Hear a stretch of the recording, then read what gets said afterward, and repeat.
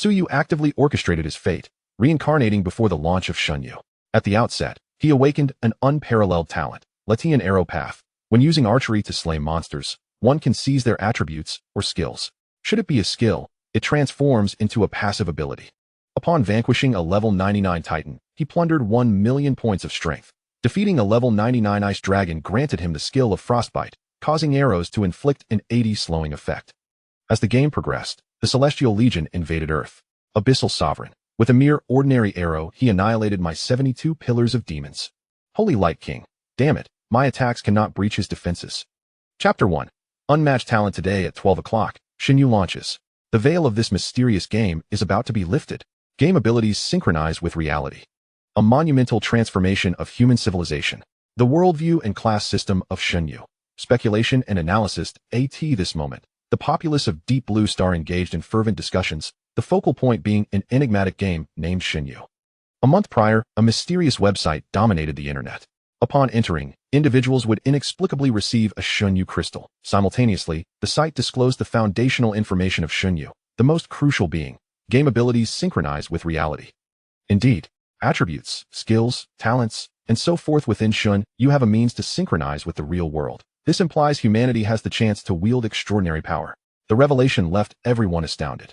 Regaining their senses, various nations and capital forces on Deep Blue Star commenced acquiring gaming guilds, recruiting elite players, and forming alliances.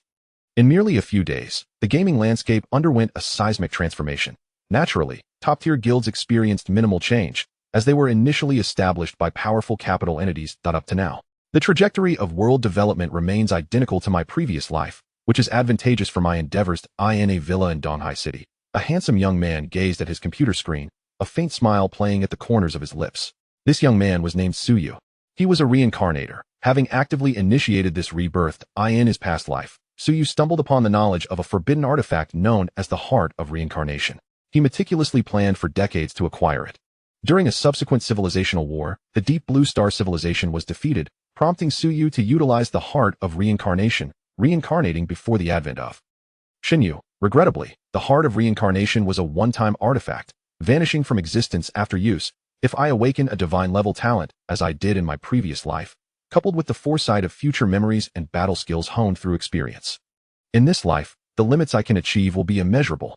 A glint of brilliance flickered in Suyu's eyes. In reality, he had inherited a vast fortune from his parents, amounting to billions. With no concerns regarding his livelihood, Suyu could devote his entire energy to Shunyu. Contemplating this, he glanced at the date and time displayed on his computer. July 22, 2033, 11:59 a.m. Only 1 minute remained until the launch of Shunyu. It is finally about to begin. Holding the Shunyu crystal, Suyu turned and entered his bedroom, reclining comfortably on the bed while silently murmuring login. The crystal radiated a soft golden glow, enveloping Suyu's form. Player identity verification successful. According to your real-world coordinates, you will be assigned to the Holy Dragon world of the Light Empire. Suyu's vision momentarily darkened. After a brief pause, he found himself within a resplendent temple. Numerous sculptures stood tall in the central hall, depicting humans, demons, and elegant elves. Ding. Congratulations, you have received one opportunity for talent extraction. Would you like to use it? Yes. Suyu replied decisively. As his words fell, the talent roulette in the void spun rapidly. Stop. Suyu called out calmly. For him, even a mediocre talent was inconsequential. The memories in his mind were the most precious treasure. Ding. Congratulations, you have acquired an unparalleled talent, Plunderer Arrow Path. Suyu's eyes widened in shock, his tranquil demeanor shattered. What the hell? An unparalleled talent. The recognized quality grading in Shunyu is as follows: ordinary, black iron, bronze, silver, gold, diamond, epic, legend, myth, Lord God, and supreme. Suyu had initially believed the Heart of Reincarnation to be the sole unparalleled artifact. His astonishment. In this life, he had awakened a talent rivaling the Heart of Reincarnation. Wow, this was an immediate launch into greatness. Taking a deep breath to calm his excitement, Suyu eagerly examined the effects of his talent. Plunderer Arrow Path unparalleled. Type: talent effect. When using arrows to slay monsters, one can seize their attributes or skills. Should it be a skill, it transforms into a passive ability fitting the character's traits. From the description, this was an exclusive talent for the archer class.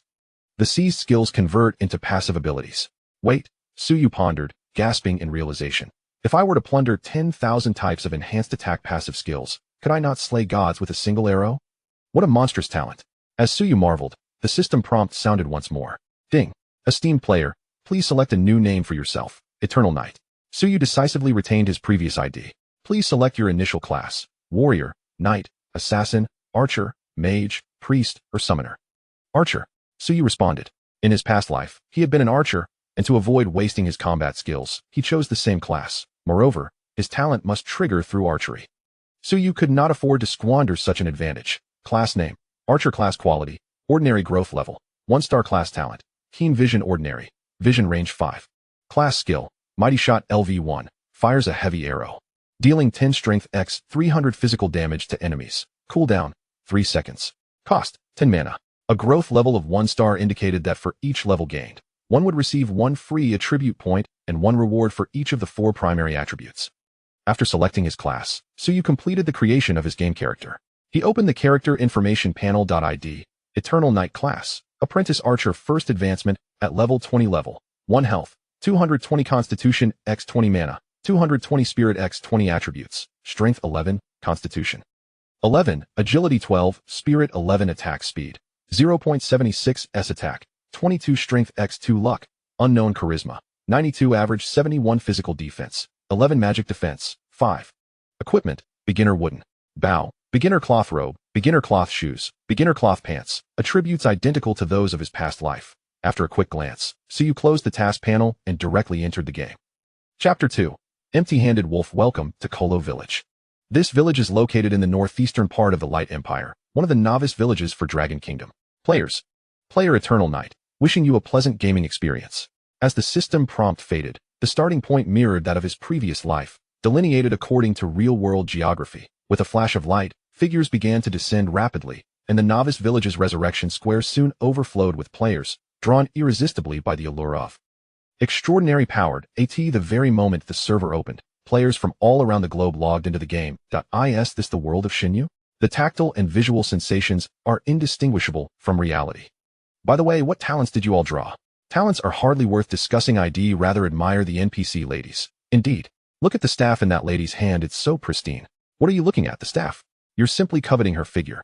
The players buzzed with excitement. This moment, Suyu had already distanced himself from the crowd and stepped onto the street, where 2 squads of elite militia patrolled, each at level 20. A system notification chimed. Ding. You have received a novice quest. Visit NPCs. Reward. 50 experience points, 10 silver coins. Upon seeing the reward details, Suyu's eyes sparkled with intrigue. This was because Shinyu had no recharge channels. Players could only exchange currency for gold coins through various third-party channels in reality. During the early stages of the game, the drop rate for items was exceedingly low. The exchange rate for gold coins to real currency could reach as high as 1:300, and only later would it diminish to normal levels. Acquiring certain hidden quests requires substantial funds. However, purchasing gold coins from third parties exposes one's real identity, leading to unnecessary troubles. If that's the case, the only way is to obtain gold coins within the game. Suyu contemplated. At this moment, he knew of a method to secure at least 500 gold coins. Alright, let's get started. Suyu set forth on the street and promptly visited 5 important NPCs in the novice village, effortlessly completing the novice quest. In addition to the basic rewards, he also acquired 5 small health potions and mana potions. At this juncture, Suyu stood at the entrance of a shop. The shopkeeper smiled broadly. Adventurer, what would you like to purchase? Our store has a complete range of goods at excellent prices. Despite his seemingly amicable demeanor, the shopkeeper was a nefarious character, having swindled many players out of their money through various means. Later, a notable player reached level 20, returned to the novice village, and eliminated him. Looking up at the shopkeeper, Suyu spoke in a gentle tone. Boss, I would like to borrow some money. Borrow money? The shopkeeper's expression shifted, and he coldly replied, I'm sorry, I don't lend. Please don't be so hasty to refuse. May I present my terms? Suyu maintained a faint smile. I can sign a contract with you, promising to return tenfold in 10 days. In this world, contracts were protected by deities, or rather, the system. Violators would have their accounts cancelled and face a 1-month cooldown before re-entering the game. Are you sure you're not joking?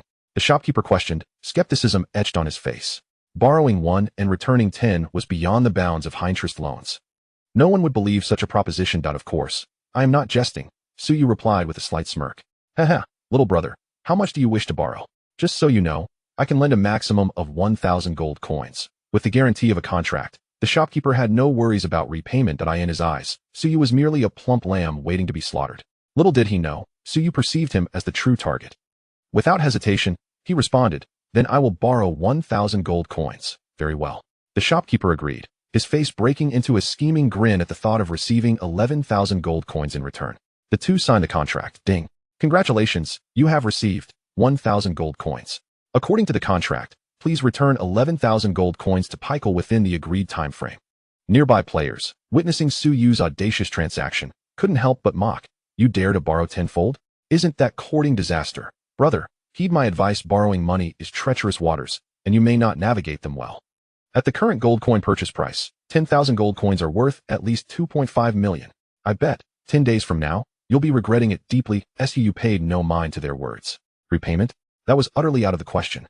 Tomorrow, not only would he not need to repay the money, but he would also extract a hefty sum from the shopkeeper. With this thought, a smile crept across Suyu's face. He then glanced at his equipment panel, noting he possessed the novice 4-piece set gifted by the system, along with 100 arrows. This was clearly insufficient. He turned his gaze to the shop's merchandise. Small health potion, ordinary effect. Restores 10 health per second for 5 seconds. Effects do not stack. Unit price, 10 silver coins. Small mana potion, ordinary effect. Restores 10 mana per second for 5 seconds. Effects do not stack. Unit price, 10 silver coins. A bundle of ordinary arrows. Description: arrows crafted with iron tips and wooden shafts. Quantity, 100. Unit price, 10 silver coins. Steel cage scroll, black iron effect. Summons a sturdy iron cage to enclose a specific area, lasting up to 10 minutes. Unit price, 40 gold coins. With 1,000 gold coins in hand, Suyu decisively indulged himself. "I will purchase 200 health potions, 50 mana potions, 50 bundles of arrows, and 4 steel cage scrolls." The total expenditure amounted to 190 gold coins. These items were all essentials, particularly the steel cage scrolls, which would be vital for the upcoming quest.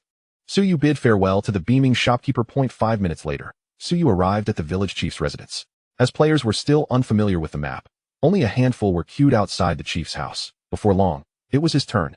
"Yongyi, welcome to Koluo village. I am Chief Lawrence," the chief greeted formally. "Hello, Chief," Suyu replied. The chief nodded and said, "Since you have arrived, I have an important task I wish to entrust to you." "Please, do tell." "The number of undead in the western forest has become overwhelming. They threaten the safety of the villagers. I hope you can help eliminate the undead," the chief implored. "Leave this matter to me," Suyu responded earnestly. Ding. "Congratulations, you have received the main quest, Eliminate the Undead." Quest content: kill 200 skeletons and deliver the soul crystals they drop to the chief. Quest rewards: experience x 300, silver coins x 10, profession black iron equipment x 1. The quest rewards were quite generous, due to the low drop rate of equipment in Xinyu. Normally, obtaining a single piece of black iron gear required the defeat of hundreds of monsters. However, this quest offered a black iron equipment as a basic reward. No player would overlook such a bountiful reward. Furthermore, this quest had a hidden mechanism. If one were to kill 200 elite skeletons and deliver the soul crystals they dropped to the chief, the quality of the awarded equipment would elevate to golden tier. The first piece of golden tier equipment in the game would be invaluable. When converted into real currency, it could be worth tens of millions or even more. In his previous life, this quest was discovered by elite players of the Kanyun Guild, and that individual became a cornerstone of the guild through the rewards of this quest. This time, the golden equipment. "It shall belong to me," Suyu declared with conviction. Of course, given his current attributes, defeating elite skeletons was nearly impossible. Thus, Suyu's subsequent objective was to grind levels by defeating monsters while simultaneously utilizing his talents to enhance his attributes and skills, striving to elevate his strength to its fullest potential. Moreover, Suyu was filled with anticipation regarding the effects of the supreme level talent. "I shall set forth immediately." With that, Suyu departed from the village chief's residence and made his way directly out of the village. Chapter 3. The Rampage. Suyu traversed the street and soon arrived at his destination. The plains outside the village were teeming with a multitude of players. Many had not accepted quests and had come directly to slay monsters. In this area, the crowd was sparse. Suyu found an open space and glanced around. A dozen robust wild boars appeared in his line of sight. Wild boar, ordinary. Level, 1 health points. 310 attack, 20 skill. Charge. Although these were merely level 1 creatures, their attributes were comparable to those of players. However, the sheer number of wild boars in the vicinity posed a threat. Once they initiated an attack, it would undoubtedly draw the ire of multiple boars. It would be challenging for a lone player to face several monsters without a team. However, Suyu possessed honed combat skills from his previous life, allowing him to easily confront 10 wild boars at once. He decided to first eliminate a few wild boars to test the effectiveness of his skill, Ishan arrow. Suyu drew his novice longbow and swiftly shot an arrow at the edge of the group. With tremendous force, the arrow soared through the air, striking the wild boar in the eye and splattering blood in all directions. Battle prompt. You hit the wild boar's weak point, inflicting 15 times the damage. 56. Weak point. One strike reduced the wild boar's health by 18 points. This attack immediately attracted the attention of several other wild boars. With a furious charge, they barreled towards Suyu, their massive tusks glinting menacingly. However, Suyu had already begun to retreat. As a fragile archer, he needed to carefully manage the distance between himself and his foes. The kite fighting strategy was ingrained in his mind. After all, survival was essential for dealing damage. As he withdrew, Suyu deftly knocked arrows and continued to fire. Each arrow seemed to form a straight line, targeting the weak points of the wounded wild boar. 25. Weak point. 25. Weak point. Before long, the wild boar's health was depleted, and its lifeless body fell to the ground, momentarily hindering the charge of the remaining boars. Ding. You have slain a level 1 wild boar and gained 2 experience points. Suyu's experience bar increased to 72,200. The additional 20 experience points were a reward from the system for exploring the area outside the village. Ding. Congratulations, you have acquired the charge skill. The talent effect has been triggered. Excellent. He had struck gold with his first kill. Unfortunately, with the wild boars pursuing him, Suyu had no time to inspect the passive effects. He could only continue his assault. Ding. Congratulations, you have acquired 1 point of constitution. Ding. Congratulations. You have acquired 1 point of constitution. In less than a minute, Suyu had defeated 5 wild boars, achieving a kill efficiency superior to that of most player teams. He also acquired 1 passive skill, 3 points of constitution, and 1 point of strength. The spoils were indeed rewarding. Suyu approached to collect his loot, 1 silver coin and a basic white ring. Had it not been for the drop rate bonus for being the first player to kill a monster, Suyu suspected he might have gained nothing at all. He chose not to gather materials from the wild boars, as it required 10 hides to exchange for a single silver coin, which he deemed a waste of time. Next, Suyu opened his skill panel to review his newly acquired skill. Charge passive, 1100. Effect, after shooting an arrow, increase movement speed by 5 for 1 second. 3-second cooldown. An increase of 5 points in movement speed was considerable. Suyu's agility provided him with 12 points of movement speed, meaning this charge passive nearly doubled his speed. The greater his speed, the easier it would be for him to kite enemies. Noticing the number 1100 associated with the skill, Suyu pondered, could the passive stack to 100 layers? His eyes brightened at the thought, and he resolved to kill a few more monsters to test it further. Suyu donned the level 1 white ring, which granted him an additional point of strength, boosting his attack to 26 points. He sought out another area densely populated with monsters. Whoosh, whoosh, whoosh. Arrows rained down upon the wild boars. 18. 31. Weak point 18. Instantly, dozens of wild boars bellowed in fury and turned to charge at Suyu. The commotion swiftly drew the attention of nearby players. Drawing the ire of so many creatures at once might lead to dire consequences. Did he think he was Yi1, able to take on 10 at a time? Suyu, oblivious to the players' discussions, remained unperturbed by the overwhelming number of foes. The wild boars were no match for his speed. A smile crept across his face as he relied on his superior movement speed and reached to continuously kite the horde. Ding. Congratulations, you have acquired 1 point of constitution. Ding. Congratulations, you have acquired the charge skill. Suyu's hypothesis proved correct. The passive skill could indeed stack. His movement speed increased with each arrow fired. And soon he had felled 38 wild boars entirely. He also discovered a hidden rule of his talent. Once his constitution and strength reached 10 points, he would no longer gain attributes, but would instead acquire the charge skill. Consequently, the passive layers surged to 23. After each shot, his movement speed increased by 115 points. Nearby players watched in astonishment as Suyu dispatched the wild boars, their eyes wide with disbelief. Wow. So he has a big shot after all. PFF. It's just his talent that's impressive. If only I had his talent, I could also take on 40 wild boars single-handedly. Brother, are you blind? Did you not witness the master hitting the weak points of the wild boars with each arrow while maintaining high speed? Can you accomplish such a feat? The prowess of the master in archery surpasses even that of world champions. Players have begun to recognize the remarkable skills of Suyu. At this moment, a team of players passed by, all adorned with the prefix Bloodstained, ranked 25th on the Longwood Guild leaderboard. The Bloodstained Guild had recently accepted substantial investment from top-tier capital forces.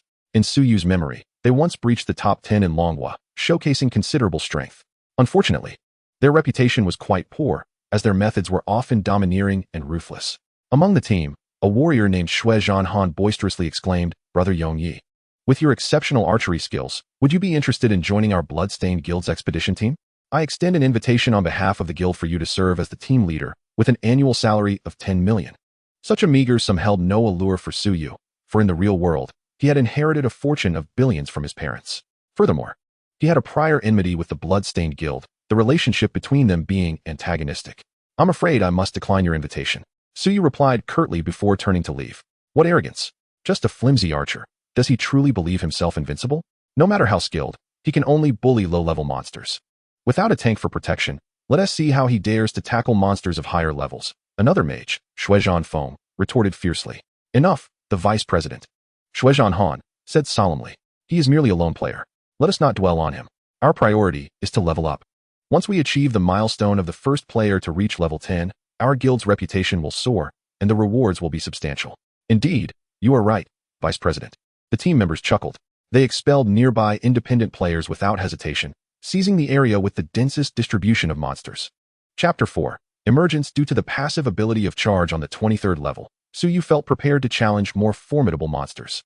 Thus, he ventured closer to the Western Forest, home to level 23 monsters. Wild Wolf, level 3 health, 750 attack, 63 skill.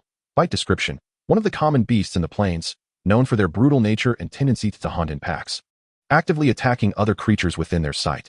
The attributes of the wild wolves surpassed those of the wild boars, and their speed was remarkable. Currently, players were at most level 1, thus no one dared to provoke them. This, however, provided Suyu with ample space to grind for monsters. Howl. Sensing the presence of a human, the wolf pack turned its gaze upon Suyu, their eyes filled with a chilling ruthlessness. Power shot. Normal attack. With his longbow in hand, Suyu unleashed several arrows that soared through the air, piercing the skull of a wild wolf with precision, eliciting a pained howl. 90. Weak point 42. Weak point. Damage numbers erupted above the wild wolf's head as its health plummeted. Thanks to his innate talent, Suyu's strength reached 22 points. With a normal attack damage of 44 points, and coupled with a 15-fold weak point multiplier, each arrow dealt terrifying damage. The wild wolves, possessing great speed, were unable to catch up to him. Within 20 seconds, he had slain a wild wolf. Ding. You have killed a level 3 wild wolf, earning 6 experience points. Ding. Congratulations, you have acquired 2 points of agility. The experience from level 3 monsters was quite substantial. His experience points had already reached 162.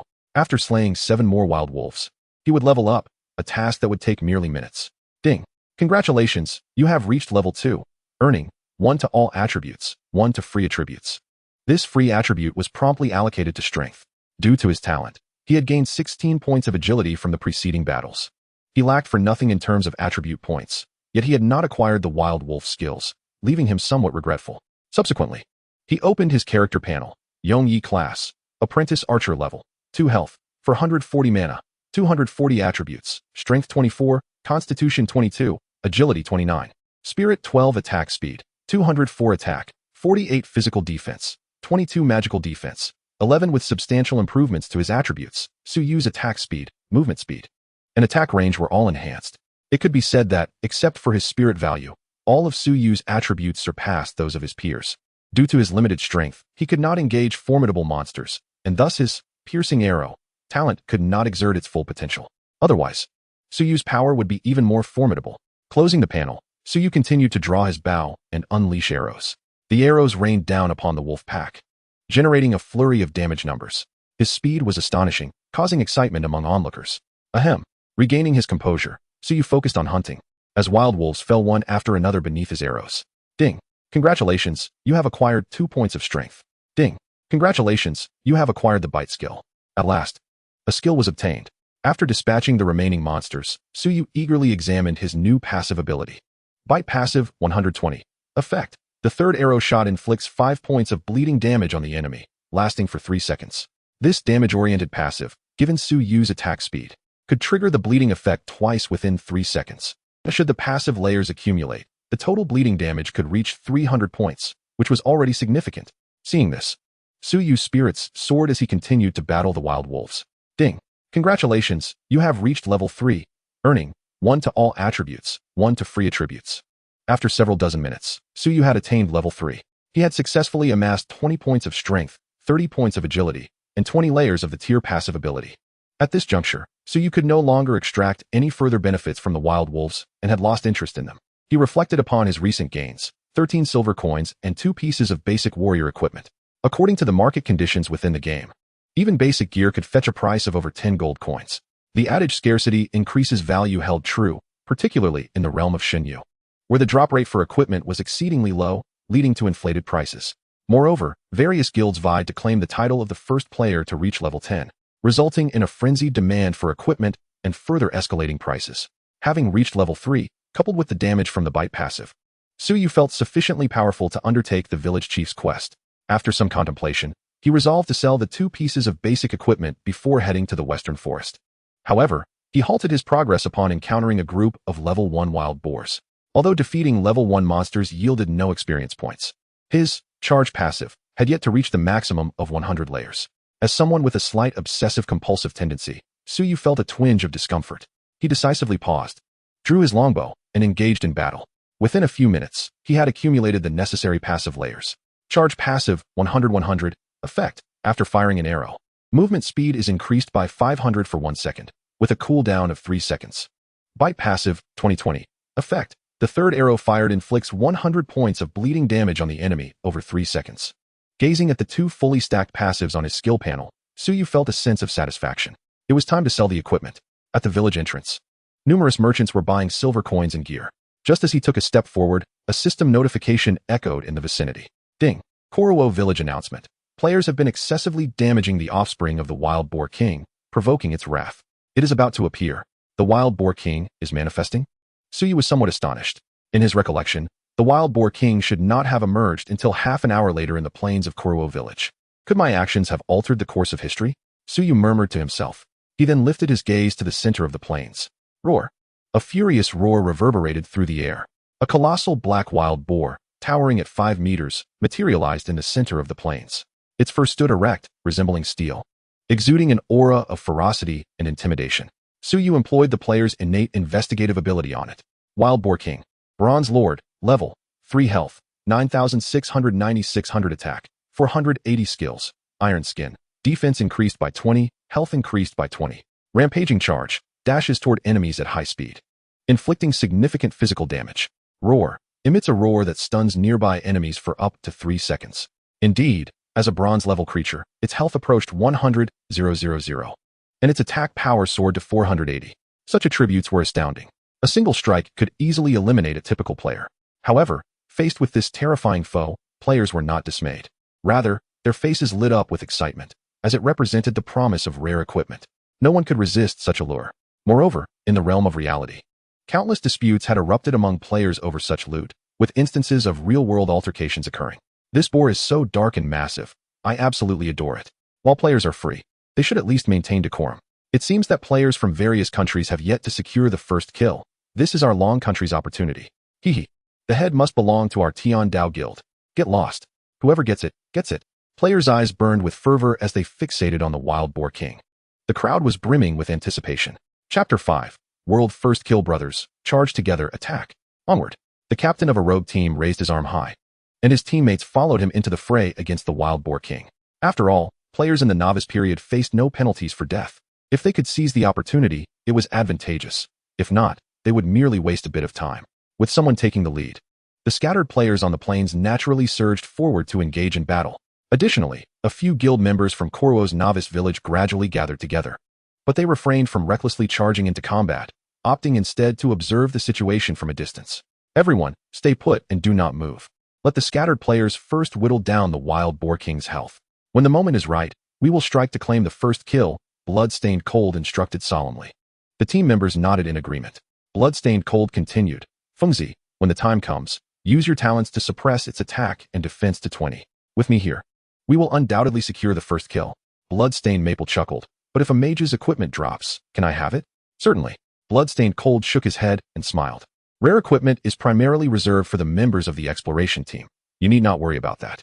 As they conferred, Suyu keenly observed the actions of the guild players. The mantis stalks the cicada, unaware of the oriole behind. This first kill, I must claim it. Suyu declared resolutely. The first kill was significant due to the world announcement reward, which contained a precious item, life essence. To synchronize his prowess in the game with reality, he needed to utilize life essence. Typically, such items would only drop from special dungeons in the mid-game of Shenyu. In the early stages, life essence could only be obtained through rare means such as world announcements. Suyu positioned himself at the back of the crowd. He awaited the intervention of the guild players. In that very moment, a multitude of solo players surged towards the Wild Boar King, unleashing an array of skills upon it. Numbers flashed: 0, 5, 2, 32. Many players' assaults failed to breach the defenses of the Wild Boar King. Only a select few, endowed with formidable talents, managed to inflict minimal damage, barely reaching double digits, a mere trifle compared to its nearly 100,000 health points. Following a wave of attacks, the Wild Boar King lost over 1,000 health points.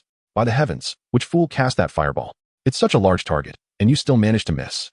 Put down your staff and return home to tend to the fields. Please, everyone, stop crowding. If this continues, I, a man, might end up being squeezed pregnant.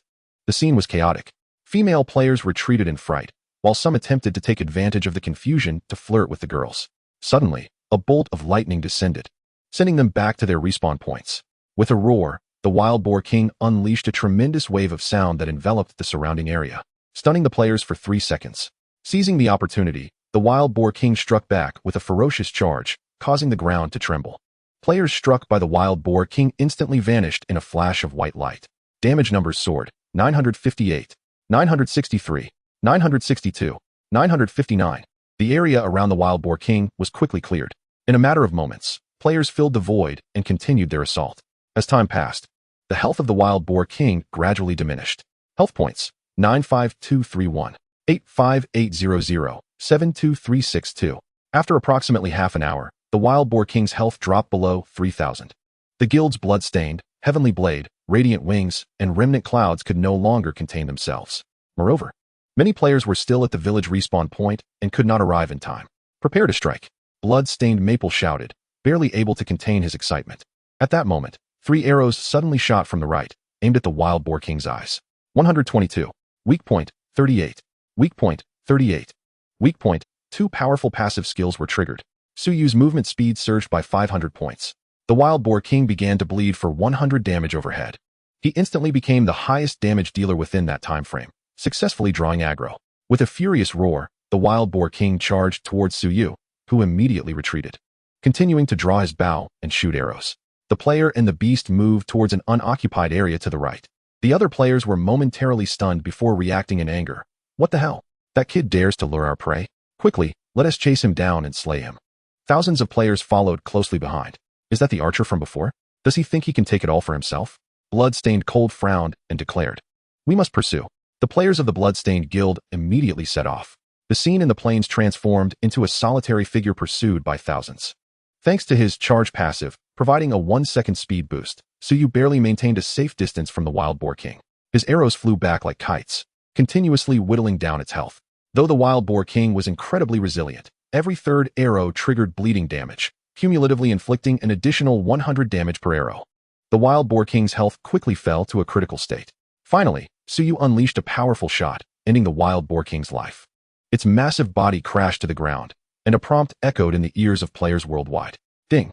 World announcement. Congratulations to player Eternal Knight for being the first to achieve a kill, receiving rewards: 100 gold, 1,000 reputation, 1 life essence, and 1 silver chest. Ding! World announcement. This announcement repeated a total of 6 times. This news stirred a fervent discussion among players globally.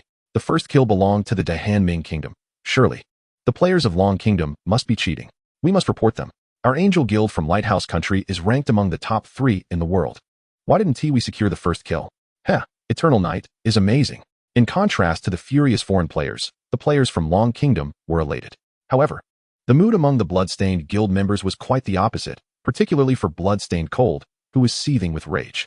After waiting so long outside, that first kill was snatched away by a solo player. Bloodstained Cold was unwilling to accept this. Let us go. We may have lost the first kill, but we must claim the dropped loot. Bloodstained Cold said coldly. Meanwhile, with the demise of the Wild Boar King, Suyu received a system notification. Ding! You have slain the level 3 Wild Boar King, earning 720 experience points. Ding! Congratulations, you have reached level 4, gaining 1 to all attributes, 1 free attribute. Ding! Congratulations. You have acquired the skill Iron Skin, rare. As the battle concluded, a plethora of rewards erupted from the corpse of the Wild Boar King. This was the thrill of the hunt, with such high returns. Suyu casually picked up the dropped items, 140 silver coins, a black iron warrior skill book, a black iron warrior outfit, and a bronze longbow. The remaining rewards consisted of low-grade materials. Chapter 6. Can you defeat me in an instant? Suyu's gaze was fixated on the longbow. Beast bone longbow, bronze, slot, weapon strength, 10 agility, 3 attribute, critical rate, 3 equipment requirement, level 3 archer, a piece of equipment of excellent quality, particularly for its addition of 3 to critical rate. Though the value is modest, even the smallest mosquito is still meat.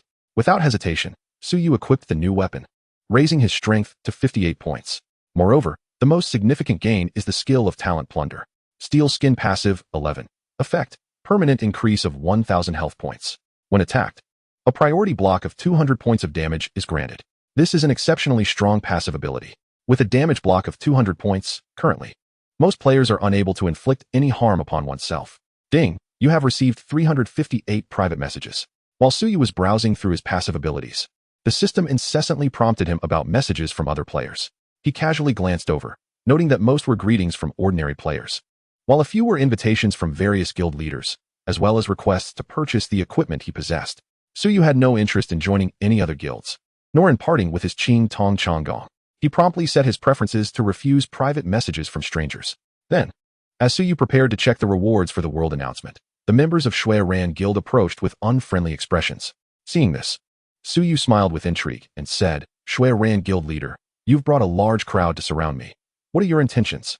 The leader, Shui Ran Hanwei, narrowed his eyes and declared, Yongyi, sell me all the equipment dropped by the Wild Boar King. You can set the price. I'm afraid I cannot part with these items, Suyu decisively refused.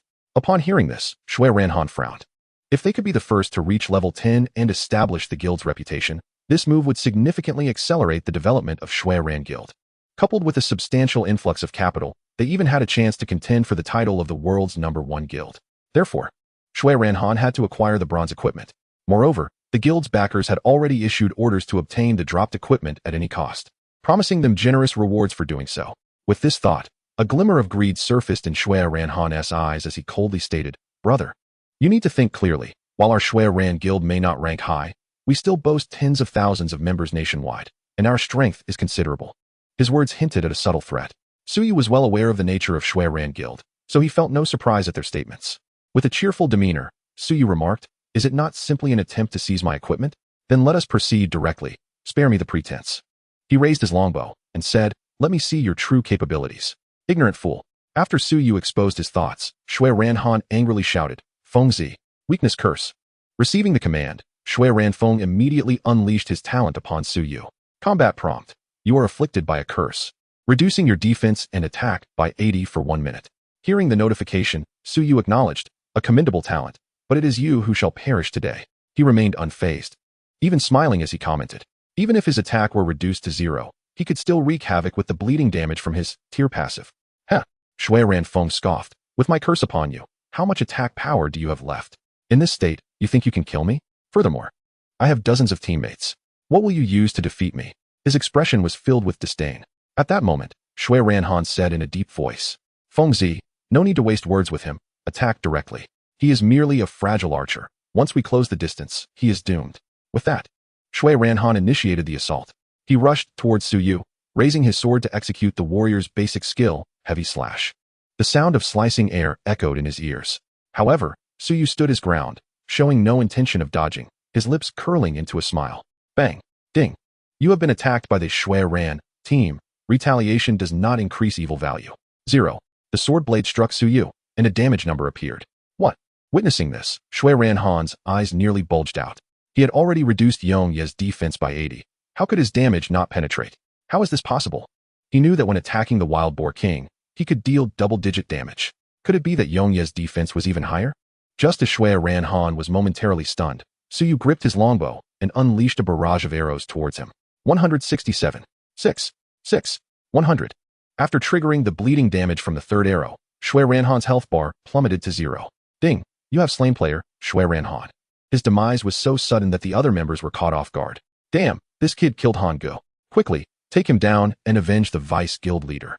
Shui Ran Feng rallied his teammates to attack. Spells, arrows, and summoned beasts surged towards Suyu. 0. A series of damage notifications appeared, all showing zeros.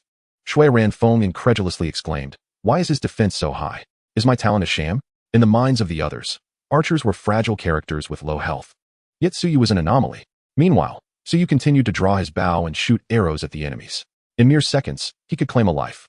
Simultaneously, after several attempts where attacks still failed to penetrate defenses, the morale of Shui Ran Guild's members began to crumble. Many players scattered in panic. Suyu, overwhelmed, ultimately managed to slay over 20 members of Shui Ran Guild. Those watching from the sidelines were astonished. Well done. I've long had a grievance against the people from Shui Ran. They always monopolize monster spawn points in every game, and many players, including myself, have been bullied by them. Yongyi, you are a legend. Hehe. I have recorded the scene from earlier and will soon upload it to the Xinyuan forum.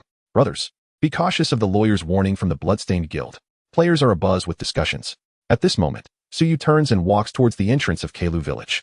Along the way, he opens a silver treasure chest, which contains 2 rewards. You have obtained 500 gold coins. You have acquired the Hunter's Gloves, silver, another piece of equipment, and it is of silver quality. Hunter's Gloves, silver, slot, hand strength, 10 agility, 8 defense, 5 trait, critical hit rate, 5 equipment requirement, level 4 archer. This is indeed a remarkable piece of silver gear. If sold, it could fetch no less than 10,000 gold coins, equivalent to several million in Longwa currency.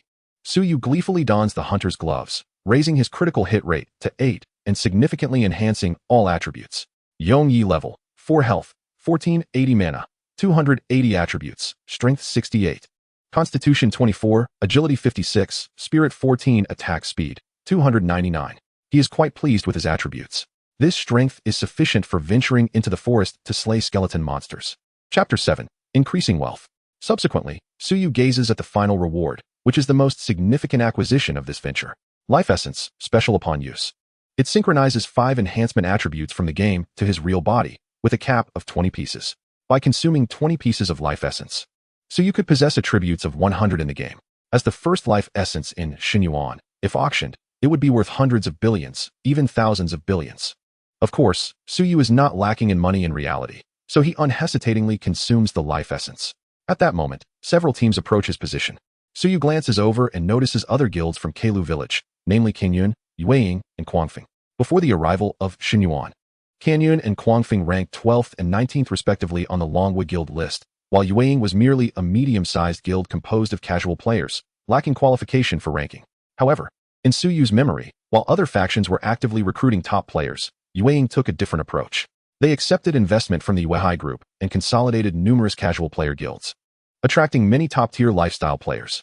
In the future, Yueying would become the wealthiest guild in the world, forming close cooperative relationships with other guilds. Qingyun Tianshang cheerfully exclaimed, Brother Yongyi, your strength truly opens my eyes. He is the former president of the Qingyun Guild and is quite renowned in the gaming community of Donghai City. What brings you all to me? Suyu inquired calmly. Qingyun Tianshang replied with a smile. I noticed that after you defeated the wild boar, apart from your bronze longbow, you also have items of black iron quality, correct? If you have no use for them, could you sell them to me? The demeanor of this prominent guild member was quite amiable, entirely devoid of the commanding tone exhibited by Bloodstained Han, evoking no resentment from those present. Certainly, Suyu nodded. He had intended to sell the black iron equipment and skill books anyway, and the offer from a large guild would be higher than that of in-game merchants.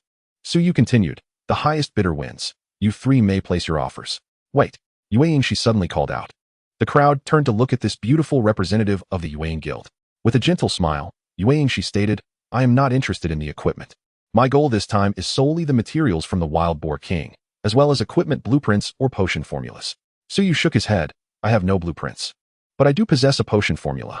With that, he produced the corpse of the Wild Boar King and the strength potion formula. Upon seeing the potion formula's effects, Yueying, she's eyes lit up. After a moment of contemplation, she inquired, Mr. Yongyi, our guild's current gold reserves are insufficient. Could we proceed with a cash transaction? I only accept gold coins, Suyu replied nonchalantly. Yueying, she appeared troubled. Observing her predicament, Suyu chuckled, Chairwoman Shi, how about I propose a suggestion? I do not require gold. Instead, how about we settle the payment based on potion sales revenue? Such temporary strength-enhancing potions will undoubtedly be in high demand in the early stages of the game. This represents a significant profit. The newly established Yueying Guild would need such products to make a name for itself. She would surely agree. Yueying, she was evidently tempted, and after a moment of hesitation, she said, I will discuss this with the higher-ups and then provide you with an answer. All right, Suyu nodded. He then turned to the other two individuals, retrieving two items. Double Strike Skill Book, Black Iron. Savage Beast Armor, Black Iron. After reviewing the attributes of the skill book and equipment, it was evident that Black Iron equipment had attributes several times greater than that of ordinary gear. The crowd's tone became somewhat excited. Consequently, the leaders of the two guilds exclaimed in unison, "I want that warrior armor. I offer 5,000 silver coins." Kenyan Tianshang immediately shouted the price. "I will pay 10,000 silver coins for the armor." Stepped forward a wealthy second-generation player known as Duzhua Shanfeng. The two guilds ignored him. "I bid 15,000 silver coins." Another guild leader, Guangfeng Wanzhong, quickly countered. "Wanzhong, your Guangfeng guild lacks top-tier warrior players. Why are you meddling?" Kenyan Tianshang questioned. Guangfeng Wanzhong chuckled, "I certainly know that. Today, if Chairman Kenyan does not offer a bit more, he won't be able to take this first piece of black iron gear." "You are quite shrewd," Kenyan Tianshang said. Somewhat helplessly, "I bid 20,000 silver coins." He was determined to acquire this piece of equipment, unhesitatingly calling out a higher price. In his previous life, the market price for mainstream black iron equipment was a mere 5,000 silver coins. Had it not been for the man-beast armor being the first black iron item, they would never have offered such a lofty bid. 210,000 silver coins. 230,000 silver coins. The bidding intensified. Ultimately, the man-beast armor was secured by Kenyan Tianshang for 200,000 silver coins, while the skill book was purchased by Guangfeng for 150,000 silver coins. A total of 350,000 silver coins equated to 3,500 gold coins, nearly $1 million in cash. Upon concluding the transaction, both guilds made a point to add Su Yu as a friend before departing from the village entrance. At that moment, Yu Yingxi had already concluded discussions with her higher-ups. She solemnly stated, "We agree to your proposal and can offer you a 15 sales commission." Su Yu extended 3 fingers and declared, "I demand 30%. No, your request is too outrageous, the cost of the potion." Yu Yingxi's words were abruptly interrupted. This 30 commission was certainly not a mere gift. Su Yu smiled and replied, "I can provide you with the locations of the materials needed to craft the strength potions throughout the entire Guangming Empire." After his rebirth through the heart of reincarnation, Su Yu's memories became exceptionally vivid. Every detail was etched clearly in his mind. "If what you say is true, I can represent the guild and agree to your commission request," Yu Yingxi said. "We can sign a system contract," Su Yu responded. "All right." Yu Yingxi consented to the transaction. The two signed the contract, after which she spent 50,000 silver coins to purchase the carcass and materials of the Wild Boar King. As she took a step away, she seemed to recall something and turned back, cautiously inquiring, "Mr. Yongyi, since you are aware of the material sources for the strength potion, are you also informed about the sources of other materials?" From her perspective, Su Yu should possess an item such as a map detailing the distribution of materials across the Guangming Empire, thus knowing most of them. Su Yu candidly admitted, however, "If you wish to obtain information, it will cost extra." "No problem." Yu Yingxi smiled brightly at this. "I hope we can maintain a cooperative relationship." The two parted ways. Chapter 8. Rapid Monster Farming, Teleportation Array. After the transaction was completed, Su Yu headed straight to the dark forest in the west. This place was an ancient battlefield, where countless warriors were buried beneath the soil, and due to the peculiar environment, it gave rise to a multitude of dark undead. Furthermore, the dark forest bordered the territory of the Dark Empire. Hence, the Guangming Church specifically dispatched a light knight order to guard the forest. Unfortunately, the manpower of the knights was limited, and the forest was vast, resulting in frequent attacks on Koluo village by the undead. This was why the village chief issued quests to eliminate the undead. Moreover, the dark forest was also tied to the ultimate main storyline quest for novice villages. However, that was still a distant matter. The ultimate storyline would not emerge until players reached level 10. Thus, over half an hour passed, and Su Yu arrived at the dark forest west of Koluo village. Crack, crack. Strange noises echoed from afar. Su Yu turned his head to see a skeleton soldier continuously emerging from a pit in the ground, wielding a rusted weapon and gradually surrounding him. Skeleton soldier, common level, 5 health, 1, 300 attack, 90 skill, heavy slash. A creature with rather ordinary attributes. Slaying them and collecting soul crystals could also complete the village chief's task. This method could yield a piece of black iron equipment. If one hunted elite skeletons, the reward would be a precious piece of golden equipment. In the early game, until players reached level 15, the entire Shenyu world had fewer than 10 pieces of golden equipment, highlighting its rarity. Today, time was plentiful. Before embarking on his task, so you could first farm attributes and skills from the skeleton soldiers. An idea formed in his mind. He drew out his beast bone longbow and fiercely activated the giant force shooting skill. The bowstring tightened suddenly, and upon releasing, it unleashed a terrifying force. Whoosh! The sound of the arrow slicing through the air reverberated in the forest. 189. One arrow reduced the skeleton's health by 14. His own movement speed increased by 500 points as a result. The skeletons were already slow, and now they could not keep up with Suyu's pace. Suyu gripped the longbow, aiming at the group of skeletons, and unleashed a flurry of arrows. 111. 247. Critical hit, 111. Suyu's damage output was still remarkably impressive. Under normal circumstances, he could eliminate a skeleton soldier in 3 to 4 seconds. If a critical hit occurred, his efficiency in slaying monsters would increase even further. Ding! You have killed a level 5 skeleton soldier and gained 10 experience points. Ding! Congratulations, you have acquired 2 points of spirit. Ding! Congratulations. You have obtained the heavy slash skill. After slaying over 10 skeletons, he finally acquired the skill. Taking a moment to glance at the skill's effects, he noted, heavy slash passive, 1000. Effect. Upon entering combat, the first arrow shot deals an additional 50 points of damage. The passive effect cannot last indefinitely. It can only be triggered once per battle. The maximum damage at full capacity can reach 5,000 points. If regarded as a form of explosive power, its damage is quite formidable. With this in mind, Suyu raised his longbow and shot an arrow at the severely weakened skeleton. Boom. 151. Ding. You have killed a level 6 skeleton soldier and gained 14 experience points. The icon for the passive skill turned gray. If Suyu did not attack enemies or was attacked by enemies within 20 seconds, he would enter a disengaged state, during which the passive would refresh. Not too shabby. Suyu refocused his attention and continued to slay monsters. After more than 10 minutes. Ding. Congratulations on reaching level 5. Earning 1 point in each of the 4 dimensions and 1 point in freedom attributes. A radiant golden light enveloped Suyu, restoring his state to full vigor. His experience bar now reads 661, 750. Additionally, Suyu acquired 30 points of spirit and the heavy slash passive from the fallen skeleton soldier. Though monsters continued to emerge from the ground's crevice, his interest had waned. It was nearly time to depart. Consulting his map, Suyu proceeded toward the coordinates etched in his memory. Soon, he arrived at a 3-meter diameter pit. Sensing the presence of a living being, an unsettling crackling sound emanated from within, followed by the emergence of a colossal skeletal figure, clad in tattered armor and wielding a long sword. Skeleton Warrior Elite, level, 5 health, 400 attack, 138 skills, heavy slash, undead body. Despite sharing the same level, the skeleton warrior was a formidable foe in comparison to the standard skeleton soldier. At last it had arrived. A smile crept onto Suyu's lips. Without hesitation, he retrieved a steel cage scroll he had prepared earlier, tearing it open. A brilliant silver light surged forth, instantly transforming into a massive iron cage that enveloped the pit. This terrain, combined with the iron cage, created a perfect monster farming spot, effectively preventing any creatures from escaping. With a resounding clang, the skeleton warrior swung its massive sword at the iron cage. However, it remained utterly unmoved. After all, it was a black iron tier skill. How could a mere level 5 elite monster hope to breach the iron confines? Suyu swiftly loosed an arrow. 102. The passive effect triggered, resulting in astonishing damage. Ding. You have slain a level 5 skeleton warrior, earning 30 experience points. Ding. Congratulations on acquiring the undead body skill, rare. Undead body passive, 11. Effect, immunity to fear, dizziness, and other negative mental effects, with all attributes increased by 5 points. Truly, as expected of an elite monster, the rewards far surpassed those of ordinary creatures. Suyu turned to gaze at the few skeleton warriors trapped within the cage, his eyes gleaming with avarice.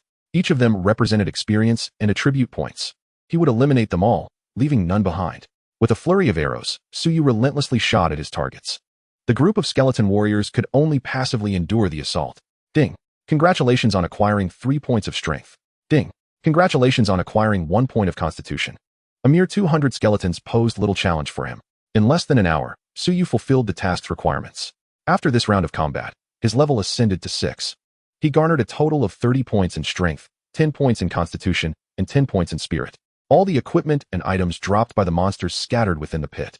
The pit ceased to spawn additional skeletons, allowing Suyu to safely descend and collect his rewards. The pit was only a few meters deep, and he easily leaped down. Silver coins, equipment, and materials were strewn across the ground, while the skeleton's remains had been refreshed. As Suyu began to gather the items, a notification chimed. Ding. You have obtained 200 soul crystals, elite. Please submit the task to the village chief promptly. Ignoring the system's prompt, Suyu focused on his loot. The drop rate from elite monsters was markedly higher than that of ordinary ones.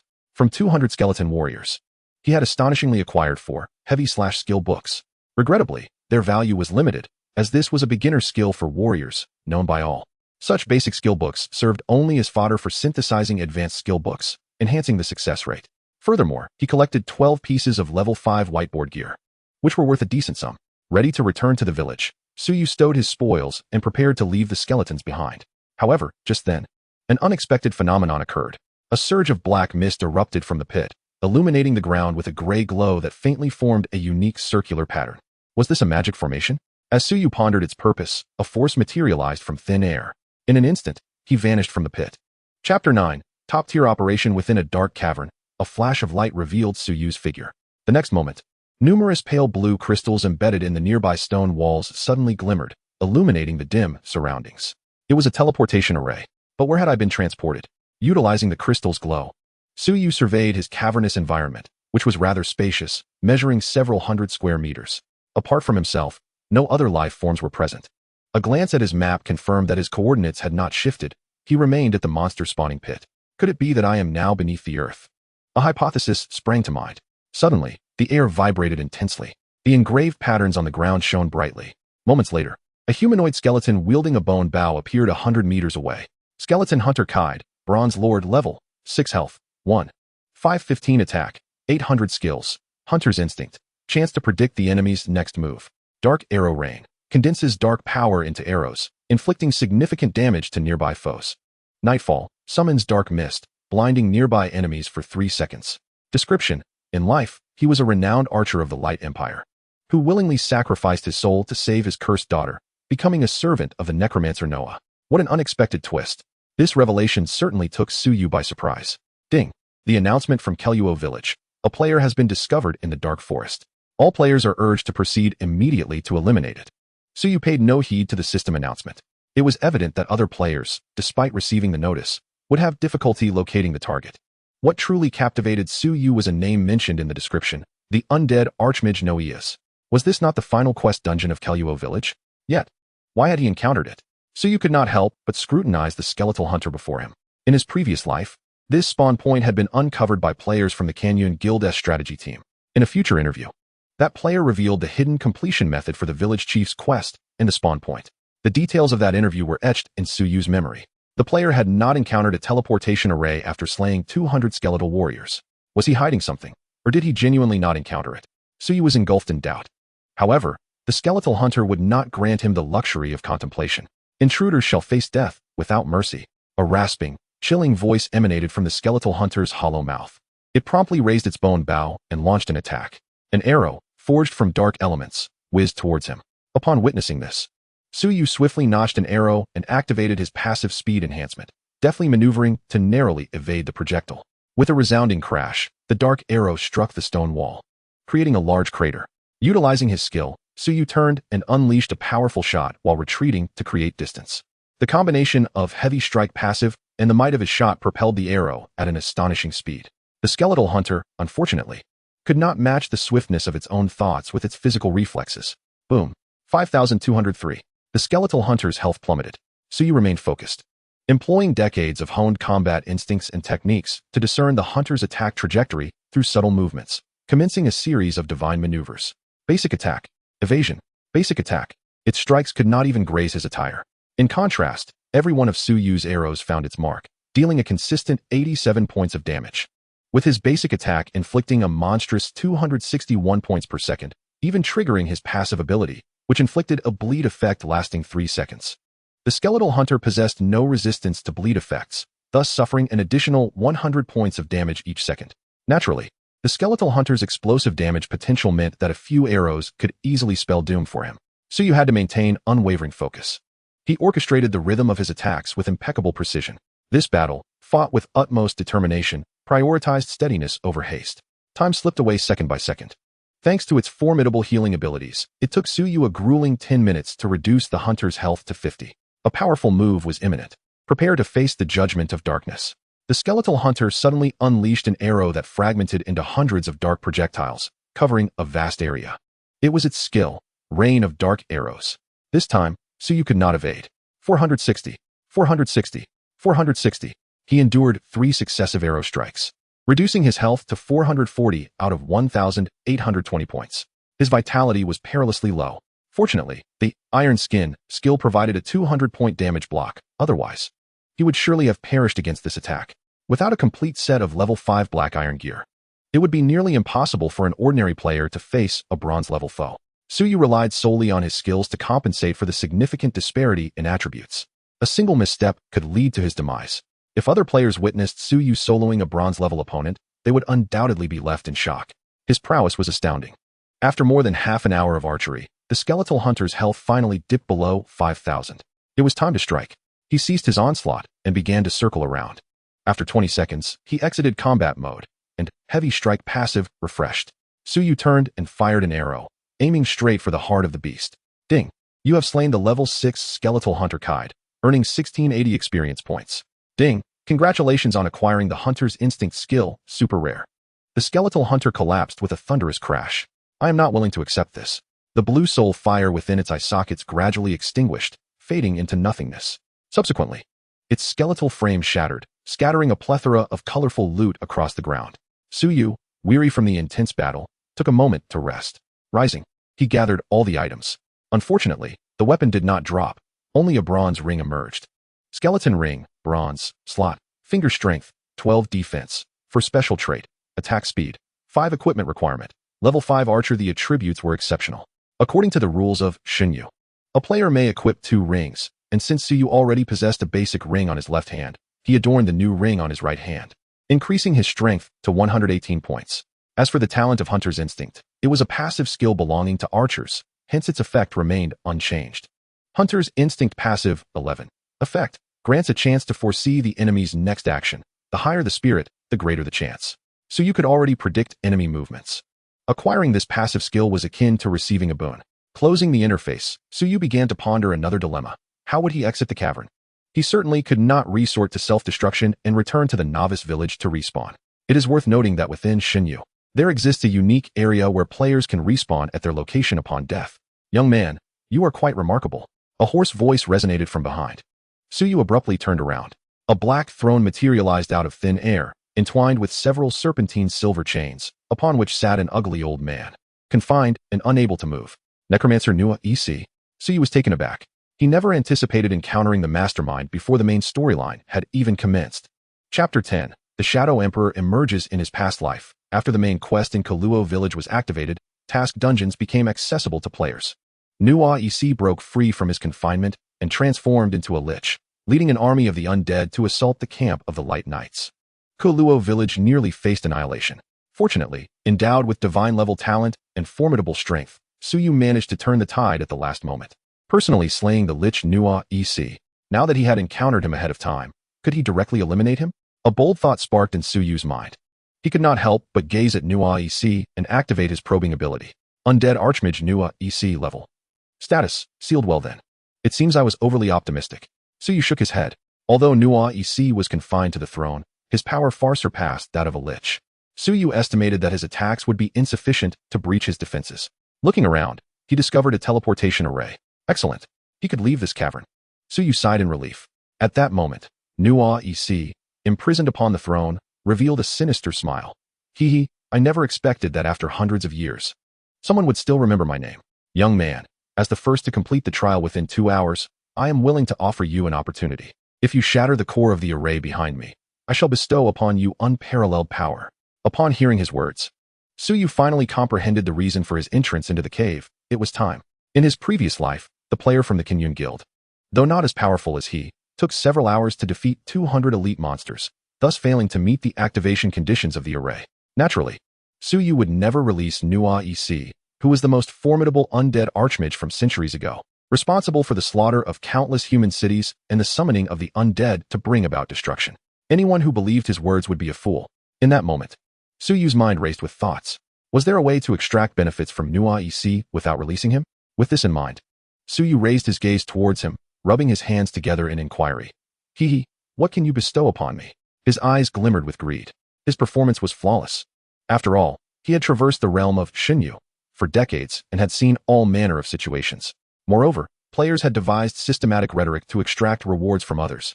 provided their acting skills were exceptional. In that era, every player was a master of deception, often left with nothing to their name. At that moment, observing Su Yu's actions, Nua EC displayed a hint of disdainful amusement.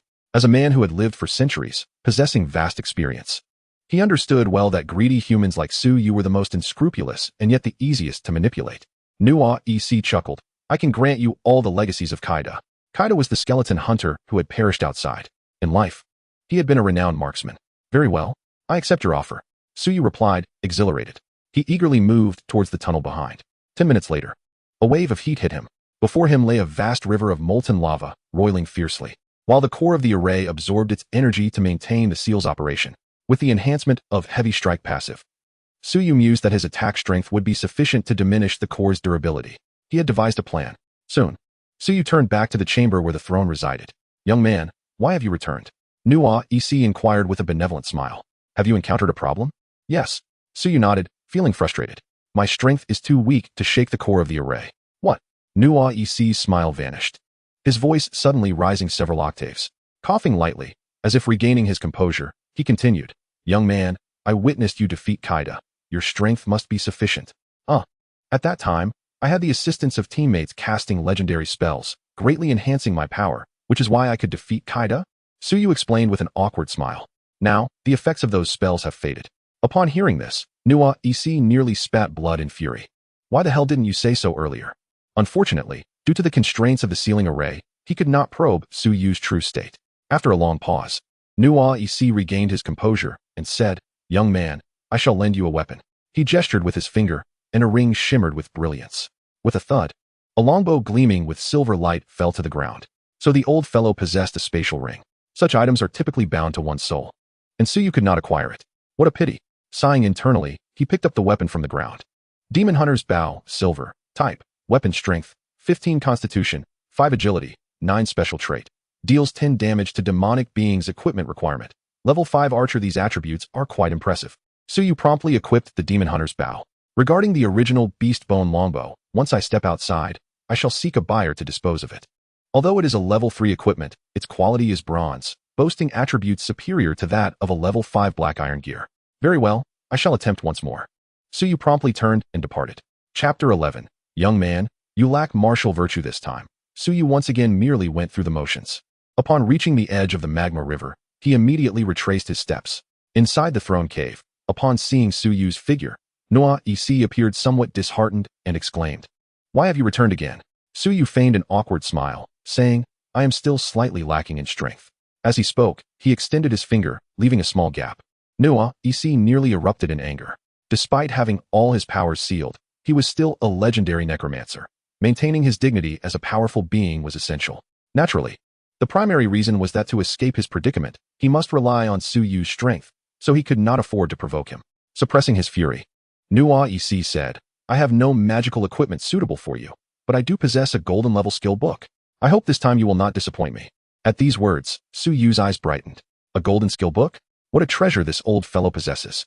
He promptly assured him, rest assured, for the legacy of Kaida, I shall exert my utmost effort. I hope so. Skepticism flickered in Nua EC's gaze. Su Yu was acutely aware of the situation, thus he resolved to withdraw. It was becoming increasingly difficult to deceive a venerable elder of several centuries. A pang of guilt began to gnaw at him. Contemplating this, a smile crept onto Su Yu's lips. At this moment, Nua EC handed over the golden skill book, a glint of malice flashing in his eyes. He resolved to make the young man before him pay dearly once he regained his freedom. Su Yu accepted the skill book and strode purposefully toward the teleportation array on the left. Seeing this, Nua EC's expression froze, a sense of foreboding rising within him. Young man, are you not heading in the wrong direction? He inquired. Of course not. Su Yu turned his head with a smile, responding, Master Nua EC, I thank you for your generous gift. I shall take my leave now, while you remain here at your leisure. You dare deceive me? Human, you lack integrity. Nua EC roared in fury. To this, Su Yu chuckled. To discuss integrity with one who seeks to annihilate the world and serves the god of death.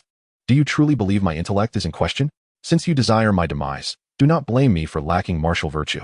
Nua EC's face twisted in rage as he bellowed. Human, you shall pay for this. I will surely kill you. Kill me? Perhaps you should wait until you are free, Su Yu replied with a smile. Ignoring Nua EC, he stepped onto the magic array. Farewell. He waved cheerfully. Nua EC's expression contorted in utter rage. At that moment, the magic array activated, a faint glow emanating from it. Suyu's figure vanished within the array, while Nuaec's roars echoed through the dim cave. Suddenly, an endless gray mist coalesced, taking the form of a shadow that stood before the throne. "What have you considered regarding the advice I offered?" the shadow inquired. Nuaec raised his head, revealing a ghastly visage. He howled, "Free me, and I shall pay any price. I will tear him apart." Deal struck. The shadow extended a withered hand, placing it atop Nuaec's head. A wretched scream escaped his lips, ultimately transforming into a black cocoon that loomed above the throne, perpetually emanating a thick, dark aura. This black cocoon pulsated rhythmically, akin to a heartbeat. The ancient soul, filled with intense resentment, became all the more delectable. The shadow inhaled the dark essence with delight, grinning as it mused. "Perhaps I should find an opportunity to express my gratitude to that young human." Within the dark forest, a multitude of players from Koluo village flooded into this map, searching for the location mentioned in the announcement, right at the spawning point of the skeletal warriors. Several teams passed by, one of which included the mage Songjie, who complained, "Damn it, my legs are about to give out, yet I haven't even caught a glimpse of a shadow. I truly find this system baffling. If they want us to kill, they might as well provide us with an accurate coordinate." Another player, named Guangsha, suggested, "Let us find a place to grind monsters and level up. Continuing this search is a waste of time." "All right, Captain," the others nodded in agreement. Suddenly, a peculiar sound echoed. What was that noise? Songjie quickly turned around. Just then, Suyu emerged from the cave. "Brother, what are you doing in there?" Songjie was startled. His teammates turned to look. In the next moment, their attention was drawn to an item. Suyu brandished a shimmering silver hunting bow, a silver weapon. Shock filled the eyes of the crowd. However, it quickly transformed into greed. Malice welled up within. Songjie hastily messaged the team. "Look at the weapon in his hand. It's actually of silver quality. This must be worth millions. That kid must have obtained it from a treasure chest in the wild. Brothers, shall we make a move?" The group murmured amongst themselves. In the realm of the divine, there exists a rule. Defeating a player will cause them to drop their most valuable item, along with 10 gold coins. "All right." Captain Guangsha gritted his teeth and made a decision. "The proceeds will be equally divided among the 10 of us." With unanimous agreement from his teammates, Songjie gazed at Suyu with a sinister smile, saying, "Brother, be wise and hand over that silver bow. Otherwise, we shall provide you with a complimentary revival. Our team comprises 10 members, while you stand alone.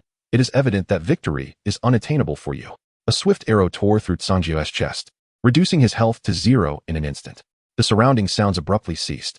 The notification chimed. "Player, Yongya, has slain your teammate, Songjie, and the counterattack does not incur evil points." The system's announcement echoed in the ears of Songjie's companions. It was over. They had struck a formidable barrier. The expressions on everyone's faces were more sorrowful than tears. What in the world? A damage output of 55,000. What kind of divine damage is this? Is he using cheats? As a fellow archer, my maximum damage barely exceeds 200 points, a mere fraction of his. Spectators nearby were wide-eyed in disbelief. At that moment, Suyu strode forward, coldly remarking, "If you intend to rob, act directly rather than waste time with idle chatter. Brother, we truly did not wish to take your belongings." This was solely his idea. Guangsha managed a strained smile. "Do you expect me to believe that?" Suyu, wielding the demon hunter bow, unleashed a barrage of arrows, systematically eliminating the remaining 9 before they could even contemplate escape. Having dealt with this group, Suyu turned to the onlookers. "What? Do you wish to intervene as well?" No. They hastily shook their heads. "Great one, we will not disturb you." They swiftly vanished from sight. Subsequently, Suyu collected the spoils dropped by the players, 6 pieces of white equipment, 3 white skill books, and 1 item. They fared slightly better than the members of the Bloodstained Guild, he mused. In the plains, he had slain players from the Bloodstained Guild, only to reap a bounty of silver coins, devoid of any equipment. Such occurrences were to be expected, as it had not been long since entering Xinyu. Suyu would not retain any of these ordinary quality items. Upon returning to the village, he intended to sell them all. Next, Suyu retrieved the golden skill book obtained from Nuoas. Clapping his hands together, the skill book transformed into radiant light, melding into his being. "Congratulations. You have learned the skill, Thunderous Shot, Golden. Thunderous Shot, Golden. Level 1 upgrade. 0-1600 experience effect. Coalesces arrows with the power of thunder. Paralyzing enemies for 2 seconds and inflicting 300 strength, 3 spirit, and 4 points of lightning damage. Cooldown, 9 seconds. Mana cost, 200. Beholding this golden skill, Suyu could only describe it with a single word, potent.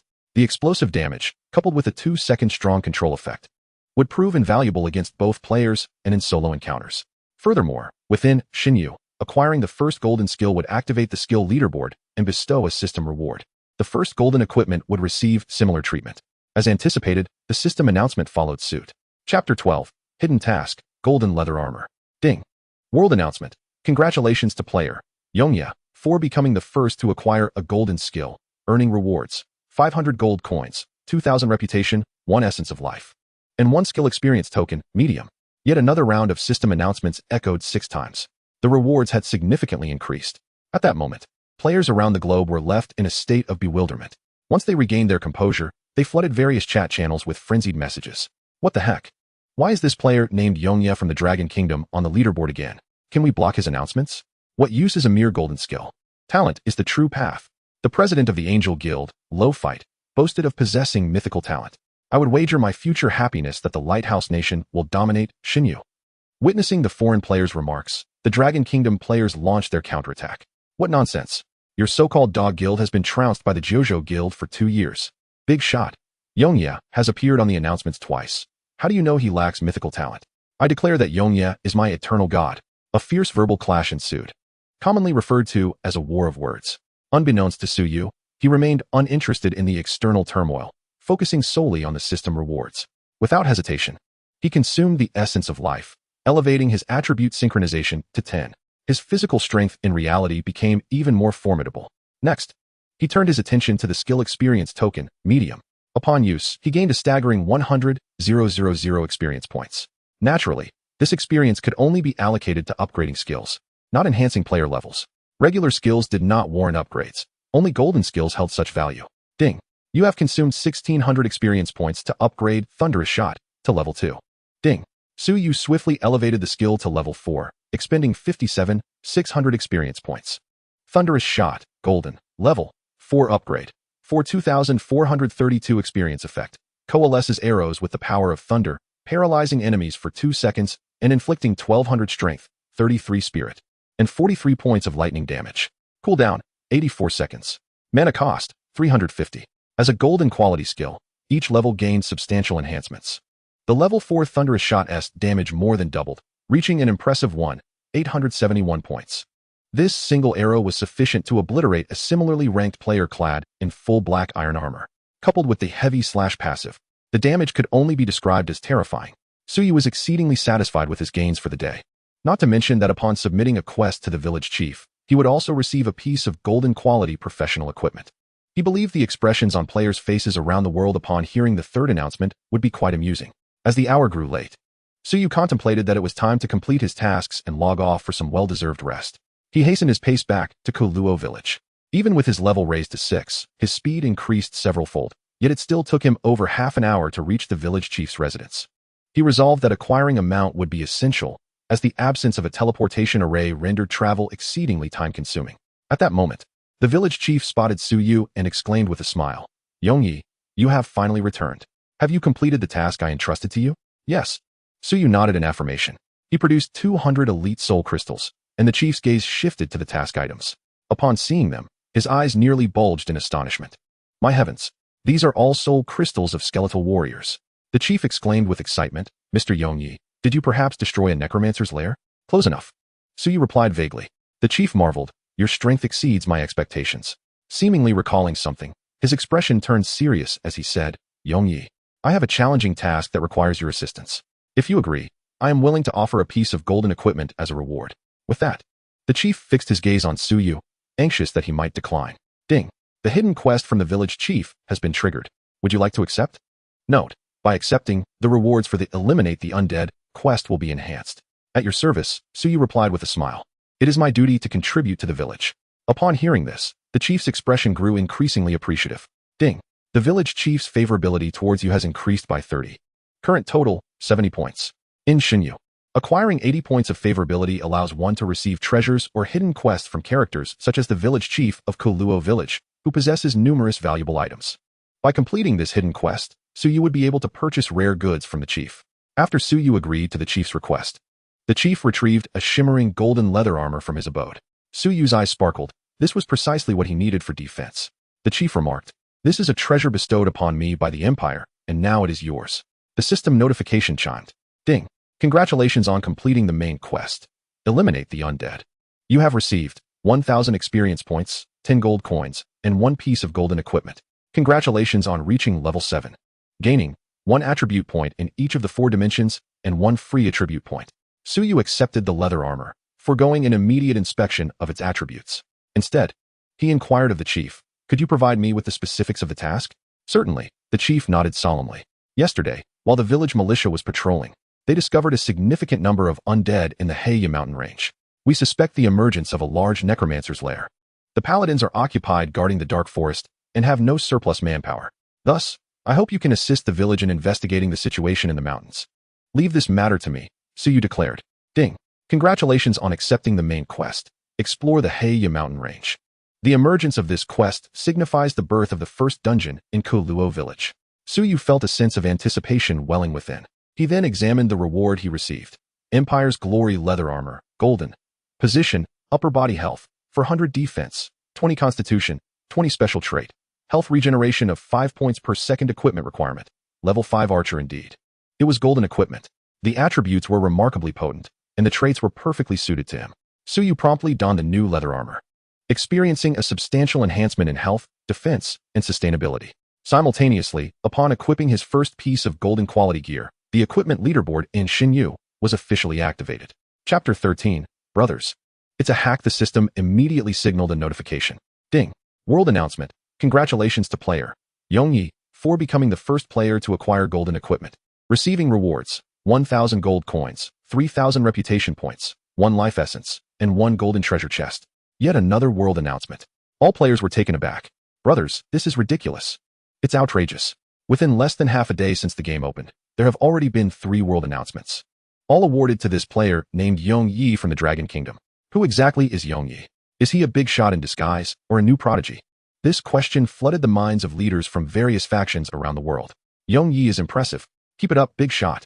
Aim for 10 announcements in a day and infuriate those fools abroad. Alas, while the big shots flaunted their golden gear, I was still stuck with my novice set. After a day of grinding, I hadn't even dropped a single common item. My luck was abysmal. Hey, do you see this black iron sword in my hand? I don't even need it to slay monsters. I just keep it in my backpack as a trophy, boasted a player. In the next moment, a flash of light occurred, and the sword vanished without a trace. Ding. Player, third hand, has activated a theft skill on you. What? The player's expression turned blank. The next moment, a scream akin to that of a slaughtered pig echoed through the streets. Third hand, you rascal. Where's my sword? At the Koluo village inn. After leaving the chief's home, Suyu sought a tavern to serve as his logging in and out point. Before returning to reality, he consumed his 3rd life essence, raising his attribute synchronization to 15. He then retrieved and opened the golden treasure chest rewarded by the system, curious about what rewards awaited him. As golden light surged forth, he received 2,000 gold coins and a blink skill book, golden. It is indeed a remarkably precious compendium of universal vocational skills.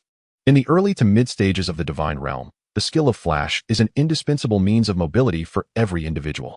It serves not only to pursue adversaries, but also to create distance from them or to evade the assaults of non-targeted skills. Its value is rivaled only by diamond and even epic tier offensive abilities. Therefore, Suyu did not hesitate to acquire it. Ding. Congratulations, you have learned the skill, Flash, Golden. Flash, Golden. Level, 1 upgrade. 0-1600 experience effect. Traverse space and teleport to any position within a radius of 1 meters. Cooldown, 90 seconds. Mana cost, 300. Although the cooldown period is lengthy, it can undoubtedly wield immense power in critical moments. Currently, Suyu's spirit points have reached 62. The teleportation distance is 163 meters, which is quite considerable. Excellent. Suyu nodded in satisfaction. Finally, he opened his character panel to glance at his statistics. Eternal Night level, 7 health, 1940 mana, 1240 attributes, strength 126, constitution 47, agility 70, spirit 62, attack speed 315. Today's agenda has concluded successfully. Suyu logged off directly in his room at the inn. With a swish, his surroundings plunged into darkness, and in an instant, his vision transformed into that of his bedroom in his villa. The next moment, with a snap, Suyu felt as though several shackles within him had been shattered. A warm force surging through his limbs and meridians, a manifestation of the 15 points of life quintessence synchronizing with his attributes. In truth, with the memories of his previous life, Suyu was acutely aware that players enter the divine realm with their real bodies, rather than as virtual avatars. After all, the divine realm itself is a tangible world. The effect of life quintessence, rather than merely synchronizing attributes, can be better described as liberating extraordinary power from the constraints imposed by the laws of the real world. Suyu closed his eyes, attentively sensing the transformations within him. Before long, the warm current receded. He clenched his fist, feeling a significant enhancement in his strength. I must test this in the gym, Suyu exclaimed with excitement. He promptly made his way to the private gym within his villa. Over the past decade, Suyu had consistently maintained a regimen of physical training. Through a strength testing device, he discovered that his power had nearly tripled compared to yesterday. To achieve such gains on the first day, if I continue to hunt monsters in the divine realm for another 10 days or so, I will possess a physique akin to that of a superhero. In his previous life, Suyu had spent an entire month just to reach this level of strength. Although my prowess is formidable, my body remains vulnerable to modern firearms. He mused, reminding himself to act discreetly in the real world. Subsequently, to celebrate today's achievements, Suyu ordered a sumptuous feast of rare delicacies as a reward for himself. After dinner, he opened the Divine Realm Forum, established by a coalition of nations, and noted that within just half a day, the number of concurrent users had surpassed 3 billion, a testament to its popularity. Particularly, discussions surrounding Eternal Night had generated over 100 million topics. Suyu shook his head in resignation, diverting his attention to browse other forum posts. Focusing on the top 10 guilds in the world, these factions were already under the control of various national authorities. Infeng Niao Xinjiang. I heard that the top 10 guilds have discovered traces of dungeons in their respective novice villages. Which one do you think will secure the world's first kill? Xiao Jiu Do. The world's first kill will undoubtedly belong to the Takamagara Guild of Sakura Country. They are the blessed children of the 8 million deities. Bloodlight. The Dragon Country has the god of eternal night. The little devils should just go to sleep. Dukalesi, haha. The Angel Guild has announced that they will live stream the dungeon's first kill tomorrow. You backward nations will forever only gaze up at the Lighthouse Nation. The competition among the major guilds was fierce. Suyu perused the post with over 100 million views. Aside from Kolo Village, the progression in other novice villages remained consistent with his previous life. Following the usual trajectory, the Jojo Guild would secure the global dungeon's first kill at 6 a.m. on the third day. Unfortunately, the emergence of Suyu as a variable altered this outcome. This time, the first kill of the dungeon would belong to him. Tomorrow, he would first participate in the merchant's quest to conclude the contract early, then venture into the Haya Mountains to seize the first kill of the initial dungeon. As for the hidden quest in Kolo Village, it could be postponed until the end. Suyu mentally outlined his action plan for the following day. Additionally, the hunters in Kolo Village possessed a hidden quest, the rewards of which pertained to the advancement of archery classes. In his previous life, Suyu had acquired this reward. Securing the advanced class would lead to a substantial enhancement in his strength. With these thoughts in mind, Suyu exited the Divine Realm Forum. After a brief workout, he returned to his room for a shower and retired early to replenish his energy for the battles that awaited him the following day. In the Lighthouse Nation, at the Angel Guild headquarters, President Budro wore a grim expression. For the first time, his mood was exceptionally foul. This was due to Suyu making 3 consecutive appearances in world announcements. Members of the Angel Guild, particularly Budro, faced furious curses from domestic players, denouncing their ancestors for generations. Budro gritted his teeth, exclaiming, "Damn Eternal Night, I swear, once I uncover his true identity, I will make him suffer immensely." Having said that, he turned to his assistant, stating, "Carl, contact the spies embedded within the Dragon Country's guild and ensure they ascertain the identity of Eternal Night. Furthermore, initiate assassination attempts against renowned players from the Dragon Country, both in-game and out. The nation of the Lighthouse shall never permit the resurgence of the Dragon Country. If necessary, inform the esteemed officials of Inghua Country and Bangzi Country, urging them to dispatch personnel to execute the hunting plan together." Indeed, Chairman. The assistant promptly disseminated the message. Meanwhile, the Dragon Country's officials, having learned of the Lighthouse Nation's maneuvers through clandestine channels, began to strategize both in the game and in reality. The situation in Xinyu commenced to evolve tumultuously. Chapter 14. Rare Passive Roar. On the following day, Suyu arose early and ordered breakfast online. Although the advent of Xinyu had precipitated a significant transformation in the global landscape, many individuals continued to work during the day. Ordinary players could only devote a maximum of 12 hours to the game daily. Extending this time required the use of life essence. Moreover, Xinyu offered a unique mode wherein players could enter the game at night, allowing for a deep sleep mode that rendered gameplay akin to slumber, thus circumventing mental fatigue. Naturally, Suyu could also adopt this method, but to seize opportunities, he needed to act during the day. In the future, once the synchronization rate reached 100, Suyu would be able to enter Xinyu at will, free from system constraints. While having breakfast, Suyu perused the forums. Xinyu was capable of interfacing with the local civilization's network. Consequently, the world's top 10 guilds opted to live-stream their endeavors in exploring dungeon tasks and pioneering the first instance. Observing this scene, Suyu merely chuckled, unfazed. How long had Xinyu been operational? Not yet a day. At present, the total number of bronze equipment held by guilds worldwide barely exceeded 100. With not a single piece of silver equipment among them, what could they possibly use to explore dungeons? Furthermore, the major guilds had merely received news of the dungeons. According to the trajectory of his past life, around noon, the Jojo Guild of the Dragon Country would be the first to initiate the Novice Village Dungeon. The Olympus Guild from Western Europe would follow as the second to commence, while the Angel Guild of the Lighthouse Nation would rank third. However, the disparity between the major guilds was minimal, merely a matter of a minute's difference. After finishing breakfast, Suyu logged back into Xinyu, returning to the inn in Keilu Village. He had reserved this room for 3 days and had set it as his respawn point. This tactic would prevent him from being besieged upon revival. Subsequently, he hurried to the shop. Mr. Evernight, you're back again. What do you intend to purchase today? The merchant greeted him with a broad smile. Suyu owed him 11,000 gold coins, and with the assurance of the system contract, this sum was undoubtedly recoverable. How could the merchant's demeanor towards Suyu be anything but amiable? Suyu reciprocated with an enigmatic smile. Soon enough, I assure you, you will not be smiling. Sensing an undercurrent of malice, the merchant involuntarily shuddered. Suyu then declared, I wish to purchase a black iron quality backpack and 150 bundles of arrows. That will total 150 gold coins. The merchant chuckled. Medium space backpack, black iron. Type, item effect. Upon equipping, storage capacity is increased to 200 slots. 200 slots still seemed somewhat insufficient. Suyu recalled that the merchant possessed a golden quality space backpack, which he might consider extorting later. After completing the transaction, Suyu turned towards the eastern village entrance of Keilu. Esteemed guest, we welcome you to return next time, the merchant called out, his mood buoyed by yet another profit from Suyu. Such a lucrative patron was best welcomed in abundance.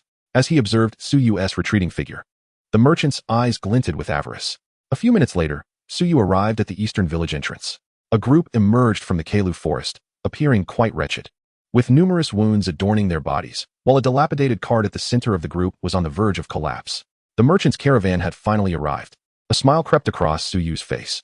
In Xinyu, numerous churches existed, each selecting a specific date annually to hold celebratory events in honor of the deities they revered. The Church of Light, as the state religion of the Light Empire, also conducted festivities. This year, the merchant had bravely volunteered to send his caravan to deliver the crucial item for the celebration, the Stone of Light, to Keilu Village. Unfortunately, the caravan had encountered misfortune, falling prey to an ambush in the Keilu forest. This Stone of Light was lost. Should the merchant fail to deliver the item promptly to the church in Keilu Village, dire consequences would ensue. I must find that item swiftly, Suyu mused.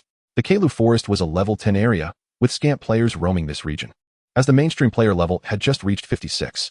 Only those endowed with experience-enhancing talents could hope to match Suyu's pace. Retracting his gaze, Suyu ventured into the forest.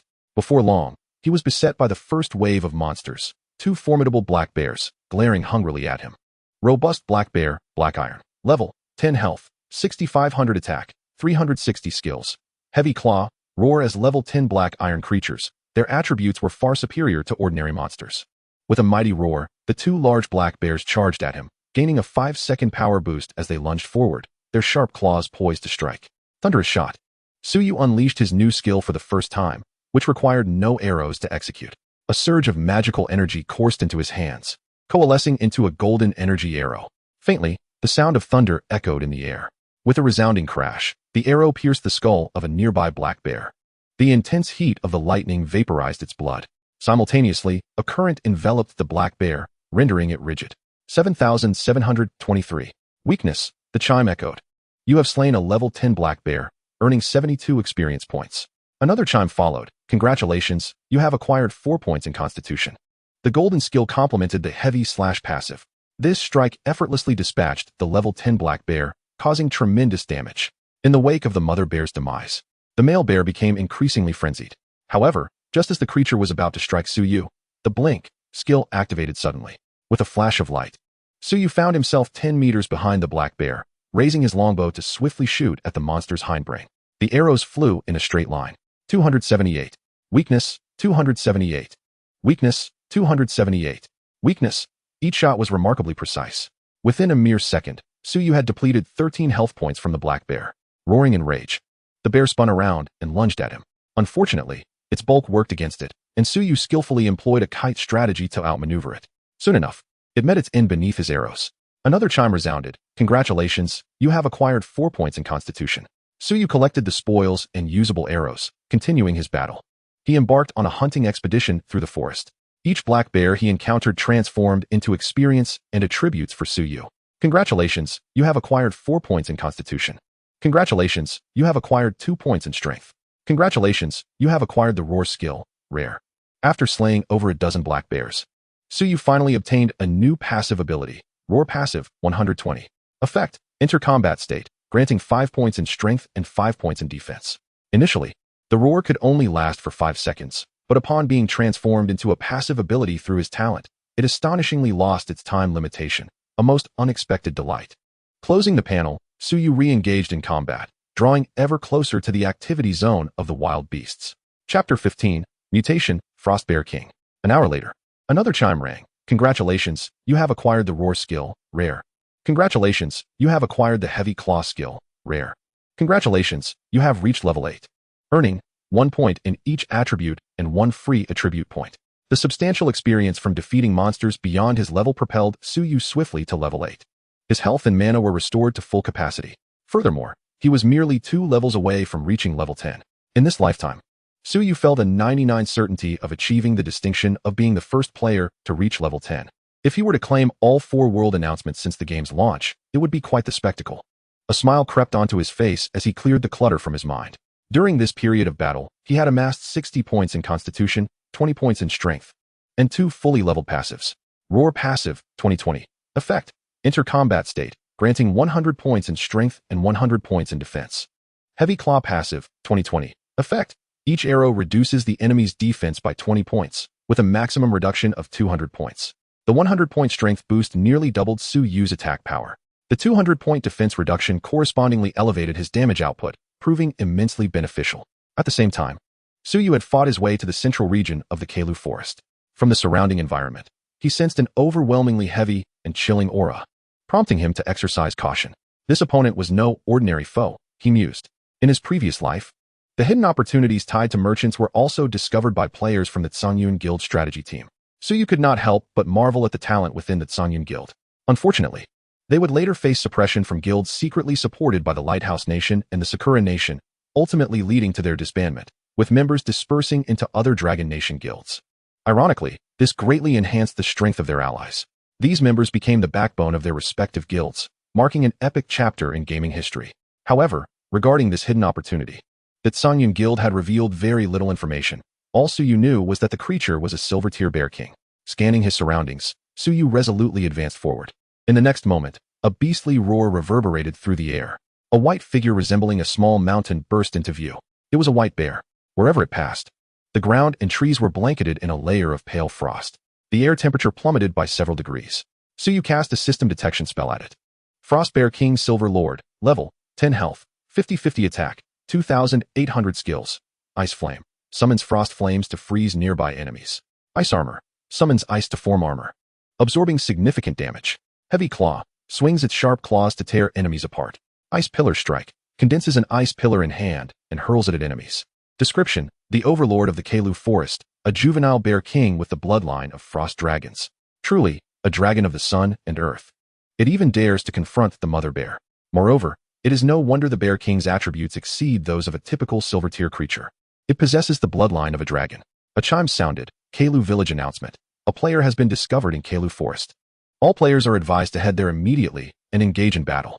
The system's notification arrived as expected, even if players received the message. Suyu was confident he could slay the Bear King before they arrived. However, the attributes of the Xiong Wang overwhelmed me, rendering any attempt to defeat it using a kite strategy utterly futile. I could only rely on the advantages of the terrain to engage it gradually. After all, I had ample time to exhaust it. Suyu glanced around at the ancient trees, his mind already formulating a plan. He then drew his demon-hunting bow and unleashed 3 arrows, striking the Xiong Wang's chest. 4,844. 0. The first arrow, bolstered by the heavy passive, dealt thousands in damage, while the subsequent normal attacks failed to breach its defenses. Nevertheless, Suyu remained calm, his heart untroubled. Thud, thud, thud. The Xiong Wang charged towards him, slamming down a massive paw, but Suyu deftly dodged behind a tree, which was shattered in the process. He sidestepped the falling debris. His hands never idle as he continuously drew and loosed arrows. After 7 or 8 shots, he managed to reduce its defense by 200 points. At last, Suyu's attacks began to penetrate its defenses. Although the damage was merely in double digits, persistence could turn an iron rod into a needle, let alone a creature of silver. He constantly adjusted his position, using the ancient trees as shields against its onslaught, for his health was a mere 3,160 points. And without teammates to absorb damage, he could withstand only a single strike. A second hit would undoubtedly spell his demise. This maneuvering was akin to dancing on the edge of a blade, infused with a deadly allure. As the battle progressed, Suyu began to showcase his skills, gradually whittling down the Xiongwang's health. 44, 44, 538. Critical hit. If he triggered the critical rate of 5, a single arrow's damage would equate to that of 12 arrows. As for the thunderous shot skill, Suyu refrained from employing it. In the divine domain, each instance of control increased resistance to similar effects by approximately 5. Thus, the timing for deploying thunderous shot and blink had to be executed with utmost precision. After more than 10 minutes, the Xiongwang's health dwindled to 80, its fury reaching a boiling point. Roaring, the Xiongwang threw its head back, summoning vast amounts of mana, which manifested as pale flames floating in the air, then cascading down towards Suyu's position. Whoosh! Suyu activated blink, teleporting behind the creature. As long as he evaded that skill, he could dodge the remaining ordinary attacks by utilizing the terrain. Seizing the opportunity while the Xiongwang was still recovering, he unleashed a flurry of arrows. Swish, swish, swish. The arrows tore through the Xiongwang's body. Ding! The frost Xiongwang suffered from a bleeding effect, losing 100 health per second for 3 seconds. Blood drenched its white fur, a testament to the bite passive. Even without stacking, the bleeding damage of 100 per second was becoming unbearable for the creature. Were it not for its icy armor mitigating some of the damage, its health would have plummeted below 50 long ago. As time passed, the battle escalated into a heated climax. Based on Suyu's observations, the Xiongwang would employ the Ice Flame skill after receiving 20 damage and the Ice Pillar skill after 5 damage. Consequently, Suyu meticulously controlled his output to ensure that both Blink and Ice Pillar remained available when needed. After an arduous battle lasting over 40 minutes, the Xiongwang could finally withstand no more, succumbing to a fatal arrow to the head that depleted its health entirely. Boom! The Xiongwang collapsed, its eyes devoid of light. Ding! You have slain the level 10 Frost Xiongwang, earning 8,640 experience points. Ding! Congratulations, you have reached level 9. Gaining 1 to all attributes, 1 free attribute. Ding! Congratulations, you have acquired the Ice Flame skill, rare. The corpse erupted in a dazzling array of multicolored items, among which was a piece of golden quality equipment. Chapter 16. The Cave Treasure. However, Suyu was more intrigued by the acquired skill. This was the first time he had encountered a rare quality passive skill. Previously, he had obtained ordinary, rare, and super rare passive skills. Clearly, rare quality surpassed super rare. Hence, Suyu eagerly anticipated the effects of this new passive ability. Ice Flame passive, 110. Effect: arrows are imbued with frost fire, reducing enemy movement speed by 400 points, while inflicting 1,000 frost damage per second for 3 seconds. The same target has a 10-second trigger cooldown. Hiss! After reading the effects, Suyu could not help but inhale sharply. This passive skill not only drastically diminished the enemy's movement speed, but also dealt substantial damage of 1,000 per second. It is worth noting that most level 10 players have movement speeds of only a few hundred points. Even the Frost Xiongwang he had slain boasted a speed of just over 1,000. One arrow would leave the enemy rooted in place. Furthermore, in the divine domain, slow effects are classified as negative effects, meaning only strong control effects such as stun, blind, and knockback qualify as control effects. The Ice Flame passive was tailor-made for archers, as the kite strategy they frequently employed could be summarized in a single phrase: I can hit you, but you cannot hit me. By utilizing Ice Flame to reduce speed, enemies would be unable to pursue him, allowing Suyu to inflict damage safely, akin to boiling a frog in warm water, tormenting his foes bit by bit. Indeed, Suyu could not help but admire. After perusing the passive, he turned to collect the multitude of items dropped by the Xiongwang. Ding! You have acquired loot: 800 silver coins, light stone quest, frost trap skill book, white bear boots. In addition to the quest item, there is also 1 piece of golden equipment, 1 piece of silver armor, and 1 piece of bronze gear. The remaining 5 items are of black iron and ordinary quality. It must be said that the rewards from killing are indeed substantial. Just from the equipment alone, one could earn tens of thousands. Not to mention the even richer rewards to come. Holding the light stone, Suyu thought to himself, If I do not extort a few treasures from the merchant this time, it would truly be a disservice to my efforts. Furthermore, he had heard in his past life that a player returning to the novice village, after slaying a merchant, unexpectedly obtained a hidden item. Unfortunately, with the player being arrested, the news of the hidden item vanished without a trace. I should test the waters to see if he possesses any treasures. A subtle smile crept upon Suyu's lips. At this moment, the merchant far away in Kaluo village suddenly felt a chilling sensation, causing him to become dazed. Suyu then gazed at the skill book. Indeed, it was a skill book of golden quality. The silver dropped a golden level reward. This was beyond Suyu's expectations. Could it be the treasure left behind by the Frost Bear King's father, the Ice Dragon? Suyu's eyes brightened at this thought. This was quite likely. As a top-tier creature, dragons are known for hoarding gold and treasures. The Frost Bear King's lair should be nearby. An idea formed in Suyu's mind. Before searching for the lair, he first learned the skill. Ding! Congratulations, you have learned the skill. Frost Trap, Golden. Frost Trap, Golden. Level 1 upgrade. 1600 experience effect. Deploys a frost trap nearby. Lasts 180 seconds. When triggered, it unleashes frost arrows, freezing the enemy for 5 seconds and inflicting 300 mental damage and 7 points of frost damage. Cooldown, 20 seconds. Mana cost, 300. This skill is akin to Teemo's mushrooms. The trap can exist for 3 minutes, allowing Suyu to set it up in advance. Then, during combat, he could lure enemies to trigger the trap, freezing them and inflicting substantial damage. As for the white bear boots, they were a level 10 silver item that Suyu could not equip at the moment, so he stored it in his backpack. He then turned and walked in the direction the Bear King had come from. After Suyu had been gone for 5 to 6 minutes, a large group of players followed closely, arriving at the site of the death. Above their heads was the prefix, Bloodstained. The leader was Bloodstained Han.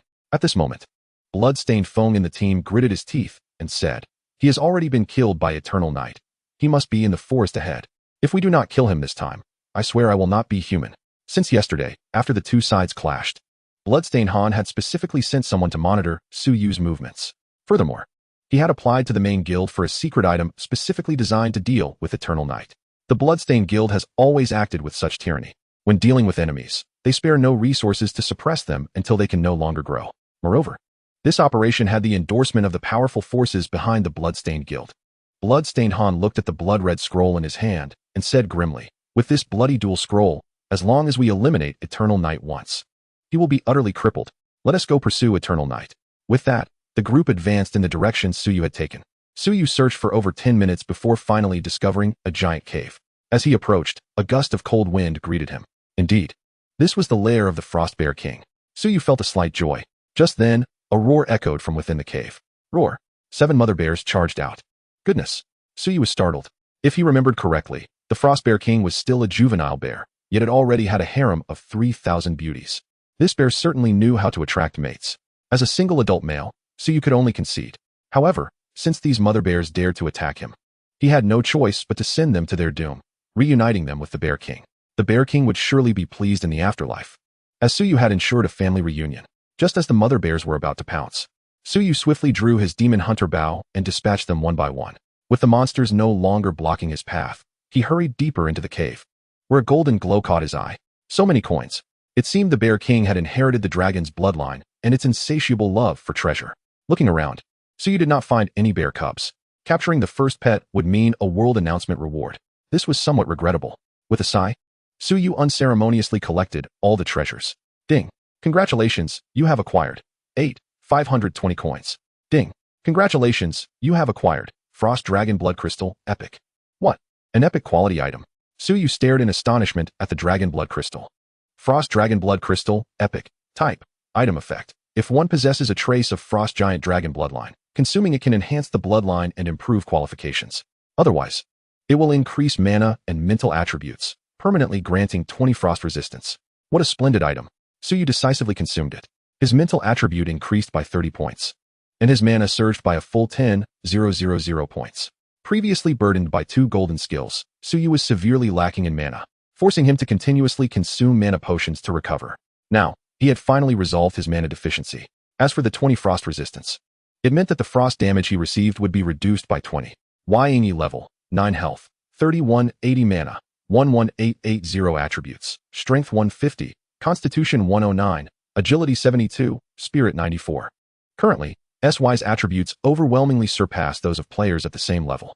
Moreover, with the dual passive enhancements of Steel Skin and roar.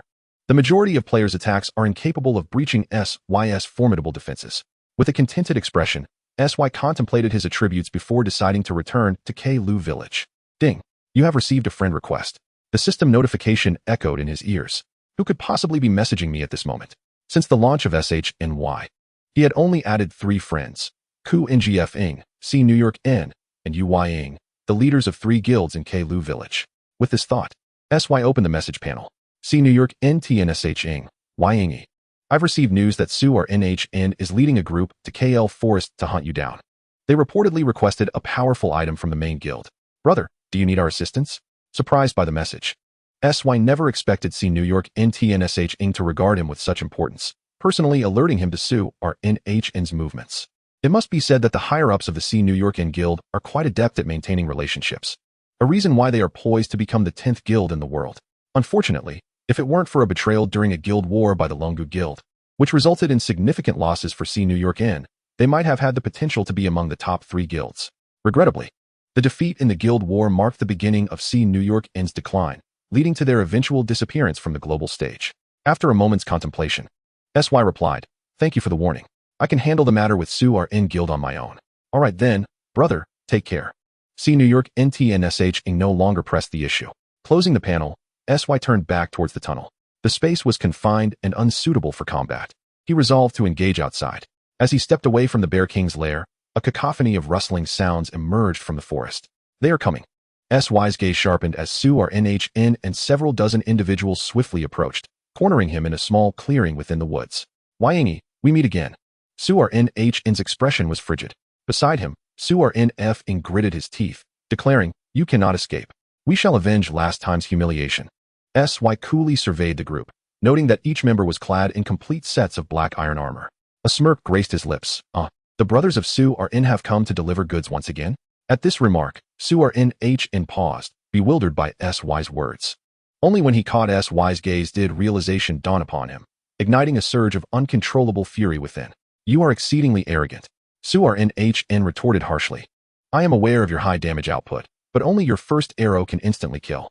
We have arranged 40 elite members of our guild. What do you intend to fight us with? Be sensible, surrender all your equipment, and sign a system contract to serve the Su or N guild indefinitely. Otherwise, we will utterly incapacitate you." The group brandished their weapons. SY let out a cold laugh, narrowing his eyes. "Such bold words. I shall inform you, from now on. I will slay every member of the Su or N guild I encounter. It would be wise for you not to cross paths with me." Given the adversarial attitude, he resolved not to hold back. SY placed the Su or N guild on his designated kill list. Seeking death, Su or NHN produced a blood-red scroll, a bloody duel scroll. A flicker of surprise crossed SY's eyes. This item is exceptionally rare, compelling both parties into a bloody duel arena where only total annihilation of one side allows for a return to the game world. The losing side incurs a permanent 10 reduction in attributes and doubles the number of items dropped. The victors receive permanent attribute point rewards based on the number of opponents defeated. In this era, players often utilized bloody duel scrolls to eliminate their enemies. Naturally, players could only enter the bloody duel arena once a week. At that moment, SY regarded Su or NHN with a peculiar expression. How delightful. Not only are they delivering a batch of equipment, but they are also granting me attribute points. Where else could one find such fortuitous circumstances? The next instant, Su or NHN decisively tore the scroll, and a blood-red portal loomed in the sky, with an endless crimson radiance descending from within, enveloping the surrounding forest for hundreds of meters. The environment shifted dramatically, and everyone found themselves in the bloody duel arena. Ding! Welcome to the bloody duel arena. Rules. The notification echoed in their ears. SY paid little attention to the rules, having experienced countless bloody duels in his past life. The regulations were second nature to him. Su or NF Ing was the first to employ his talent, diminishing SY's attack and defense. The warrior utilized a taunt skill to restrain him. "Back row, unleash your full offensive." Su or NHN commanded immediately. The combat proficiency of this group was evidently far superior to the last encounter. Each member performed their roles diligently, launching an assault on SY. Flash. SY decisively activated his displacement skill, teleporting to the left rear of his adversaries. Raising his hand, he grasped the Demon Hunter bow and unleashed a series of arrows, each adorned with a layer of pale flames. The arrows struck true against the members of Su or N, reducing their movement speed by 400 points. Their velocity plummeted to 0. 5,223, 231, 220. The pure normal attack damage was merely over 200 points. However, the passive ability, Bing Yin, inflicts an astonishing 1,000 points of frost damage, which is quite alarming, as a typical level 68 player possesses just over 1,000 health points, capable of enduring merely a second of such damage. The second would surely lead to their demise. In this initial encounter, Xuezhan claimed the lives of 3 players, while another 3 remained immobilized. Quick, Wang Kong, employ your talent to purify the control, bellowed Xuezhan Han. A priest raised his hand to summon a golden radiance. Yet, the 3 individuals remained unable to move. Impossible. My talent should prioritize purifying effects of lower quality than epic control and negative effects. The priest exclaimed incredulously. It is essential to mention the hidden effect of the talent, El Ishan Jian Dao. The passive transformed by the talent possesses an effect priority equivalent to that of the talent's quality. Even a mythical purification talent cannot dispel the deceleration effect of Bing Yin. Xuezhan Han, with a grim expression, commanded, forget about those who are immobilized. Range classes, focus your fire on Yongya. The mage and archer immediately unleashed their skills. Ice Arrow, Fireball. Various abilities restricted Su Yu's movements, forcing him to endure a portion of the attacks, with a series of numbers appearing above his head. 000. His defenses remained unbreached. Given the priority of Xuezhan Feng's talent, it was still insufficient to diminish the defensive and offensive enhancements granted by the passive ability. Witnessing this scene, Xuezhan Han was filled with despair. Why is this happening? To confront Yongya, I have exerted my utmost effort, applying to the guild for a full set of black iron equipment and 40 black iron skill books. The strength of this assembled team should be sufficient to defeat any level 10 bronze players. Yet, what is the outcome? I have been mercilessly beaten down by Su Yu alone, as though he were using hacks. Under Xuezhan Han's gaze, Su Yu dispatched the remaining players. The ground erupted with double rewards, a staggering 78 pieces of black iron equipment. Even a tenfold kill would not yield such bountiful spoils. Moreover, defeating players is substantially easier than vanquishing monsters.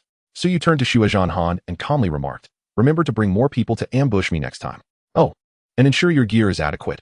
It will facilitate my procurement. Procurement. This is utterly humiliating. What do you think we are, a wholesale department for blood-dyed equipment? Xuezhan Han retorted angrily. Yongya, do not be so arrogant. I will not let you off. His words were abruptly cut short as Su Yu shot him in the head with an arrow, causing 2 pieces of bronze equipment to drop from his lifeless body. In this maneuver, the Blood Dye Guild suffered tremendous losses, leaving them utterly bereft. Chapter 18. Is having hands all that matters? With Xuezhan Han's demise, the system notification chimed. Ding. Congratulations on your victory in the bloody duel. This reward includes Constitution 10, Strength 10, Agility 10, Spirit 10. Given Su Yu's current progression, acquiring such a multitude of attribute points would require leveling up by 10 levels. The rewards were astounding. A glimmer of joy illuminated Su Yu's eyes. He promptly exited the bloody duel arena, returning to a clearing in the woods, where a plethora of rare equipment lay scattered. He hurriedly gathered the spoils, filling his 200-slot backpack to near capacity. It was imperative to manage these items swiftly. As for the black iron and bronze quality equipment, Su Yu held them in little regard, for the added attributes were meager. They occupied space in his backpack and were better off sold sooner rather than later. Upon meticulous counting, he discovered 6 pieces of bronze equipment, 88 pieces of black iron equipment, and 76 pieces of plain gear. The majority were level 5 items, with a scant few at level 10, predominantly of plain quality. In summary, he stood to profit substantially from the sales. Su Yu opened his panel and sent a message to Guangfeng Wanzhong and Zanyun Tianshang, requesting to trade equipment at the eastern exit of Keilu Village, accompanied by a screenshot. In an instant, Zanyun Tianshang replied, wow, the quantity of this equipment is overwhelming. Brother, I will wait for you at the village entrance for the trade. Guangfeng Wanzhong also sent a message. After a brief glance, Su Yu closed the panel and retraced his steps. After more than half an hour, Su Yu finally emerged from Keilu Forest. Scanning the surroundings, he spotted the leaders of Zanyun and Guangfeng waiting eagerly. Upon seeing Su Yu's figure, they rushed forward with smiles. Haha, Brother Yongya, you have finally returned. Zanyun Tianshang approached swiftly, impatiently inquiring, where's the equipment? Let us see it. Su Yu waved his hand, summoning the equipment. It cascaded onto the ground in a spectacular display. Wow. The nearby onlookers gasped in astonishment. So much equipment. Witnessing this scene, Zanyun Tianshang was profoundly shaken, his speech faltering. This quantity is terrifying. I spent an entire day hunting monsters and only obtained 5 pieces, all of them plain. Observing Yongya's bounty makes me exceedingly envious. The disparity between people truly is greater than that between dogs. The bronze sword in my hand suddenly feels lackluster. The faces of the player crowd were etched with envy. At that moment, Zanyun Tianshang turned to Suyu, cautiously querying, "Brother, could it be that this equipment came from the Blood Dye Guild? What? Does your Zanyun Guild not dare to purchase it?" Suyu replied playfully, "Purchase? Of course, we dare to buy." Zanyun Tianshang nodded vigorously. "Wait." Quanfeng Wanzhong scratched his head, looking puzzled. "What are you two talking about? How do these pieces of equipment relate to that pack of blood-dyed scoundrels?" Zanyun Tianshang explained, "Today, Xuezhan Han led a team of elite guild members to hunt down Yongya, but unfortunately, they were no match and were all defeated by him. Good heavens! If each of them dropped a piece of black iron, then Yongya, you must have single-handedly slain nearly 100 elite members of the Blood Dye Guild." Quanfeng Wanzhong marveled. Suyu chuckled and teased, "Defeating them is as simple as having hands. Even if we were given 100 hands, they would not compare to your prowess," lamented Qin Yun Tian. "All right, enough with the chatter. You may distribute the equipment as you see fit," Suyu stated. "Understood." The two nodded in agreement. They began to examine the attributes of each piece of equipment and deliberated on its allocation. After a span of 10 minutes, Qin Yun Guild acquired 4 pieces of bronze armor, while the Quangfeng Guild secured 2.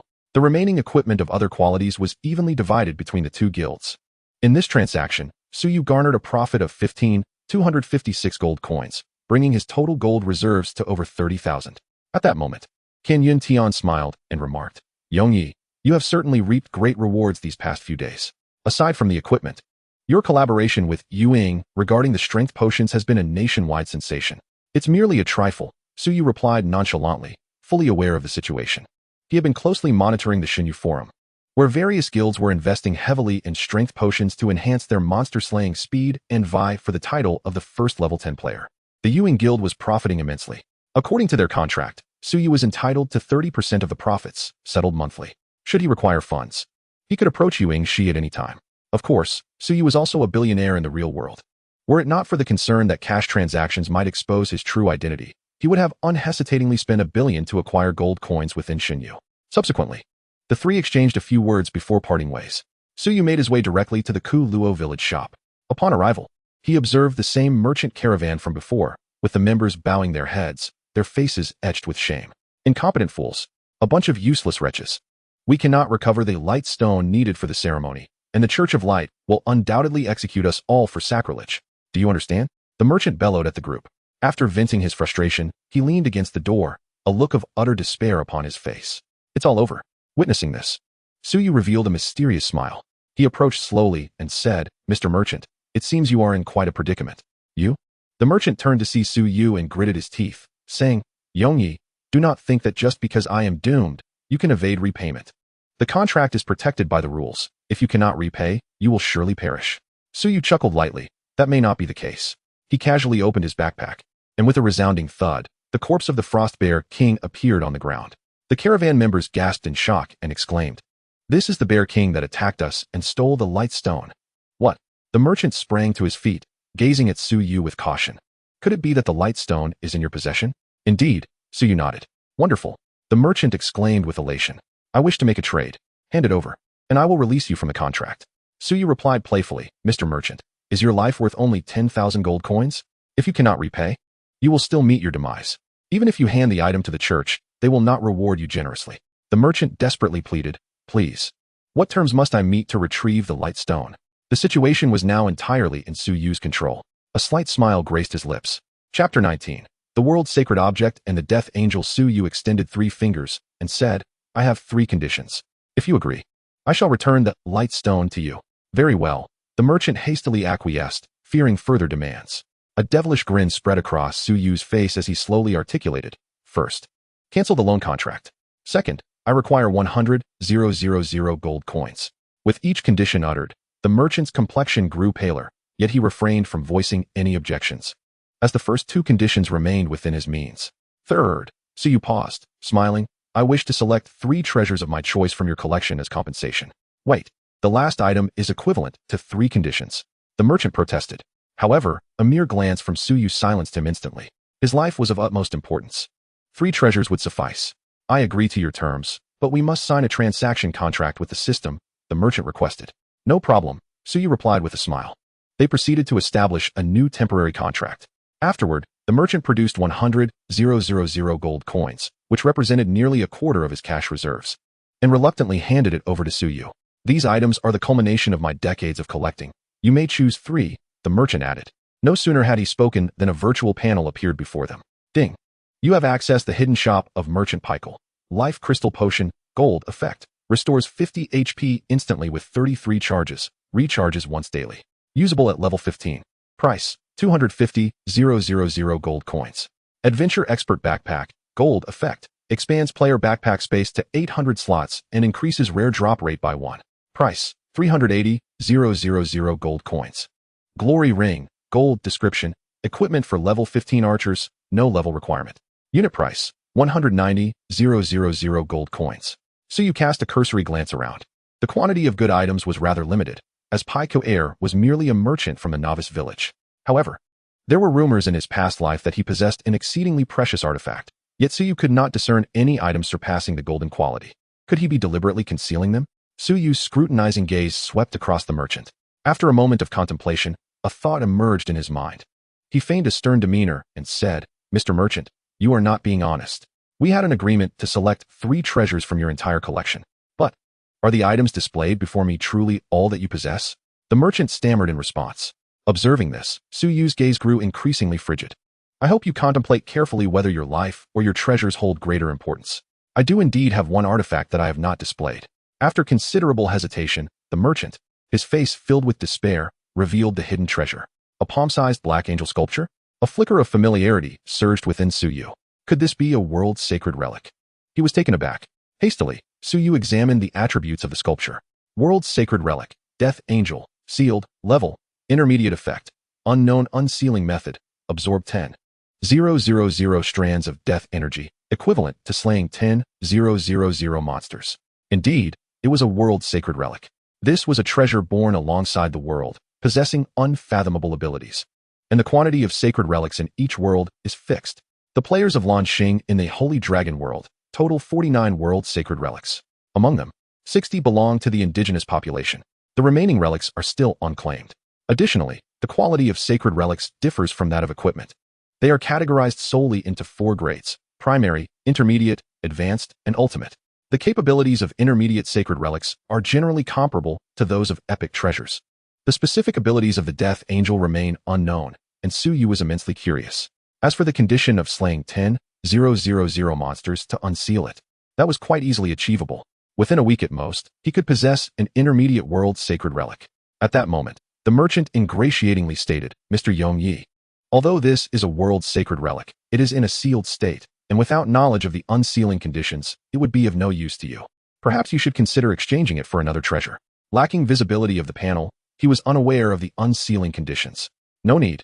Suyu resolutely shook his head. I desire this sculpture, along with the glory ring and the adventurer's expert backpack.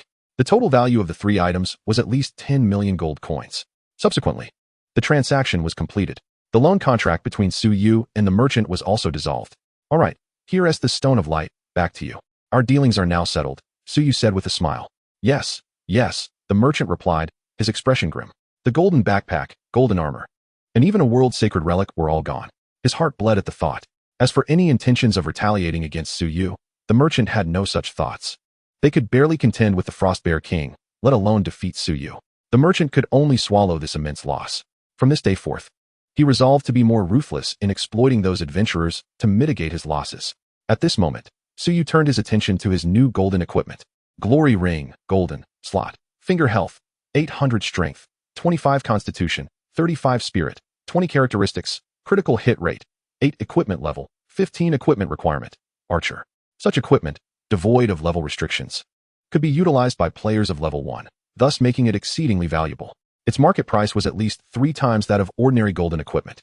Suyu was not in need of money at this juncture. He would reserve such rare equipment for himself. He exchanged his previous plain ring. A system prompt resonated. Ding. You are now utilizing the equipment glory ring, successfully attaining the top spot on the equipment leaderboard. Suyu glanced at the leaderboard. Rank 1. Glory Ring, Golden, Yongyi. Reward, Damage 3. Rank 2. Imperial Glory Leather Armor, Golden, Yongyi. Reward, Damage 2. Rank 3. None. Presently, only 2 pieces of equipment were on the leaderboard globally, both owned by Suyu. The ranking rewards cumulatively provided a damage bonus of 5. Other players could only see the names of the equipment, without any visibility of their attributes. This was Suyu's trump card, and he certainly would not be foolish enough to disclose it. Additionally, Another activated leaderboard, the skill leaderboard, featured numerous individuals. In the top 10, Suyu occupied 2 positions, with ranking rewards of a 5 reduction in experience consumption when upgrading skills. After reviewing the leaderboard, Suyu purchased 200 bundles of arrows from the merchant, then turned to head towards the western exit of Koluo village. The destination of the village chief's quest. The Heya mountain range bordered the dark forest. Chapter 20, Heya mountain range. More than half an hour passed. Suyu arrived at the Heya mountain range. Due to the proximity of the map to the dark forest, many players, upon reaching level 6, formed parties to venture into the level 10 Heya mountain range to slay monsters and level up. Scanning the surroundings, a flock of crows wandered through the forest, the most common monsters within the mountains.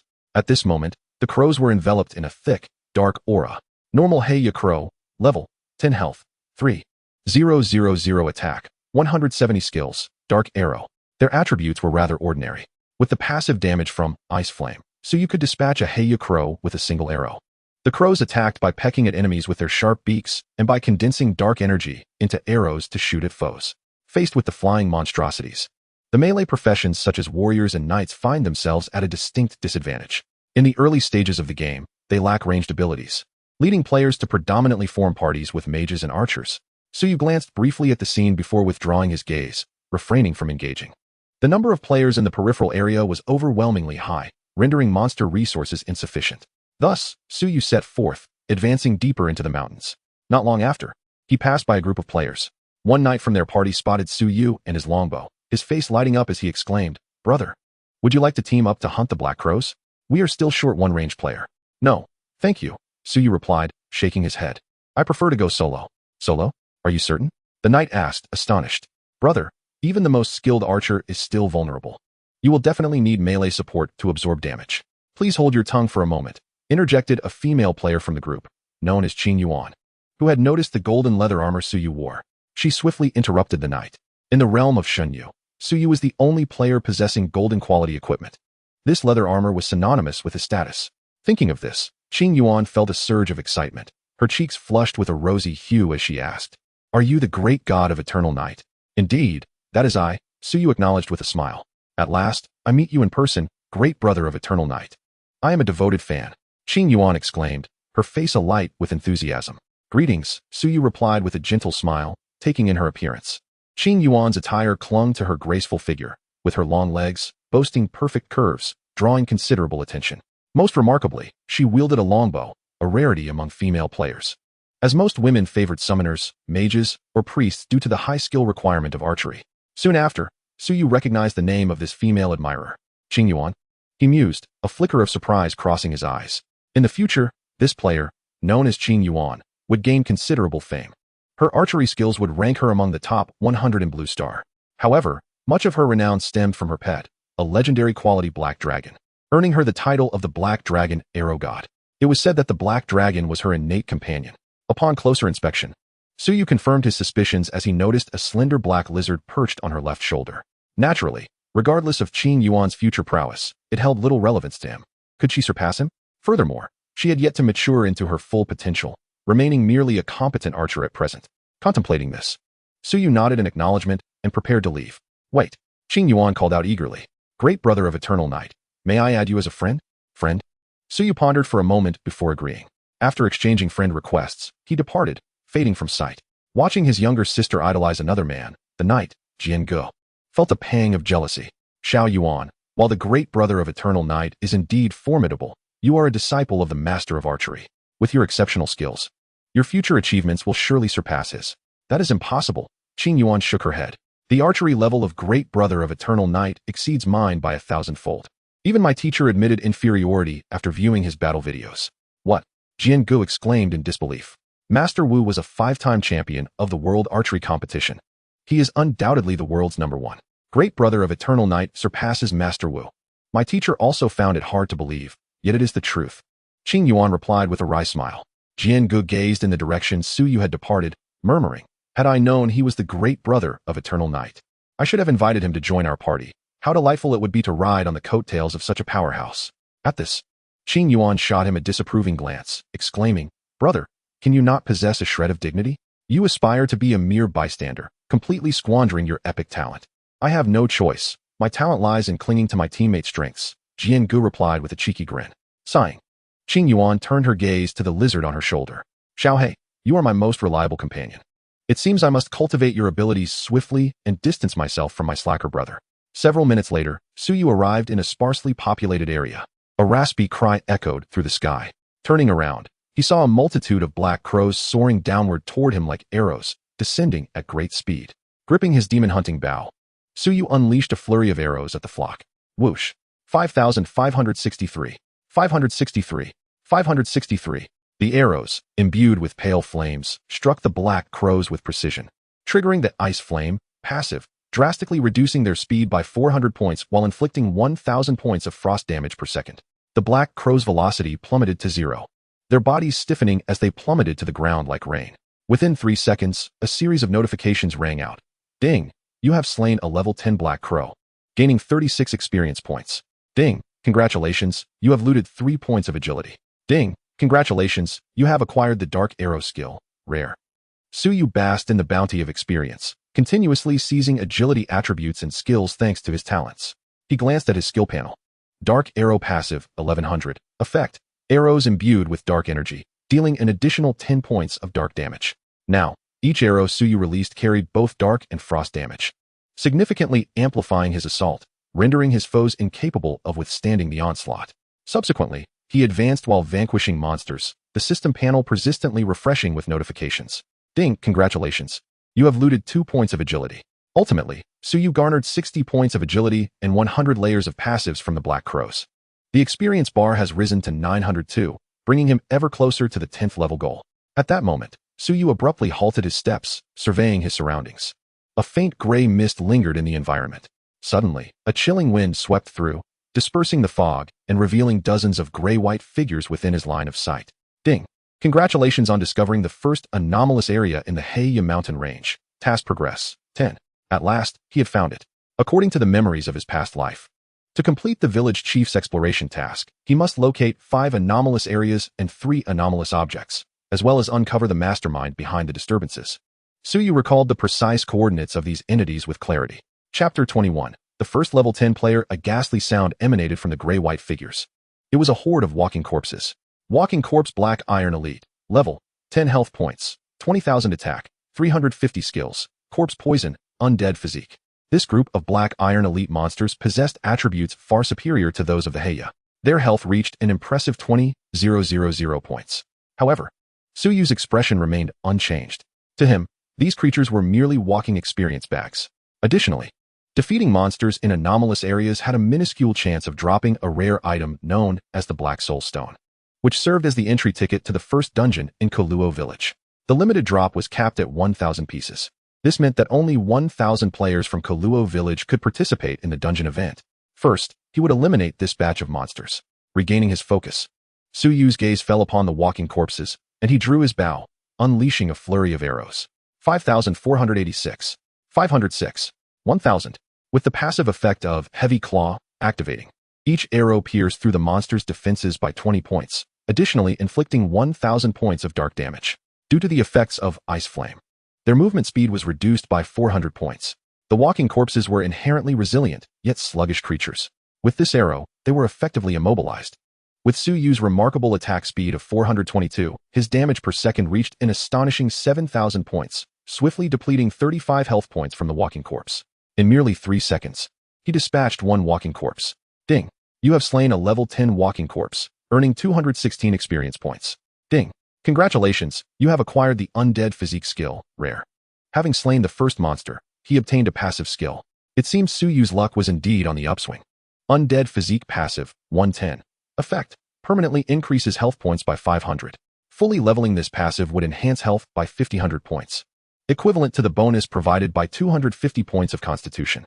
It was extraordinarily potent. As a fragile archer class, this passive was precisely what he needed. A flicker of fervor ignited in Suyu's gaze, and he continued his relentless assault. Ding!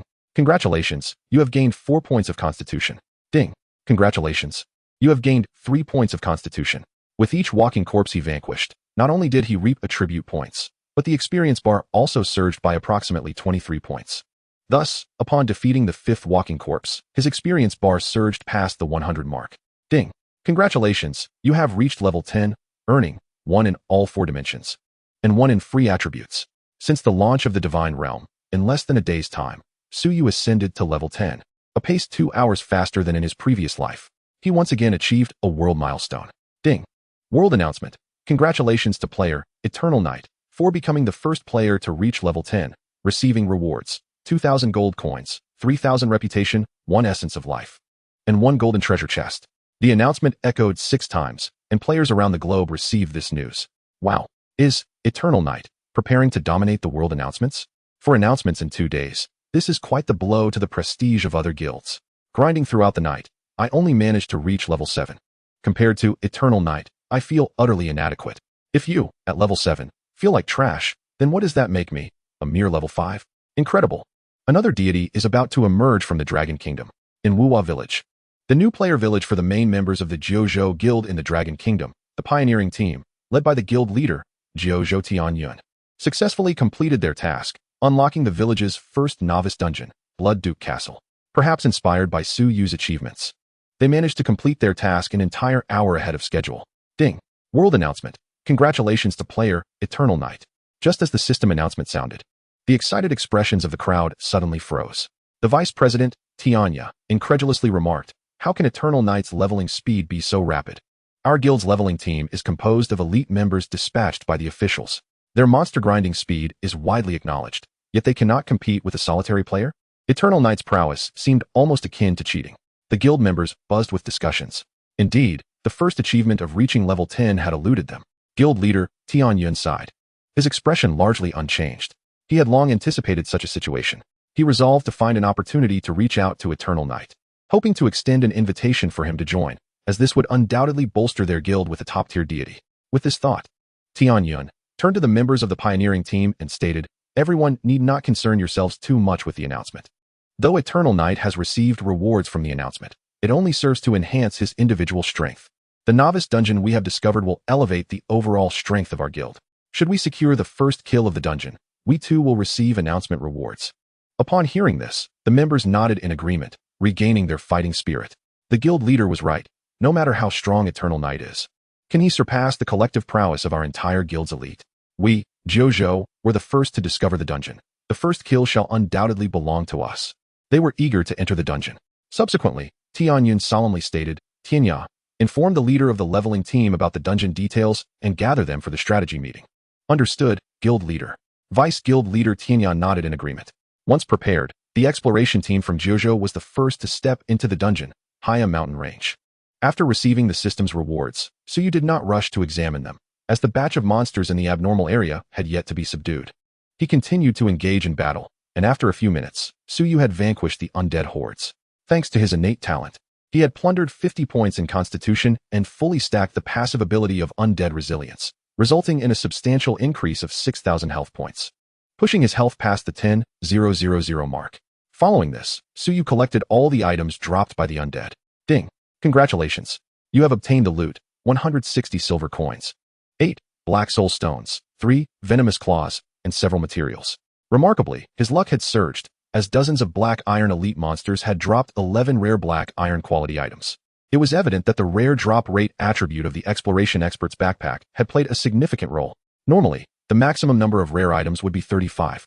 Suyu's gaze fell upon the black soul stones. Black soul stone, special.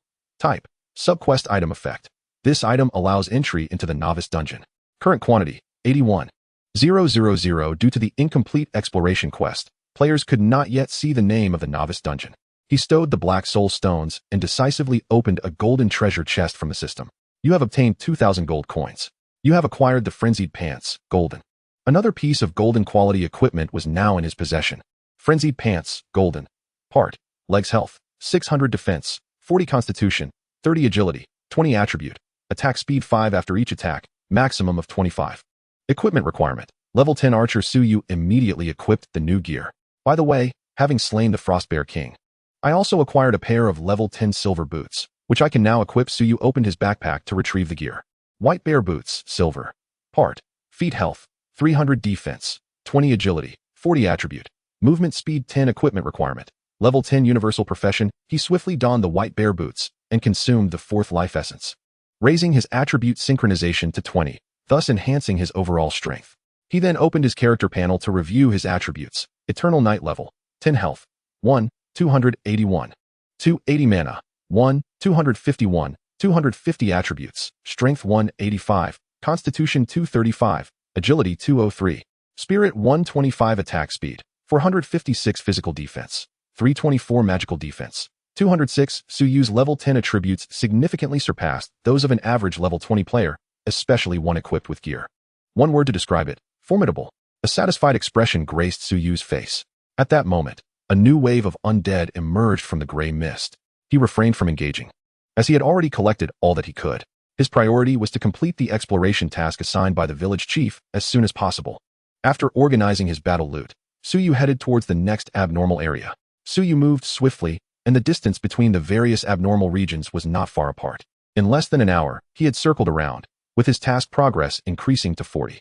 Half an hour later, he finally arrived at the 5th abnormal area. The gray mist here was particularly dense, and the atmosphere was eerily silent. Gripping his demon-hunting bow, he boldly stepped into the fog. Before him, the silhouette of a colossal creature loomed in the mist. Suyu aimed for the creature's head and unleashed his skill. Thunderous shot. Suddenly, golden lightning flashed forth, and a resounding thunderclap shattered the silence of the mist. 7,578. Weak point. Simultaneously, the passives, Ice Flame, and Dark Arrow activated, revealing 2 damage numbers of 900 each. The frost and dark damage, being magical in nature, were subject to the reduction from magical defense, thus not yielding full damage. This arrow roused the slumbering beast. Roar. The gigantic monster opened its green eyes, emitting an enraged roar as it swung its massive arms, dispersing the surrounding mist and revealing its true form. Undead King Black Iron level, 10 health, 18, 420 attack, 980 skills. Corpse King's body significantly increases health and recovery effects.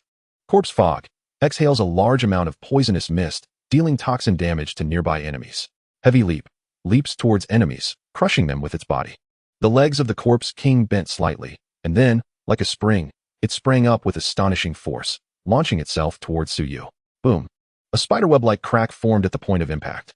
However, Suyu had already activated Blink, teleporting 20 meters away, drawing his bow and unleashing a flurry of arrows while simultaneously laying down an ice trap beneath him. The arrows struck the back of the Corpse King's head, generating a multitude of damage numbers. On average, his damage remained stable at 500 per second.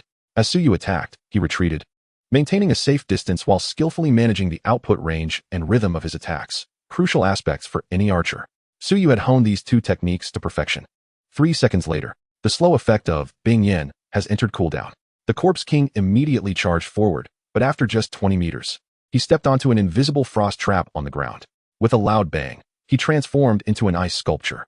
However, this control lasted only 0.5 seconds. As the frequency of control increased, the Corpse King's resistance to freezing grew ever stronger. Due to the Corpse King's formidable healing ability, Suyu spent several additional minutes before finally vanquishing him. Ding. You have slain a level 10 Corpse King, gaining 2,160 experience points. Ding. Congratulations. You have acquired the skill Corpse Mist, rare. This battle was quite effortless. To slay such a creature made of mere black iron was hardly a challenge. As for the spoils dropped by the Corpse King, Suyu directly placed them into his backpack without even glancing at their attributes. The black iron equipment and items offered minimal assistance to him now. Suyu glanced at his new passive ability. Corpse Mist passive, 110. Effect. After every 3 arrows hit an enemy, a cloud of poisonous mist is summoned, inflicting a poisoning effect on nearby foes, dealing 200 damage per second for 10 seconds. Another passive ability bestowing an additional negative effect. Currently, Suyu's arrows can trigger 4 negative effects: poisoning, bleeding, defense reduction, and slowing. Once he acquires a sufficient number of passive abilities, his arrows will carry countless negative effects and control effects, tormenting enemies to their very limits. Just imagine stunning an enemy for 100, freezing them for another 100, and finally burning them for 100. The mere thought is terrifying. It is time to seek out the 3 anomalous items, Suyu thought. With detailed coordinates at hand, he need not flounder like a headless fly through the mountains. Soon, he collected all the anomalous items, which were 3 fragments of maps. Upon synthesis, they marked the coordinates of the mastermind behind the scenes. The task has reached its final step. It is now 1 p.m. The top 10 guilds in the world have commenced their respective novice village dungeons, dispatching exploration teams to study strategies for clearing them. I must seize the time, Suyu resolved as he stepped deeper into the mountains. Before long, he discovered a wooden cabin, surrounded by the scattered bones of various creatures. There was no one inside. The mastermind should be nearby. After some contemplation, he decided to circle around the area. Boom. An explosion echoed from a distant valley. Someone is there. Su Yu's eyes brightened. He hurried toward the source of the sound. Indeed, the mastermind, the necromancer Joseph of the Dark Empire, was located within the valley. However, to Su Yu's surprise, there was also an outsider present, clad in golden armor, adorned with a pattern of a cross intertwined with a shield. A paladin of the Church of Light? Su Yu raised an eyebrow. He utilized his probing ability on both individuals. Necromancer Joseph, severely injured. Level 1030. Paladin Keaton, severely injured. Level 928. Description: a reserve member of the Paladin Order, serving the first Saintess Carol of the Church of Light. Their identities laid bare before him. Upon seeing the name Saintess Carol, an enchanting figure of exceptional beauty emerged in Su Yu's mind. Carol is a household name in the Empire of Light, reputed to have angels descend from the heavenly gates at her birth, singing hymns and bestowing blessings upon her. She is even recognized as a successor of the God of Light. Among the common folk, her fame surpasses that of the current Pope and the Empire's sovereign. Yet, such an extraordinary person met an inexplicable demise. Later, during a negotiation with the Dark Empire, Carol was assassinated, igniting a war between the two nations. To this day, the identity of the assassin remains unknown. Chapter 23. No mercy for you. Of course, Su Yu had only met Carol a few times and had little interaction with her. In his previous life, he departed from the Empire of Light after reaching level 30, primarily engaging in activities within the realm of the Elven Kingdom due to a hidden quest. After some thought, Su Yu chose not to reveal himself for the time being, instead crouching in the woods to observe the actions of the two. At that moment, the necromancer Joseph scoffed. Friend, you are merely an unknown reserve knight of the Paladin Order. What do you hope to achieve by playing with your life? Who would remember you if you die here today? Hearing this, the young knight remained resolute, unfazed. Keaton replied earnestly, though I am a reserve knight, I am still a member of the Church of Light. I am willing to sacrifice my life to protect the citizens. With that, he decisively made his move. Holy sword slash. Keaton boldly charged toward the necromancer, wielding his long sword to unleash a slender blade of light that flew swiftly toward him. Truly, the Church of Light is filled with foolish tactics. We of the Dark Empire can only bow our heads in respect. Joseph sneered. A bone shield materialized out of thin air, blocking the light blade's attack. Little knight, since you are so obstinate, I shall send you to hell. With a wave of his hand, the ground heaved, and hundreds of skeletons emerged, surrounding Keaton. Charging towards the direction with the fewest skeletons, Keaton exerted all his strength, attempting to break through the encirclement. Yet, the skeletons seemed endless. The damage he sustained increased dramatically, his health precariously low. Gritting his teeth, he appeared to be contemplating the use of some forbidden technique. It is time for me to make my move. Su Yu, hidden in the shadows, gazed intently at the necromancer. WNGL ing FSHUS QNGT ing, level 930, severely wounded, health 24162, attack 1925, skills, skeleton summoning, bone shield, bone spear. Life drained recently. The level of the WNGL ing FSH has decreased by 1. In a past life, when the team from K-Lu Village discovered US, his level had already dropped to level 5, making it effortless for players to defeat him and obtain quest items. SY, wielding the Demon Hunter bow, knocked an arrow and decisively unleashed a skill. Mighty shot. With a whoosh, the arrow cut through the air, striking the unsuspecting WNGL ing FSH in the eye, causing blood to spurt forth. 5957. Weakness, A chilling scream erupted from the mouth of the WNGL ing FSH. Who dares to ambush me? He clutched his right eye, his face contorted like a vengeful spirit. Knight KID's expression faltered, and he ceased his incantation. Turning to look behind him, he saw SY stepping forward and could not help but inquire. Who are you? I am an adventurer from K-Lu Village, SY replied solemnly. Allow me to handle this WNGL ing FSH. You must leave at once. Noticing that KIDN seemed poised to protest, SY quickly interjected. My dear knight, I understand your intentions, but are you still capable of fighting? Remaining here would only hinder me. I understand. KIDN hesitated for a moment before acquiescing. Ding. Knight KIDN's favorability towards you has reached 40, current, 70 points. Thank you for your assistance, dear adventurer. Before departing, KIDN offered a final word of gratitude. The clearing was now left with only SY and the WNGL ing FSH, along with the dozens of skeletons summoned by the latter. You wretched archer, I shall kill you and turn your corpse into a wraith. The WNGL ing FSHUS roared with a ghastly countenance. Fear not, for today it shall be you, the one-eyed wolf, who meets your demise. SY replied with a smile. You seek death. US, stung by the insult, immediately commanded the skeletons to surround SY. In response, he swiftly loosed several arrows. The third arrow triggered the corpse mist, passive, releasing a gray fog that enveloped more than 10 skeletons. 200, 200, 200, 200. The toxin damage is neither physical nor magical, thus evading any reduction from defense values, only influenced by toxin resistance. Moreover, with SY's astonishing attack speed of 456, he could activate the corpse mist, passive 3 times within 2 seconds. These skeletons, only at level 9 and possessing a mere 2,000 health, would succumb to the toxic effects over a span of 10 seconds. US clearly recognized the predicament. The skeletons he summoned could not inflict any harm upon SY, while he himself was relentlessly assaulted by arrows, his health continually diminishing. Damn it, what is the nature of this archer's arrows? US exclaimed in shock. He felt nauseated by the negative effects and elemental damage inflicted by the arrows. Unable to endure any longer, he declared, "No, I must leave this place." Gritting his teeth, US resolved, "Regardless, the plan has succeeded. Once the undead army levels the village, I shall return to gather souls and corpses." With this thought, the WNGL-FSHUS turned to flee. Attempting to escape, a smirk played upon SY's lips. US, in a severely wounded state, was already slow in movement. Furthermore, SY could enhance his own speed with arrows while simultaneously reducing US's, leading to an ever-narrowing distance between them.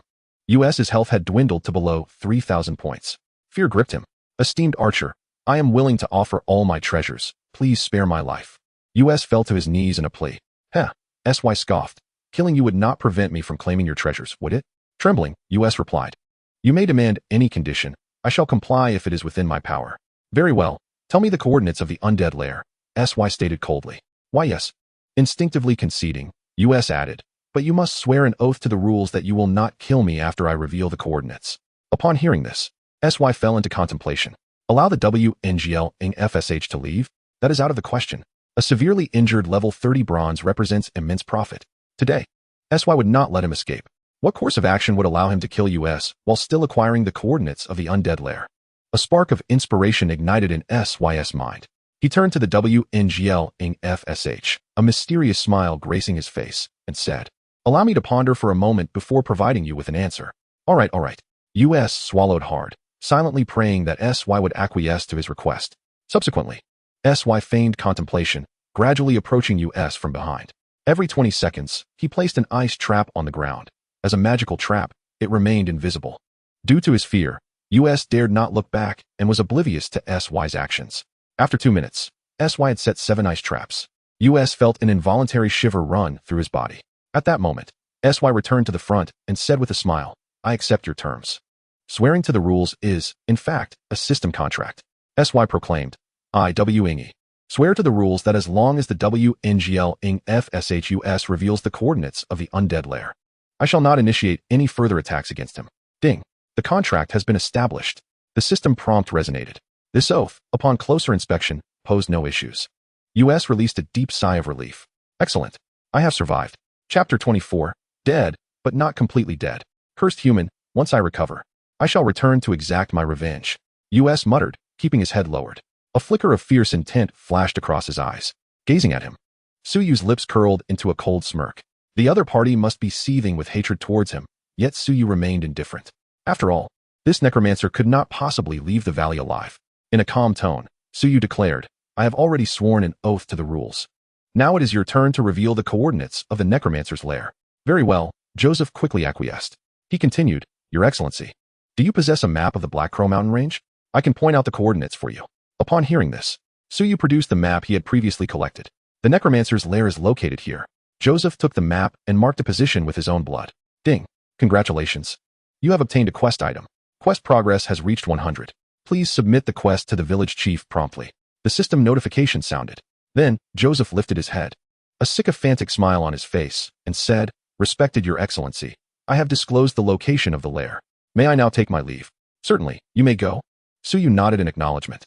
Upon hearing this, the necromancer Joseph's face displayed a smile of someone who had narrowly escaped death. In a swift motion, he stood up and hurriedly made his way toward the valley's exit. "I have survived. Humans, when I return, I shall flay your skin and torment you until death." Various malevolent thoughts swirled in Joseph's mind. However, just as he took a step forward, the ground erupted with violent magical fluctuations. Joseph's smile froze instantly. Are you betraying me? A thought flashed through his mind. Boom, boom, boom. The frost traps detonated, coalescing into countless frost arrows that engulfed the necromancer's figure, encasing him in ice. 970, 970, 970. A series of frost damage numbers appeared. The necromancer's health was already below 3,000 points. 3 frost traps were sufficient to obliterate him. However, for safety's sake, Suyu had set 7 frost traps for Joseph. The damage was catastrophic. He could not possibly survive. Ding. You have slain the level 30 necromancer Joseph, gaining 163,440 experience. Due to slaying an opponent of a higher level, you receive an additional 100 experience. Ding. Congratulations, you have acquired the skill Life Drain, rare. The bounty was indeed bountiful. So you could not help but inhale sharply. In the realm of Divine Domain, every 20 levels constituted a tier, and defeating opponents of a higher tier significantly boosted experience. This time alone, the 26 million experience would elevate him several levels. However, so you could not level up at present, as the monsters in the novice dungeon were capped at level 15. Once he surpassed the monster's level, he would not gain any experience from defeating them. Furthermore, until the main quest in the novice village was completed, players could not access higher level maps. This experience would be utilized to enhance his skills. Suyu had already made plans. At that moment, an unusual sound reached his ears. Turning towards the source, he saw the necromancer Joseph collapsed on the ground, clinging to life. His blood-red eyes fixated on Suyu, and in a hoarse voice, he croaked, You lack integrity. Suyu shrugged innocently. I swore not to attack you first, but you triggered the traps on your own. What does that have to do with me? Joseph's eyes widened, and he suddenly spat out a mouthful of blood, his gaze growing dim. He died with his eyes wide open. A pile of glimmering items fell around his corpse. Ding.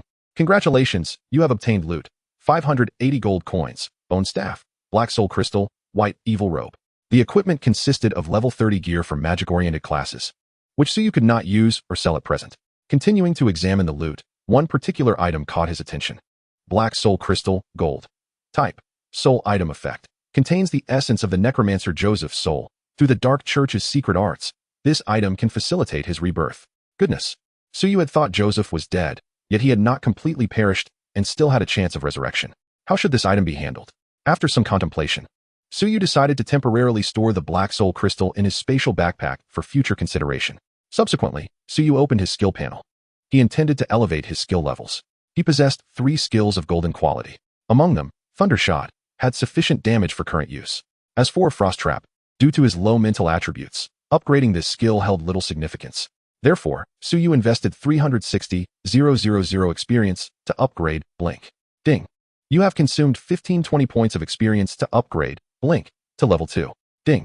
Fortunately, thanks to the rewards from the skill leaderboard, the experience cost for upgrading skills was reduced by 5, allowing him to elevate Blink to level 5. Blink, gold, level 5 upgrade, 128,0160 experience effect, traverse space. Teleporting to any location within a radius of 50 mental points. Cooldown, 82 seconds. Mana cost, 700. After the upgrade, the cooldown was reduced by 8 seconds, and the teleportation distance increased from 22 meters to 67 meters, tripling the range. The final reward was a new passive skill. Life Drain Passive, 110. Effect, when your arrows strike an enemy, restore 500 health points. Truly worthy of a rare quality passive. The effect was remarkably powerful. With each arrow restoring 500 health, Suyu's attack speed could yield a maximum recovery of 2,000 health points per second, almost 1/6 of his total health. Not bad, Suyu exclaimed with satisfaction. With the health recovery passive, his sustainability had significantly improved. Having acquired what he sought, Suyu contemplated his return. Presently, he found himself quite distant from the novice village, facing a journey of nearly 2 hours. Fortunately, he had prepared a teleportation scroll that morning. By channeling his mana, a portal materialized beneath him. In an instant, Suyu reappeared in the inn room designated as a resurrection point. Subsequently, he made his way directly to the village chief's residence. Upon seeing Suyu's figure, the village chief inquired with a smile, Yongyi, have there been any unusual occurrences in the Haya Mountains? Indeed, Suyu replied. I vanquished a necromancer within the mountains and learned the precise coordinates of a large necromantic lair from him. He handed over the map. The village chief examined it meticulously and, to his astonishment, confirmed the presence of a necromantic lair. He then turned serious and said, Thank you for your invaluable information. Lord Yongyi, I shall immediately dispatch the militia to investigate. Once they have verified the report, you may return to collect your reward. Very well. Suyu nodded in agreement. A system notification chimed. Please converse with the village chief again in 1 hour. After that hour had elapsed, he would be eligible to receive his quest reward. Simultaneously, the novice dungeon in Keluo village would officially open to players, a prospect Suyu anticipated eagerly. Chapter 25. The village chief's treasure. Following the completion of his quest submission to the village chief, a series of system notifications rang out. Ding! Keluo village announcement. Due to player Yongyi successfully completing the main quest, the novice dungeon, Necromancer's Nest, will open in 1 hour. Notice: the first team in the world to clear the novice dungeon will receive a system reward. Notice: the contribution leaderboard for novice villages is now active. Players will earn contribution points by defeating dungeon monsters, and generous rewards will be distributed based on leaderboard rankings after the quest concludes. The announcement repeated thrice, igniting excitement among the players in Keluo village. Wow, we can actually open a novice dungeon in Keluo village. All thanks to the great Yongyi. I hereby declare myself the #1 fan of the great Yongyi. My girlfriend has made a deal. If I can guide her through the dungeon, she will agree to engage in some human connection activities with me. Is there any team willing to lend a hand? That brother upstairs sounds a bit off. Nevertheless, I'm willing to assist you. The allure of the dungeon was simply irresistible, leaving players unable to restrain themselves. Numerous players formed teams and set off towards the Haya Mountains. At this moment, Suyu decided to log off and enjoy a hearty lunch. After all, players entered the game in their true forms, and the intense battles of the morning had drained much of his energy. He intended to utilize this time to replenish it. Given the demands of the dungeon battles, he would require the assistance of elite members from several guilds. Therefore, before logging off, Suyu sent messages to King Yun Tianshang, Huang Feng Wanzhong, and others, informing them that entering the dungeon required Heihun stones, as well as the regions where these stones could be found. Otherwise, once the dungeon officially opened, they would be preoccupied searching for Heihun stones in the Haya Mountains. The recipients quickly replied, expressing their gratitude and offering 1,000 gold coins as compensation. Suyu, not particularly in need of the money, accepted the reward at their earnest insistence. Afterward, Suyu returned to the inn and logged off. He entered his villa's bedroom, and suddenly, a mysterious force surged from deep within him, coursing through his limbs and enhancing his physique. Moments later, the sensation of enhancement faded, and he realized that his physical attributes had surpassed those of an ordinary person by more than 5 times. Once I can manifest the skills from the game, I shall truly become an extraordinary being. Suyu mused with a slight smile.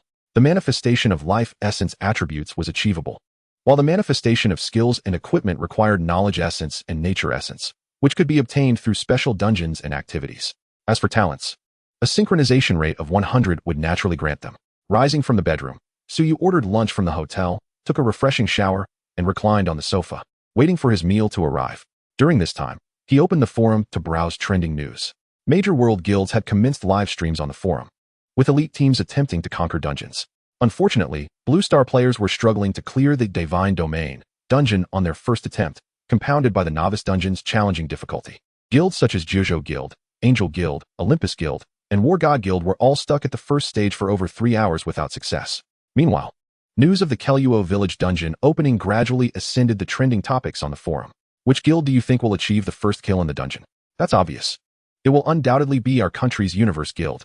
Your pathetic guild hasn't even made it into the top 10. What chance do you have?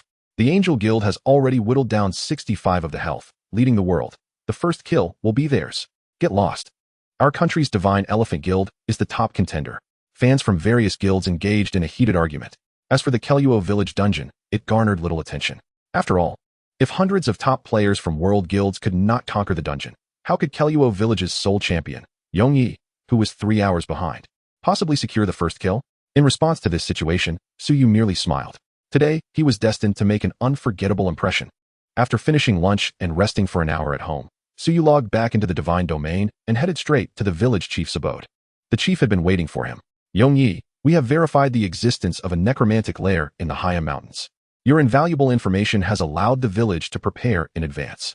I must express my gratitude to you. As soon as he finished speaking, a notification chimed in response. Ding. The village chief holds a favorable impression of you at 15, current, 85 points. Congratulations on completing the main quest, Exploration of the Haya Mountains, earning 2,000 experience, 50 gold coins, a gift from the village chief, and a reputation of 500 in the Guangming Empire. The village chief continued, come with me. He led Suyu into the room and opened a massive treasure chest imbued with a magical array, its radiant light illuminating the dim space. Wow! Suyu exclaimed, astonished. So many golden quality treasures. Truly, the village chief, renowned as the invisible tycoon of the novice village, had an enviable fortune. The village chief smiled and proclaimed, "Due to your contributions to the village, you may select one treasure as a reward." "Very well," Suyu nodded gently. "Ding. You have unlocked the village chief's hidden shop. Ice Frost Quiver, Gold. Effect. Automatically recovers nearby arrows and imbues them with frost magic. Price, 350,000 gold coins. Mysterious Orb, Unknown. Effect. Contains unknown power. Grants 1 luck when placed in the backpack. Price, inestimable. These are all splendid items, Suyu mused. The Ice Frost Quiver not only automatically retrieves arrows, but also enchants them, proving immensely valuable. Its market price would not be less than 1 million gold coins, comparable to diamond-grade equipment. Moreover, although the full effect of the mysterious orb remains undetermined, its attribute of 1 luck suggests its worth far exceeds that of the quiver. Additionally, in the realm of Xinyu, such unknown artifacts often herald greater hidden opportunities. Which to choose? Suyu's expression was somewhat conflicted. He turned to the village chief and inquired, "Chief, may I select one treasure and then purchase others?"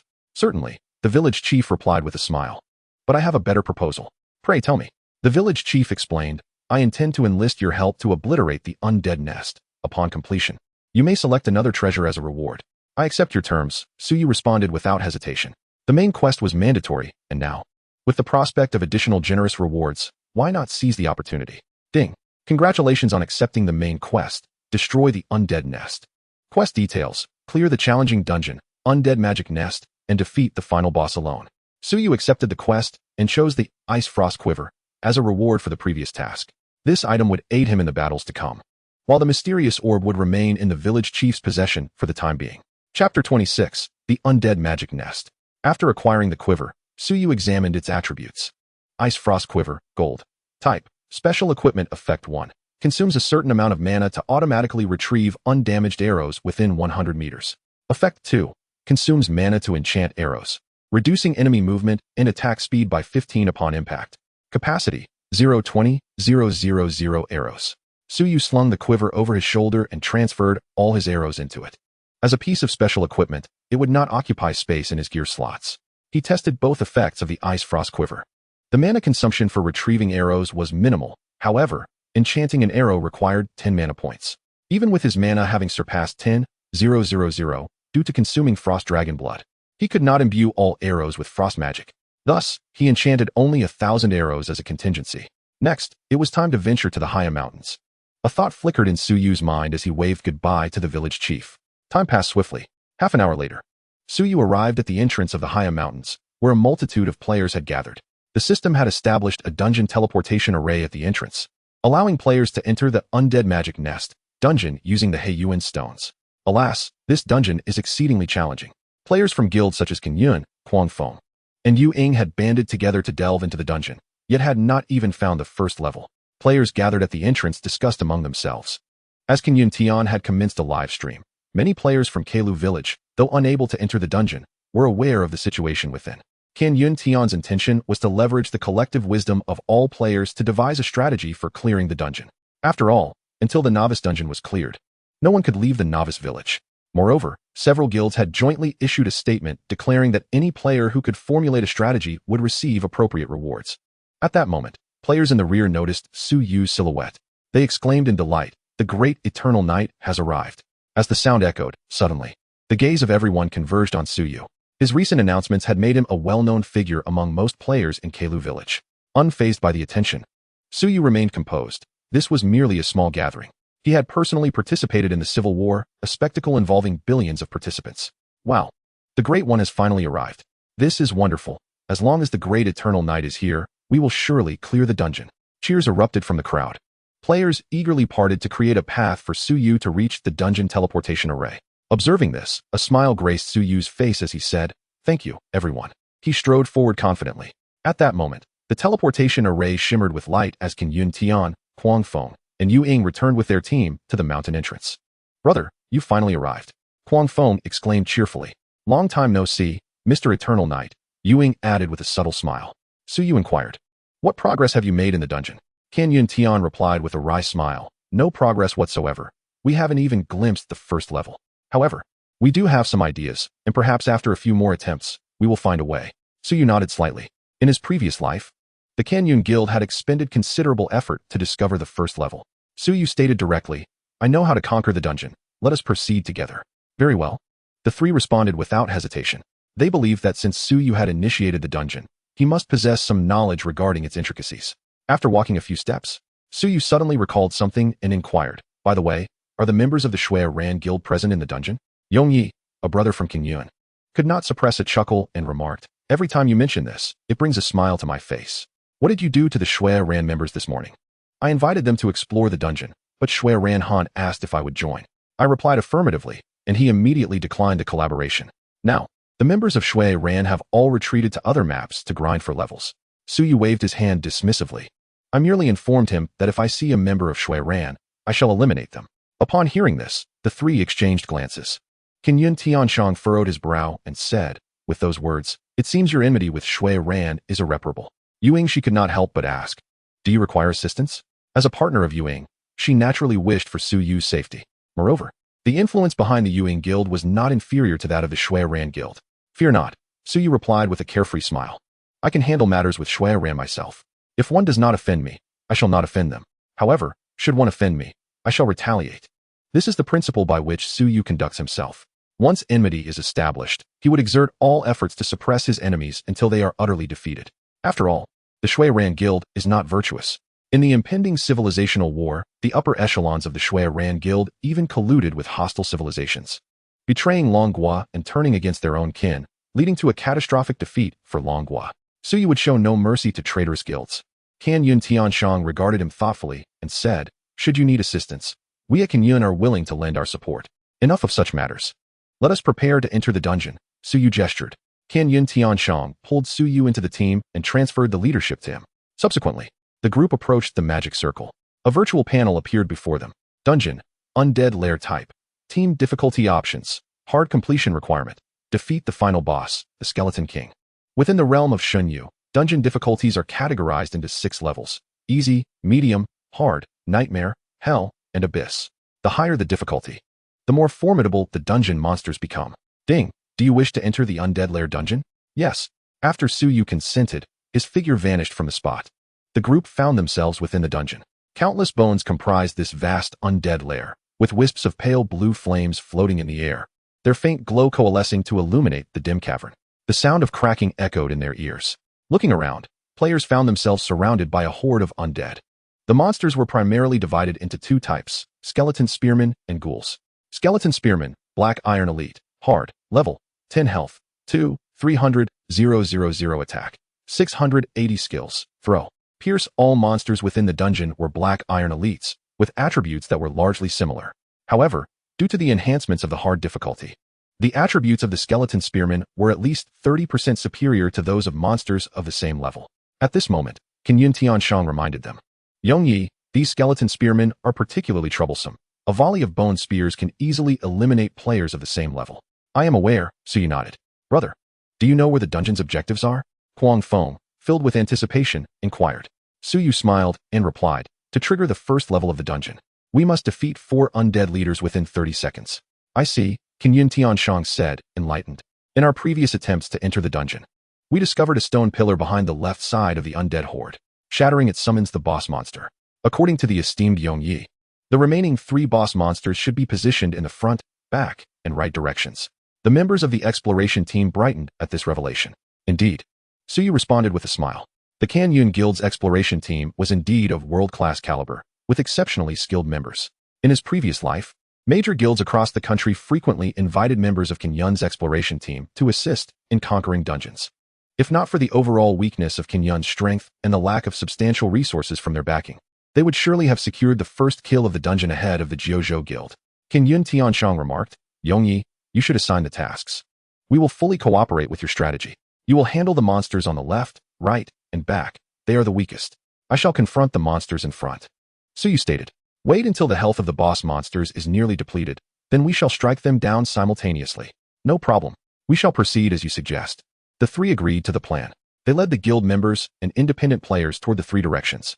Additionally, as a lifestyle profession guild, the combat players of Yuing were weaker than those of the other 2 guilds, yet they were still stronger than the independents. And with the assistance of King Yun's members directing them, Su Yu was confident in their ability to defeat the boss monsters. "Let us commence our operation," he declared. With that, Su Yu confronted the hundreds of undead alone, not allowing the warrior players to absorb damage for him. The foremost 10 or so skeleton spearmen immediately executed their throwing skill, and bone spears rained down.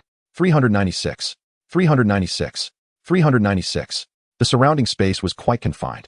Suyu was struck by several bone spears, causing his health to plummet by 376 points. He remained unconcerned, retreating while drawing his demon hunter bow. Aiming at the second row of monsters, arrows rained down upon the horde of monsters. 6001. Critical hit, 620, 640. The third arrow immediately summoned a cloud of gray mist that spread outward, affecting over 10 skeletons with a poisoning effect, causing their health to plummet rapidly. Various passive effects were triggered. Thanks to the life drain passive, numerous 500s appeared above Suyu's head, restoring his health significantly. Simultaneously, the frost flame reduced the skeleton's movement speed to 0, causing them to freeze in place and obstructing the advance of the skeletons behind them, rendering them unable to reach Suyu within their attack range. Furthermore, the ranged skills of the front row skeleton spearmen were on cooldown, ensuring that Suyu would remain unscathed for a while, allowing him to focus on dealing damage. At that moment, other players, driven by curiosity, couldn't help but glance back at Suyu, only to be astonished by the sight before them. My goodness, the defense of the esteemed Y is astonishing. The attacks from the skeleton spearmen only dealt less than 400 points of damage. Did you not notice the esteemed one's health bar? It is at least 12,000. I could cry. As a tank, my health and defense are somehow lower than that of an archer. The prowess of the Y master is indeed unparalleled. By the way, this means that the master is practically an all-round archer, with no apparent weaknesses. Witnessing this scene, the three major guilds and the scattered players were left in utter admiration. Truly formidable. In response to the players' exclamations, Suyu paid them no mind, fully engrossed in battle. After controlling the second row of skeletons, he shifted his focus to the monsters in the front row and began to unleash his full output. Ding! You have slain a level 10 skeleton spearman, hard, gaining 280 experience points. Ding! Congratulations, you have looted 4 points of agility. Ding! Congratulations, you have acquired the skill, Pierce, exquisite. Monsters in difficult dungeons not only possess higher attributes, but also provide 30 more experience than those outside. The rewards were substantial. After defeating 5 skeleton spearmen, Suyu finally acquired the skill, which astonishingly turned out to be an exquisite quality passive. His eyes gleamed with excitement. It is worth noting that Pierce is merely a common skill. However, it has now transformed into a passive of exquisite quality, surpassing even rare quality. This indicates that the effect of Pierce is exceptionally suited for archers. Suyu quickly glanced at his stats. Pierce passive, 110. Effect: when your arrows hit the first enemy, there is a 10 chance to penetrate the target and inflict 5 damage on enemies behind. Incredible. The Pierce passive is tailor-made for archers, significantly enhancing their damage output. Once it reaches 10 levels, the penetration probability will soar to 100. With this thought, Suyu's interest in the skeleton spearmen increased greatly. He steadily advanced forward, blocking hundreds of black iron elite monsters all by himself, executing each action with flawless precision, without a single superfluous movement. Ding! Congratulations, you have looted 2 points of strength. Ding! Congratulations, you have acquired the skill, Throw, rare. Ding! Congratulations, you have reached level 11, gaining 1 to all attributes and 1 free attribute point. Half an hour later, Suyu had amassed 2 new max-level passives, along with 60 points of agility and 30 points of strength. Throw passive, 50-50. Effect: your arrows have an attack range of 200 and a flight speed of 10. This passive is also suitable for archers. Regaining his focus, Suyu set his sights on the stone pillar ahead. He was finally about to face the boss monster. Had it not been for the need to allow the other 3 teams time to defeat the boss, Suyu would have long since vanquished the creature. Subsequently, he loosed an arrow at the stone pillar. Boom! The ground erupted violently, and a giant skeleton spearman emerged from the earth. This was the foe he intended to confront. Skeleton Spearman Leader Black Iron Boss, level, 14 health, 105,000 attack, 1250 skills, Pierce, Throw, Dark Spear. The 4 boss monsters ranged from level 10 to 14 and differed in type, including Skeleton Soldier, Skeleton Warrior, Zombie, and Skeleton Spearman, with their strength increasing accordingly. As the other 3 teams began to besiege the monster, Suyu commenced his attack. He adopted a more conservative strategy, slowing his attack pace to minimize the chances of being hit by the monster. This approach would require more time, but it ensured that Suyu and the teams of Qin Yun and Quang Feng could suppress the boss's health to a critical state simultaneously. After more than 20 minutes, the health bars of the 4 boss monsters dwindled to a sliver. They unleashed their final strikes simultaneously. Ding! You have slain the level 14 Skeleton Spearman Leader, hard. gaining 796 experience points and 140 contribution points. Ding. Congratulations, you have looted 12 points of agility. With a crack, the body of the skeleton leader shattered abruptly, scattering its bones across the ground. After defeating so many dungeon monsters, Suyu's contribution points surged to 410, placing him at the top of the contribution leaderboard. Simultaneously, his agility had reached 274 points, and with the additive effect of several pieces of equipment, his attack speed had surpassed 5 thresholds. At that moment, an unexpected turn of events occurred. A buzzing sound resonated through the air, accompanied by intense energy fluctuations. From the center of the first layer of the lair, a surge of dark energy erupted, drawing the corpses of the 4 boss monsters toward it, enveloped in thick black mist. Notification: the guardian of the first layer has descended. Please defeat it within 1 hour, or it will be considered a failure. The black mist rapidly dissipated, revealing its true form, a breathtaking beauty with long black hair and a slender figure. If one were to overlook the grotesque, decaying body, it was indeed a stunning woman. Hiss. This is truly exquisite. It is no wonder that the realm of gods is often referred to as the realm of lust.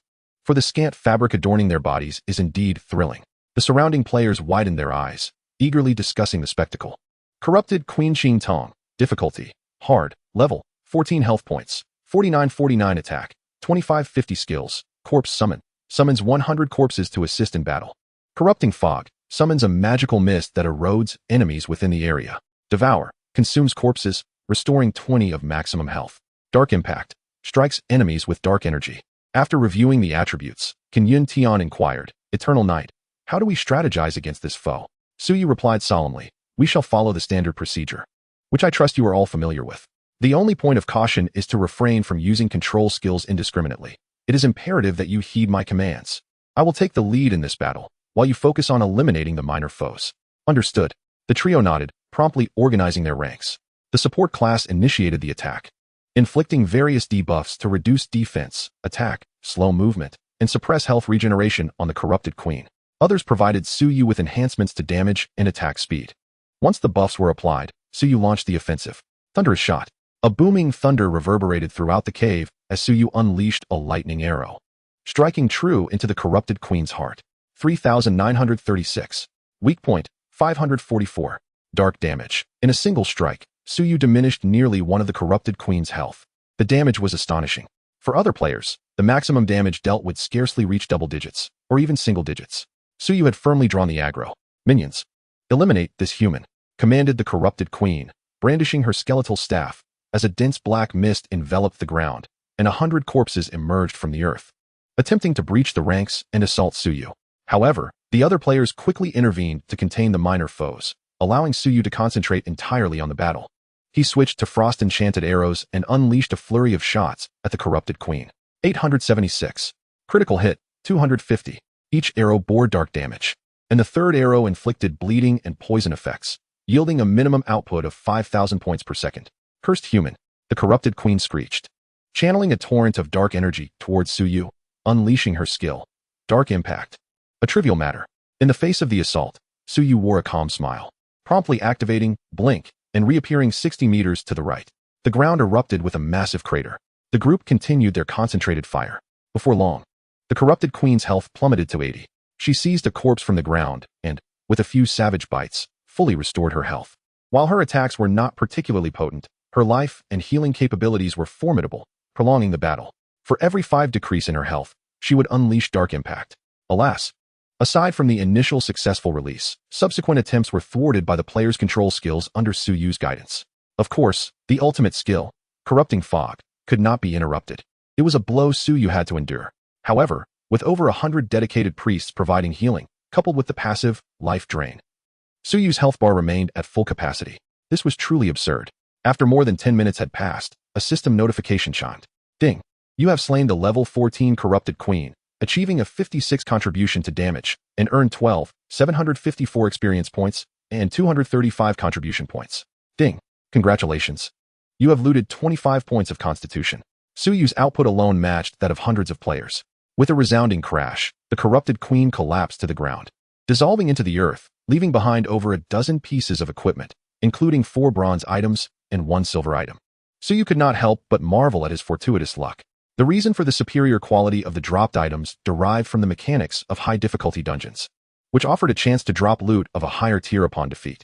Moreover, as they gazed upon the fallen foe, the players from Kaluo village wore expressions of disbelief. Incredible, we have actually achieved the first kill of the initial level? If my memory serves correctly, other novice villages, including the Jiuzhou Guild, are still stuck at this stage. Eternal Night is amazing. We must strive to secure the first kill of the dungeon. Oh, what a delightful feeling it is to ride on the coattails of greatness. Amidst their chatter, the group gathered the abundant spoils, which were automatically stored in the public team space. After completing the dungeon, players could select loot based on their contributions. Alright, let us proceed to the next level, Suyu stated nonchalantly. The team promptly set off, traversing the tunnel towards the second layer of the lair. This necromancer's lair comprised 3 levels. The second layer was devoid of guardians, featuring only a type of black iron elite monster clad in iron armor, known as the Skeleton Guardian, ranging from levels 11 to 15. The Kaluo village team continued to clear the monsters while advancing towards the third level. Ding! You have slain the level 15 Skeleton Guardian, hard, earning 1341 experience points. Ding! Congratulations, you have looted the giant skeleton skill, ultra rare. Ding! As the battle raged on, experience and contribution points surged. This time, the top spot on the contribution leaderboard was essentially secured by Suyu. Chapter 29, The Skeleton King on the Other Side. As Suyu led his team in vanquishing the first level of the dungeon, guilds around the world received the news. At the headquarters of the Bloodstained Guild, the current president, Shuizhan Jiutian, whose real name is Zhou Hongyun, felt an overwhelming surge of anger upon learning this news. He was well aware of the enmity between Suyu and the Kaluo village branch. After receiving directives from the forces behind him, Shuizhan Jiutian personally ordered that Yongyi be designated as one of the guild's most wanted targets, reallocating resources to bolster Shui Ranhan's team. As a result, Suyu single-handedly defeated dozens of elite players from Shuiran. Now, Suyu has taken the lead in defeating the first stage of the dungeon. Should he achieve the first kill in the dungeon, his power would ascend to new heights. Shuizhan Jiutian is resolutely unwilling to witness such an occurrence. After some contemplation, he produced an item, Baolai Xinyu, Diamond. Effect. Upon use, it enhances the attributes of 50 units by 100 for a duration of 2 hours. After the effect ends, health is permanently reduced by 50. The Guild of Shuiran had expended immense resources to acquire this divine jade. Initially, Shuizhan Jiutian intended to reserve it for his own guild's use. However, in order to stifle Yongye's growth, he resolved to transfer the Baolai Xinyu to another faction. Xiao Wang, please reach out to the president of the Angel Guild, Bideluo. Inform him that I wish to negotiate a deal that could assist him in securing the first kill of the dungeon, Shuizhan Jiutian stated darkly. Oh. Assistant Wang paused momentarily. He hesitated. President, do we really need to sell this item to the Lighthouse Nation? Shuizhan Jiutian chuckled. Xiao Wang, you must understand that our guild's major benefactor hails from the Lighthouse Nation. Cultivating a good relationship with the guilds of the Lighthouse Nation will only benefit our guild's development. Do you comprehend? Furthermore, isn't any money profit? I understand. Assistant Wang nodded and turned to carry out his tasks.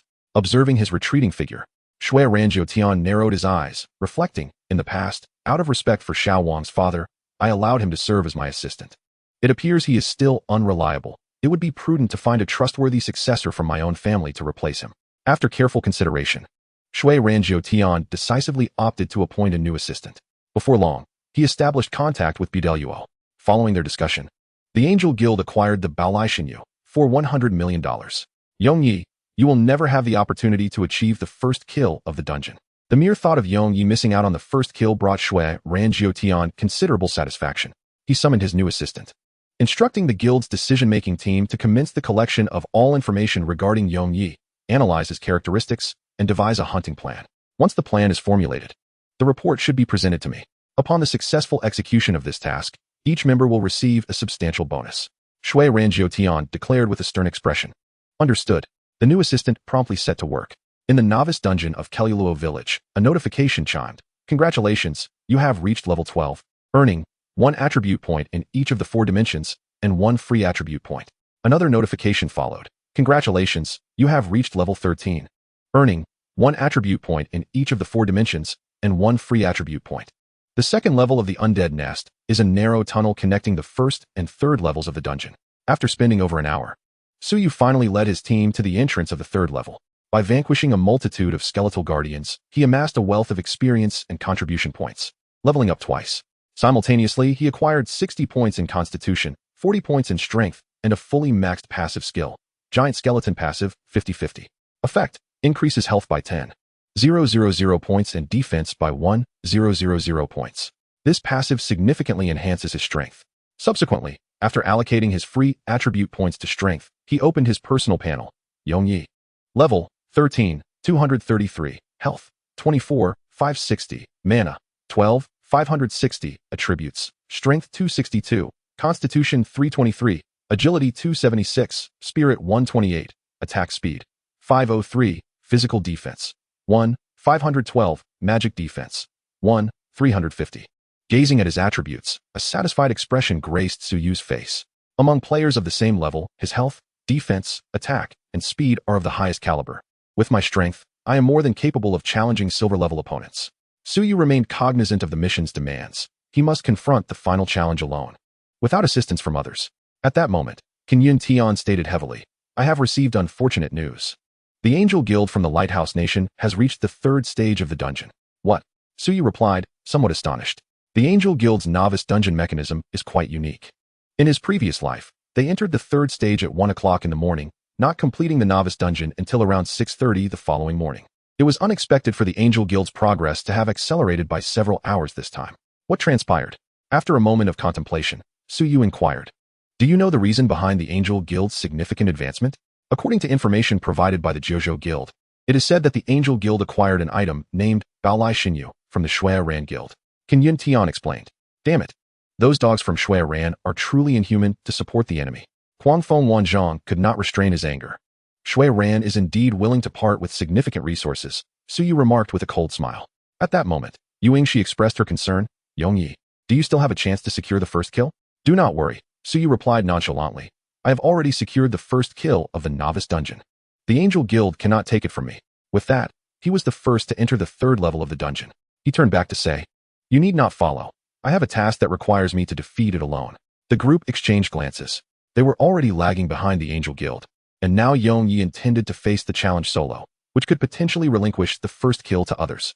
As their anxiety mounted, Kingyun Tian spoke, urging everyone to place their faith in Yongyi. "Consider his extraordinary prowess. Is it not superior to that of the hundreds of elite players from the Angel Guild?" Indeed, reflecting on earlier battles, Suyu exhibited a terrifying strength, which brought a measure of reassurance to the group. The third layer of the dungeon revealed a colossal cavern, its floor blanketed in a layer of pale bones. Gazing upwards, a throne of bones stood majestically in the center of the cave. Atop it sat the Skeleton King, clad in armor and wielding a massive dragon-scale sword. The moment Suyu entered, 2 orbs of eerie blue soul fire ignited in the hollow eye sockets of the Skeleton King. "Human, you have finally arrived." The commanding voice echoed throughout the cavern. Chapter 30, The Hidden Quest, the King's Last Wish. Upon hearing the Skeleton King speak, Suyu was momentarily taken aback. This was not how it had unfolded in his previous life. During his tenure in the novice dungeon, the Skeleton King had remained silent. "How do you know me?" Suyu inquired, skepticism lacing his tone. The Skeleton King, in a calm manner, elucidated, "I am the primordial undead of Nua EC, through the soul contract. I can perceive all of his memories. I must commend you, adventurer. You have performed admirably. Thanks to your provocation of Nua EC, which led him to lose his sanity and resort to his ultimate means, I have been afforded the opportunity to awaken my consciousness." A hint of pleasure flickered in the Skeleton King's voice as he recalled the scene of Nua EC being outmaneuvered by Suyu. What is the ultimate means? Suyu deftly seized upon the key phrase. "Due to the constraints of the contract, I cannot divulge that information. Nevertheless, be vigilant of the impending crisis." With that, the Skeleton King rose from his throne of bones and approached Suyu, brandishing the colossal sword. "Rather than fade away into the annals of time a century hence, I would prefer to perish by your hand," the Skeleton King proclaimed with authority. "Come forth, adventurer. Allow me to witness your strength." An overwhelming aura of dread enveloped the air around him. Skeleton King. Silver Lord. Difficulty. Hard. Level. 15 health. 90 attack. 4,800 skills. Fear Aura. Induces a state of fear in enemies for 3 seconds. War Leap. Jumps to a distant location, stunning nearby enemies and inflicting substantial damage. Ground Split Slash. Strikes the ground, attacking enemies with a shockwave. Dragonbone Armor. Constructs armor from dragon bones, significantly enhancing damage reduction and shield value for 5 seconds. Description: the first monarch of the Silver Dragon Kingdom, Gulen, whose body was seized by the legendary necromancer Nua C 300 years ago and transformed into his primordial undead form. Once, the Skeleton King was also a legendary undead, yet with the passage of time, his power has waned to its current state. Attack. The Skeleton King bellowed, activating the fear aura, unleashing a torrent of mental energy. Battle hint: you are immune to this fear effect. Suyu remained unperturbed, owing to his passive skill, Undead Body, which granted immunity to fear, stun, and other mental control and negative effects. He swiftly retreated. The Skeleton King's attack was formidable. A mere strike could obliterate ordinary players. And even Suyu could withstand only a handful of blows. Power shot, 5,400. The first arrow, augmented by passives, dealt astonishing damage, while additional passives triggered, resulting in a cascade of elemental damage totaling 249 points above his head. His assault did not relent. Suyu furiously knocked and released arrows. The frost-infused arrows struck the Skeleton King, coating its bones in a layer of frost, thereby reducing its attack and movement speed by 798. Critical hit. The damage from regular attacks was minimal. Only through critical hits could he inflict triple-digit damage. Were a priest player present, a weakening spell could significantly reduce the Skeleton King's defenses and attack power, thus amplifying Suyu's damage. Alas, bound by the quest's constraints, he was compelled to engage in a solitary duel. Fortunately, after stacking the Heavy Claw passive, he managed to reduce the Skeleton King's defense by 200 points, bringing his normal attack damage to 169 points, complemented by an additional 449 points of dark damage per arrow. His output stabilized at 3,000 per second. Remarkable. Your archery is the finest I have witnessed in my life, the Skeleton King remarked with a hint of delight. I can now engage you with my full might. Dragon Bone Armor. The Skeleton King suddenly raised his colossal sword, the dragon scales shimmering with silver light, enveloping him and forming a spectral suit of dragon bone armor. The damage inflicted upon him was instantly nullified. Recognizing the situation, Suyu decisively abandoned his attack and withdrew, increasing the distance between them. The Skeleton King leaped with force, crashing down from above with the weight of a mountain. Boom! A deafening sound reverberated within the cavern. Suyu had already utilized Blink to reposition himself 60 meters away, effortlessly evading the strike. In an instant, the Skeleton King swung his sword toward the ground, unleashing a shockwave that radiated outward. 7,888. The area of effect was vast. Moreover, having just teleported to the ground, Suyu lacked any mobility skills to evade the residual attack. His health bar plummeted significantly. Yet, this damage remained within his tolerable limits. As 5 seconds elapsed, the defensive and offensive bonuses from the Dragon Bone Armor dissipated, restoring the Skeleton King to his normal state. He retained 95 of his health.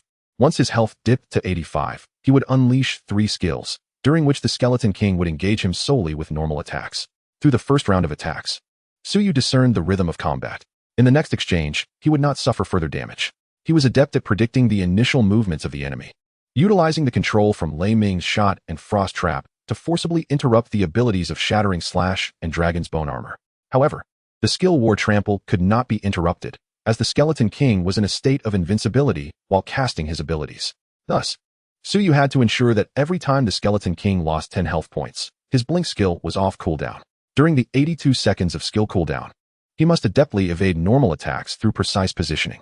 Naturally, he would inevitably sustain some damage from regular attacks, but such minor health loss could easily be replenished by his passive ability, Life Drain. Suyu executed his maneuvers with extraordinary precision.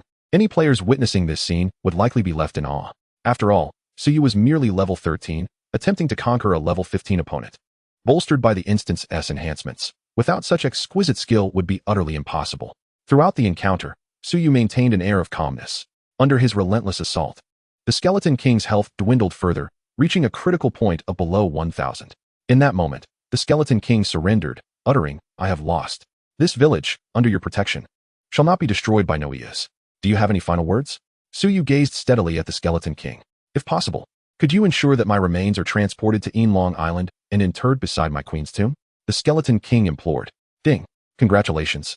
You have triggered a hidden quest, the King's last wish. Will you accept?" "Leave it to me." Suyu nodded in agreement. The rewards for hidden quests were undoubtedly substantial.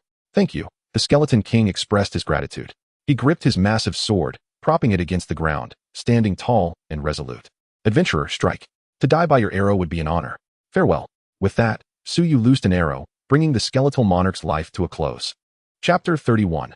First kill of the dungeon. Shocking the world, the Skeleton King's health bar emptied, and the timer for the dungeon's completion ceased. The colossal form of the Skeleton King crashed to the ground, surrounded by a dazzling array of shimmering equipment. Upon inspection, Suyu noticed several pieces of silver and gold gear, including the massive sword he had utilized. A true bonanza. Ding. You have slain the level 15 Skeleton King, hard. Earning 53,664 experience points and 3,600 contribution points. Ding. Congratulations, you have reached level 14, gaining 1 in all attributes and 1 in free attributes. Ding. Congratulations. You have acquired the Dragon's Bone Armor skill, perfect. Once again, Suyu had obtained a new quality passive ability. During this time, he had plundered passive abilities of ordinary, rare, super rare, uncommon, exceptional, and perfect qualities. Higher quality passives were surely on the horizon. The Dragon's Bone Armor, being of a quality superior to puncture, filled Suyu with eager anticipation regarding its effects. He quickly inspected the new passive ability panel. Dragon's Bone Armor passive 11. Effect. For every 10 health points lost, gain a shield that absorbs 20 damage and 5 maximum health points, lasting for 5 seconds. The duration can be stacked. Truly, this perfect quality passive was formidable.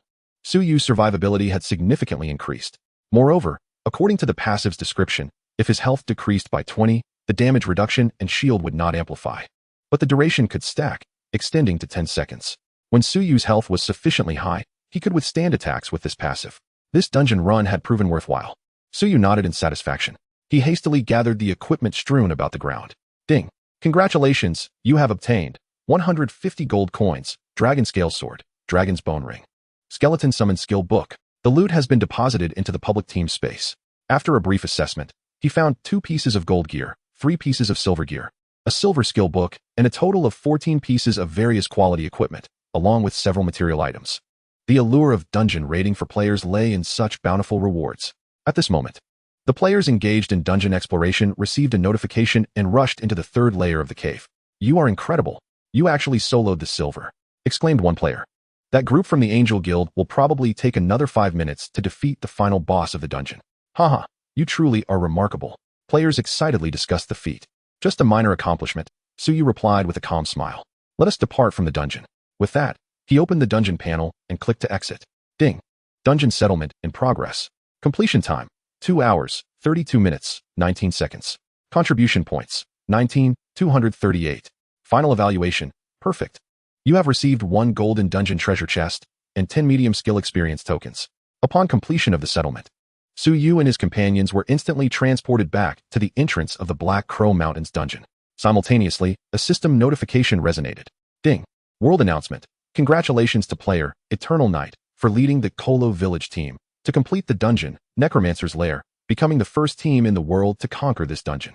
Eternal Knight's dungeon contribution reached 64, earning a system reward of 5,000 gold coins, 5,000 reputation points, 1 life essence, and 1 golden treasure chest. The announcement repeated 3 times, detailing the rewards for the players with the highest contributions. Due to Suyu's contribution exceeding 50, his rewards included a life essence, while the second highest contributor received only gold, reputation points, and a silver treasure chest. At this critical juncture, teams from major guilds around the world were strategizing. Yet the announcement of Suyu securing the first kill in the dungeon distracted them, causing their actions to falter momentarily. Seizing the opportunity, a devastating attack obliterated the players of the exploration team, compelling them to retry the dungeon. Their prior gains were rendered futile. Damn, we were on the verge of surviving the 2nd stage, only to be wiped out, one player exclaimed in frustration. Yongyi, remember this. We, the Lone Wolf Guild, will not rest until we avenge this insult. The players of the guild, suffering significant losses, vented their ire. Among them, Shuiran Guild was particularly incensed. Curse it, is Yongyi using hacks? How could he still achieve the first kill? Shuiran Jiutian's expression darkened. The Angel Guild's progression was 10-fold faster than other teams. Yet they too failed to claim the first kill. This was utterly absurd. However, reflecting on the Angel Guild's losses, Shuiran Jiutian felt somewhat reassured. At least, the violent Divine Jade had netted him a staggering $100 million, a considerable profit. In contrast, the Angel Guild not only squandered $100 million, but also suffered the permanent loss of 50 elite players, effectively crippling them. This was a catastrophic blow. Furthermore, due to this blunder, Guild Master Budeluo would surely face repercussions from the guild's financial backers. Contemplating this, Budeluo felt a surge of rage. Yongyi, I swear to the heavens, I will slay you. He bellowed, his face contorted with fury. Budeluo turned to his assistant, demanding, have we uncovered Yongye's true identity? I'm afraid not, Guild Master, Assistant Carl replied, trembling. We've scoured every third-party channel. Yongyi has no transaction records. Budeluo coldly retorted. Yongye's earnings in the divine realm are worth over 100 million.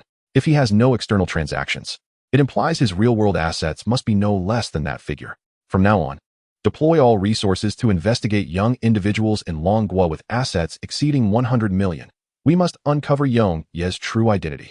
Although several combat videos of Suyu circulated on the forum, the rules of Divine Realm ensured that any unauthorized recordings would alter the subject's appearance.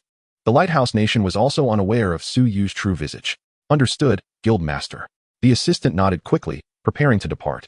Wait, Budeluo called out, continuing, additionally, inform Shui Rangio Tian to return $50 million immediately, or I will unite with other forces to impose sanctions on the Shui Ran Guild. Recovering even a portion of the funds may mitigate some of the penalties. Yes, Guild Master, the assistant acknowledged, setting off to execute the orders. Meanwhile, at the headquarters of the Jiuzhou Guild, upon receiving the world announcement, Vice President Tianya remarked, though we, the Jiuzhou Guild, have failed. At least it was a compatriot who secured the first kill, not someone from another nation. Indeed, President Tianyun nodded in agreement, adding, this player, Yong Yi, possesses exceptional strength beyond our expectations. To eliminate a silver-tier enemy in such a brief span is remarkable. Yong Yi surpasses all members of our guild. Since Kaluo village first cleared the initial stage of the dungeon, various guilds had begun to monitor news from the village, leading to the understanding that Suyu had single-handedly completed the final stage. At this moment, Tianyun inquired, have you made contact with Yong Yi? Is he interested in joining the Jiuzhou Guild? Another vice president sighed. Yong Yi has disabled private messaging and friend requests. We cannot reach him. I plan to enlist the help of Kenyun Tianshang.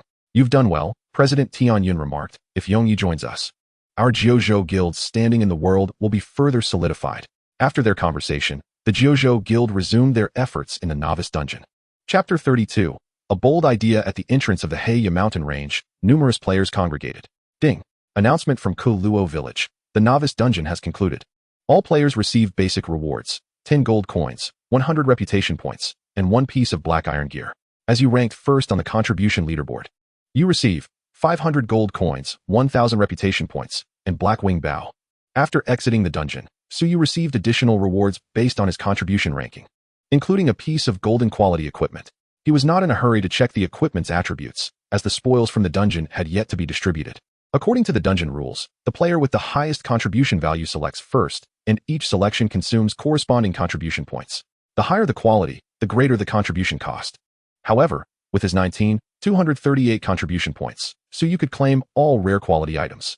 He did not hesitate, directly selecting 2 pieces of golden equipment for pieces of silver equipment, 6 silver quality items, and numerous bronze quality spoils. After all, without Suyu's participation in this dungeon expedition, the other players would never have achieved such commendable results and system rewards. Thus, no one voiced any objections, especially since these items rightfully belonged to Suyu. Hey, Yongyi brother, are you selling those 2 pieces of golden gear? Guangfeng Wanzhong asked, eyeing them greedily. Hearing this, Kenyun Tianshang also turned his attention to him. Of course, I'll sell them. I have no use for equipment meant for other classes, Suyu replied with a smile. The usual rule applies. Highest bidder wins. He produced the Dragon Scale Sword and Dragon Bone Ring. These 2 items were usable by both the warrior and knight classes. Nearby players' gazes grew fervent. So these are the legendary golden quality items? Incredible. The Dragon Scale Sword's property of granting 10 damage reduction was truly a dream weapon for warriors. Its attributes vastly outstripped his current black iron sword by 7 or 8 times. The crowd marveled in awe.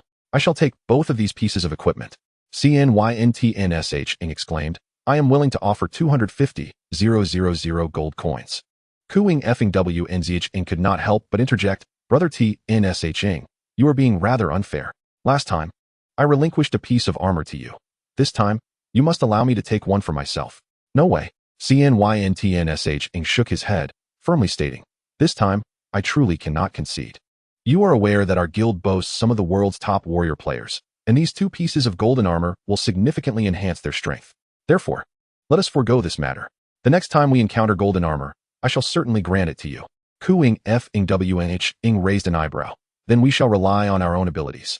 I will offer 300,000 gold coins for the 2 pieces of equipment. I shall bid 350,000 gold coins. 370,000. 400,000. The competition between the 2 was fiercely intense, with the prices escalating rapidly. Since Cooing F Ing WNZH Eng's younger brother, who also serves as the vice president of their guild, is a top-tier knight player, he displayed an unwavering resolve to acquire the equipment at any cost. However, The prices quickly became outrageous. CNYNTNSH had no choice but to renegotiate with Ku Ing F Ing W NZH. Ultimately, both parties acquired the golden armor at the price of 300,000 gold coins each. Under normal circumstances, the market price for mainstream-level golden armor would not exceed 100,000 gold coins. Yet now, with fewer than 10 pieces of golden armor in existence worldwide, a threefold premium was deemed reasonable. Subsequently, SY continued to sell all unnecessary equipment and items to them, increasing his wealth to 7,660,000 gold coins. Once the players had selected their spoils, they departed. SY swiftly utilized the teleportation scroll, instantly returning to his inn-room. He was not yet prepared to report to the village chief regarding his quest. Instead, he chose to remain in his room, organizing the spoils from this dungeon expedition. After a few minutes, SY extracted several key items, 10 mid-level skill experience scrolls, 2 golden treasure chests, the HIYG Ing, and a life essence. He consumed the life essence, causing his attribute synchronization to rise to 25. He then turned his gaze toward the golden weapon reward for contribution rankings. HIYG Ing, golden, type, weapon strength, 55 agility, 30 spirit, 15 attribute, attack speed 10 attribute, attack possesses 15 physical penetration. Equipment requirement, level 14 archer goodness. It is an exceptional longbow with both attack speed and physical penetration attributes. In comparison to ordinary golden weapons, the HIYG Ing is worth more than twice as much. Without hesitation, SY replaced his former silver bow. Next came the 2 treasure chests. SY casually opened the chests. You have obtained 4,000 gold coins. You have acquired the Fire Arrow Rain skill book, golden, and the Mighty Potion recipe, golden. 1 recipe and 1 area attack skill book, precisely what he needed. SY first examined the effects of the recipe. Mighty Potion recipe, golden. Type, item effect. A potion crafted using 5 types of materials, upon consumption. It grants 32 strength for 5 minutes and a permanent increase of 16 strength, limit, 1 time. Not bad. SY's eyes brightened. A potion that permanently increases strength. Among the player base of warriors, knights, archers, and assassins, its popularity reaches a staggering 100. After all, the attribute points awarded for leveling up are limited. This additional permanent attribute is exceedingly precious, and everyone desires to acquire it. The existence of the Mighty Potion signifies a colossal market worth billions. A single recipe could be valued at 100 billion. Given the current scale of the Yu Guild, it may not be able to afford such a recipe. How then can one maximize profits from this recipe? He began to ponder. Gradually, SY conceived a bold idea, to take control of the Yu Guild. In his memory, during its peak, the Yu Guild nearly monopolized the industries of potions, equipment, and skill scrolls, surpassing the combined wealth of the world's top 10 guilds. However, the current Yu Guild, funded by the UHI Group, has just completed its reorganization and is valued at less than 500 billion. This presents the perfect opportunity to seize control of Yu. After some contemplation, SY secretly decided, after I submit my quest, I will discuss this matter with Yu X. Chapter 33, The Gift of the Night Protector. With a plan in mind, SY temporarily set aside the Mighty Potion recipe. He then took out the Fire Arrow Rain skill book, a much-needed area attack skill for him. With a clap of his hands, the skill book transformed into a red light and merged into his being. Ding! Congratulations, you have learned the skill. Fire Arrow Rain, golden. Fire Arrow Rain, golden. Level 1 upgrade. 01, 600 experience effect. By condensing mana into arrows, upon release, they split into numerous flaming arrows, attacking all enemies within range and inflicting 300 spirit and 52 points of fire damage. Cooldown, 15 seconds. Mana cost, 500. This area attack skill possesses average effects. However, after reviewing the skill description, a peculiar thought emerged in SY's mind.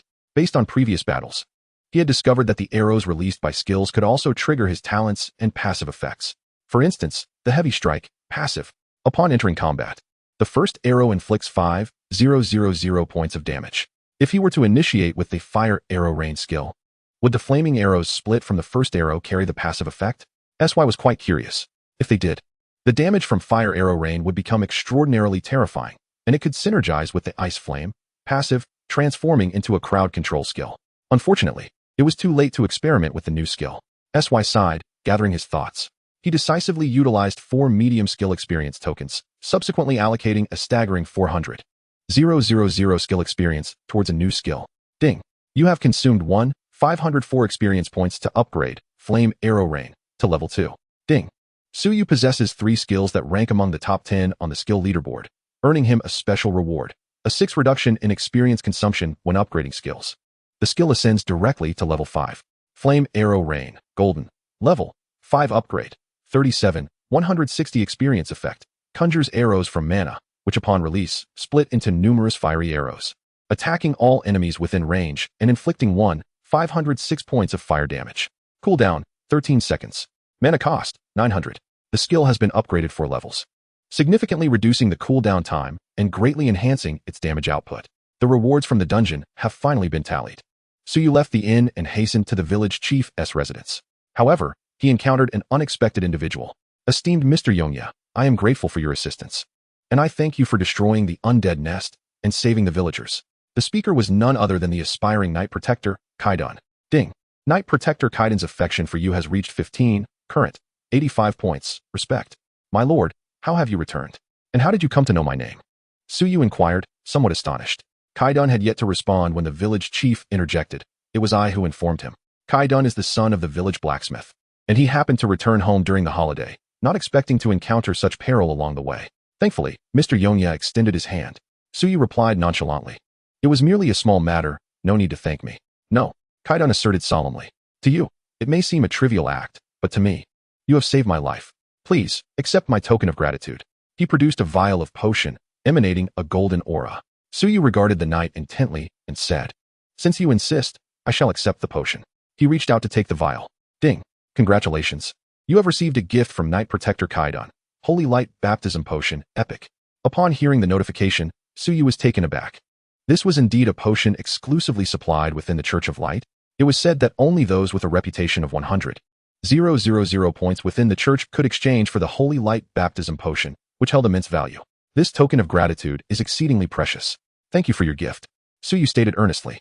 Kaidan shook his head. This is what you rightfully deserve. After a brief pause, he continued.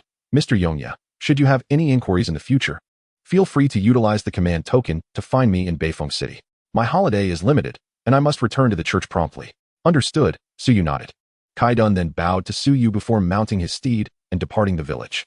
Watching his retreating figure, the village chief stroked his beard and remarked, That lad Kaidan has always been the pride of our village. In the future, he is sure to become a true knight. I hope so. Suyu responded with a smile. The village chief then retrieved a mysterious orb, stating, Mr. Yongya, since you have annihilated the undead nest, I cannot go back on my word. This treasure belongs to you. Ding. Congratulations, you have completed the main quest. Annihilation of the undead nest. Rewards, 10,000 experience, 100 gold, and a mysterious orb. Suyu received his rewards. Casting a glance at the orb, he curiously inquired, Village chief, from where did you acquire this orb? I had long forgotten, the village chief replied, shaking his head. In my youth, I adventured through ruins across the continent, and this orb may have originated from one such site. Not knowing its purpose, I simply stored it in the bottom of my chest. Is that so? Suyu pondered deeply. Observing his contemplation, the village chief advised, if you wish to uncover the orb's purpose, you may visit the Knowledge Church. They possess information about everything in this world. Ah, I almost forgot about the Knowledge Church, Suyu exclaimed, his eyes lighting up. Although the National Church is the Church of Light, other smaller churches still exist. If memory serves, there are 4 main cities within the Guangming Empire that house the Knowledge Church. By passing the sage's trials, one can receive guidance from the God of Knowledge. After expressing his gratitude, Suyu bid farewell to the village chief. He returned to the inn, preparing to log off and rest while contemplating his future action plan. However, before doing so, he intended to utilize the potion gifted by Kaidan. Holy Light Baptism Potion, Epic, Type, Consumable Effect. Upon consumption, a trace of light breath is generated within the body, granting 100 affinity with light beings, 50 resistance to negative effects from darkness, and permanently increasing mental attributes. Description: a potion personally crafted by Saint Carol. In truth, the effects of this potion do not reach the level of epic quality. Its value lies in the trace of light breath, serving as a pass for the Abyss difficulty dungeon, Holy Light Secret Realm. Naturally, given Suyu's current level, he had yet to meet the requirements to enter Holy Light Secret Realm. He was indifferent to this dungeon and consumed the potion in one gulp, resulting in a 40-point increase in his mental attributes. At this moment, more than an hour remained before the game enforced a log-off. Just as Yueying, she had not yet logged off. Suyu decided to seek her out to discuss potential collaboration, hoping to find an opportunity to gain control over the Yueying Guild. Chapter 34. The betting agreement. Suyu opened his friends list and sent a message to Yueying Shi, inviting her to the inn to discuss a transaction. accompanied by a screenshot of the powerful potion formula. She replied instantly, "I will be there shortly." Shortly thereafter, her figure appeared at the entrance of the inn in Kuluo village. She promptly inquired, "Yongyi, may I take a closer look at the attributes of this potion recipe?" "Of course, no problem," Suyu replied with a faint smile, retrieving the recipe and handing it over to her. As She examined it, a spark of excitement lit up her eyes upon seeing the permanent boost of 16 points in strength. As the daughter of the leader of the Wehai group, her business acumen was undoubtedly sharp, and she immediately recognized the vast market that this recipe could tap into. Presently, players could only gain a maximum of 2 points in strength per level. However, consuming a bottle of the strength potion could yield a strength attribute equivalent to leveling up 8 times. Who could resist such temptation? Although players currently lacked funds, with the passage of time, they would inevitably be able to purchase a bottle of this golden quality potion. Observing Yuengshi's expression, Suyu couldn't help but smile slightly. It was evident that she was intrigued. At that moment, Suyu slowly remarked, "President Shi, I trust you can discern the value of this recipe. The number of physical class players worldwide totals at least 3 billion. Even if a bottle of strength potion is priced at 3,000 gold coins, it still offers a 40 profit margin. This represents a market potentially worth trillions. Thus, the price of the recipe was also steep, set at a fixed price of 100 million gold coins. Currently, 100 million gold coins equated to 20 billion Longwa currency. No, that is too expensive." She shook her head. Entering negotiation mode, she became exceedingly composed. "I believe this is quite affordable. If acquired, your Yuing guild would profit greatly," Suyu chuckled. She extended a finger, stating, "First, how can you assure that all 3 billion individuals will purchase the potion?" The 3,000 gold coin price tag, at the current exchange rate, amounts to 600,000 Longwa currency, the cost of a house, which few can afford. Suyu remained silent, his expression unchanged. In truth, by the mid-game, players would be clamoring to purchase such permanent attribute-enhancing potions. This was because every 20 levels, players had to undertake a rank breakthrough quest. During this quest, players could only rely on their attributes, skills, talents, and equipment, unable to use any items. Failure in this quest would result in the inability to level up indefinitely. Thus, to enhance their strength, players were willing to exhaust their finances and employ every means to elevate their attributes or gather high-quality skills and equipment. However, Suyu could not directly articulate this, as no players had yet reached level 20. Suyu chose to remain silent for the moment, allowing Yuengshi to continue presenting her conditions. She raised 2 more fingers. "Second, players' alchemy skills are currently too low to concoct golden grade potions, and it is quite challenging to gather golden quality materials at this stage. It may take months of preparation before any profits can be seen. Third," Yuengshi paused, her beautiful eyes fixed intently on Suyu, "our guild does not possess 20 billion in liquid assets, and you also require gold coins for the transaction, making this condition considerably more difficult to fulfill. Surely you have alternative methods of trade." "Indeed, you are correct," Suyu replied calmly. "The other trade is quite simple. I seek shares in the Yuing guild." "Shares, you say? That condition is negotiable," Yuengshi pondered. After calculating in her mind, she responded, "The current valuation of the Yuing guild is 50 billion. We can offer you 20 shares. Too few," Suyu declared decisively. "I demand 52 shares. Mr. Yongyi." That jest is far from amusing. Yuengshi shot him a disapproving glance, saying, "The strength potion recipe is not worth that much. Do not be hasty. Allow me to finish," Suyu said with a gentle smile. "I can provide you with a plethora of potion recipes and equipment blueprints, along with the sources of all necessary materials. If you can meet your stated conditions, this deal may well come to fruition." Yuengshi did not complete her sentence, but Suyu understood her implication. She did not believe he could supply a substantial number of recipes and blueprints. Suyu replied with poise, "How about we sign a bet agreement?" "A bet, you say?" A glimmer of interest appeared in Yuengshi's eyes. "Within 3 days, if I can present 4 more recipes for black iron and bronze quality attribute potions, then I shall obtain 52 shares. If I fail, I will exchange the strength potion recipe for 5 shares." Yuengshi contemplated this. For black iron and bronze quality potion recipes could undoubtedly yield profits in the hundreds of billions, as players would find the prices of such quality potions acceptable. Yuengshi lifted her head and stated earnestly, "The guild shares are controlled by myself, my sister, and my father. Therefore, I must consult them. Yongyi, can we discuss the details offline? It would be more convenient." "Let us skip the offline meeting," Suyu declined outright, until he possessed sufficient strength. He did not wish for anyone to uncover his true identity in reality. After pondering for a moment, Yuengshi continued, "Could I provide you with an answer tomorrow?" "All right." Suyu nodded, a smile gracing his face. He was aware that this transaction was virtually secured. The benefits he had proposed were substantial enough that Yuengshi would likely acquiesce. After all, The Ewing Guild was still a fledgling organization with an uncertain future. As for how to obtain the attribute potion recipes, Suyu brimmed with confidence. Upon completing the hidden quest in Keluo village, he would not only gain the task for the Archer's advanced class, but would also conveniently acquire numerous potion recipes, including 8 recipes for attribute-enhancing potions. With this thought, a smile appeared in Suyu's eyes. Once their conversation concluded, Yu Ingshi departed, and Suyu logged off, returning to his bedroom. At that moment, his synchronization rate had risen to 25, unlocking higher dimensional attributes in his real body. He estimated that his physical prowess had reached approximately 8 times that of an average person. Suyu was undoubtedly the strongest man in the world at that moment. Once his attributes increased by several dozen times, even the most common firearms would likely be incapable of inflicting any harm upon him. He needed to continue striving. Suyu mused. After finishing his dinner and taking a shower, he lay on his bed, perusing the trending posts on the Shinyu forum, most of which pertained to beginner dungeons.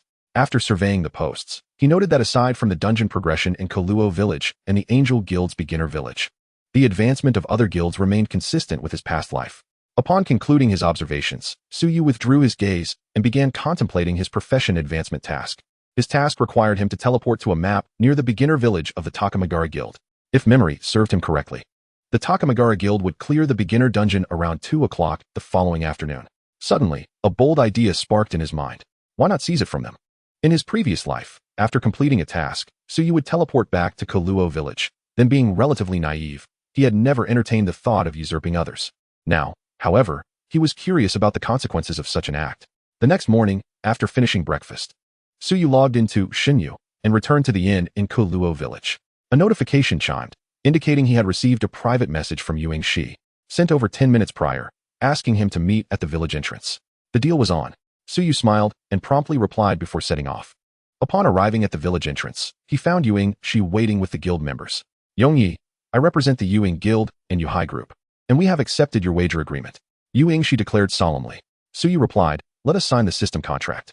With the emergence of Shinyu, major companies no longer relied on contracts in the real world. Instead, they signed system contracts within Shinyu.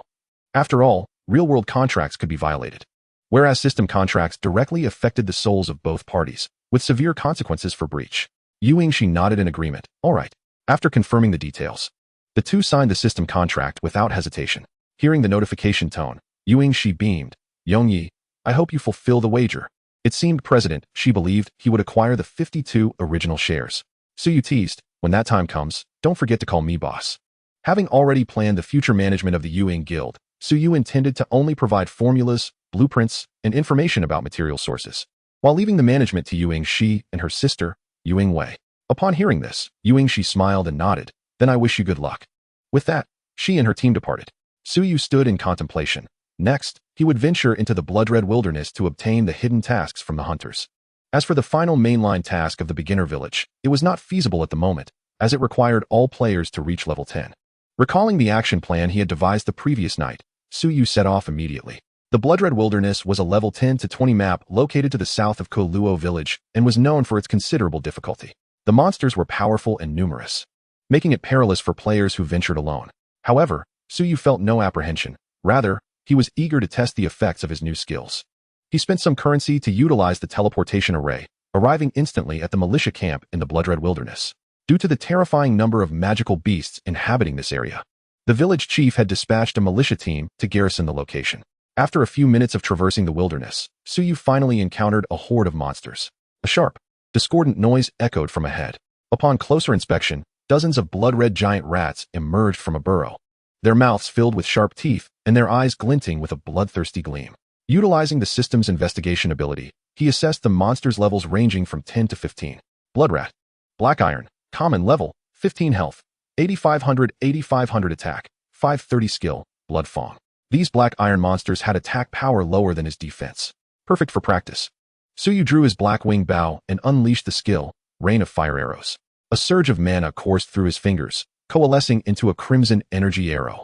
Releasing his grip, the arrow shot skyward, splitting into dozens of flame arrows mid-air, each accurately striking a blood rat. Their little legs couldn't escape the skill's range. 7,454. 7,454. 7,454. In an instant, a series of astonishing damage numbers erupted. This attack not only triggered the heavy strike passive but also activated others. such as Ice Flame and Dark Arrow, each arrow inflicting an additional 850 points of elemental damage. The swarm of blood rats was completely annihilated. A notification chimed. You have slain a level 15 blood rat, gaining 344 experience. Congratulations, you have acquired 2 points in Constitution. Congratulations, you have acquired the Blood Fong skill, rare. The system panel refreshed with hundreds of notifications. The Rain of Fire Arrows skill, combined with his passives, showcased its full potential, delivering a total of 1110 effectiveness. The only regret was that Life Drain could only restore 500 health, which was, of course, to be expected. The passive description reveals that whenever an arrow strikes an enemy, it restores 500 health points, independent of the number of targets hit. Nonetheless, the skill remains formidable, and Su Yu is exceedingly pleased. He then shifts his gaze to the newly acquired passive ability, Blood Fong passive, 520. Effect: the third arrow shot inflicts 250 points of bleeding damage, lasting for 3 seconds. This effect is akin to that of the Bite passive, both applying a bleeding effect. Moreover, the bleeding damage associated with different passives can accumulate. Subsequently, Su Yu casually closes the panel and gathers the spoils scattered on the ground, perhaps due to the mysterious orb, enhancing his luck by 1 point. He perceives a significant increase in item drop rates. After accounting for the loot, Su Yu presses onward. Along the way, he encounters another creature, the Blood Wolf. The Blood Wolf, a level 15 black iron monster, falls victim to a single volley of fire arrows, obliterating it instantly. After 20 minutes, the notifications sound. Ding.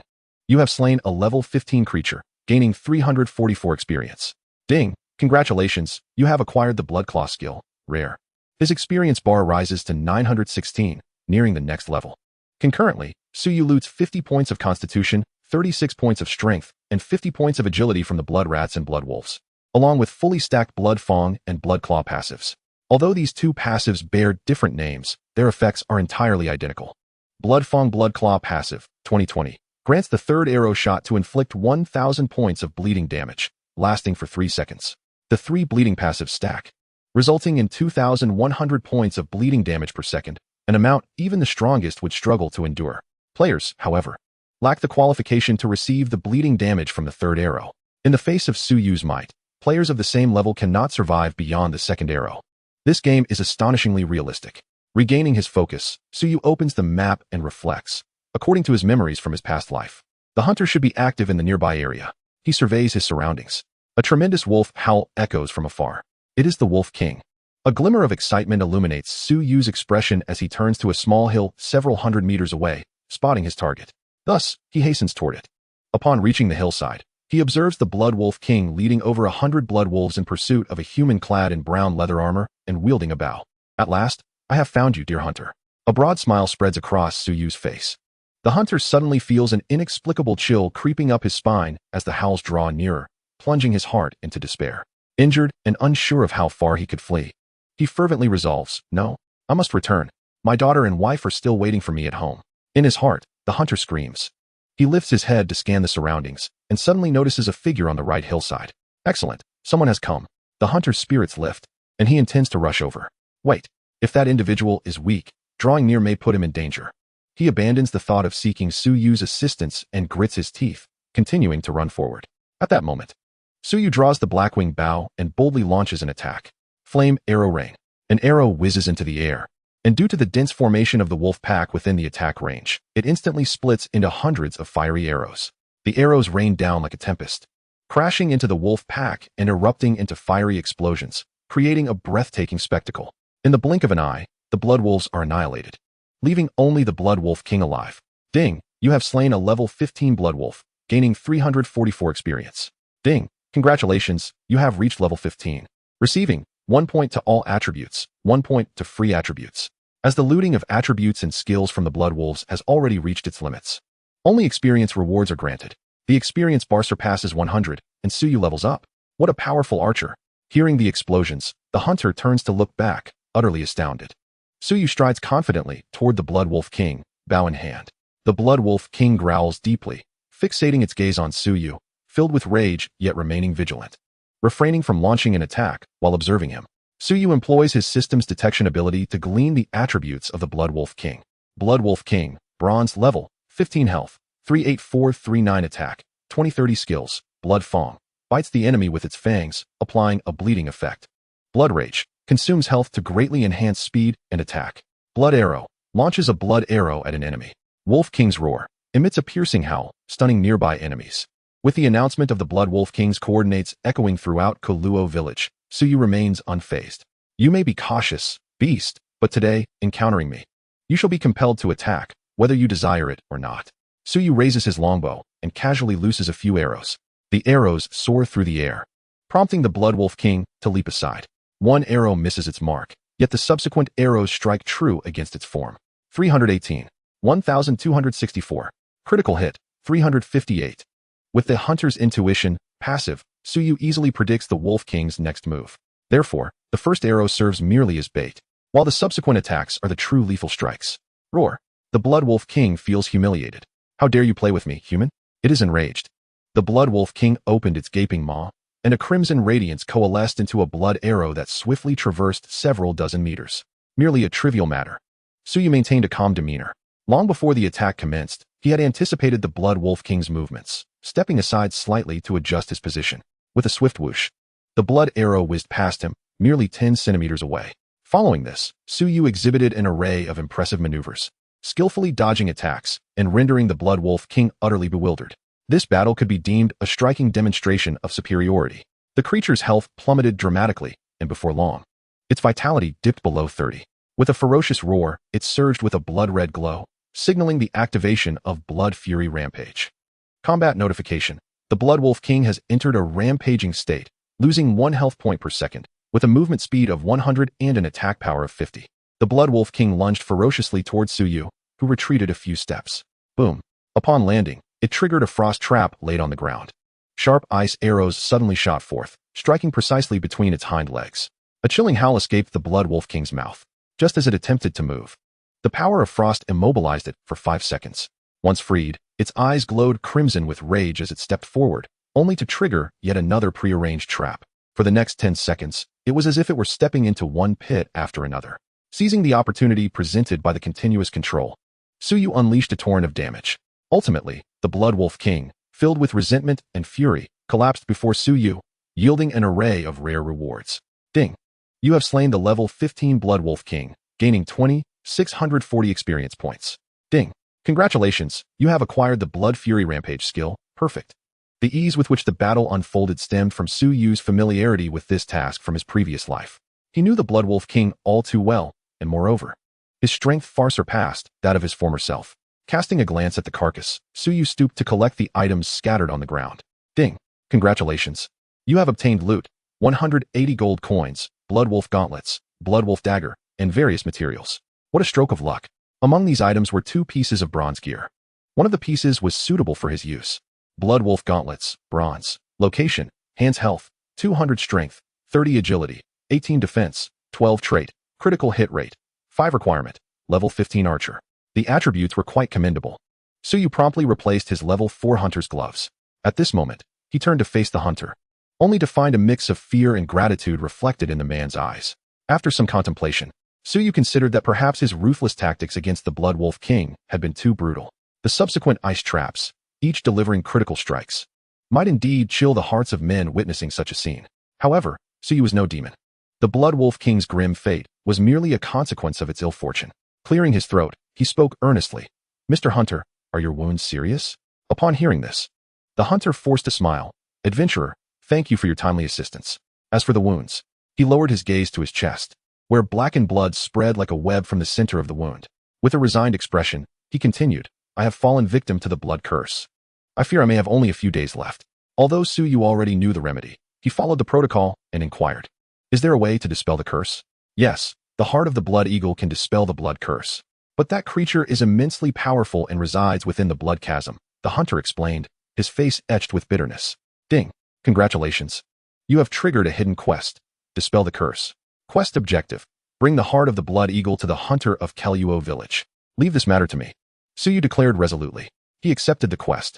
Thank you. Thank you for your help. The hunter's eyes brimmed with tears of gratitude. He had immense faith in Suyu's capabilities, and the dead Blood Wolf King's body was the best testament to that. In his heart, the hunter resolved that if Suyu were to bring back the heart of the blood eagle, he would gladly relinquish a treasured possession he had safeguarded for many years. Chapter 37. The heart of tactical play is deceptive. After receiving the quest, Suyu continued, Mister, please return to the village along the path I came from. I have cleared most of the monsters on the way. All right, the hunter nodded. Mr. Evernight, take care of yourself. With that, the hunter set off toward the hillside. Redirecting his focus, Suyu examined another significant gain, the perfect quality passive. Blood Fury Rampage passive, level 1. Effect. After receiving 100 attacks, enter a rampaging state. Losing 1 maximum health per second, with an attack speed of 100 and strength of 50. Note, this effect has a cooldown time of 6 hours before it can be triggered again. This passive is powerful. At critical moments, it can significantly enhance output, delivering a fatal blow to enemies. Furthermore, should his health be sufficiently high, Suyu could continuously enjoy the substantial augmentation provided by Blood Fury Rampage. Most importantly, he could independently deactivate or activate the passive effect, alleviating any concerns of succumbing to self-inflicted damage. Excellent. Suyu admired the passive. After reviewing its details, he set off towards the Blood Chasm. Undertaking this quest felt as familiar as the back of his hand. In his previous life, Suyu had spared no effort to complete this task. Coupled with the influence of the Heart of Rebirth, he effortlessly recalled the intricacies of the quest. The task described that the Blood Eagle clan resided on the cliffs of the Blood Chasm. Suyu lacked the skill of flight, rendering him incapable of slaying the Blood Eagle King. Even if he were to succeed, the spoils would likely plummet into the abyss below. Thus, prior to that, Suyu needed to seek out an item known as the Blood Fruit. Despite their carnivorous nature, Blood Eagles could not resist the alluring scent of the Blood Fruit, as it possessed the ability to enhance their bloodline, thereby augmenting their strength. Fortunately, the location where the Blood Fruit thrived was not far from the Blood Abyss. Merely a 10-minute journey. Before long, Suyu arrived at his destination, where low, sparse trees bore small, red fruits the size of fingernails. At that moment, numerous Blood Eagles were engaged in a fierce struggle, clawing and biting one another in their quest for the coveted fruit. Blood Eagle, Black Iron Ordinary, level, 15 health, 10, 500 attack, 500 skills, basic life, pet description, a vicious beast, known for its ferocity. It will even attack its own kind in the fight for sustenance. Sensing the presence of humans, they cast wary glances in his direction. A piercing cry sounded from one of the Blood Eagles, and all of them flapped their wings, charging towards Suyu like arrows. Fire Arrow Rain. Without hesitation, Suyu retaliated. Dozens of fiery arrows struck one Blood Eagle, inflicting astonishing damage, causing its health to plummet to a sliver. While it suffered from the Ice Flame slow effect, stiffening, it plummeted to the ground, but before it could land, its health was entirely depleted. Ding. You have slain a level 15 Blood Eagle, earning 344 experience points. Ding. Congratulations, you have looted 4 points of Constitution. Ding. Congratulations. You have looted the basic life skill, Excellence. Indeed, utilizing area attack skills to vanquish foes was exhilarating. With a single strike, his experience bar surged dramatically, and he reaped numerous attribute points along with 5 layers of passives. Meanwhile, the Blood Eagles that remained beyond the skill's range rushed forward in a bid for vengeance. Suyu stood his ground, devoid of any intent to evade, for the Blood Eagle's attack power was inferior to his defense. The steadfast shooter was meant to be bold. After all, the monsters could not harm him, so it was wiser to withstand their attacks and swiftly eradicate them. After the battle concluded, Suyu collected the spoils, unexpectedly discovering 3 pieces of black iron quality equipment. His fortune was indeed remarkable. Additionally, he looted 50 points of Constitution, 24 points of Agility, and fully stacked passives. Basic Life Passive 1010. Effect. Permanently increases health by 10. Through contemplation during this time, Suyu discerned a pattern. The passive abilities transformed from Excellence quality onwards provided percentage bonuses, while those of Common, Rare, Ultra-Rare, and Uncommon quality were fixed value bonuses. Moreover, upon carefully reviewing his other passives, he noted that 3 of them had not reached maximum layers, which was somewhat disheartening. However, he was fortunate to know which monsters possessed similar skills. After leaving the novice village, he would seize the opportunity to fully stack his passives. Subsequently, Suyu opened his character data panel. Name, Yongyi level, 15 health, 29, 370 mana, 13, 700 attributes, strength 362, constitution 420, agility 383, spirit 185 attack speed, 575, equipped 15, physical defense, 1, 616 magical defense, 1, 406. These attributes were truly extraordinary. If memory served correctly, within the Dragon Kingdom, there was a mythic level Blood Ox player whose health at level 20 was barely under 20,000 points, utterly overshadowed by Suyu at level 15. This was the panel of attributes that embodied the all-around shooter he envisioned. A sense of accomplishment surged within Suyu. Yet, he remained unsatisfied. After all, As a player endowed with supreme talents, it would be entirely reasonable for his health to increase tenfold. With a smile, Suyu proceeded. Without the obstruction of blood eagles, he began to gather the blood fruits from the bushes. The pace at which he plucked the fruits from the small trees was rather slow, but he had already learned the gathering skill in advance. In the divine domain, basic secondary profession skills were quite easy to acquire. By spending money or completing tasks, one could learn skills such as alchemy, blacksmithing, and gathering from practitioners like herbalists and blacksmiths. Placing his hand on a small tree, he activated the gathering skill, and a progress bar appeared before him. Moments later, ding. You have gathered blood fruit X30. After a period of time, Suyu had stripped all the small trees of their blood fruits. Well then, it is time to confront the Blood Eagle King, he mused. Soon, Suyu arrived at the Blood Abyss. According to legend, this chasm was the mark left by a demigod battling against a blood dragon. And the reason for the entire wilderness being drenched in crimson was that the dragon, having sustained injuries, bled profusely, staining the earth. Of course, this was merely an ancient tale, lacking any proof of authenticity. Afterward, Suyu found an open area where he piled thousands of blood fruits into a small mountain, the enticing aroma coalescing and wafting into the surroundings.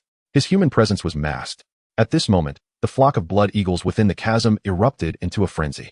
Unable to resist the scent of the blood fruits, they flocked eagerly towards him. Unfortunately, the simple-minded blood eagles remained oblivious to the fact that this was a trap. The depths of this pile of blood fruits held peril. Caw! A sharp cry reverberated through the air as a massive figure soared out from the abyss. It was none other than the Blood Eagle King. All the blood eagles, trembling in fear, scattered in every direction, creating a path for the Blood Eagle King. Here it comes. Suyu's eyes gleamed with anticipation. The Blood Eagle King descended before the blood fruit, poised to indulge in its solitary feast. Suddenly, a piercing sound sliced through the air. An arrow struck the unsuspecting Blood Eagle King. 5,239. 156. Dark damage. With a furious cry, the Blood Eagle King discovered Suyu's presence. You treacherous humans! How dare you deceive me with the delectable blood fruit? Unforgivable! Enraged, the Blood Eagle King flapped its wings and lunged at Suyu, igniting the battle. Chapter 38. A humiliating defeat. As the king of its kind prepared to engage in combat with a human, none of the other Blood Eagles moved to assist. In fact, they hoped for the Blood Eagle King to perish at Suyu's hands. The rationale behind this was straightforward. The Blood Eagle King possessed a superior bloodline, and by consuming its flesh, the ordinary blood eagles could potentially evolve. This obsession with a higher bloodline was deeply ingrained in their very genes, compelling these carnivorous creatures to seek the blood fruit. At this moment, beside the small hill of blood fruit, the battle commenced. The Blood Eagle King's claws raked the ground. Seizing a hole, after firing an arrow, Suyu had already retreated alongside the mound of blood fruit, effortlessly evading the strike. Subsequently, Suyu activated his detection ability, revealing his attribute panel. Blood Eagle King, Silver, Level 15 Health, 73474 Attack, 3750 Skills. Basic Life, increases health by an additional 10. Bloodstorm, summons a bloodstorm to attack enemies in the front area, applying a bleeding effect. Speed Burst, significantly increases movement speed.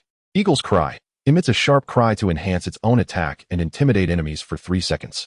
Despite both being level 15 silver, the Blood Eagle King's strength paled in comparison to the Skeleton King. As a boss of a challenging dungeon, the Skeleton King's attributes exceeded those of its wild counterparts by 30. This silver creature was far too weak. I could easily withstand its regular attacks, replenishing my lost health through my healing passive. Only the Bloodstorm skill posed a genuine threat to my life. With a physical resistance of 16 points, coupled with a 200-point damage block, the Blood Eagle King's normal attacks could inflict merely 1934 points of damage upon me. However, under the influence of Life Drain, I could unleash 5 arrows in just 1 second, restoring a total of 2,500 health points. After a moment of contemplation, a complete battle strategy formed in Suyu's mind. He decisively raised his black wing bow, unleashing a rapid succession of arrows at the Blood Eagle King's back. Thanks to his passive enhancements, the arrows soared swiftly, catching up to the creature in an instant. 259. 1,249. Critical hit, 299. Each arrow diminished the Blood Eagle King's defense by 20 points. Furthermore, the third arrow inflicted bleeding and poison effects, with damage numbers continuously appearing above its head. Even with a 50 resistance to bleeding, the damage remained substantial. Suyu calculated in his mind. After reducing the Blood Eagle King's defense by 200 points, his average output per second surged to 8,000. Once accumulated damage surpassed 5,000. He promptly activated the Eagle's Cry skill. With a sharp cry, the Blood Eagle King pivoted, releasing a piercing sound that boosted its own attack power before diving toward the ground. its claws aimed directly at Suyu. Boom. 3,809. Battle prompt. Your health has decreased by 129, triggering the effect of Dragonbone armor, reducing damage by 20, with a shield of 1468 points lasting for 5 seconds. This damage was utterly humiliating. Suyu paid it no mind, continuing his barrage of attacks. Given that the Blood Eagle King's attack intervals spanned a full 8 seconds, there was ample time for Suyu to recover any lost health. Before long, his health was suppressed to 80. Bloodstorm. The Blood Eagle King hovered midair, frantically flapping its wings as crimson energy coalesced into a whirlwind, which it then unleashed upon the ground below. Boom, boom. The nature of this attack was glaringly obvious. Suyu activated his blink ability, instantly teleporting 70 meters away, leaving behind a massive crater where he once stood. By mastering the timing of skill usage and maintaining an attacking rhythm, defeating a silver creature of the same level was remarkably effortless for Suyu. To encapsulate it in a popular phrase of the day, it was as simple as having hands. In under 10 minutes, the Blood Eagle King emitted a mournful cry before its health bar emptied, its massive body plummeting to the ground with a resounding crash. Ding! You have slain the level 15 Blood Eagle King, earning 41,280 experience points. Ding! Congratulations, you have acquired the skill Speed Burst, ultra rare. Upon witnessing the Blood Eagle King's demise, the surrounding Blood Eagles could no longer contain themselves, frantically rushing in to vie for its flesh. Suyu hastily collected the dropped items. Congratulations, you have obtained loot. 120 gold coins, Blood Eagle King Heart, Quest, Blood Eagle Short Sword, Blood Crystal, Small, Blood Eagle Boots. With the items secured, Suyu turned and fled, covering a distance of over 100 meters without a single Blood Eagle pursuing him. Once out of combat, Suyu decisively used a return scroll, arriving back at the inn. At this moment, Suyu calmly examined his spoils. Blood Crystal, Small, Quality, Silver Effect, grants a permanent increase of 1,000 health points upon consumption, limited to 10 uses. An exceptionally rare item. It could only be dropped by special types. Suyu consumed the crystal, elevating his health to 30,470 points. Moreover, he could equip that pair of battle boots. Blood Eagle Boots, Silver, Location, Feet Health 500 Defense 30 Agility 60 Trait, Movement Speed 10 Equipment Requirement, Level 15 Universal Class. Suyu donned the new footwear. The final significant reward was the skill acquired from the defeated foe. Rapid Strike Passive, 110. Effect, after shooting an arrow, the user's movement speed increases by 500 points for 10 seconds. This is also a common ability. The wild creatures near Beifeng main city possess this skill. After leaving the novice village, Suyu would seek opportunities to stack this passive skill. After accounting for his gains, Suyu promptly set off for the hunter's abode. 10 minutes later, Qin Yuan traversed the alleys of the residential district and arrived at a house, knocking gently on the door. "Who is it?" came a hoarse voice. A pallid middle-aged man stood in the courtyard, his right hand and upper body wrapped in a layer of bandages. Beside him stood a little girl of about 5 or 6 years old, clearly the hunter's daughter. She gazed at Suyu with a trace of fear. Chapter 39, Swift Shadow Hunter. Upon seeing Suyu's figure, the hunter paused momentarily, then exclaimed in astonishment, "Mr. Yonya? How come you returned so quickly?" Suyu replied calmly. "The Blood Eagle King has been dealt with. Here is its heart." He produced a blood-red heart. "Thank you for your assistance. You are my savior." The hunter's eyes reddened with emotion. "Uncle, please dispel the curse afflicting you." Suyu smiled gently. The hunter then retrieved a small knife and cut open the heart of the Blood Eagle King, allowing pure blood to flow forth. In response, he hurriedly applied the blood to the wound on his chest. The red fluid met the black blood, seemingly igniting a fierce chemical reaction, instantly vaporizing. Soon, the curse of the tainted blood was lifted. The hunter's pale face broke into a smile, relieved he would not perish. The system prompt continued to sound. Ding.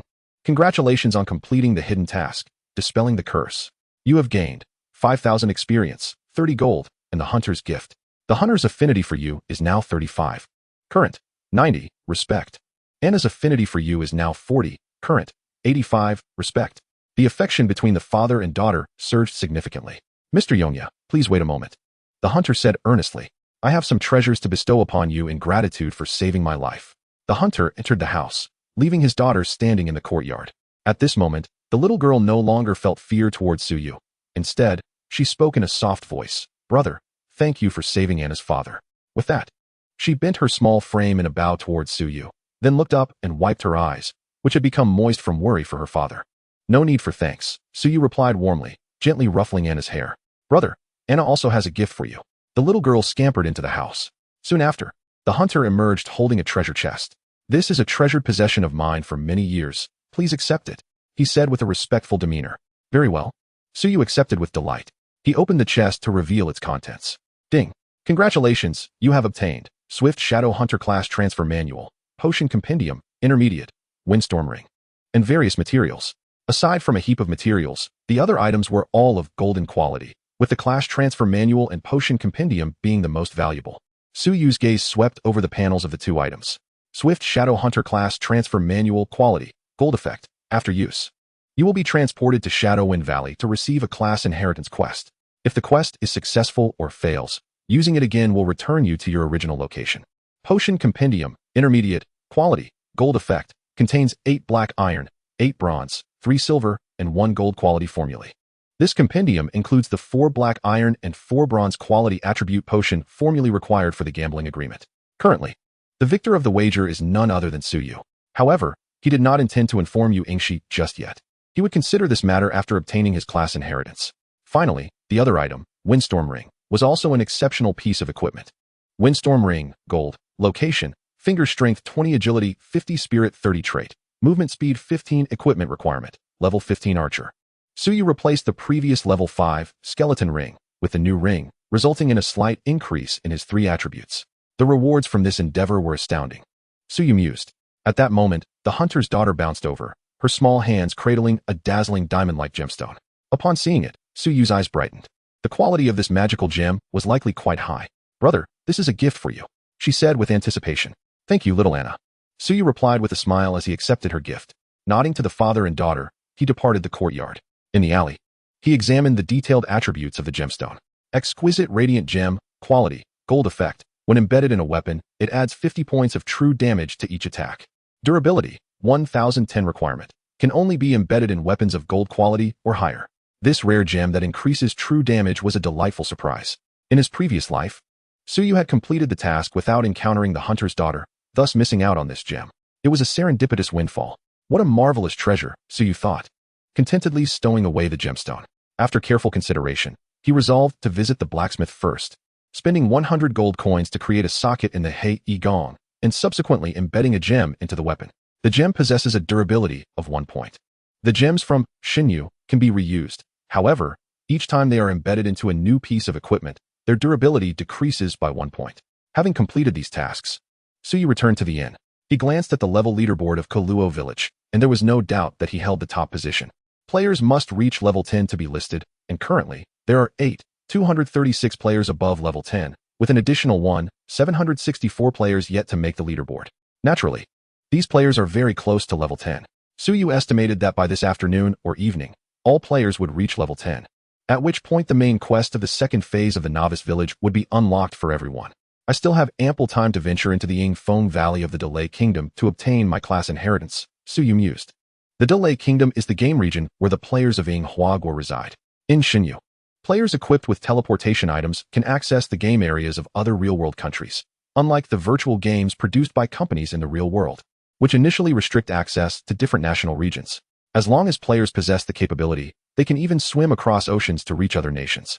Furthermore, in the land of the Guangming Empire, foreign player factions exist, such as the Northern Orc Empire, which houses players from Beogua and Xiongua. In the Western Dark Empire, players from Ribu Luogua and Shiogua can also be found. With these thoughts, Suyu took out the class transfer notebook, infused it with mana, and the power of space descended, causing him to vanish from the inn room. Delay Kingdom, Yingfeng Valley. This map is adjacent to the Yao village where the core members of the Yinghuagua's Gaotian Yuan Guild reside. What a familiar place, Suyu sighed. Now, he arrived at Yingfeng Valley a day earlier than in his previous life to undertake the trials of class inheritance. He aimed to complete the transfer swiftly and then head to Yao village to seize their novice dungeon. A smile crept across Suyu's lips. He then took a step forward, entering the tranquil valley. A system prompt echoed, ding. A player possessing the Swift Shadow Hunter Inheritance Notebook has entered Yingfeng Valley. Congratulations. You have received the class inheritance quest. Defeat the avatar of Luo White. The trial monsters have been adjusted according to the Challenger S level. The valley underwent a transformation, with strange roars faintly resonating in the air. Suyu proceeded directly into the depths. Chapter 40. My horse is gone. Just over 10 minutes after Suyu entered Yingfeng Valley, a group of players followed closely behind. They bore the prefix, Mu Yi, above their heads. The leader of this group is the vice president of the Mu Yi Guild, Sato, a knight player mounted on a black warhorse. The Mu Yi Guild ranks 5th among the guilds of Yinghuagua. yet it does not even break into the top 100 worldwide. Even the so-called First Guild of Inghuagua, the Gao Tian Yuan Guild, which claims to be under the protection of 8 million deities, only ranks 48th globally. The reason is simple. The players of Inghuagua are too weak. In past virtual games, they have been thoroughly bested by players from major world powers. At this moment, Vice President Sato inquired in a calm tone, "Matsusawa, where did you say the hidden area is located?" "Sato-kun, it is just ahead at the left entrance of the valley." A warrior player, Muyi Matsusawa, excitedly pointed to the left. Vice President Sato continued to ask, "Please recount your discoveries in the valley yesterday." "Yes," Matsusawa replied respectfully. "We circled around the valley and found no monsters. This is quite peculiar. Furthermore, at the deepest point, we discovered a stone bow embedded in the stone wall." It indeed resembles a hidden area," Sato nodded with pride. His talent, called true perception, allows him to uncover hidden information about the environment or objects. Thus, Sato oversees the guild's exploration team, specifically searching for hidden quests. Fortunately, the scoundrels of the Gao Tian Yuan Guild have all been busy clearing the novice dungeon these past 2 days, finally allowing us to pursue hidden tasks without competition. Under President Sato's leadership, we have successfully completed 5 hidden quests. The members of the Muyi Guild began to praise him. Previously, the Gao Tian Yuan Guild had dispatched an assassin endowed with legendary stealth talents to monitor Sato 24/7, resulting in them being robbed of over 10 hidden quests and their rewards. Hearing the praises from his teammates, a faint smile graced Sato's lips as he expressed his contentment. "If this expedition yields rewards, I shall distribute bonuses to everyone." "Thank you, President Sato. You are truly the best president in the world." The members quickly bowed at a 90-degree angle to convey their gratitude. Subsequently, Sato, riding his black horse, led dozens of team members into the valley. Meanwhile, in Ingfeng Valley, the environment of this map is exceedingly complex, resembling a labyrinth filled with various paths, where a moment's inattention could lead one into a dead end. Fortunately, Suyu possessed the memories of his past life as a guide, ensuring he followed the most accurate route. A chilling wind howled from all directions. Gray mist rose from the earth, coalescing into shadowy figures, each wielding a gray mist longbow. Ing 2 Archer Black Iron Elite, Enhanced, Level, 15 Health, 3, 860 Attack, 753 Skill, Swift Arrow Map Aura, all attributes increased by 30. Due to the influence of the peculiar environment, these monsters have been enhanced, making them significantly stronger than normal elite monsters. Moreover, they are energy-based beings, immune to physical damage. However, Suyu felt not a trace of concern within. Flame Arrow Rain. Without uttering a word, he raised the Hei Bow and unleashed an energy arrow, which subsequently fragmented into dozens of fiery arrows, cascading down like meteors, precisely striking each monstrous foe. The damage soared to 7,697, 7,679, enhanced by the passive skill, Heavy Slash. The initial arrow's damage surged by 50 points, with each arrow piercing through the foremost enemy and inflicting 50 damage upon an additional foe behind. The output was explosive. One single move diminished over a third of the health of the Shadow Archer. The enemies emitted hoarse, wavering sounds. Though they lifted their longbows, they refrained from attacking. For Suyu was outside their range, and due to the effect of Ice Flame, their movement speed had been brutally curtailed to just over 100 points. The monsters struggled to advance. Unable to touch him, they must have been on the verge of a mental breakdown had they possessed consciousness. Relying on his long reach and swift speed, Suyu unleashed a relentless barrage upon them. In merely 3 seconds, he could vanquish a Shadow Archer. The system notifications chimed in succession. Ding! You have slain a level 15 Shadow Archer, Enhanced, earning 1032 experience points. Ding! Congratulations, you have plundered 5 agility points. Ding! Congratulations. You have acquired Swift Arrow, Ultra Rare. Although the Shadow Archers were enhanced creatures, their experience yield was equivalent to that of standard Black Iron Elite monsters. However, Suyu remained indifferent to the trivial experience points. As long as he could seize attributes and skills, that was sufficient. During the fray, Suyu cast a glance at his passive panel. Swift Arrow Passive, 150. Effect, Arrow Flight Speed 10. Goodness, this passive is remarkable. With Suyu's formidable strength, the arrows he loosed already flew at great speed, and with the full passive enhancement, their velocity would even exceed that of rifle bullets. He couldn't dodge such rapid arrows himself. With this thought, Suyu's gaze greedily swept over the Shadow Archers. Your lives are mine to claim. Mighty shot. Basic attack. Suyu continued to fire, arrows raining down upon the horde of monsters. Ding! Congratulations, you have acquired Swift Arrow, Ultra Rare. Ding! Congratulations. You have plundered 4 agility points. In less than a minute, Suyu decimated the first wave of monsters. He pressed forward. After approximately 40 minutes, The attributes and skills he plundered reached their limits. 40 agility points, 20 strength points, and a fully stacked passive. At this moment, Suyu arrived at the final crossroads. By taking the right path and advancing a few hundred meters further, he would reach the site of the ultimate trial. Suddenly, Suyu felt an intuition and lifted his gaze toward the left path. A proud voice resonated in his ears. "Hey, you over there. This is my territory. Get out of here," my song shouted arrogantly. The divine realm automatically translated his words, allowing Suyu to comprehend the Sakura language. He glanced at the members of the My Guild and was momentarily surprised to see Sato leading them, mounted on a black steed. He anticipated anyone would have acquired a mount already. "Little brat?" Suyu's expression turned icy, emanating a dangerous aura. He harbored a deep disdain for players from the Sakura Nation. In the forthcoming Civilization War, the Lighthouse Nation, the Asen Nation, and the Sakura Nation directly betrayed Blue Star to ally with hostile civilizations, with the Sakura Nation being the first to surrender. Thunderous shot. Without hesitation, Suyu raised the Hei-E bow, lightning crackled, and a resounding boom echoed through the valley. The thunderous arrow instantaneously pierced the skull of the black steed. 4023. The steed's health was entirely depleted. The members of the My Guild, including Vice President Sato, stood frozen in place, expressions blank. Gazing at the slain mount, Sato's lips quivered as he stammered, "My horse, it's gone?" This was a hard-earned mount for our guild leader. Coming to his senses, Sato's face contorted with rage as he shouted, "You bastard! How dare you kill my horse?" Chapter 41. Is that so? I don't believe it. Just as Sato was consumed by fury, Suyu scoffed, "You talk too much. Prepare to die." No sooner had the words left his mouth than he executed his second attack, loosing an energy arrow that split in midair into dozens of fiery arrows, plummeting toward the crowd.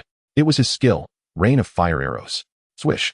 As Sato's team faced imminent annihilation, a crimson barrier rose, the fiery arrows striking its surface and creating rippling waves before dissipating into the air.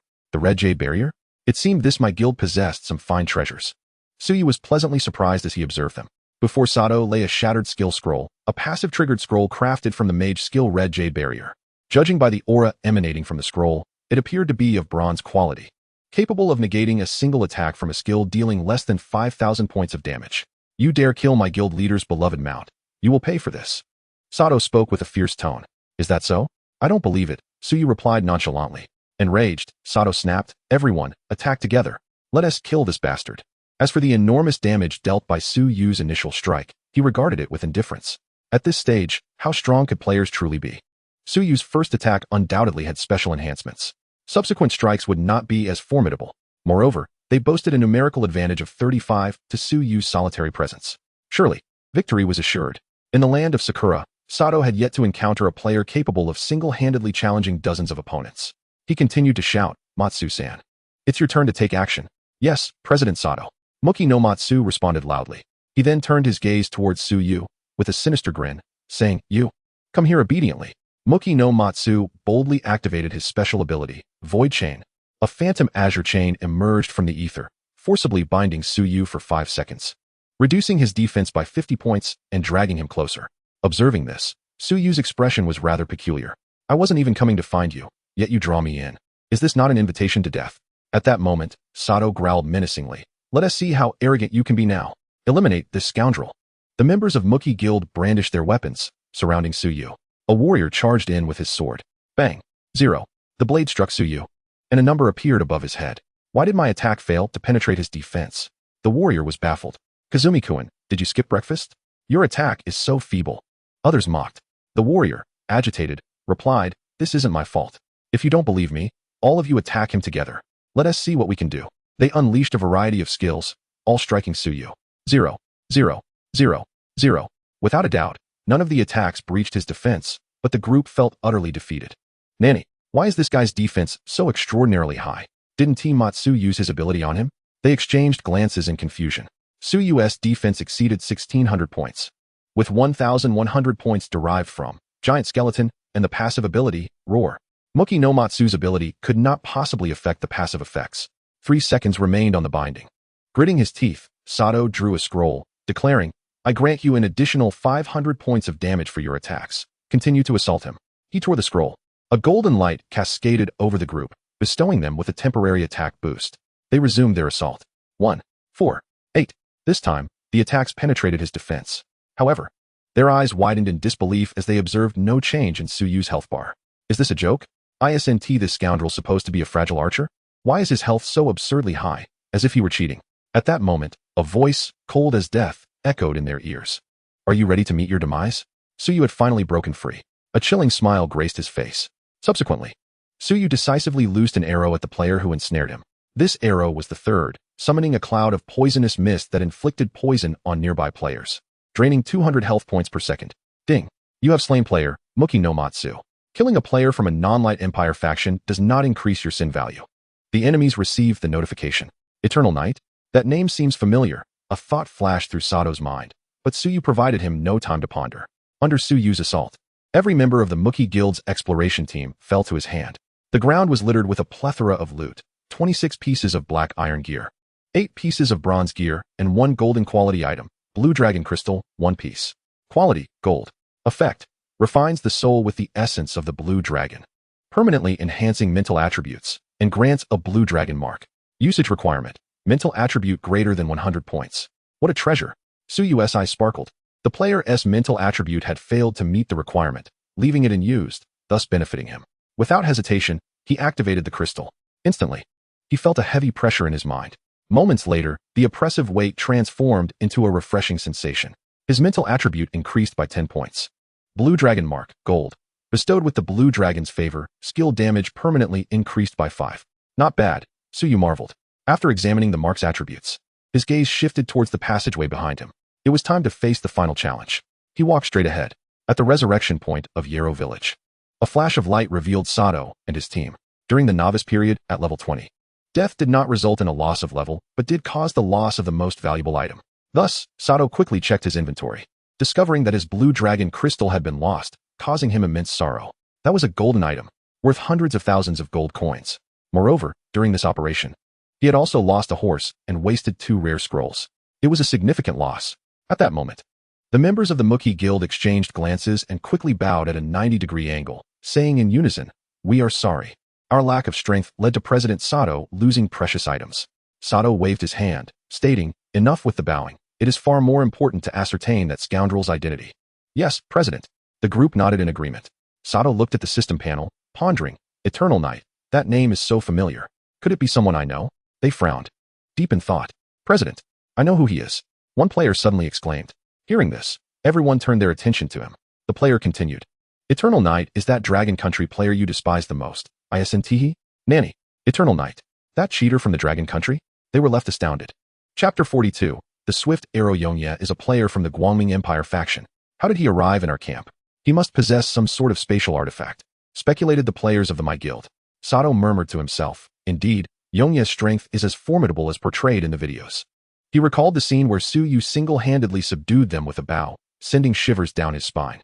At that moment, my song cautiously inquired, "President Sato, should we lead more members to encircle Yongye? If we leave now, we should be able to catch up. Are you a fool? Have you not seen how grotesquely powerful Yongye's defense and health are?" Sato's voice suddenly rose an octave. "With the strength of our guild, how could we possibly contend with him? My apologies, President Sato. I did not consider thoroughly." My song bowed in fear, offering his apologies. "Enough of that," Sato said solemnly. "We do not know Yongye's intentions for Yaluo village. This information must be relayed to those rascals in the Gaoshianyuan Guild. If he attacks the village, they are the only ones capable of defeating Yongye." "Yes, President Sato." Everyone nodded in agreement. In the innermost depths of Yingfeng Valley, an altar was situated on the central ground, and embedded in the stone wall behind it was a stone bow. A tremor shook the ground, causing the stone bow to quiver, dislodging sand and gravel. Moments later, the stone bow suddenly burst forth from the wall and hovered in midair above the altar, gradually solidifying into the form of a young man. The bow he held transformed dramatically, shedding its earthy hue to reveal a lustrous gray metallic sheen. Suyu employed the system's detection skill on him. Laud Avatar, Silver, Enhanced, Level, 15 Health, 80 Attack, 49-65 Skills, Hunting Stance, significantly increases critical hit rate and field of vision. Shadow Clone, summons a shadow clone that inherits the primary attributes and buffs. Dark Arrow Rain, inflicts dark damage on a wide area of enemies. Shadow Vine, vines extend from the shadows to restrain the enemy's body. Description, a talented archer from the kingdom of Dragu, he created the Swift Shadow Hunter profession. He tragically perished at the age of 23 while battling the Crimson Flame Demon Dragon. He is indeed a formidable individual, yet his strength has not reached its peak. To dare challenge a legendary dragon is truly courting death. At this moment, Lot slowly descended from the altar, his gaze falling upon Suyu. After appraising him for a moment, he spoke in a calm voice. Heir of the future, are you prepared to embrace the challenge? Of course, Suyu nodded. Then let us begin, Lot said with an indifferent expression. The next instant, he knocked an arrow and casually released it. Whoosh. Suyu had long anticipated this action. He executed a small sidestep, effortlessly evading the arrow. Among various adversaries, Suyu relished battling archers the most. Although archers possess a long attack range, their area of effect is limited. As long as a player is quick in reaction and movement, dodging arrows becomes a simple task. Witnessing this, Lot appeared somewhat astonished. He unleashed several more arrows in succession, all of which Suyu deftly dodged. Lot exclaimed, "Your reaction speed is impressive. You are not far behind me." As soon as he finished speaking, the sound of air splitting echoed in Suyu's ears. Whoosh. Watch me evade, Lot thought, intending to showcase his agility, only to be struck in the chest by an arrow, abruptly silencing him. 5,402.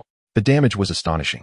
Simultaneously, the Ice Flame and Dark Arrow passives were triggered, inflicting an additional 298 points of elemental damage, along with 50 points of true damage from the gem. Lot stared blankly at Suyu, caught off guard by the unexpected blow. He had just aimed to show off his prowess, only to be decisively slapped in the face by Suyu's swift arrow. The speed of that arrow was simply beyond his comprehension. Such a fast arrow. Your strength has exceeded my expectations, Lot stated earnestly. Heir, unleash your full power. Let me see if you possess the qualifications to inherit the profession I created. Shadow Vine. Shadow Clone. He raised his hand, executing a series of combination skills. From the shadows behind Suyu, several vines emerged, attempting to restrict his movements.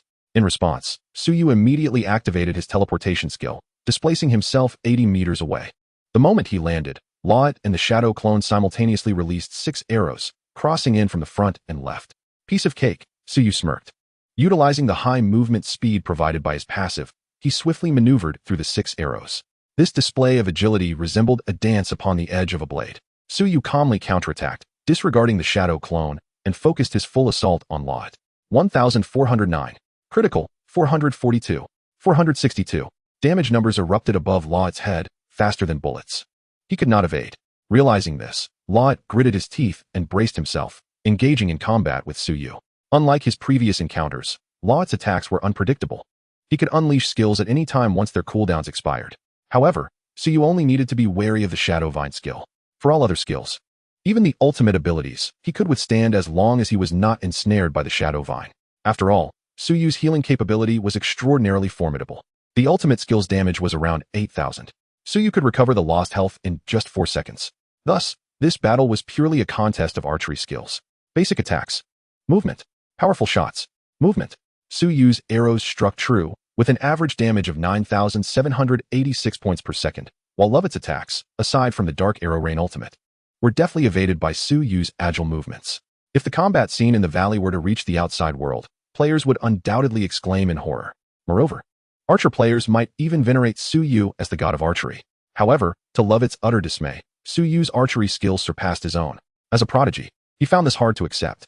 Nevertheless, this was a normal state of affairs.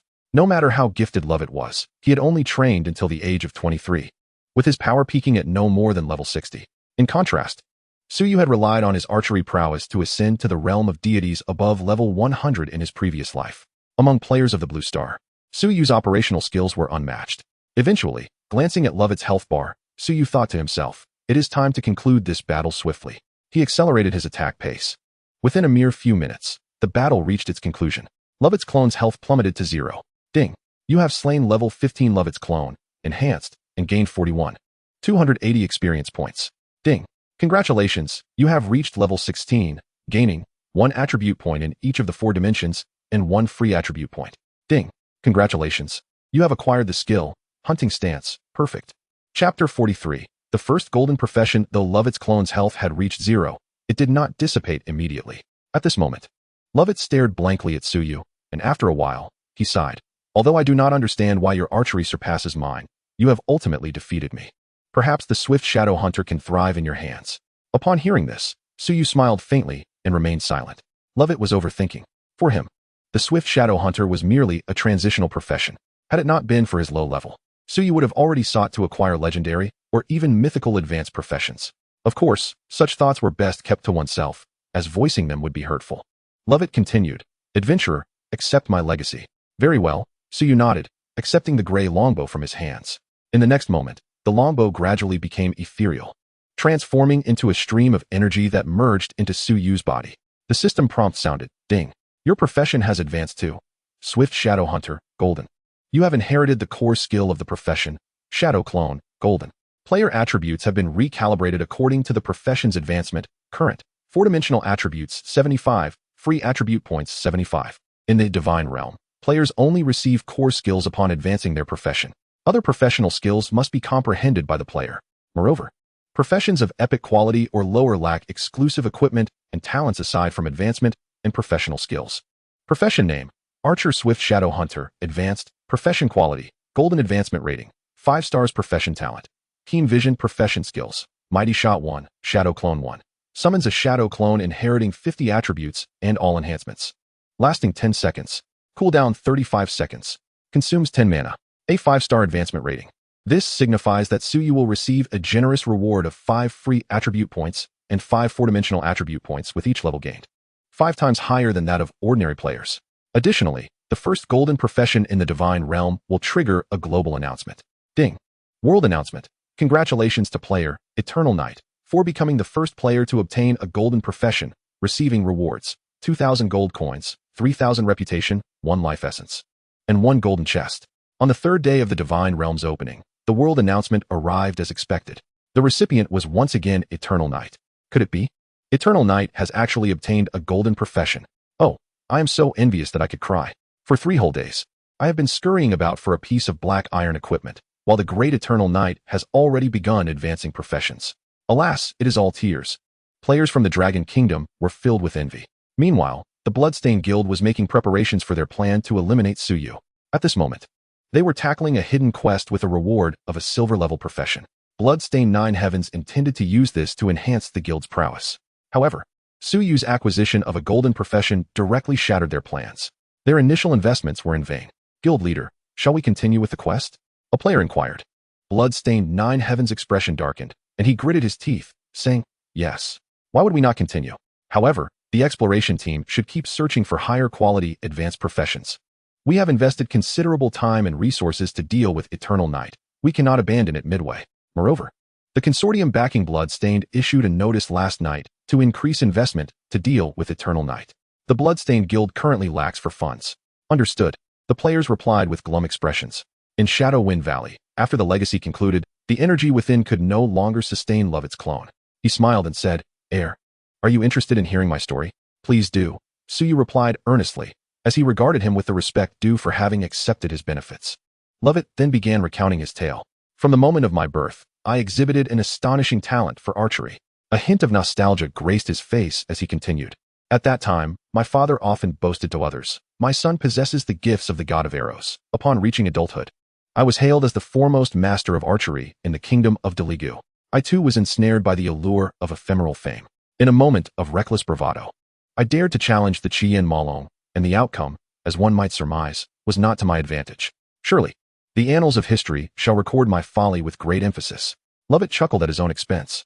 He then turned his gaze towards Suyu, solemnly advising, Heir, you must remember that such hollow accolades are ultimately illusory.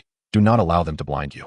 Rest assured, I shall remember your words, Suyu replied with a nod. That is reassuring. Lovett's face broke into a faint smile of relief. Suyu silently regarded him until he completely faded from existence. With a sigh, he withdrew his gaze. Suyu then shifted his attention to the newly acquired passive ability of perfect quality. Hunting Stance Passive, 11. Effect. Upon entering combat, critical hit rate increases by 30. Vision range extends to 200, lasting for 10 seconds. For archers, critical attributes hold immense significance, greatly enhancing their damage output. At that moment, an unexpected turn of events transpired. A violent surge of energy erupted from the altar. A black vortex materialized. Suyu's eyes fell upon the altar, and he realized, I almost forgot. There is yet a significant figure yet to make their entrance. During the battle against the Chien Malong, Lovett's companions were entirely consumed by the dragon. In his fury, he sacrificed his life to forever seal the beast in this place, unable to emerge ever since. In my previous life, I had encountered the dragon as an innocent player. Yet this time, I am determined to make you experience the cunning traps devised by countless players. A smile crept onto Suyu's lips. With Lovett's disappearance, the power of the formation weakened significantly, allowing the dragon to exert its full strength to create a small passage, facilitating communication with Suyu from the outside world. Adventurer, please help me. A hoarse voice emerged from within. Suyu feigned confusion, inquiring, who are you? I am a companion of Lovett. During the Battle of Ur, I sustained grave injuries, and, in a moment of peril, I had no choice but to seal my life within this formation to survive. The dragon explained in a feeble tone. Suyu cast a sidelong glance and casually replied, is that so? I do not believe you. What if you are a villain? The dragon was nearly incensed to the point of bloodshed by Suyu's words and continued, adventurer, you must believe me. If you inject energy into the formation, I shall be freed. At that moment, you will discern the truth of my words. A cold laugh echoed in Suyu's mind. Should I release you? You would undoubtedly be the first to attempt my demise.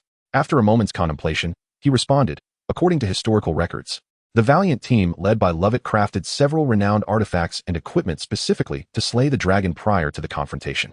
Therefore, do you possess any items or gear that could authenticate your identity? Upon hearing this, the dragon's heart leapt with joy. Clearly, it had fallen into Suyu's scheme. Indeed, the dragon quickly affirmed. Being a creature of the dragon clan, it had an innate affinity for treasures and gold. After devouring Lovett's companions, it had stored all the treasures within its gastric space. After a thorough search, the dragon retrieved the highest quality item from its past spoils. In its estimation, since Lovett and his companions had specifically crafted items to combat it, the quality would undoubtedly be superior and possess properties that countered it. Extreme Flame Amulet, Diamond. Suyu's eyes sparkled with delight.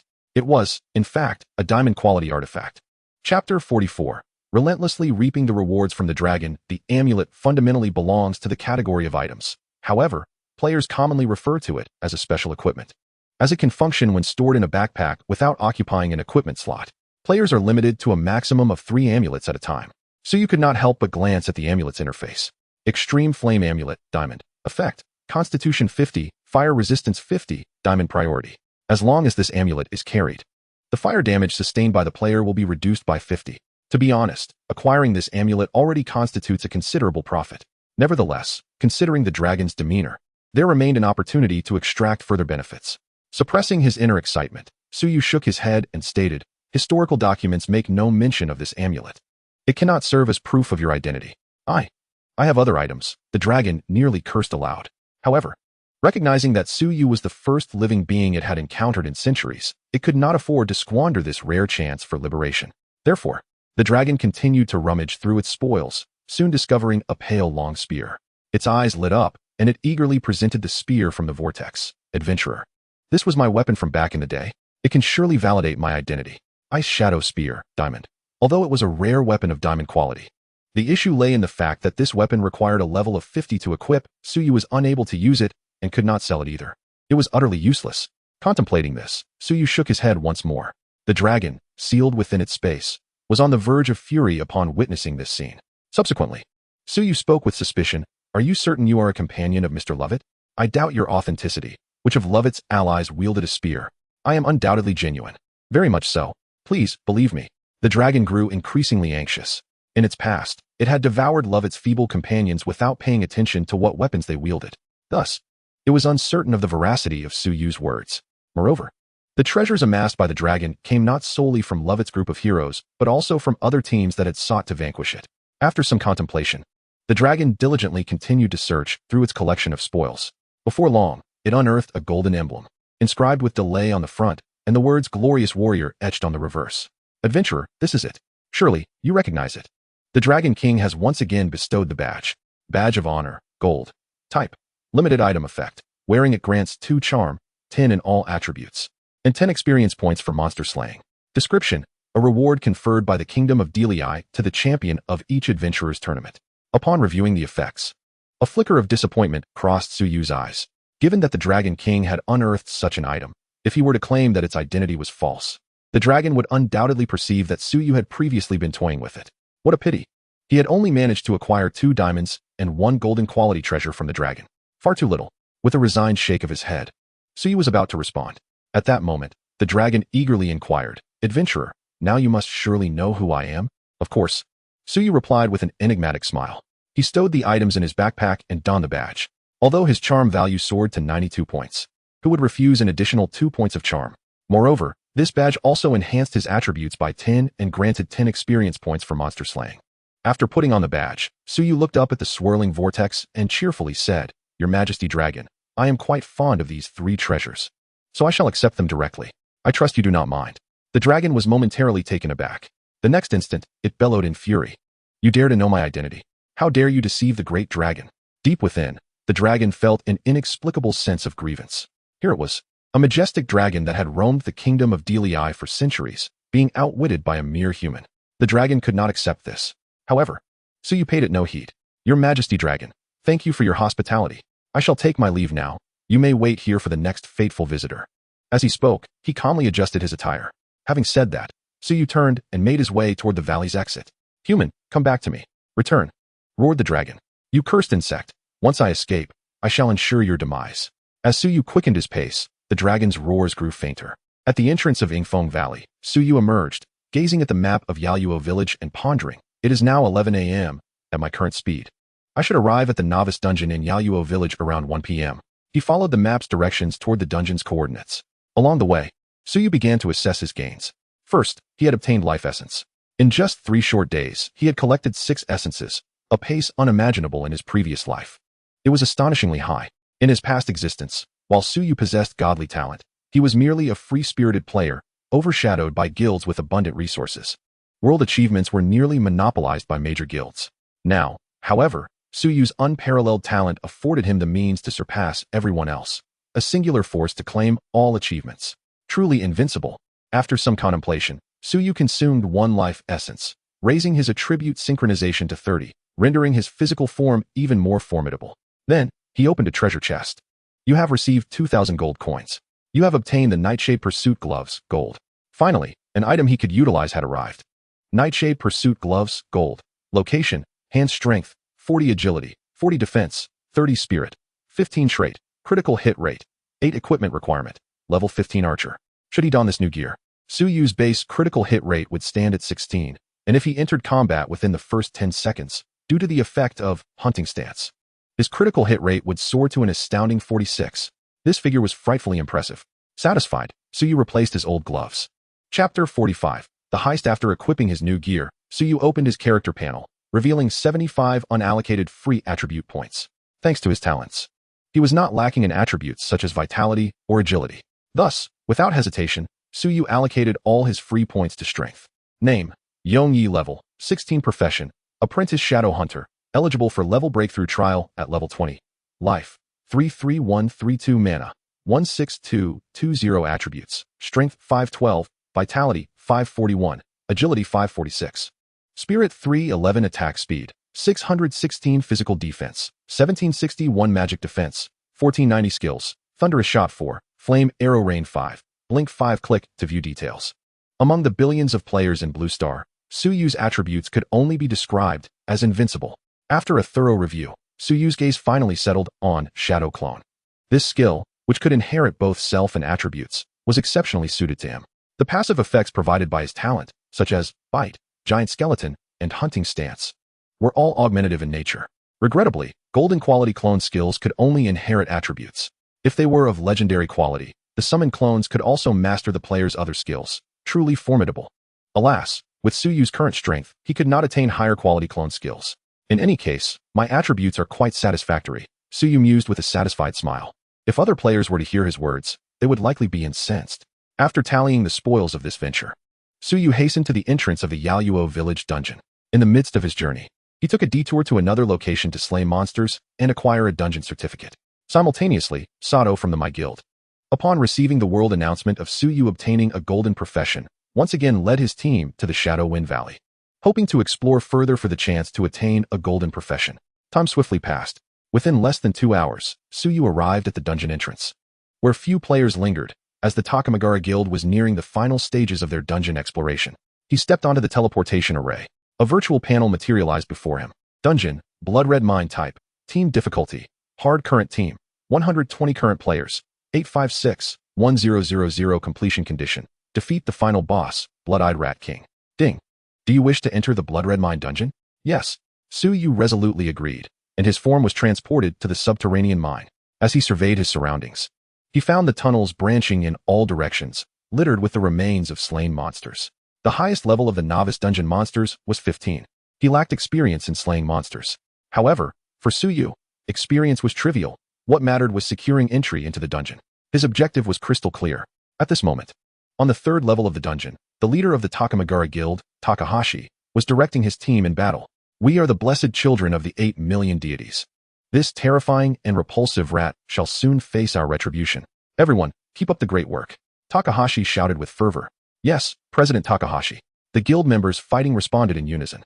A rat-like creature emitted a furious roar, swinging a metal rod to strike the ground forcefully, creating a shockwave that toppled nearby players and inflicted substantial damage. The priest players immediately provided healing to the injured while using skills to reduce the enemy's defense and attack power. As time slipped away, their health steadily declined. Blood-Eyed Rat King Silver, hard, level, 15 health, 1292 attack, 4,400 skills, brutal strike, blood beam, life drain. Frenzy, the first dungeon first kill of the Sakura country, was about to be theirs.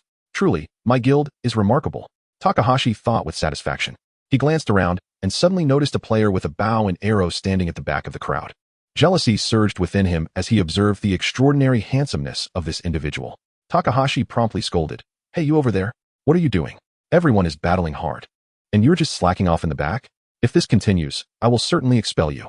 Get into the fight now. Takahashi shouted fiercely.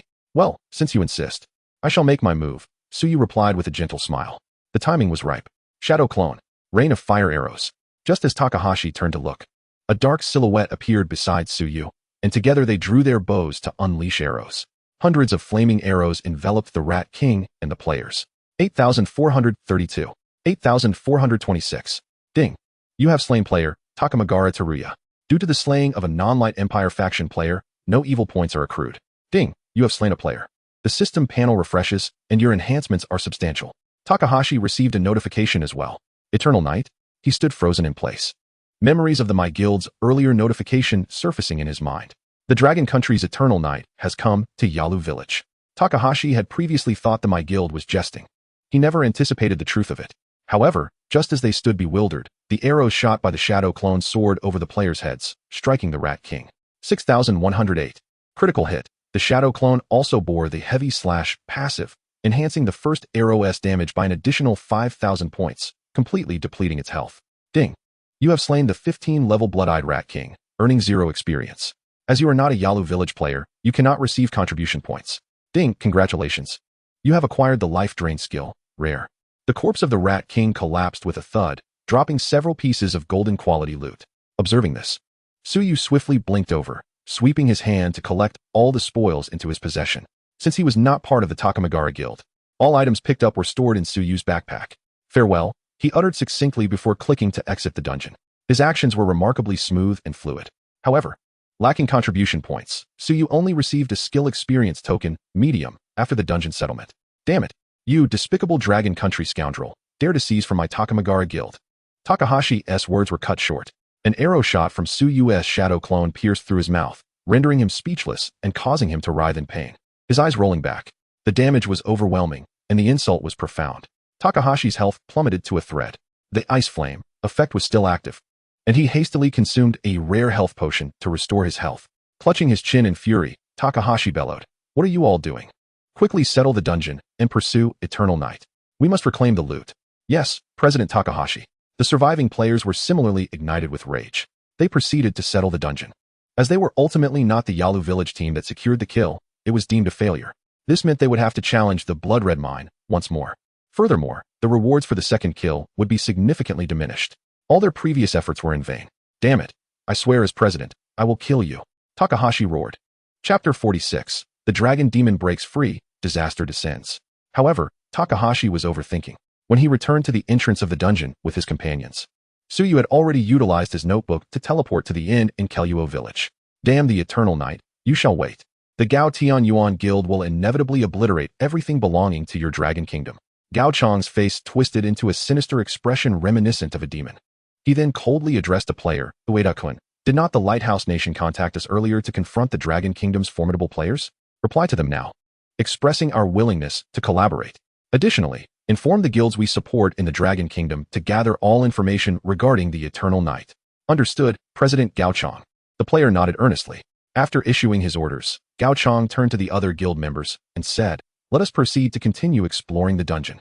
Yes. The team members re-entered the blood-red mine dungeon. Observing the monsters in the first stage, they couldn't help but exclaim, with our prior experience in exploration, we are certain to pass through this dungeon smoothly. Let us give it our all. Kai said that as long as Yaluo village clears the novice dungeon, she will agree to my proposal. I entrust my lifelong happiness to all of you. Yejuan, you truly are cunning. Does the Gao Tian Yuan Guild lack the strength to clear the novice dungeon? Amidst their conversation, confidence surged among them. They were utterly oblivious to the impending disaster that awaited Yaluo village. In the inn of Keluo village, Suyu reveled in the bountiful spoils of his journey. A joyful smile illuminated his face as he gazed at the treasures within his backpack. How delightful! The Mouse King alone had dropped 3 golden grade items, including 1 piece of equipment and 2 items. Had it been anyone else who dealt the finishing blow, they likely would not have received even a single golden item. After all, Suyu possessed both a rare drop rate enhancement and a luck attribute boost. Subsequently, he retrieved the golden equipment. Blood pattern mask, golden. Position, head health, 600 defense, 20 constitution, 30 spirit, 30 feature, physical lifesteal 8 equipment requirement, level 15 universal at last. He had acquired a golden piece of equipment that granted lifesteal effects. However, with only 8 lifesteal, the healing amount was significantly lower than his passive abilities based on his damage output. Nonetheless, even the smallest mosquito is meat, and Suyu would not be disdainful. It was precisely what he needed for headgear. He donned the mask and then disabled its appearance display, ensuring that other players could not see his mask. The final significant gain was the passive ability.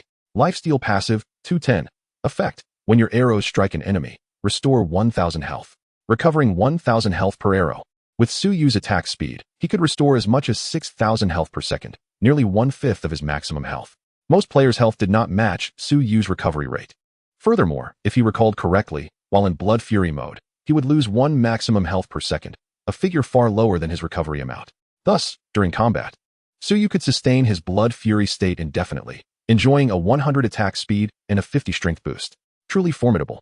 Although the fixed healing effect might diminish in importance during the latter stages of the game, it provided him with a significant advantage in the early game. Quite splendid. Suyu chuckled. After organizing his gains, he opened his skill panel and invested all 7 medium skill experience tokens into his new skill. Ding. You have consumed 1504 experience points to upgrade Shadow Clone to level 2. Ding. Suyu swiftly raised the skill to level 5. Shadow Clone, Golden. Level 5 upgrade. 345160 experience effect. Summons a Shadow Clone that inherits 70 of attributes and all buffs, lasting for 12 seconds. Cooldown, 33 seconds. Mana cost, 15. The skill's effectiveness had significantly improved. To put it bluntly, the attributes of Blue Star players were inferior to the clone that Suyu could effortlessly summon. After upgrading the skill, Suyu closed the panel. He then glanced at his friend list, noticing that Yuing Shi and others were not online. Thus, he would have to keep the spoils he obtained from the Sakura Nation players in his backpack for now. With that thought, Suyu decided to log off for a rest and to have some lunch. Meanwhile, Sato, the president of the Makuya Guild, led dozens of team members back to the Shadow Wind Valley. Due to the disappearance of the Lovett clone, the monsters suppressed in the valley gradually revealed themselves. President, do you think there will still be hidden quests here? Asked Makuya Matsusuk. Rest assured, Matsusuk, I have a premonition. Sato replied with certainty. This place undoubtedly harbors a tremendous benefit. The others nodded in agreement. They continued deeper into the valley. Before long, they arrived before the altar, where the black vortex still lingered. Another group of humans has come. The sealed dragon's expression brightened. Wait, this time, I must be cautious. Today's humans are far too cunning. The great dragon was deceived once. I cannot be fooled a second time. The crimson flame dragon mused. After a moment of contemplation, it inquired in a commanding voice, humans, what brings you to this place? Sato's eyes sparkled with excitement. Haha, my premonition has proven correct. My talent has detected a powerful creature sealed within. However, he lacked the capability to discern its specific nature. After pondering for a moment, Sato asked, might I inquire, do you require assistance? Upon hearing this, the dragon's lips curled into a slight smile. Humans, I offer you a chance. If you complete my trial, you shall be rewarded generously, just like the individual before you. The individual before? That must certainly refer to the eternal night. Sato was utterly certain. Thus, the story continued. Sato resolutely stated, my lord, please be sure to reveal the nature of the trial. Listen closely. If you shatter this altar and defeat the guardian within, this king shall personally bestow upon you rewards. The demon dragon fabricated a trial's content on a whim. Due to Suyu's influence, the demon dragon had developed a loathing for all humanity. It resolved that after this escape, It would ensure that all humans comprehended the meaning of death. Subsequently, Sato immediately rallied his comrades to assault the altar. The altar's durability steadily diminished until it reached 0. Boom. The altar shattered with a thunderous roar, and towering columns of black and red flames erupted into the sky. Roar. This king is finally free. Damned humans, prepare to face my vengeance. A colossal silhouette, towering at 100 meters, loomed in the sky, with a pair of gigantic wings unfurling behind it. Legend of the Crimson Flame Dragon, level 60. Is it truly a dragon? Sato and his companions stood dumbfounded. Chapter 47. The Siege Incident. All levels decreased. Nanny, is this the guardian spoken of in the trial? Sato's face was etched with disbelief. Level 60 legend. They were merely at a dozen levels. How could they possibly defeat it? With a single swipe of its claw, the demon dragon could annihilate them all. My lord, your trial is far too difficult. We cannot defeat it, Sato lamented, tears welling in his eyes. No. The Crimson Flame Dragon remarked with profound significance. You have already completed the trial, and I shall grant you the supreme reward. This voice, could it be the Lord? They were momentarily bewildered. However, upon hearing the words of the dragon, they hastily bowed at a 90-degree angle, expressing excitement as they implored, Great Dragon, bestow upon us your rewards. Foolish humans, brace yourselves for the rewards of this king. The dragon grinned menacingly, its massive jaws agape, unleashing a torrent of black and red flames upon the earth. Hearing this, Sato instinctively lifted his head, his eyes wide with terror. No, Great Dragon, you cannot do this. The cries of the crowd were abruptly silenced as they were reduced to ashes by the dragon's breath. How dare you foolish mortals demand rewards from this king? You are utterly deluded.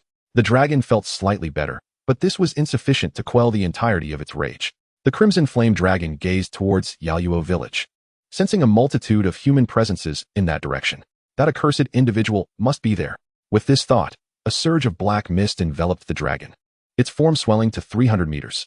With a mighty flap of its enormous wings, it soared several dozen kilometers in an instant. In the blink of an eye, the dragon descended upon the skies above Yaluo village. Humans, prepare to receive the punishment this king brings upon you. Celestial meteor. A dozen fiery meteors plummeted from the heavens, striking the plains outside Yaluo village. Boom. The sound of explosions echoed ceaselessly. The plains transformed into a sea of flames, claiming the lives of countless players. Ding. World announcement. Yaluo village of the Dray Kingdom has come under attack by the Crimson Flame Dragon, becoming the first region in the world to trigger a monster siege event. Players in Yaluo village, protect the village from destruction by the monsters. Successful defense will yield generous rewards for all players. Failure will result in a 3-level decrease for players, with a 30 experience debuff lasting 24 hours, and a random respawn in a nearby novice village. The announcement proliferated wildly. Players across the globe received this notification. Incredible. The players of Sakura country have made it to the world announcement. It is simply astonishing. Why can't we encounter such good fortune? Players from Dragon country felt a tinge of jealousy. Meanwhile, foreign players, though also envious, felt a sense of joy. Finally, they would not have to endure the incessant announcements from that Dragon country individual, Eternal Night. Well done, players of Sakura country. Thanks to the protection of the 8 million deities, the Takamagara Guild from Sakura country is poised to rise. Foreign players fervently commented, venting their frustrations from having the world announcement monopolized by Eternal Night for days. At that moment, the Takamagara Guild was engaged in battle on the 3rd level of a dungeon. Suddenly, the system notification chimed once more. Monster Siege event? Takahashi's expression froze, followed by a frown of annoyance. Damn it, can't we just finish the dungeon in peace? Just then, a message from an external member arrived. President Takahashi. We are finished. Gazing at the words filled with despair, Takahashi felt a foreboding sensation flash through him. He hastily inquired, Ueda-kun, tell me, what on earth has happened outside? The player did not respond, but sent a screenshot instead. Takahashi looked over. Legend of the Crimson Flame Dragon, level 60 health, 12.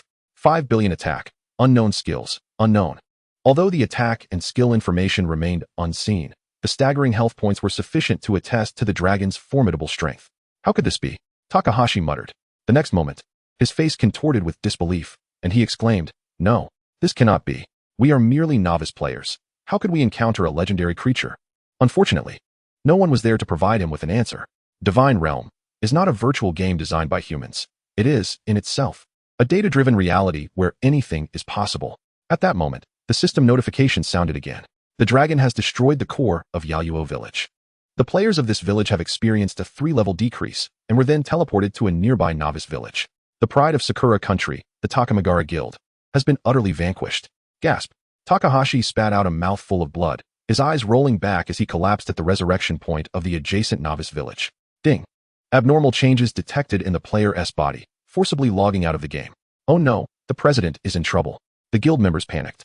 This scene unfolded before the eyes of many players from Sakura Country.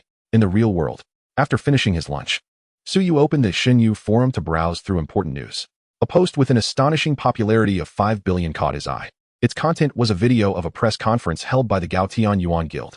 In the footage, Vice President Takahashi Tsukasa led the senior staff. And after uttering an apology, they collectively bowed before multiple media cameras. A reporter inquired, Vice President Takahashi, where did the demon dragon originate? With a stern expression, Takahashi replied, apologies, we do not know. The reporter continued, what about the whereabouts of the demon dragon? Takahashi answered, it flew towards the western sea of the Delay Kingdom. The reporter pressed on, why did your guild's president not attend? I heard he was so furious he vomited blood and was hospitalized. Before he could finish, he was interrupted. Takahashi coldly stated, you are spreading rumors. President Takahashi is currently discussing strategies to subdue the demon dragon, hence his absence. Suddenly, a reporter raised a printed color photograph depicting Takahashi being taken to the hospital. How do you explain this? Takahashi's demeanor grew increasingly awkward. After watching the video, Tsuyu remarked with a peculiar expression, the Sakura Nation actually released the Chi Yin Mo Long. Is this not courting death? He never anticipated such a turn of events. However, the Sakura Nation officially announced that they would mobilize national resources to assist the Gaotian Yuan Guild and merge with the top 10 domestic guilds to address the crisis in Shinyu. Simultaneously, they condemned the actions of the Yong Yi multinational. Yet, neither Tsuyu nor the Dragon Kingdom's officials paid heed to such declarations. Speaking of this would only invite ridicule from others towards the Sakura Nation. Tsuyu was most concerned about the whereabouts of the Chi Yin Mo Long. Was it heading towards Long Dao across the Western Sea? He pondered. The current world was referred to as the Holy Dragon World, because the creator of the world was a dragon god. Before departing, he left behind numerous offspring possessing the bloodline of dragons, with these pure-blood giants residing on various dragon islands across the world. Perhaps there would be another opportunity to encounter the demon dragon again, Tsuyu mused. Finally, he closed the forum and returned to his bedroom to log back into the game. Immediately, a prompt echoed in his ears. System notification, all players in Kaluo Village have reached level 10. The second phase of the main quest is now open. Please proceed to the border camp of the Dark Forest to receive the quest. While Tsuyu was having lunch, the second phase of the main quest in Kaluo Village had already been unlocked. It would not be too late to dispose of the spoils he did not need before heading to the Dark Forest camp. Tsuyu had already formulated a plan of action. Chapter 48. Mastering the Yuing Guild. Tsuyu opened his friend list, noting that the leaders of several major guilds were online. Their relationships had always been amicable, and Tsuyu was naturally inclined to maintain cooperation with them. Of course, once he took control of the Yuing Guild, the matter of spoils could be entrusted to Yuing Shi. Before long, the likes of Qinyun Tianshang and Kuang Feng Wanzhong arrived at the teleportation square in Kaluo Village. Hey, brother Yongyi, what equipment are you planning to sell this time? Kuang Feng Wanzhong inquired curiously. For pieces of silver gear, 17 pieces of bronze gear, 56 pieces of black iron gear, along with some professional skill books, Tsuyu replied. This was his harvest for the day. The silver gear, apart from one piece sourced from a player, were all drops from defeated monsters.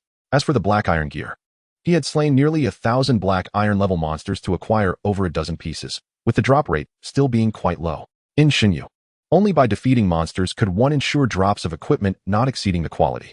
Most of the black iron and bronze gear originated from the exploration team of the Muyi Guild.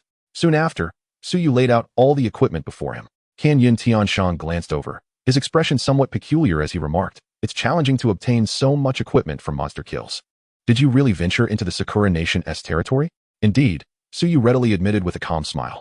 Most of the equipment is from the Muyi Guild's exploration team. I had no idea they were so well off. Qinyun Tianshang nodded in understanding. No wonder today the president of the Muyi Guild, Sato, has been vehemently denouncing you in the circles. Oh, that little brat is still cursing me behind my back? Tsuyu expressed surprise. Then I must pay them another visit next time if the opportunity arises. Is this even human talk? It's as if the Muyi Guild is merely an equipment wholesale store, and you're getting items without any payment. The great Yongyi is quite the professional freeloader. The others silently mourn for Sato. You all discuss the distribution of the equipment among yourselves, agree on a price, and then inform me together, Tsuyu stated. He had grown indifferent to the meager profits from the equipment. Potions were the true source of substantial profit. Thus, he called Yuingshi aside for a private conversation. The 4 black iron and 4 bronze quality potion recipes required in the agreement are all in this tome. Please verify, Tsuyu said, retrieving the potion compendium. She took the tome and began to carefully examine it, a glimmer of excitement shining in her beautiful eyes. The recipes recorded within could bring immense benefits to the Yuing Guild. Her breathing quickened slightly. Mr. Yongyi, where did you acquire such items? She asked, intrigued. You need not concern yourself with that. I have my methods, Suyu replied with a smile. In any case, I have won this bet. After taking a deep breath, she composed herself and said solemnly, we accept the terms of the wager.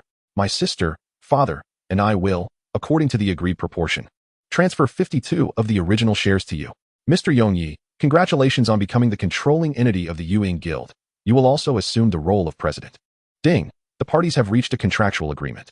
Upon hearing the system prompt, Shi playfully remarked, Boss, it seems I truly must begin working for you now. Suyu chuckled and shook his head. Miss Shi, you hold a significant number of shares. How can you say you are working for me? We are clearly partners. Yes, partners, Shi replied with a charming smile. Since we are in a collaborative relationship, what aspects of the guild do you plan to oversee? After a moment of contemplation, Suyu replied solemnly, from now on, the management will still be your responsibility. I will solely provide formulas, blueprints, and material information. Of course, if you require assistance with other matters, feel free to reach out to me. Do you agree with this division? Certainly, Shi nodded slightly. By the way, as if recalling something, Suyu added, I will not be joining the Yuing Guild, so you will continue to serve as the president.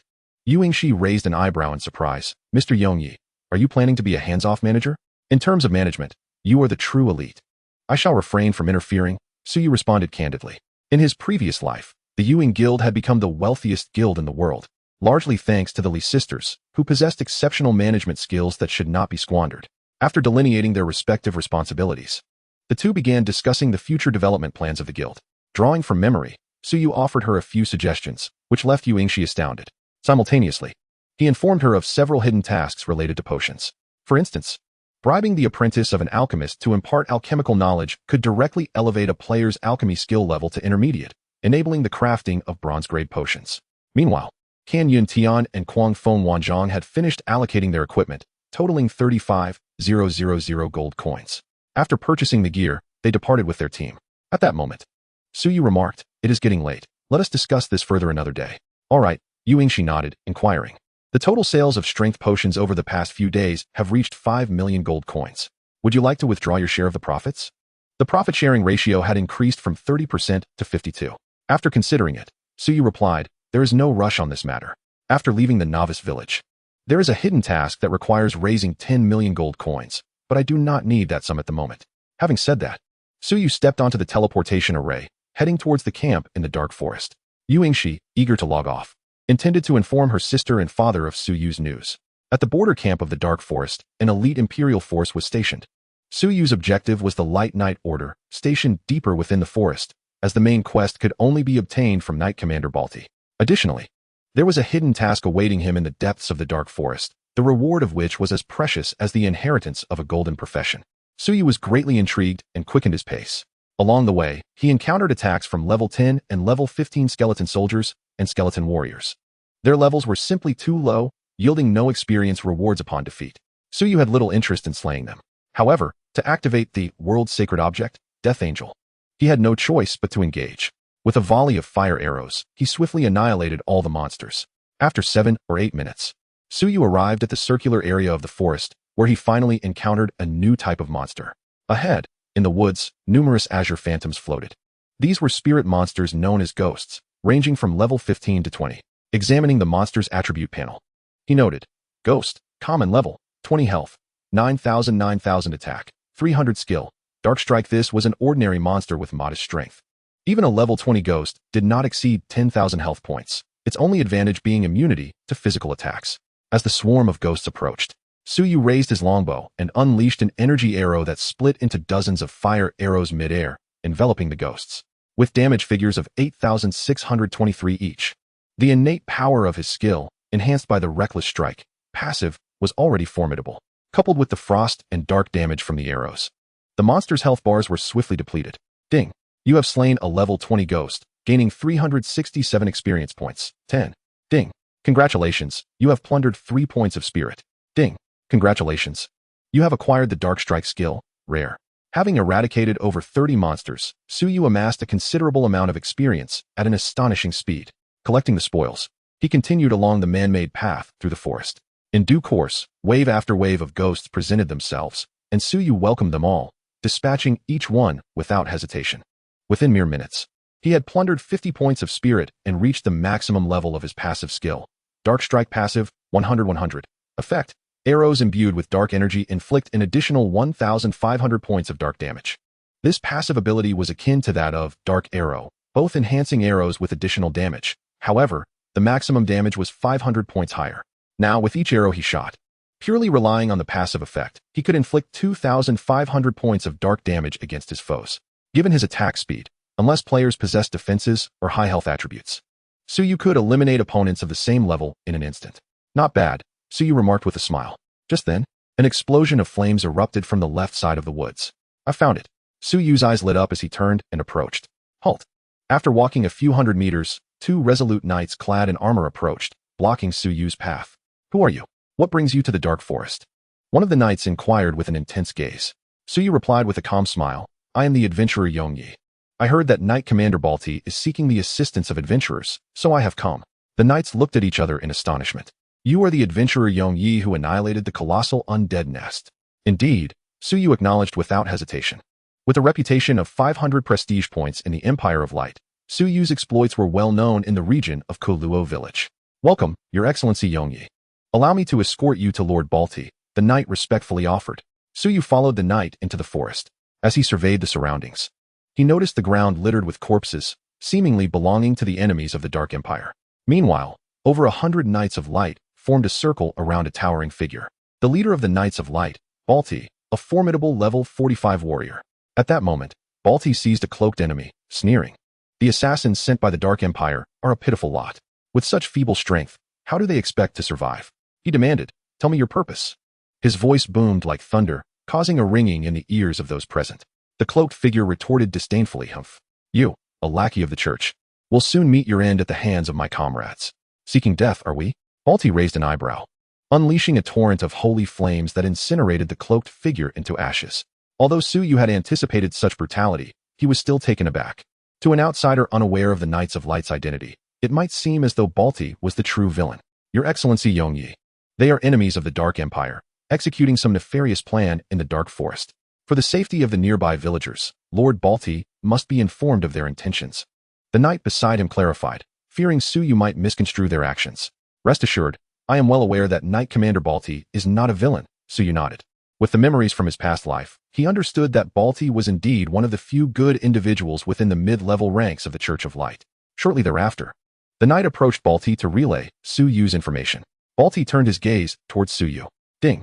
Knight Commander Balti's favorability toward you is 20, current, 75, enthusiastic. Suyu was somewhat surprised by such a high initial favorability. Just then, Balti approached him with a hearty smile. Are you the adventurer Yongyi who saved Kaidan? You certainly possess a striking presence, reminiscent of my youth. Suyu instinctively asked, Knight Commander, do you know Kaidan? He is my nephew, Balti replied. Years ago, I recommended Kaidan to join the First Maiden's Guard. Remarkable. Suyu hadn't anticipated that young knight Kaidan had such formidable backing. Now, let us not dwell on that.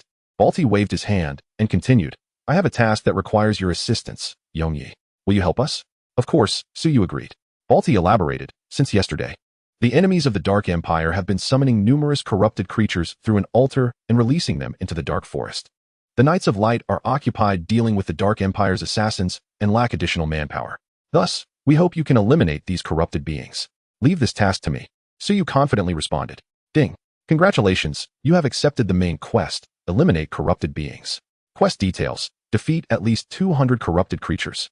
Quest rewards, 5,000 experience, 50 silver coins, 1 piece of black iron equipment, and 1 profession skill book. The rewards for this quest were not fixed. The more creatures eliminated, the greater the rewards.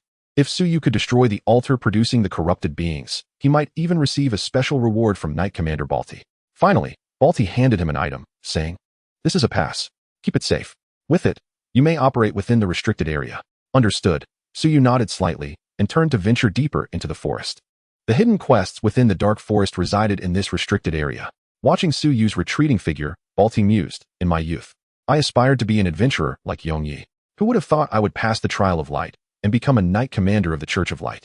Fate truly is capricious. The assembled Knights of Light could only watch in silence at Balti's somewhat self-indulgent remarks. In the Empire of Light, who wouldn't wish to be a revered knight commander? The issue was that they were incapable of completing the Trial of Light. A knight commander was a rarity. Contemplating this, the Knights of Light cast envious glances at their leader. Let us proceed to search for those foul rats in the ditches, Balti commanded, leading the group to another area. In the restricted area of the dark forest, a shroud of black mist enveloped the environment, instilling a chilling sensation at the very core of one's being. Hint: triggered, undead physique. Effect: immunity to this fear effect. Fortunately, Suyu possessed this passive ability. Other players would need to team up with priests skilled in purification or possess purification potions to navigate this area normally. Consequently, the player count in this map was quite low. Along the way, Suyu encountered a party of 10 players, 2 of whom were priests. Ignoring them, he proceeded to the area populated by the highest level monsters, where all creatures were level 20. Before long, he encountered an assault from the corrupted creatures.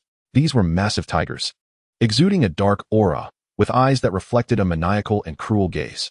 Corrupted Tiger Black Iron Elite, level, 20 health, 5400 attack, 980 skills, claw strike, pounce. The corrupted tiger leapt directly towards Suyu, surrounding him completely. Finally, a creature capable of breaching defenses had arrived. A smile crept across Suyu's lips. The damage from the corrupted tiger's skills barely affected him. 108. 8. Upon being attacked, Suyu entered combat mode, triggering the Roar passive, which increased his defense by 100 points, causing the damage to plummet to single digits. Suyu couldn't even be bothered to evade. He casually raised his longbow and unleashed a rain of fire arrows upon the creature, resulting in a flurry of damage numbers. Total damage amounted to 162 points, equivalent to reducing the corrupted tiger's health by 30. Simultaneously, a layer of frost was applied, drastically slowing their movement speed. Suyu continuously drew his bow and shot at the surrounding creatures. 350. Critical hit. 370. Critical hit. 105. In the first 10 seconds, his critical hit rate soared to 46, nearly ensuring a critical hit with every 2 arrows fired. The average output per second reached 761 points. In just 3 seconds, he could eliminate a critically injured corrupted tiger. The kill notifications persistently chimed. Ding, you have slain a level 20 corrupted tiger, earning 204 experience points. 10. Ding, congratulations. You have plundered 3 strength points. Ding, congratulations, you have acquired the pounce skill, rare. In less than a minute, Suyu had killed 13 corrupted tigers. Several items lay scattered across the ground. The drop rate for elite monsters was indeed significantly higher. Suyu picked up the items. Congratulations. You have obtained loot. 39 silver coins, corrupted tiger boots blueprint, corrupted tiger tunic blueprint, corrupted tiger pants blueprint. Upon seeing the names of the loot, Suyu's eyes lit up. Goodness, it was the renowned blueprints for the corrupted tiger set. This was the first black iron quality set available in the novice village. If memory serves, during the level 20 phase, this set of equipment was extremely popular among casual players, as all 3 pieces boasted impressive attributes. The set effect enhances all 4 attributes by 20 points. Its value surpasses that of 3 disparate bronze quality pieces. The cost effectiveness was exceptionally high. Donning the corrupted tiger set would increase the success rate of the level 20 tier break trial by at least 20. It seemed luck was on my side today. Suyu chuckled. He then opened his friend list and sent the 3 blueprints to Yuingshi, asking her to arrange for the procurement of the forging materials for the corrupted tiger set. Subsequently, Suyu pressed on. All the corrupted tigers that appeared in his line of sight were vanquished. Ding, congratulations, you have plundered 3 constitution points. Ding, congratulations, you have acquired the pounce skill, rare. Ding, congratulations, you have reached level 17, gaining 5 in all attributes, 5 in free attributes. Over an hour later, Suyu had slain 200 corrupted tigers, effortlessly achieving the basic objective of the main quest. Simultaneously, he had plundered 42 constitution points, 30 strength points, and a fully stacked passive. Suyu glanced at the information on the new passive. Pounce passive, 50-50. Effect, arrow attack range 100 meters, accuracy 10. No wonder it was a rare quality passive. It actually increased the accuracy attribute. This was a coveted special attribute for archers. Accuracy could enhance arrow hit rates. If one reached 100 accuracy, it would be akin to locking on a target. However, accuracy has a limit, capping at a maximum of 40. It remains to be seen whether the passive derived from talent can surpass this upper limit, Suyu pondered. As he possessed only one passive that increased accuracy, he could not verify if his conjecture was correct. He then allocated his free attributes to strength and opened his character panel. Name, Yongyi level, 17 health, 35, 486 mana, 17, 920 attributes, Strength 552, Constitution 618, Agility 551, Spirit 396 attack speed, 617 physical defense, 1, 858 magic defense, 1, 549 aside from agility. The other 3 attributes had seen a significant increase. Next, he aimed to quickly claim the hidden quest to prevent others from seizing the rewards. Suyu mused. Previously, this hidden quest was discovered by the Bloodstained Guild. They expended considerable resources to complete the task, ultimately reaping rewards far beyond expectations. In this life, the players of the Bloodstained Guild in Kaluo village had been thoroughly decimated by him. They should have no opportunity to complete the quest, right? Suyu felt a twinge of uncertainty. After a moment's thought, he quickened his pace. Half an hour later, Suyu arrived at the vicinity of the quest area. Utilizing his exceptionally high spirit value, he sensed something amiss. Suyu instinctively looked towards the dimly lit woods, where he caught glimpses of numerous figures flitting through his line of sight. Who was hiding there? Suyu queried coldly. However, the figures in the woods offered no response. He swiftly raised his longbow and loosed an arrow, triggering hunting stance, which doubled his field of vision. In an instant, he discerned the faces of the group. Bloodstained Han. So it is you all. A faint smile graced Suyu's lips. It was better to know they were enemies. He decisively activated the fire arrow range skill. Given his attack range, even if Bloodstained Han managed to flee 100 meters ahead, he could not escape the clutches of death. In the next moment, dozens of fiery arrows descended from the heavens, striking each player of the Shuezhan Guild with precision. A chime echoed. You have slain player, Shuezhan Qing, earning 1 sin value. Hearing this notification, Shuezhan Han, his face contorted with rage, bellowed, Yongyi, just you wait. I will ensure you kneel before me in repentance. Aware of his inability to defeat Suyu, he resorted to mere verbal bravado. After all, the Shuezhan Guild had pooled the wisdom of hundreds to devise an intricate assassination plan. The moment Yongyi stepped out of the novice village would mark his demise. Shuezhan Han swore he would witness Yongye's downfall with his own eyes. Otherwise, he would not consider himself human. Shortly thereafter, Shuezhan Han also perished beneath the rain of fiery arrows, leading to the annihilation of the enemy team. Suyu approached, surveying the ground littered with equipment, and remarked with a calm smile, You have gone to great lengths to deliver these items to me. How unfortunate that you possess no resurrection items. If Shuezhan Han had heard this, he might have been infuriated to the point of spitting blood. Chapter 51. I want it all. As Suyu collected the spoils dropped by the Shuezhan players, he turned and stepped into a concealed area. Suddenly, the ground illuminated with a magical array. Black energy surged forth, rapidly coalescing into 10 humanoid black statues, each wielding a stone spear and stone shield. Upon absorbing the energy, a dark light flickered in the statues' eyes.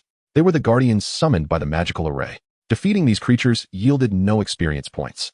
To dismantle the magical array, one must eliminate the core guardian. Otherwise, the other guardians would remain impervious to defeat. Suyu was keen to resolve this swiftly. He scanned the area ahead and quickly identified the core guardian, its azure eyes adorned with unique patterns. Zhan Mo Shixiang Qing Tong Tu Mu. Special. Level. 20 health. 270, 000 attack. 2060 skills. None in the realm of Xinyu. Monster titles are categorized into common, elite, chief, and lord. The term lord is commonly used by players, while chief ranks just below it. Thus, chief monsters are often referred to as lesser foes. Yet they possess considerable strength. Consequently, Suyu preemptively summoned a shadow clone using his skill. With a clang, the Zhan Mo Shixiang rose, shaking off debris, brandishing its spear in the right hand and shield in the left, striding boldly out of the magical array. An inexplicable force swept across a radius of hundreds of meters, affecting all units except for the statue. System notification. Due to the influence of the primary sealing array, units below level 20 will enter a state of silence, unable to use any skills. All of Suyu's skills were sealed, yet he remained unperturbed. After all, he was an archer, not a mage. His damage output relied solely on basic attacks. Moreover, a mere primary sealing array could not silence the multitude of passive skills he possessed. Intruders shall perish. The Zhan Mo Shixiang spread out, advancing towards Suyu to attack. He commanded his shadow clone to assault the core guardian, unleashing 4 arrows in quick succession. Hitting the target. 6,345. Critical hit. 498. 1,385. Critical hit. 538. The arrows from the shadow clone could also trigger damage-dealing passives, with an average output exceeding 15,000 per second. This tremendous damage drew the ire of the Zhan Mo Shixiang, which promptly turned to pursue the shadow clone. Seizing the opportunity, Suyu quickly retreated, taking aim at the core guardian and unleashing a barrage of arrows. In terms of damage output, Suyu was undeniably more formidable. as the Jean Mo Shurxiang's short reach and slow speed rendered it vulnerable to the archer's relentless onslaught. It was effectively kite-farmed by Su Yu. In this secure environment for output, Su Yu's damage soared beyond 22,000 per second. The health of the Jean Mo Shurxiang plummeted to 0. Remarkably, this battle was concluded in under 10 seconds. Congratulations, you have acquired 20 points of constitution. Although there was no experience from slaying monsters, his innate talent still bore fruit. As the core guardian fell, the remaining Jean Mo Shurxiang shattered, turning into scattered debris. Subsequently, the magical array dimmed, and the silence effect dissipated. With the sealing effect lifted, a palm-sized hand materialized from thin air. "Young one, thank you for saving me." An aged voice resonated in his ears. The next moment, an ethereal, grayish figure emerged from the hand, hovering in midair, greedily gazing at Su Yu. The figure had witnessed the confrontation between Su Yu and the Jean Mo Shurxiang. This power, unperturbed by silence, intrigued him immensely. In a century, he had never encountered a human with such extraordinary talent. "Your body, I shall claim." The wizard's heart swelled with malevolent intent. System notification: Wizard Heyman's affinity towards you is 50, current, 10. The sudden notification caused Su Yu to momentarily falter. "I saved you, and yet you harbor ill intentions towards me." With this thought, his gaze towards the figure grew wary, prompting him to examine its status panel. Wizard Heyman's soul, level 15 status. Weak in this state, the wizard could glean only limited information through the system's probing abilities. Upon seeing the figure's level at 15, a bold idea surged within Su Yu. "With my current strength, I should be capable of single-handedly defeating a golden creature, right?" Originally, Su Yu had intended to obtain a hidden quest from the wizard. After departing from the novice village, one would typically engage in quests to acquire precious rewards. However, Su Yu's mindset has shifted. He realized that he could procure the rewards from hidden tasks through alternative means. With his head bowed, a mysterious smile crept across his lips. For reasons unknown, the wizard felt a chill. "What a jest. I am but a soul now. How could I possibly feel cold?" Wizard Heyman was utterly perplexed. After some contemplation, he turned to Su Yu and, in a benevolent tone, said, "Young man, as a token of my gratitude, I am willing to bestow upon you a treasure as a reward." With that, the wizard waved his hand, and a panel appeared before Su Yu. Ding! You have unlocked Wizard Heyman's hidden shop. Beast King leather armor, gold, effect, level 15 universal profession equipment, one part of the Beast King set. Price, 290,000 gold. Beast King boots, gold, effect, level 15 universal profession equipment, one part of the Beast King set. Price, 240,000 gold. Beast King leggings, gold, effect, level 15 universal profession equipment, one part of the Beast King set. Price, 260,000 gold. Goodness, the old sorcerer's treasures are exceedingly abundant. The displayed items alone number 13. Among them, a diamond quality item is a large skill experience token, providing 1 million skill experience. The gold quality items total 12. 6 of these are equipment pieces. Notably, the Beast King set stands out. It is indeed a gold quality universal profession set. If memory serves, the first gold set in my past life was from a celebration event held by the Knowledge Church, specifically crafted for the mage profession. However, what astonished him more was another matter. After the Bloodstained Guild discovered the wizard's soul, they did not receive a reward. Instead, they were given a hidden quest and a hand token containing the wizard's soul. For reasons unknown, Wizard Heyman now harbored malice towards him, and the hidden quest had vanished entirely. At this moment, the wizard cheerfully said, "Young man, choose any treasure you desire." "Just one? Is that sufficient?" Su Yu raised an eyebrow. Clenching his fist, he coldly stated, "I need not choose. I shall take them all." Wizard Heyman was momentarily taken aback, unable to respond. Coming back to his senses, the wizard said, "Young man, do not jest. Choose one quickly. It seems you do not understand human speech." Su Yu responded with a calm smile. "Then I shall take them myself." "Young man, your greed knows no bounds." Wizard Heyman retorted with a sinister tone. "Do not compel me to teach you a lesson." Boom. 8,772. The sound of thunder suddenly erupted, and the wizard's words were abruptly cut off. In an unguarded moment, Su Yu unleashed a thunderous shot that pierced through the wizard's head. Unfortunately, being in a soul state, the opponent had no weak points and was immune to physical damage. "You seek death." The wizard seethed with rage. A flash of light appeared, and his soul solidified slightly. Wizard Heyman's soul, Gold Lord, level 15, weakened, health 150, 190 attack, 7, 420 skills, mind shatter, directly attacks the soul, stunning for 3 seconds and inflicting significant soul damage. Blizzard, creates a blizzard in a designated area with a chance to freeze enemies. Weaken curse, reduces enemy defenses and damage. Magic shield, forms a shield with magical energy to withstand physical and magical damage, truly worthy of its gold quality. In the early stages of Divine Realm, players from Blue Star were unable to single-handedly defeat gold-level foes. Only a well-coordinated elite player team could accomplish such a feat, although Wizard Heyman was in a weakened state. His attributes remained formidable, and his skills were exceptionally powerful. Particularly, Mind Shatter could inflict soul damage, a form of true damage unaffected by physical or magical defenses. Su Yu's soul resistance was 0. Once attacked, he would lose at least half of his health. Moreover, he was uncertain of Wizard Heyman's attack patterns, so he had to approach the battle with utmost caution. "Young man, you have successfully angered me," Wizard Heyman greedily declared. "I will kill you and then seize your body." "Huh, old man, you may be overestimating yourself." Su Yu scoffed. He finally understood why the wizard harbored malice towards him. It was a desire for his body. "Today, you must be dealt with." Su Yu decisively equipped arrows enchanted with Frost Arrow Quiver. He turned and shot an arrow, its speed dramatically increasing, and immediately retreated into the forest. Upon hitting the wizard's soul, the arrow significantly reduced the wizard's speed, creating a distance of several hundred meters between them, a number that continued to grow. "You scoundrel!" Wizard Heyman cursed under his breath. He attempted to cast a spell, but discovered Su Yu had already escaped his attack range, forcing him to pursue. One arrow after another flew from the forest, accurately striking the wizard's body. 720. Dark damage, 740. 760. As the wizard was in a soul state, his bleed resistance and physical resistance reached 100, rendering him immune to bleed effects and physical control, such as knockback and repulsion. Thus, Su Yu could only rely on dark damage and poison effects to deal damage, gradually whittling down the wizard's health. The two engaged in a relentless chase, with Wizard Heyman pursuing Su Yu. The result? Su Yu's health remained at full, while the wizard's health steadily decreased. What a wretched world, to have such a nauseating archer. "Do not run if you have the ability," the sorcerer Heyman bellowed in a fit of rage. Although he too was a ranged class, his attack range paled in comparison to that of Su Yu, who benefited from various passive enhancements. It was utterly absurd. Nonetheless, this only solidified the sorcerer's resolve to possess Su Yu's body. Fortunately, Heyman, being a magic-based profession, had a relatively low movement speed. Had he been an assassin or a melee class, he would have caught up with me long ago, and at that point, no matter how long my attack range, I would have met my demise. Su Yu reflected with a sense of relief. Of course, the primary reason was that Heyman was immune to physical damage, while Su Yu's elemental damage was rather feeble. Otherwise, he would have engaged in a direct confrontation from the very start. Before long, he arrived at the area filled with demonic creatures.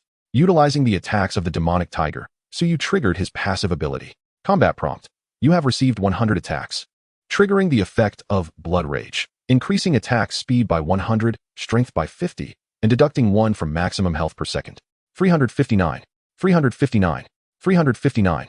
Damage numbers erupted above Su Yu's head.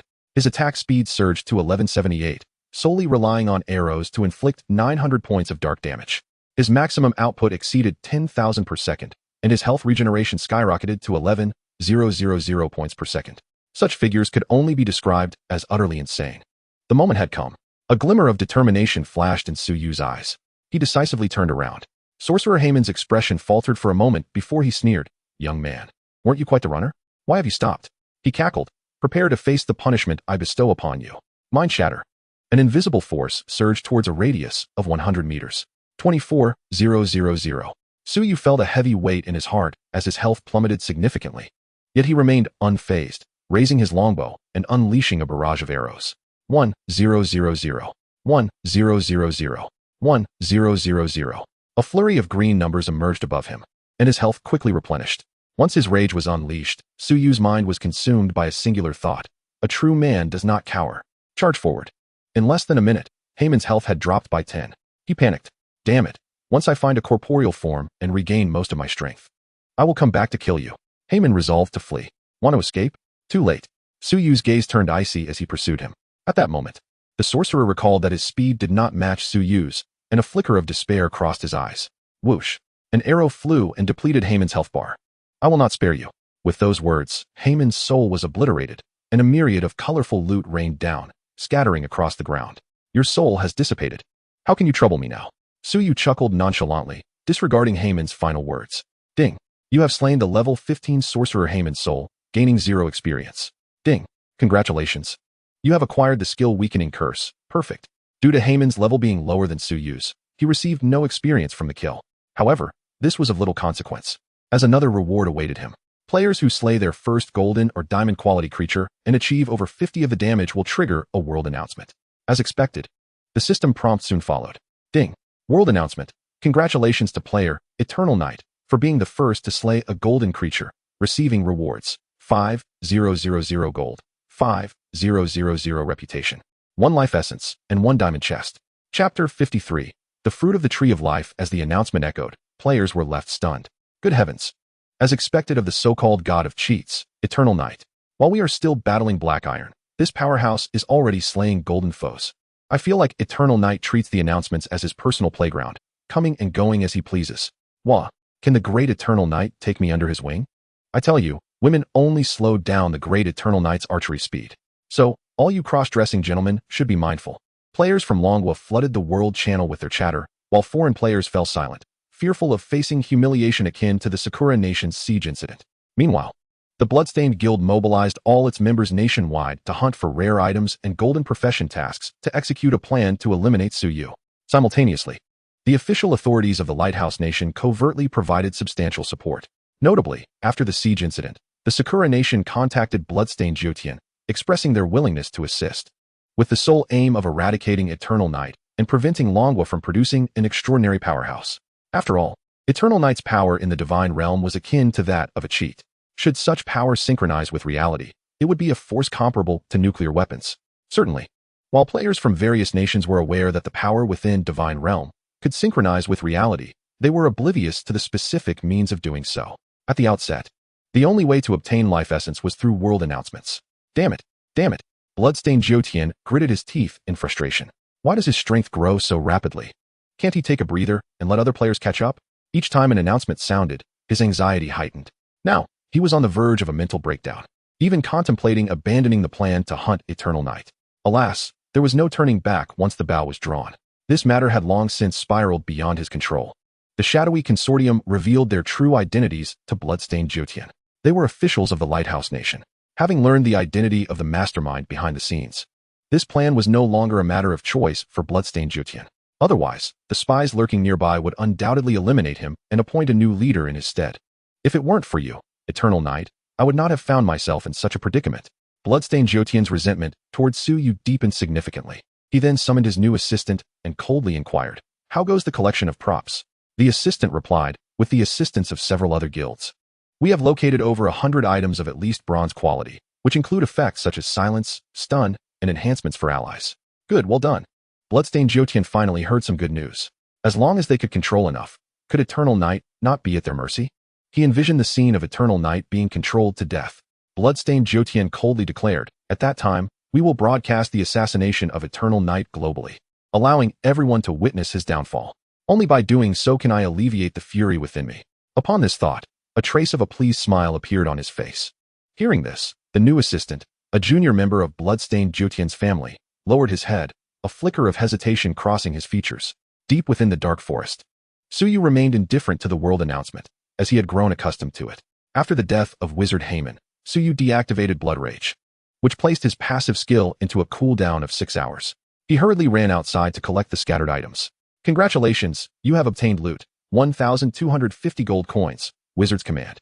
Skill Experience Token, Large, Beast King's Leather Armor. Suyu counted and found that the reward attributes exceeded 40 items, with the lowest quality being Black Iron. Fantastic. Truly exhilarating. The rewards from this special drop were vastly superior to those found in the wild. He had already secured the Wizard's Command, and he hoped for a chance to obtain a precious hidden item from the Wizard's servant. Glancing at the command, a thought emerged in Suyu's mind. He then examined the other rewards. First, there was the Beast King set, a complete collection of level 15 golden gear. Beast King's Leather Armor, Golden. Part, Upper Body, 13 pieces, Health, 1200 Defense, 60 Constitution, 50 Strength, 30 Trait. Health regeneration of 15 points per second. Beast King's Boots, Golden. Part, Feet, 23 pieces, Agility, 80 Constitution, 20 Defense, 35 Trait. Skill displacement distance of 20. Beast King's Leggings, Golden. Part, Legs, 33 pieces, Constitution, 40 Agility, 40 Defense, 50 Health, 900 Trait. Health regeneration of 15 points per second. The attributes of these 3 pieces of equipment were exceptionally impressive. Without hesitation, Suyu donned the Beast King set. In the next moment, the effect of the set appeared in his buffs. Beast King set, 33. Self-attack speed 10. Movement speed 10, 4-dimensional attributes 20 points, damage 30 when attacking non-boss units. This effect was remarkably potent. Furthermore, when facing ordinary, elite, and boss monsters, damage increased by 30, significantly enhancing his farming speed. Additionally, aside from the skill experience token, the other loot, while valuable, held no utility for Suyu. After casually browsing through them, he directly stored them in his backpack. Lastly, regarding the system rewards, Suyu immediately used the 7th life essence. The attribute synchronization rose to 35. He estimated that his physical fitness in reality was at least 20 times that of an average person. The strength of his punch could undoubtedly slay a bull. Excellent. A satisfied smile graced Suyu's face. Subsequently, he opened the diamond treasure chest. Congratulations, you have obtained 5,000 gold coins. Congratulations. You have obtained a small fruit of the Tree of Life, small. To his delight, this was the item. Tree of Life's fruit, small. Quality, diamond effect. Upon consumption, gain 20 free attribute points, limit of 3. Items that increase free attribute points in Xinyu are exceedingly rare. Suyu quickly consumed the fruit. System prompt. You have gained 20 free attribute points. After some contemplation, he allocated the points to strength. His strength increased to 622 points, equating to 1244 points of attack. With the day drawing to a close, after destroying the altar that summoned the demonic beasts, today's tasks were considered complete. Suyu opened the map. He was some distance from the altar. It was already evening, but a soft blue flame floated everywhere, illuminating the dark forest. Half an hour later, Suyu arrived near the altar. Ahead lay a dense thicket, obscuring any visible path. This was a camouflage array set by the enemies of the Dark Empire, concealing the environment. Without a way to break the array, it was challenging for anyone to locate the altar. However, Suyu was different. He clearly remembered the coordinates of the altar. Thus, he opened the system map, marked the altar's position, and proceeded directly toward the marked direction. He grew increasingly closer to the altar's location. This was the advantage of having navigation. Chapter 54. You have already been surrounded by me. In the forest where the altar was situated, the enemies had arranged a camouflage array comprising 36 nodes. The Dark Empire dispatched a large number of dark assassins, positioned in pairs at each node to guard against enemy ambushes.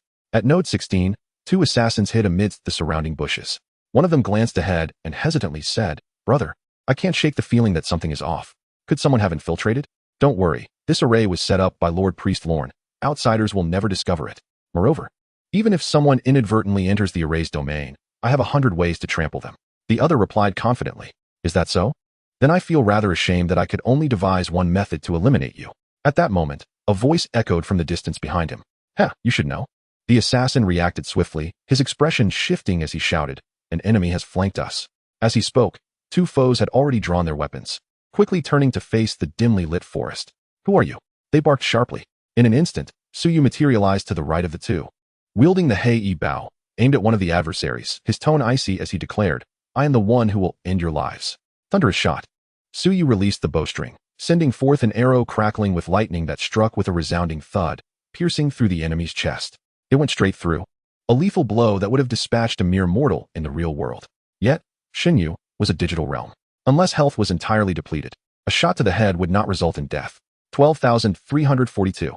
6,171. Thanks to the passive skill, Piercing, the remaining enemies suffered an additional 50 points of damage. Simultaneously, both adversaries experienced the same passive effect, with damage numbers appearing above their heads. Swish, swish, swish. Suyu furiously drew and released arrows. 3,654. Critical hit, 1827. 3,674. Critical hit, 1837. The 2 were 15-level bronze elites, with only 50,000 health points. In the first second, Suyu's accumulated damage soared to 35,865 points, instantly obliterating his foes. He then summoned a shadow clone to vanquish the last enemy. Ding. You have slain a 15-level dark assassin, earning 0 experience points. Ding. Congratulations. You have looted 5 points of agility. Ding. Congratulations, you have acquired the Poison Blade skill, rare. The battle lasted less than 2 seconds. In the case of other players, a team of 10 would struggle to defeat a dark assassin. Suyu cast a glance at his interface. Poison Blade passive, 110. Effect. Envelop your arrows in deadly poison, causing the enemy to suffer from poisoning effects, dealing 100 points of health per second for 5 seconds. At maximum level, the poison damage reaches an impressive 1,000 points per second. This damage is quite formidable. Rustling sounds echoed through the forest. Someone was approaching. Suyu's objective was to destroy the altar, so he wished to avoid prolonged entanglement with the assassins and swiftly retreated into the shadows. Hurry, block this kid. He must be aiming to destroy the demonic altar. Don't let him escape. Upon hearing the commotion, the assassins pursued Suyu relentlessly. Unfortunately, their speed was far too slow to match his pace. Suyu evaded them effortlessly, leaving the hundreds of assassins far behind. Before long, he located the altar. Surrounding it were dozens of robed sorcerers, channeling their magic into the altar, from which emerged a multitude of demonic creatures. Dark Priest Bronze Elite. Level, 15 health, 500, 005, 0000 attack, 1115 skills. Dark Strike, Magic Shield Kid. It seems you've wandered into the wrong place. Is this somewhere you should be? Noticing Suyu's presence, the robed sorcerers stood, their eyes glinting with danger. I'm precisely where I intend to be. Suyu replied with a sly smile. Flame Arrow Rain. He raised his hand and unleashed the skill. A blaze of crimson light illuminating the dark forest as dozens of fiery arrows descended upon the altar, striking each sorcerer with deadly accuracy. 8,925. 8,925. 8,925. All of them suffered a sudden loss of nearly 1/5 of their health. Quickly kill him. Realizing the power of the arrows, the robed sorcerers' expressions changed, and they hurriedly focused their attacks on Suyu. Dark magic surged forward, manifesting as their skill, Dark Strike. Suyu showed no intent to evade. He continued his onslaught. Boom, boom. Thanks to his high spell defense and blocking passive, this skill inflicted a maximum of 322 points of damage, and collectively, Suyu's health decreased by merely 10,000 points. No worries. In just 1 second, Suyu could recover 6,000 health. Meanwhile, the sorcerer's skill required a 5-second cooldown. Under the relentless barrage of Suyu's attacks, he dispatched an enemy every 2 seconds. The notifications of his kills rang out continuously. Ding. Congratulations. You have looted 5 points of spirit. Ding. Congratulations. You have acquired the magic shield, ultra rare. No experience points were awarded. However, he was extremely satisfied to have obtained attribute points and skills. A minute later, Suyu had annihilated the robed sorcerers entirely, garnering a total of 60 points of spirit and fully stacking the passive. Magic Shield Passive, 1010. Effect. Gain a shield of 10,000 points that can absorb both physical and magical damage, refreshing the shield value every 10 seconds. With this passive, Suyu's survivability became significantly enhanced. He then directed his assault on the altar. When its durability reached 0, the altar shattered explosively, revealing the core dark crystal of the magic formation. As long as he seized it, the enemies would be unable to reconstruct the formation. Ding. Congratulations. You have acquired the hidden item, Dark Crystal. Please submit the task to Knight Commander Bart. Suyu stowed the item away. He glanced at his interface and mused. 1 minute and 15 seconds. The time is almost up. Suyu turned to survey the forest behind him. As expected, hundreds of assassins emerged into view. You audacious fool. How dare you destroy the altar? You are surrounded by hundreds of us. Let's see where you can run. The enemies remarked ominously. Run? Why would I run? Chuckled. You all should be cautious, for you have fallen into my trap. With that, he swiftly materialized amidst the crowd and unleashed a brutal onslaught. Chapter 55. Do you call this an archer? Ding. Congratulations, you have acquired 5 points of agility. Ding. Congratulations. You have obtained the Poison Blade skill, rare. Despite the presence of hundreds of assassins from the Dark Empire, they could not simultaneously strike at Suyu.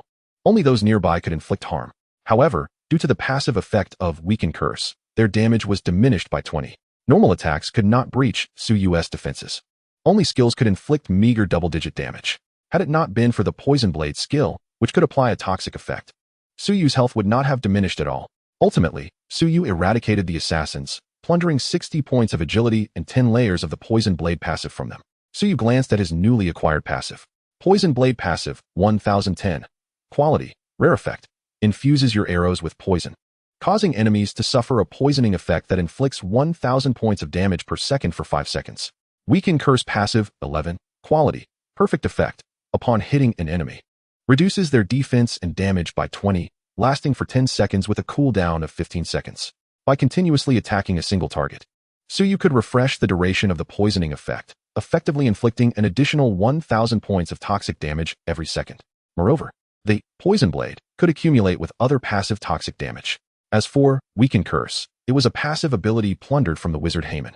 Its effects were formidable. Whether in combat or ordinary skirmishes, it proved immensely beneficial. Now that he had obtained the quest item, it was time to return and submit the task, Suyu mused. The Light Knights were hunting the assassins of the Dark Empire in the forest, and he was uncertain of the Knight Commander's current location. So he sent a message to Kin Yun Tianshang and the others. Soon, they responded with the coordinates of the Knight Commander. Grateful, Suyu set off immediately. Relying on his passive ability, his movement speed surged several-fold. After half an hour, Suyu finally located the Light Knights. Before him lay numerous enemy corpses on the ground. While some players were conversing with Knight Commander Balth, at that moment, he sensed something unusual. Out of the corner of his eye, Suyu scanned the towering trees on either side. Meanwhile, upon hearing footsteps, all the knights turned their gazes behind. Suyu had just emerged from the shadowy woods. 100 meters away from them. Yongyi, you have finally returned. Balth exclaimed, immediately abandoning the players to greet Suyu with a smile. Just then, an unexpected turn of events unfolded. A subtle breeze whispered through the air.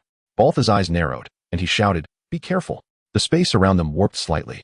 And in the next instant, 7 assassins wielding daggers revealed themselves. "You filthy rats from the muck, have you finally decided to strike?" Suyu remarked calmly. Utilizing his heightened mental acuity and hunter's instinct, he had long sensed the hidden enemies. Kill him. Though taken aback, the assassins resolutely obeyed the command. Instantly activating the poison blade skill, their daggers shimmering with a ghostly green light as they lunged at Suyu from all directions. Swish! Suyu teleported 10 meters away, effortlessly evading their assault. "You lackeys of the Light Empire shall meet your doom," the assassin leader bellowed with a vicious expression. "Kill!" They cloaked themselves and rushed towards Suyu, brandishing their daggers. "We're upon you now. Let us see how you, a frail archer, can escape." In response, Suyu remained unfazed, even suppressing a smile. "Frail? I beg to differ. That descriptor does not apply to me." 0, 0, 0, 0. 7 zeros appeared above Suyu's head, his health bar remaining utterly unchanged. The damage numbers were invisible to him, yet the players could see them. "What the hell?" They gasped, astonished, their eyes wide with disbelief. Though it was their first time witnessing Suyu, as players from Koluo village, they had certainly heard the incredible tales surrounding him. Hiss! The players could not help but inhale sharply. This was the legendary Yongyi. A mere attack from a level 15 bronze elite failed to pierce his defenses? This was utterly absurd. No wonder players from various nations referred to him as a cheat. The nickname was well-deserved. Damn, as a warrior, I shed tears of envy. Such defense should belong to a warrior or knight, shouldn't it? A nearby warrior player felt his composure crumble. At the same time, the assassins realized their attacks had not even grazed Suyu. "Damn it! What kind of archer is this?" they exclaimed. "We need to retreat." Having failed to land a blow, the assassins prepared to escape. With the formidable light knights nearby, being encircled would spell their doom. However, at the moment they resolved to strike, they had already forfeited their last opportunity to retreat. Fire arrow rain. Suyu unleashed an energy arrow, which, upon leaving the bowstring, split into 7 fiery arrows that accurately struck each assassin. 9,357. 9,357. The damage exploded. The arrows, imbued with the ice flame effect, reduced their speed to a crawl, rendering them unable to flee. Shadow Clone. Normal attack. Suyu and his Shadow Clone unleashed a relentless barrage upon the enemies. In less than 10 seconds, the 7 assassins perished instantly. Players, Light Knight, goodness. The defense of the Eternal Knight Master is astonishingly high, and the damage and attack speed are equally remarkable. This is truly omnipotent. Witnessing this scene, the archer players felt for the first time that they were playing entirely different professions from Suyu. Suyu is the true archer, while they are mere novices. Among the crowd, only Knight Commander Balter remained composed, as he was a level 45 mid-tier professional, significantly stronger than anyone present. Suyu was no match for him. After all, he was merely a level 17 apprentice. The disparity in their realms was substantial. Indeed, Eternal Knight, your strength is reminiscent of my youth. Your future is truly boundless, Balter exclaimed with a hearty laugh. Suyu, are you complimenting me or yourself? Shaking his head, he replied helplessly, Commander, the task you entrusted to me has been completed. Moreover, along the way, I discovered an altar for summoning corrupted creatures. The altar? Where is it? Balter's smile faded, and his expression grew serious. It has already been destroyed, Suyu stated, while producing the dark crystal. Upon careful examination, Balter's eyes suddenly brightened. Indeed, this is the core of the corrupted magic array. Ding. Knight Commander Balter's favorability towards you has increased by 10, current, 85 points. Due to your achievement of the hidden conditions for the main quest, eliminate corrupted creatures, your rewards will be enhanced. Congratulations, you have received 10,000 experience points, 100 gold coins, Balter's gift, not yet distributed, and 500 prestige with the Light Empire. Chapter 56. The Merchant's Demise following the system prompt. Balter exerted all his strength to shatter the dark crystal. He then turned to Suyu and said solemnly, Eternal Knight, on behalf of the Light Empire, I thank you for destroying the corrupted altar. As a reward, I am willing to offer you 2 items. With that, he produced a skill book and a cloak. both of golden quality. Please accept these 2 items, Balter said as he handed them over. Suyu nodded. Thank you. He accepted the rewards. Ding, congratulations. You have obtained Purification Skill Book, Holy Feather Cloak. Observing the cloak shimmering with a golden aura, the players expressed their envy. Another golden piece of equipment. It is no surprise that Eternal Knight is remarkable. Dominating the top 10 in the equipment rankings, Eternal Knight now had yet another addition to his collection. While the prominent figures were adorned in golden gear, some players were still struggling for a mere piece of trash black iron armor, highlighting the vast disparity among individuals. Tears welled up in their eyes. At this moment, even Suyu felt a hint of surprise upon seeing these 2 items. The cloak, in Xinyu, holds the highest value among equipment. It is worth 3 times that of other items of the same quality due to its rarity. The Purification Skill is a universal skill book, essential for players during the early to mid-game. With a clap of his hands, the skill book transformed into light and fused into Suyu's body. Ding, congratulations, you have learned the skill, Purification Golden. Purification Golden, level 1 upgrade, 1,600 experience points effect. Upon use, dispels control and negative effects with a lower priority than golden effects, and for the next second. Grants immunity to control and negative effects. Cooldown, 90 seconds. Mana cost, 500 points. Level 1 purification is sufficient for now, so Suyu had no intention of upgrading the skill. He then turned his attention to the attributes of the cloak. Holy Feather Cloak, Golden. Part, Cloak Health, 1200 Defense, 60 Constitution, 50 Feature, Health Regeneration, 8 Equipment Requirement, Level 15 Universal. This piece of equipment is quite impressive. Enhancing health regeneration. Whether through damage absorption or passive healing, the benefits from this cloak are substantial. Suyu could recover at least 1,000 health points with a single arrow, and with an 8-point enhancement, he would regain an additional 80 health points. This cloak is woven from the wings of the light bird, exceptionally soft, imbued with a soothing warmth that instills a sense of calm. Suyu promptly donned the equipment. Immediately afterward, he turned to Balter and inquired, Commander, do you have any further tasks that require my assistance? None, Balter shook his head, stating, since the source of the corrupted creatures has been destroyed, the remaining matters can be handled by our light knights. As if recalling something, he added, if there are any developments, I will send someone to notify you. Very well. Suyu crushed the returned city talisman and instantaneously returned to the inn in Kuluo village. He gazed out at the moon and mused, with the dark crystal destroyed. The Dark Empire will surely act sooner, and the final main quest will undoubtedly open tomorrow at noon. According to the rules, if one novice village initiates the final quest, all novice villages worldwide will synchronously open as well. If the players in that novice village are too weak to complete the main quest, they will have to fend for themselves, as others will be unable to assist. At this moment, Suyu logged out of the game. His vision turned pitch black. In the next instant, he found himself back in his villa's bedroom. Today, Suyu made a rare trip to a 5-star restaurant for dinner. As the restaurant's highest level VIP, he did not need to make reservations in advance and could dine at any time, for they had reserved a private room specifically for him. Suyu enjoyed a sumptuous dinner, and with his current physical condition, he could indulge in whatever he desired. After the meal, Suyu took a leisurely stroll outside. The real world was remarkably tranquil. However, as Xinyu increasingly meddles with the world's rules, it is only a matter of time before the creatures and plants of reality undergo evolution. Even the monsters from the game may invade the real world, leading to a tumultuous spectacle. After a moment of reflection, Suyu returned home and went straight to rest. The following morning, after a simple breakfast and a brief period of relaxation, he logged into the game. Ding! Welcome back to Xinyu. He returned to the inn, where system notifications continued to sound. Ding! World announcement. At noon today, all novice villages in the Holy Dragon world will open their respective final main quests, with the difficulty set to hard. Note: successful completion of the quest will reward players from the respective novice village with generous rewards. Failure will result in severe penalties from the system. The announcement echoed 12 times. What? The final main quest is starting already? Our village hasn't even cleared the first phase of the dungeon yet. I, Xiao Buwan, declare that Lighthouse Kingdom shall be the first to complete the main quest, while you all shall continue to trail in the wake of the Lighthouse's glory. Under the leadership of Mr. Jin Changxiu, our Dahan Ming Kingdom will surely surpass your Lighthouse Kingdom. Hehe, the great master of Eternal Night asserts that all present are worthless. Upon hearing the announcement, players began to flood the world channel with messages. The players from Dragon Country activated a mocking mode. Observing this, the foreign players afflicted with Eternal Night were incensed, lashing out at the players from Dragon Country. Meanwhile, Suyu remained blissfully unaware of the verbal war ignited by his actions. He glanced at the quest countdown, noting that there were still over 5 hours until the quest commenced. I cannot simply wait in the novice village. I might as well seize this opportunity to retrieve the hidden items from the wizard's servant. Suyu made his plans. The wizard's servant resided in the map outside Kuluo village, which was quite a distance away. He needed to prepare.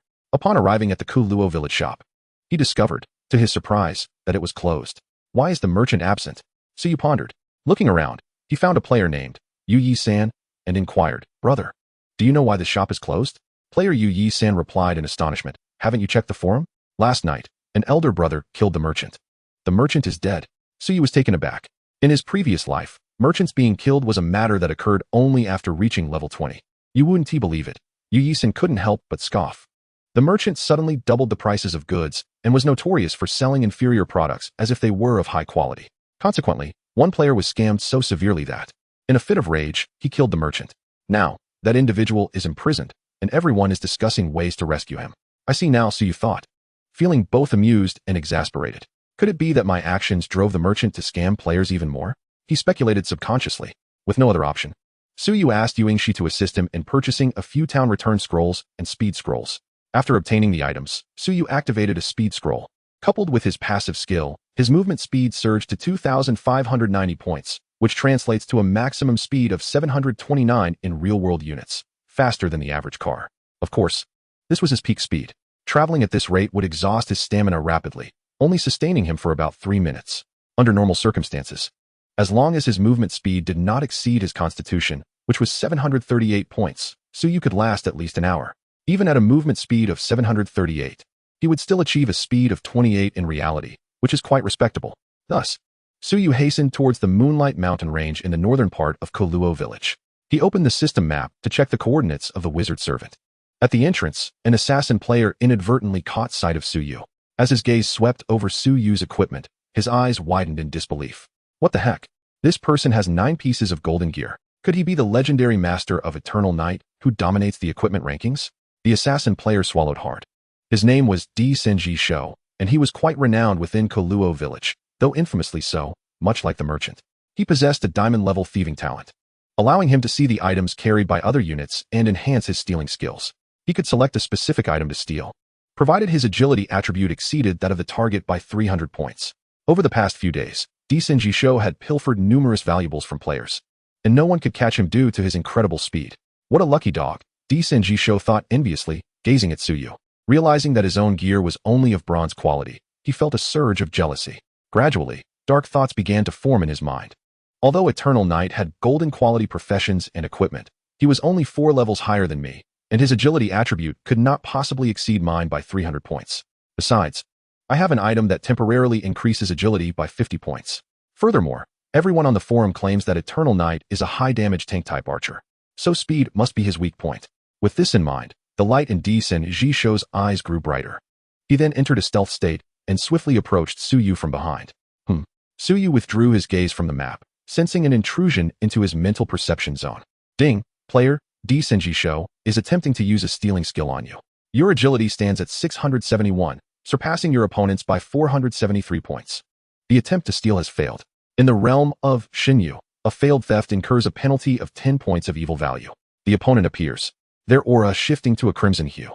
671 agility. How could this be possible? D. Senji Sho is left in disbelief. In an effort to enhance his thieving chances, he has meticulously gathered numerous agility-boosting equipment and items. He is confident that among players from Lanxing, few possess agility surpassing his own. Yet, the outcome reveals that his agility attribute is less than a third of Yong Ye's.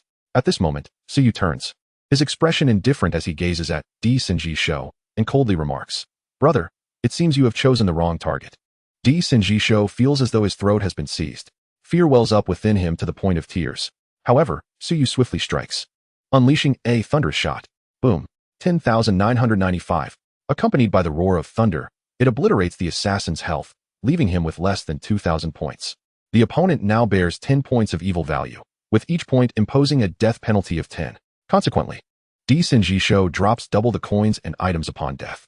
The items consist of 2 pieces, skill experience token, small, and Gale Scepter, categorized as silver and gold quality respectively. Gale Scepter, gold, type, item effect, grants an additional 50 agility and 30 movement speed for the next 60 seconds. Cooldown, 30 minutes. The effect is decent, providing some utility in battle. Suyu glances at it casually before stowing it away in his backpack. this matter holds little significance for him. He continues to examine the map, marking the coordinates of the wizard's servant, and promptly sets off. As he approaches the vicinity of Koluo village, he encounters numerous wild boars and black bears, all at levels 10 to 15. Slaying them yields neither experience nor the acquisition of skills or attributes, as Suyu has already vanquished similar creatures before. Thus, he possesses no interest and accelerates his journey. Time passes swiftly, and after more than 2 hours, Suyu arrives near the dwelling of the wizard's servant. A chilling roar echoes from ahead. In the next moment, a horde of black creatures bursts forth from the earth, their decayed skin marred by grotesque features and their eyes glowing with a sinister green light. Evil Corpse Beast, Bronze Elite, level, 20 health, 82,000 attack, 1485 skills, Venom. Corrosive Claw description, a monstrosity crafted by the servant of Wizard Haman. Finally, a group of monsters that presents a challenge. A slight smile graces Suyu's lips. The Evil Corpse Beasts possess a particularly repulsive skill, Corrosive Claw. Upon striking equipment of below gold quality, there exists a chance to permanently remove 1 point of the equipment's attributes. Should the attributes diminish to 0, the equipment will be utterly destroyed.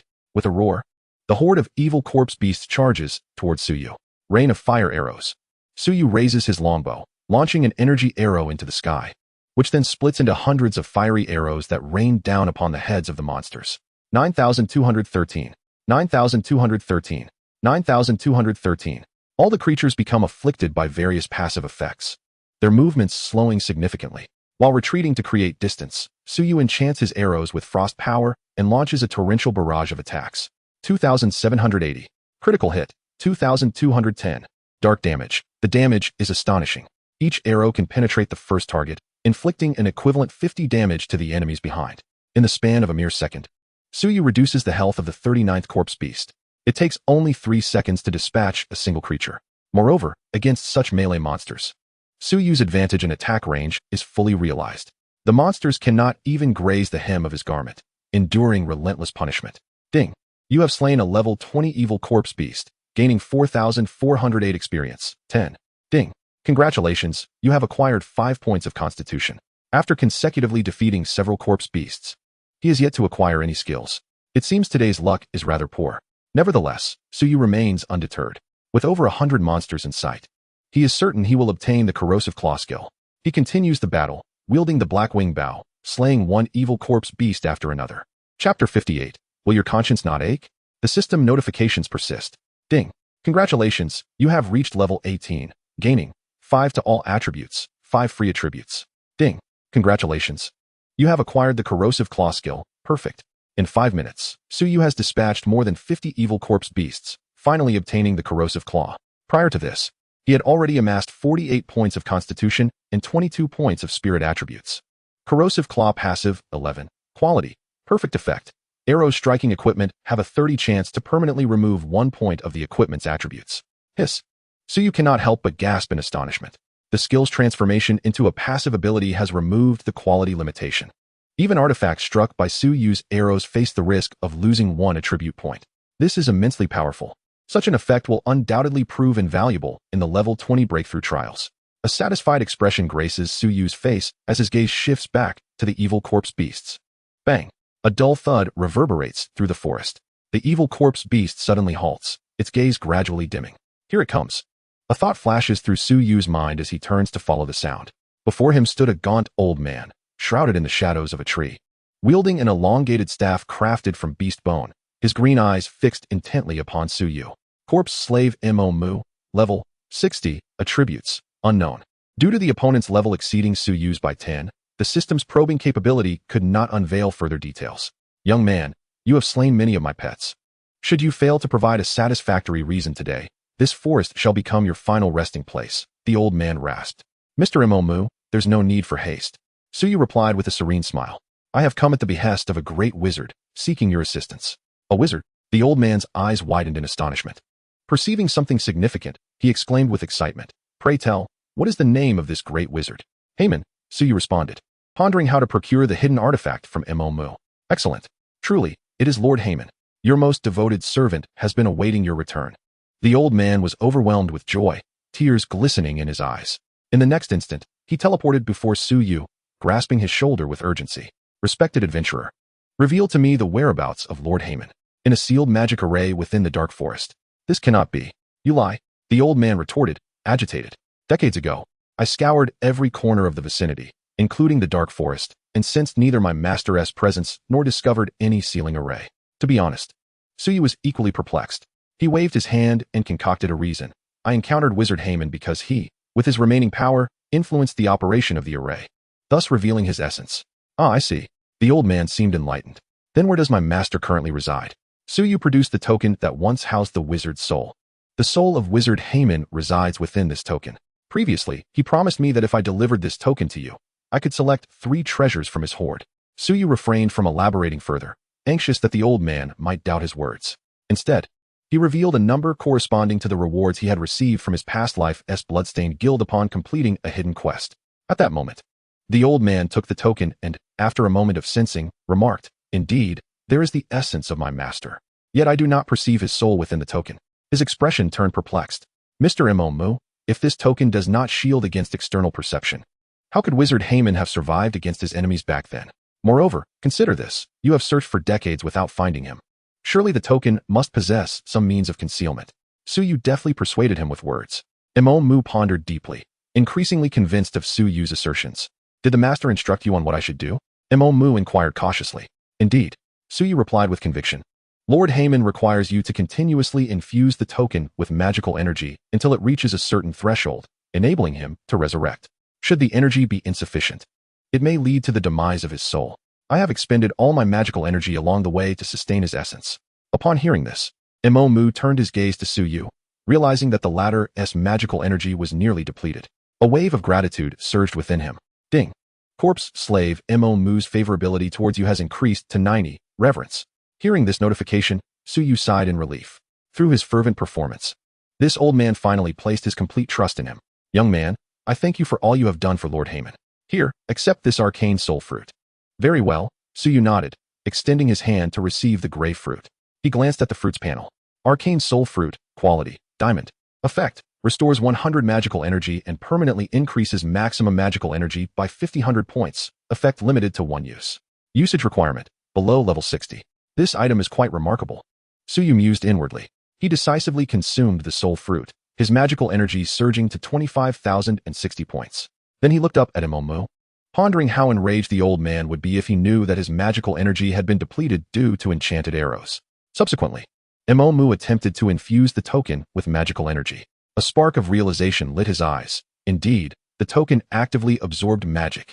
Master, I shall do everything in my power to assist you in your resurrection, Mu declared, unhesitantly channeling a substantial amount of magical energy into the token. At this rate, he would soon exhaust all his magical reserves. Observing this, Suyu quickly interjected, Mr. Mu, do not infuse too much energy into the token at once. Lord Haman's soul is frail and requires time to absorb the energy.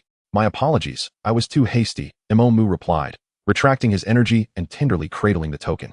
He turned to return to his dwelling, but paused and said, Young man, accompany me back, and I shall allow you to select 3 treasures as per my master's instructions. Very well. Suyu nodded, a smile gracing his lips. Would his conscience ache for deceiving a man of several centuries? The answer was a resounding no. Suyu remained unperturbed, contemplating intensifying his ruse. In his memory, once resurrected, Wizard Haman's first act was to lead Mu in a massacre of Kuluo village, utilizing human souls to forge some nefarious artifact. Should his strength suffice, Suyu would undoubtedly return to send this wizard's servant to hell, reuniting him with his master. Of course, his primary motive remained the treasures of Wizard Haman. Chapter 59. The Eye of Extreme Evil. Before long, the wizard's servant, Mumu, led Suyu to a wooden cabin, the abode of the old man. As Mumu spoke, he pushed open the door, and the two entered. The interior of the wooden cabin appeared quite cramped, but this was merely an illusion. Mumu began to chant an incantation, wielding his staff to strike the ground, and a teleportation array illuminated before them. In an instant, both vanished from the cabin. They arrived in a foreboding palace, where numerous gray sprites, each the size of a finger, flitted about, clutching magical lamps that illuminated the dim surroundings. Flanking the grand hall stood level 60 guards, akin to Mumu, zombie servants, extraordinary beings fashioned from the remains of humans and magical beasts. Mumu then carefully placed a command on the throne and turned to Suyu, saying, Young man, please follow me.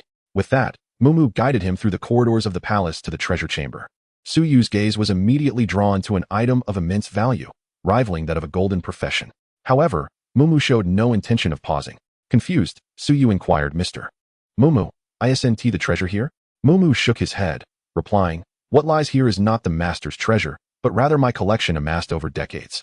Without the master's consent, these items cannot be placed in the master's treasury. Understanding dawned upon Suyu, who nodded but found himself reflecting on a different matter. The Bloodstained Guild in his previous life had suffered immensely. After assisting Wizard Heyman in his resurrection, he had the audacity to use the servant's collection to appease players. Truly, one could not be more miserly. No wonder Wizard Heyman, while expressing gratitude, was only willing to grant him a single reward. With this thought, Suyu's gaze fell upon Mumu as he suppressed a chuckle, saying, Mr. Mumu, you are indeed a devoted servant. I am certain that Master Heyman will be exceedingly pleased with your actions. Thank you for your praise. Mumu straightened his back. It is a great honor for me to serve my master. Within the hearts of these zombie servants, Wizard Heyman was akin to a creator, a paternal figure. Had the wizard's soul not dissipated and been aware of Mumu's loyal deeds, he might have erupted from his coffin in fury. Before long, the duo arrived at another door adorned with intricate patterns. Mumu pointed to the door, stating, this is the true treasury of the master. As per our agreement, you may select 3 rewards. Upon opening the door, an astonishing scene unfolded before them. So you could not help but gasp in awe. Piles of gold coins loomed near the door, while shelves further within brimmed with treasures, each of which was at least of golden quality. What an astonishing collection Master Heyman possesses, Suyu exclaimed. Indeed, Mumu replied with pride. Centuries ago, the Master and Lord Noisai vanquished countless human kingdoms, acquiring vast treasures. Moreover, all humans became subjects of the 2 great lords. Had it not been for the sudden alliance of the Dark Church and the Light Church, the Master would not have fallen in the Dark Forest, ultimately losing a great deal of treasure. At the mention of the 2 churches, Mumu's tone brimmed with resentment. How could the Light Church commit such an act? Suyu feigned astonishment. Mumu seemed compelled to elaborate. The 2 churches are but 2 sides of the same coin. The deities they worship, one born of the night, the other of the day, are inextricably linked within the world's laws, each indispensable to the other. The Master once said that these 2 deities might. Mumu's voice abruptly ceased. Might what? Suyu asked curiously. You and I are too weak, young man. To speculate on deities could incur divine retribution. Let us speak no more of this. Mumu, somewhat apprehensive, urged, please select your 3 rewards promptly. Very well, Suyu replied. Feeling rather disinterested, he strode directly to the item area, ignoring the surrounding coins. After 10 minutes of perusing every shelf in the treasury, his attention was captured by an object resembling a black eye. World Relic. Eye of Extreme Evil. Level. Beginner effect. Upon slaying a unit, absorb 1 point of evil value. You may transfer the stored evil value to similar units. Current evil value, 0 points, a beginner world relic. So you could not help but ask Mumu, may I choose this item? Yes, he answered, but this world relic holds no utility. I suggest you select something more beneficial. Suyu shook his head, resolutely stating, this is the one I desire. To him, the Eye of Extreme Evil was inconsequential, yet for players, it was a divine artifact. In the rules of Shinyu, killing players from opposing factions would not yield evil value. Engaging in warfare with opposing factions and slaying players would yield, at most, 1 item. In the late game, this could be quite vexing. However, with the Eye of Extreme Evil, one could transfer 1,000 to 10,000 points of evil value to an enemy. And upon their demise, they could drop hundreds of items. Since you are so certain, then it shall be yours, Mumu sighed. Alas, the more useful holy relics have already been seized by the 2 great churches. Is there any other treasure you wish to choose? I shall take another look. Suyu replied, returning to the other shelves to select 2 more items, both of epic quality. 1,000 Poison's Sacred Fruit. Quality. Epic effect. Can be used to concoct potions or consumed directly, permanently enhancing life and granting 20 points of poison resistance, limited to once. Advanced Skill Synthesis Book. Quality. Epic effect. Consumes gold to merge multiple skill books, synthesizing a new skill book of higher quality, with the highest being epic. The amount of gold consumed is related to the quality and quantity of the materials used for fusion. This is a one-time item. Suyu decisively consumed the Qian Du Shenghua. His health increased by 50 points, and his toxin resistance rose by 20, meaning future toxin damage would be reduced by 20. Subsequently, he allocated 5 points of free attributes to strength. Then Suyu opened his personal panel. Eternal Night level, 18 health, 45452 mana, 25060 attributes, strength 632, constitution 791, agility 676. Spirit 503 attack speed, 693, 20, attack, 1264 physical defense, 1986, 100 points in combat, magic defense, 1590 due to the substantial increase in strength, constitution, and agility. Suyu's attack speed soared to nearly 7. His health was exceptionally remarkable, reaching a staggering 45,000, unmatched by any player in Blue Star. Afterwards, Suyu contentedly closed the panel. As for the skill synthesis book, he had no immediate need for it. To synthesize an epic skill book, he would require at least 2 diamond-quality skill books among the fusion materials. This matter could be considered after the main storyline quest. Chapter 60, Dungeon Turmoil. Nightmare difficulty. After selecting his rewards, Suyu said, "Mr. Mom, I have completed my selection. Please send me back." "All right," Mom nodded. He then solemnly addressed Suyu. "Young man, I must express my gratitude for returning the Master's order. I hope we may meet again someday. Rest assured, there will be opportunities." Suyu replied with a meaningful tone. Immediately, Mom waved his staff, summoning a teleportation array beneath Suyu's feet, instantly transporting him back to the small cabin in the Yuehui Mountains. As for his decision not to return, Mom walked slowly to the Great Hall. Gazing at the order on the throne, he knelt respectfully, saying, "Great Master, I have allowed that young man to select 3 treasures from your treasury as promised. From this day forth, your most loyal servant shall await your return here." Inside the hall, all the corpse knights' gazes were equally reverent as they looked towards the throne. They were unaware that the order was, in fact, empty, and the soul of Haman had long since disintegrated. Yuehui Mountains. Suyu glanced back at the cabin, secretly hoping that the old man would take some time to uncover the truth. If Mom discovered Haman's soul had vanished, he would likely seek revenge at all costs. Currently, Suyu was not a match for a level 60 gold player. According to the trajectory of his previous life, after the Bloodstained Guild handed the order to Mom, it took 5 months for the sorcerer Haman to complete the resurrection ritual. I should have at least 2 months of development time, Suyu pondered. With his current growth rate, he would surpass Mom's strength in just a month or even less. Having obtained the items, he decided to return to Keilu Village and prepare for the final task. Suyu turned back towards Keilu Village. Due to the distance limitation of the Return City Talisman, which does not exceed 100 kilometers, it took him over an hour to reach an appropriate distance, tearing the talisman to arrive directly at the inn in Keilu Village. This morning's endeavor took over 4 hours. The final main storyline quest was about to open. With more than half an hour of free time, Suyu logged out for lunch, then returned to the Divine Realm. It was now noon. Players from various countries in Blue Star were receiving their respective task announcements in the novice villages. Ding! Keilu Village announcement. The final main storyline, Dark Invasion, has been opened. The Dark Empire has unleashed a multitude of corrupted creatures to besiege Keilu Village and is secretly concocting some kind of conspiracy. Reminder, should the task fail, all players will face severe penalties. Players had gathered outside the village walls, awaiting the task's commencement. The task had finally begun. Hopefully, the rewards could be obtained swiftly. You want rewards even before the battle starts?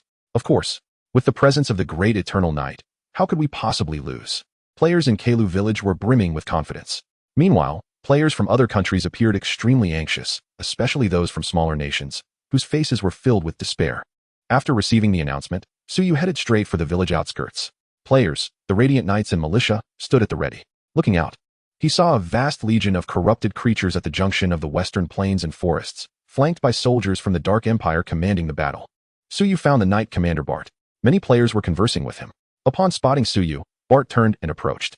"Eternal Knight, you have finally arrived," he said gravely. "There is a task that requires your assistance. Please, go ahead."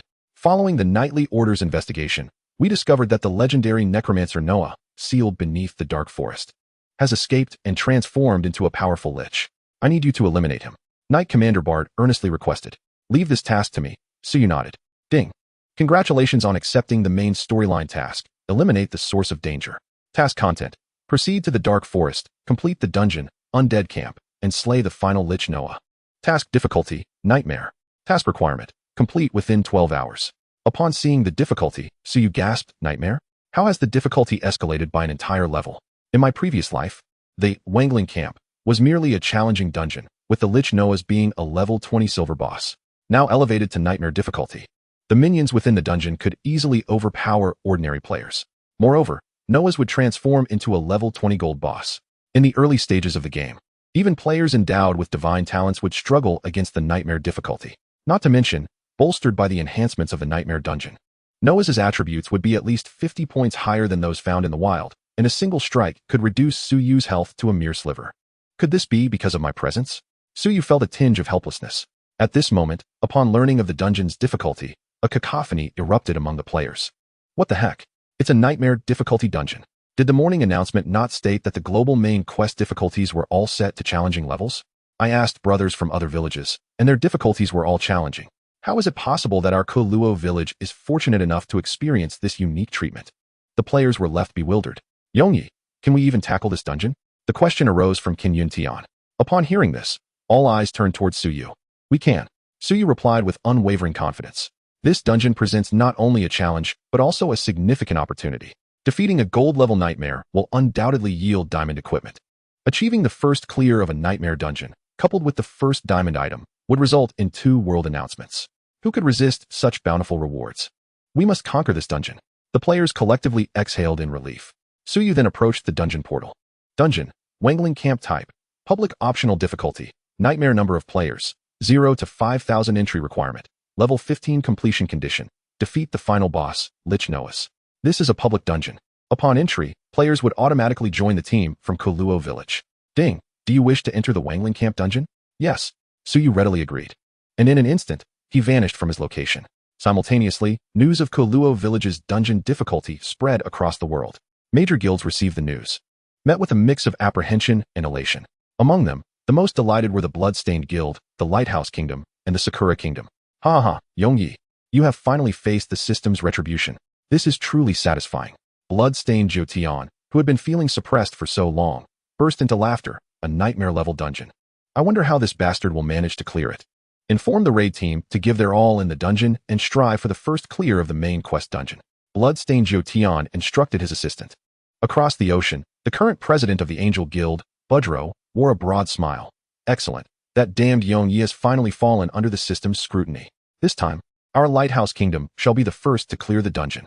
In that moment, top guilds from various nations shared Budro's sentiment. The first clear of the ultimate main quest dungeon was theirs for the taking. Chapter 61. The bone-chilling passive. The environment of the dark forest within the dungeon underwent a drastic transformation, the ground littered with the remains of beasts and bloodstains. The air thick with the stench of decay. Looking up, a camp constructed of bones loomed amidst the forest. The Lich Noas resided in the Grand Bone Hall. With a flicker of light, thousands of players emerged within the dungeon. The sound of cracking echoed in their ears. Following the noise, they beheld the beast corpses on the ground stirring, swiftly coalescing into skeletal monsters, adorned with sharp bone spines. Bone Magic Wolf, Bronze Elite, Nightmare, Level, 20 Health, 121, 000 Attack, 2, 330 Skills, Charge, Bone Chilling Body. The minions' health reaches 12, and their attack exceeds 2,000. How on earth are we supposed to fight them? If the latter possesses such strength, they are practically invincible. Yongyi, do you truly believe you can handle this? A hint of panic surged within the hearts of the players. Gazing at the monster's attribute panel left them astounded. In challenging dungeons, monsters would only receive a 30 enhancement to their attributes. However, the enhancement in nightmare dungeons is astonishingly severe, with a 50 increase across all attributes and a 20 boost to all resistances. In the early stages of the game, player attributes are exceedingly weak. Most players, aside from leveling up, lack alternative means to acquire attribute points. Just a single minion from the nightmare dungeon poses a significant threat to the players. The crowd turned their gaze towards Suyu, inquiring, "What do you require us to do, great leader? We promise to follow your instructions. You all." Suyu cast a glance at the group and stated, "You will divert the attention of some minions, do your utmost to survive. And remember to collect any rewards dropped by the monsters." Understood. They nodded in agreement. Boom boom. At that moment, a horde of bone magic wolves charged toward the crowd, causing the ground to tremble. Fire Arrow Rain. Suyu raised the black wing bow toward the heavens, unleashing a skill that split a single arrow into hundreds of flaming arrows, raining down upon the monsters. 10, 972. 10, 972. 10, 972. A multitude of numbers flashed across their vision, thanks to the effects of the Beast King set. The inherent damage of the arrows and the various additional damages from passives were all amplified by 30. However, the bone magic wolves possessed high defense, mitigating several hundred points of damage. A single skill could at most reduce their health by about 13. A layer of icy flames enveloped the monsters, significantly slowing their movements. Witnessing this, the players were left speechless. What the heck? Damage over 10,000. This is utterly absurd. Are we truly playing a game? Players found themselves engulfed in existential doubt. Enough of this. Let us take action. CNYNTNSH commanded loudly. Priests, weaken the monsters. Ranged classes. Focus fire on the in groups of 20. Warriors and knights, hold the front line to prevent the monsters from breaching our defenses. Summoners, quickly call forth resilient pets to take turns absorbing damage. Given the formidable attack power of the Even weakened, a tank player could withstand at most 2 strikes. Thus, CNYNTNSHing decided to use the summoned beasts as meat shields. Consequently, the heads of several guilds hastily contacted external players to recruit additional summoners for the dungeon, prioritizing the provision of mana restoration items to them. After all, SY had tasked them with stalling the monsters. Following this strategy, the players successfully restrained half of this movements, while the other half was dealt with solely by SY. SY unleashed a torrent of attacks upon the monsters. Ding! You have slain a level 20 nightmare, earning 6,412 experience points, 10 and 24 contribution points. Ding! Congratulations, you have looted 5 points of constitution. Ding! Congratulations, you have acquired the skill, rare. The experience gained from defeating nightmare monsters was substantial. After slaying several, SY had successfully looted a skill with a surprisingly high probability. He glanced at the newly acquired passive skill panel. Passive, 150. Quality, rare effect, defense 30. Upon receiving melee damage, reflect 40 points of physical damage back to the attacker. SY's eyes sparkled with delight. A passive skill that reflects damage was indeed quite rare. He surmised that if the effect were converted into a percentage, this passive could potentially surpass perfection, achieving an even higher tier. Quite satisfactory. With that, SY closed the panel and resumed his battle against the monsters, drawing his bow and unleashing a flurry of arrows. 3,574. Critical hit, 1618. 1,638. The health of the plummeted. Had he not triggered critical hits, SY's average damage per second would reach an astounding 28,700, allowing him to dispatch a severely injured in merely 4 seconds. Yet, he found this efficiency unsatisfactory. At the current pace, reaching the final stage would take an inordinate amount of time. Too slow. With this thought, a bold idea formed in SY's mind. As soon as the notion emerged, he sprang into action. In the next moment, SY teleported directly into the midst of the monsters, engaging me in close combat. The players behind him, still astonished by his damage output, suddenly witnessed this astonishing maneuver. Everyone was left dumbfounded. Wait, what are you doing, esteemed one? Brother Y. I know your defense is formidable, but these are nightmare-level monsters. As this attack struck SY, the crowd held their breath. 29, 29, 29, 29. The weakening curse had worn off, and this basic attacks barely inflicted 2-digit damage upon SY. Remarkably, he sustained no damage, as his shield absorbed every blow. Impressive. The crowd managed to utter a single phrase. Initially, they believed SY had become reckless, charging heedlessly into the fray, but it turned out their perspective was too narrow. Brother Y's defense was terrifyingly robust. They felt utterly unworthy as mere warriors to even carry his shoes. Before long, SY had endured enough attacks to trigger his berserk state. Combat alert. You have received 100 attacks, triggering the Blood Rage effect, increasing attack speed by 100, strength by 50, and deducting 1 maximum health point per second. 454. 454. SY's attack speed surged to 1271, his hands moving with astonishing speed. 2,478. 214. 2,498. One by one, they fell beneath his arrows. Ding. Congratulations, you have looted 5 points of constitution. Ding. Congratulations, you have acquired the skill, rare. The notifications of kills continued to resonate.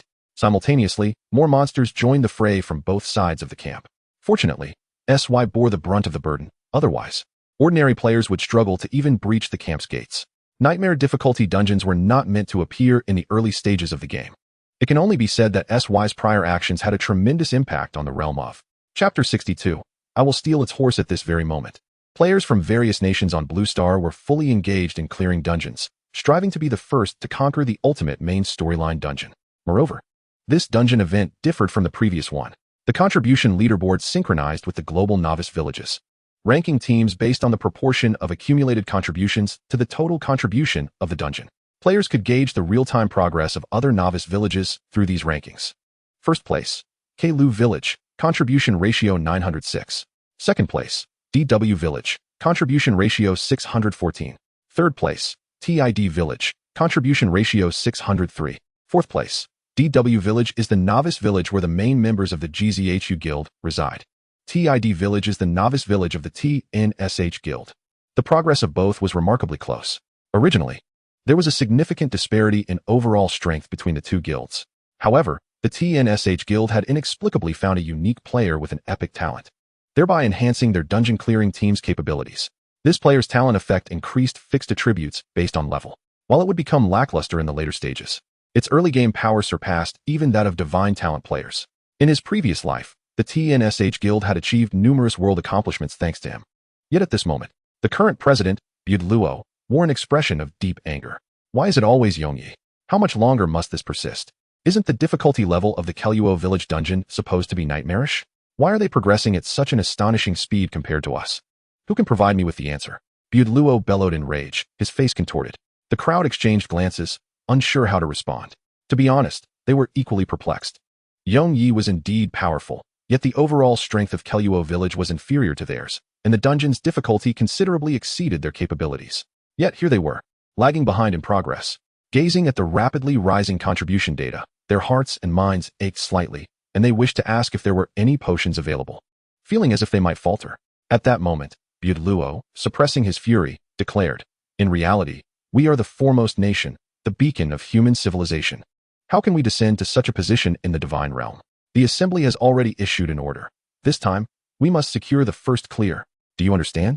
The crowd's faces were filled with bitterness. However, we have exerted our utmost effort. Rest assured. Luo reassured them. The assembly is reallocating a batch of potions and scrolls to temporarily enhance our combat power. With such measures, opportunities may still arise. The crowd regained their confidence. Just then, one individual joyfully exclaimed, "Look at the leaderboard. The progress of Keluo village has slowed significantly." Upon hearing this, their expressions shifted in astonishment. What? Instinctively, they opened the leaderboard. The contribution of Keluo village had risen to 952, but it took an eternity to increase by 0.01. This pace was indeed normal. Could it be that Yongyi encountered difficulties? They speculated. With that thought, their eyes brightened. An opportunity had presented itself. The players of the Angel Guild hastily engaged in monster slaying. At the entrance of the undead camp, the notification chimed. "Congratulations, you have reached level 19, gaining 5 in 4-dimensional attributes and 5 in free attributes." Another notification followed. "Congratulations, you have acquired the skill Bone-Chilling Body, rare." Suyu, alongside the players, annihilated the first wave of monsters. The abundant experience propelled Suyu to level 19, nearly reaching level 20. Concurrently, he gained 50 points in Constitution, 20 points in Strength, and max passives. Bone-Chilling Body passive, 50-50. Quality, rare effect, defense 1500. Upon receiving melee attacks, retaliates with 2000 points of physical damage to the attacker. The faster the monster attacks him, the quicker it meets its demise. Shortly thereafter, Suyu's gaze shifted towards the camp's entrance. The first challenge was about to emerge. Boom.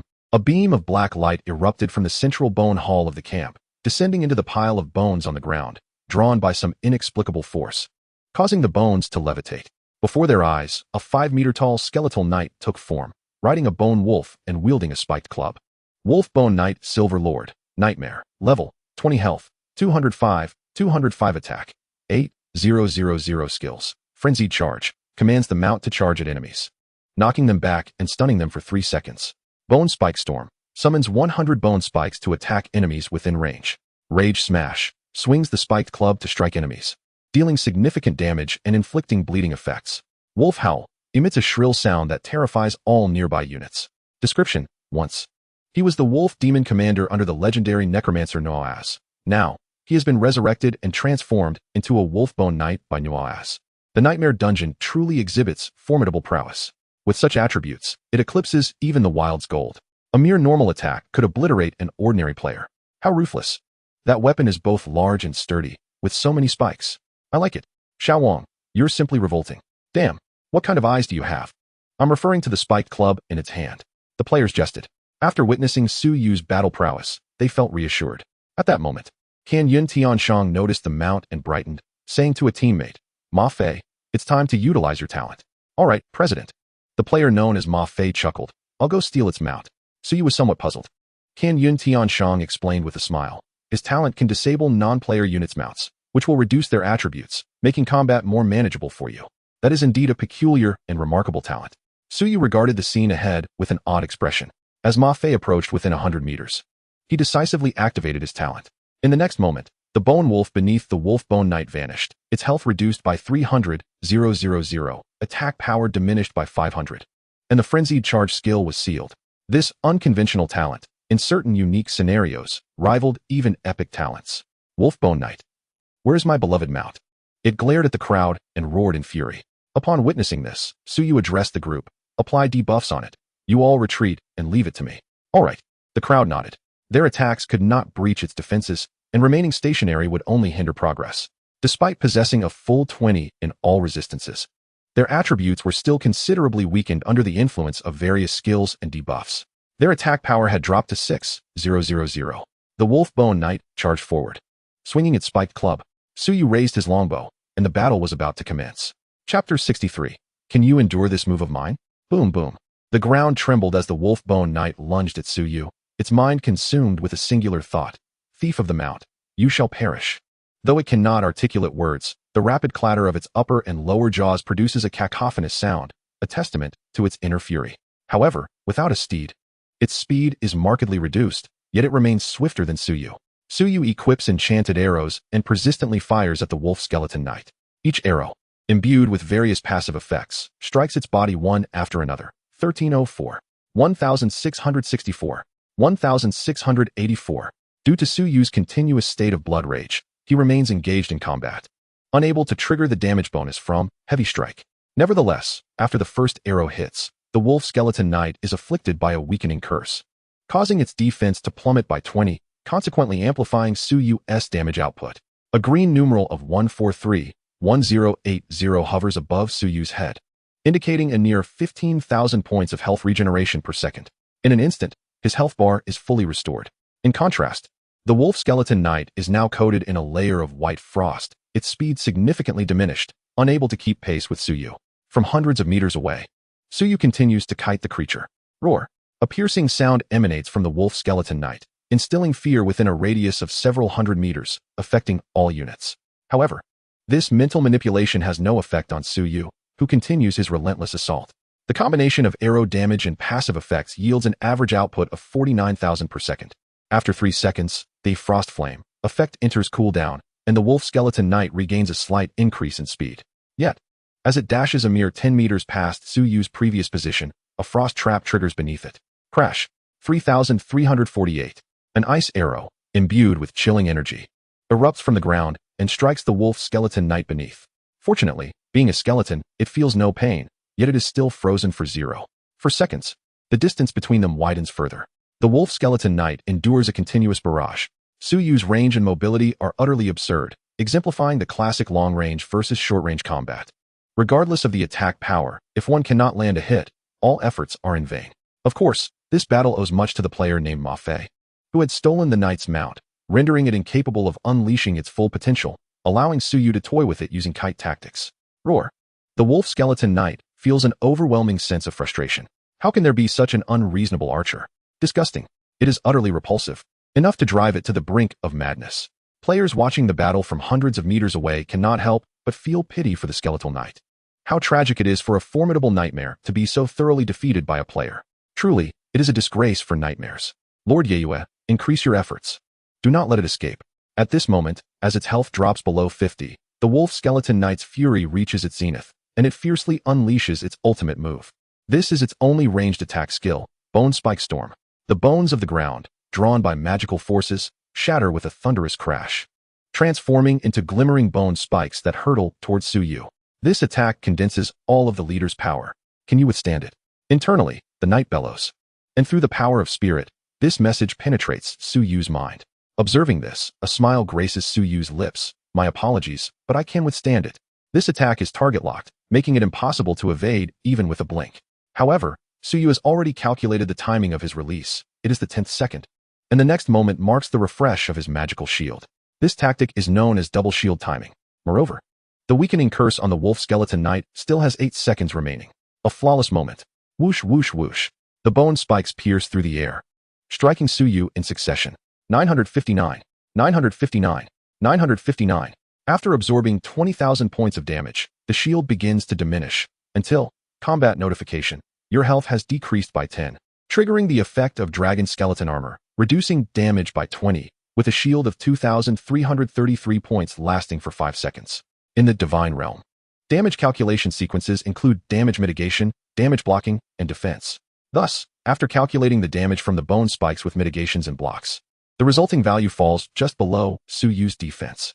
0, 0, 0. Subsequent attacks fail to breach his defenses. Suyu swiftly unleashes several arrows, restoring any lost health. Without its ultimate ability, the Wolf Skeleton Knight is merely a plaything. Its health plummets. 504030 Lord Noah's will surely avenge me. I await you in hell. With those words, the soul flame in the knight's eye sockets extinguishes. Its health reaches 0, and its body collapses, revealing the remains of its steed, which transforms into a pile of bones. Simultaneously, a plethora of loot spills forth, including the wolf fang mace it wielded. Prior to the battle, Suyu had deactivated the corrosive claw passive, ensuring it would not affect the attributes of the equipment. Ding! You have slain the Wolf Skeleton Knight, Nightmare, earning 128 experience points, 10, and 23,760 contribution points. Congratulations! You have acquired the Wolf Howl skill, Exquisite. Congratulations, you have reached level 20, gaining 5 to all attributes and 5 free attribute points. As he has reached the level cap for the novice tier, please proceed to the Profession Guild to complete the tier breakthrough trial. Suyu has attained level 20. To continue leveling up, he must advance to an advanced profession. This matter does not concern him at present. After all, upon completing the final main storyline dungeon, he can directly proceed to the Northwind capital. Suyu glances at his passive panel. Wolf Howl Passive 11. Quality. Exquisite effect. Enemies in the path of the arrow will experience fear for 1 second. Different types of passive controls can stack over time. The same unit has a triggering interval of 5 seconds. Suyu has finally acquired his first strong control passive. The triggering interval means that after the initial fear effect on the enemy ends, they must wait an additional 5 seconds before being subjected to a second fear effect. With this achievement, a smile graced Suyu's face. Subsequently, he closed the panel and addressed the players behind him, saying, "You may collect the loot scattered on the ground.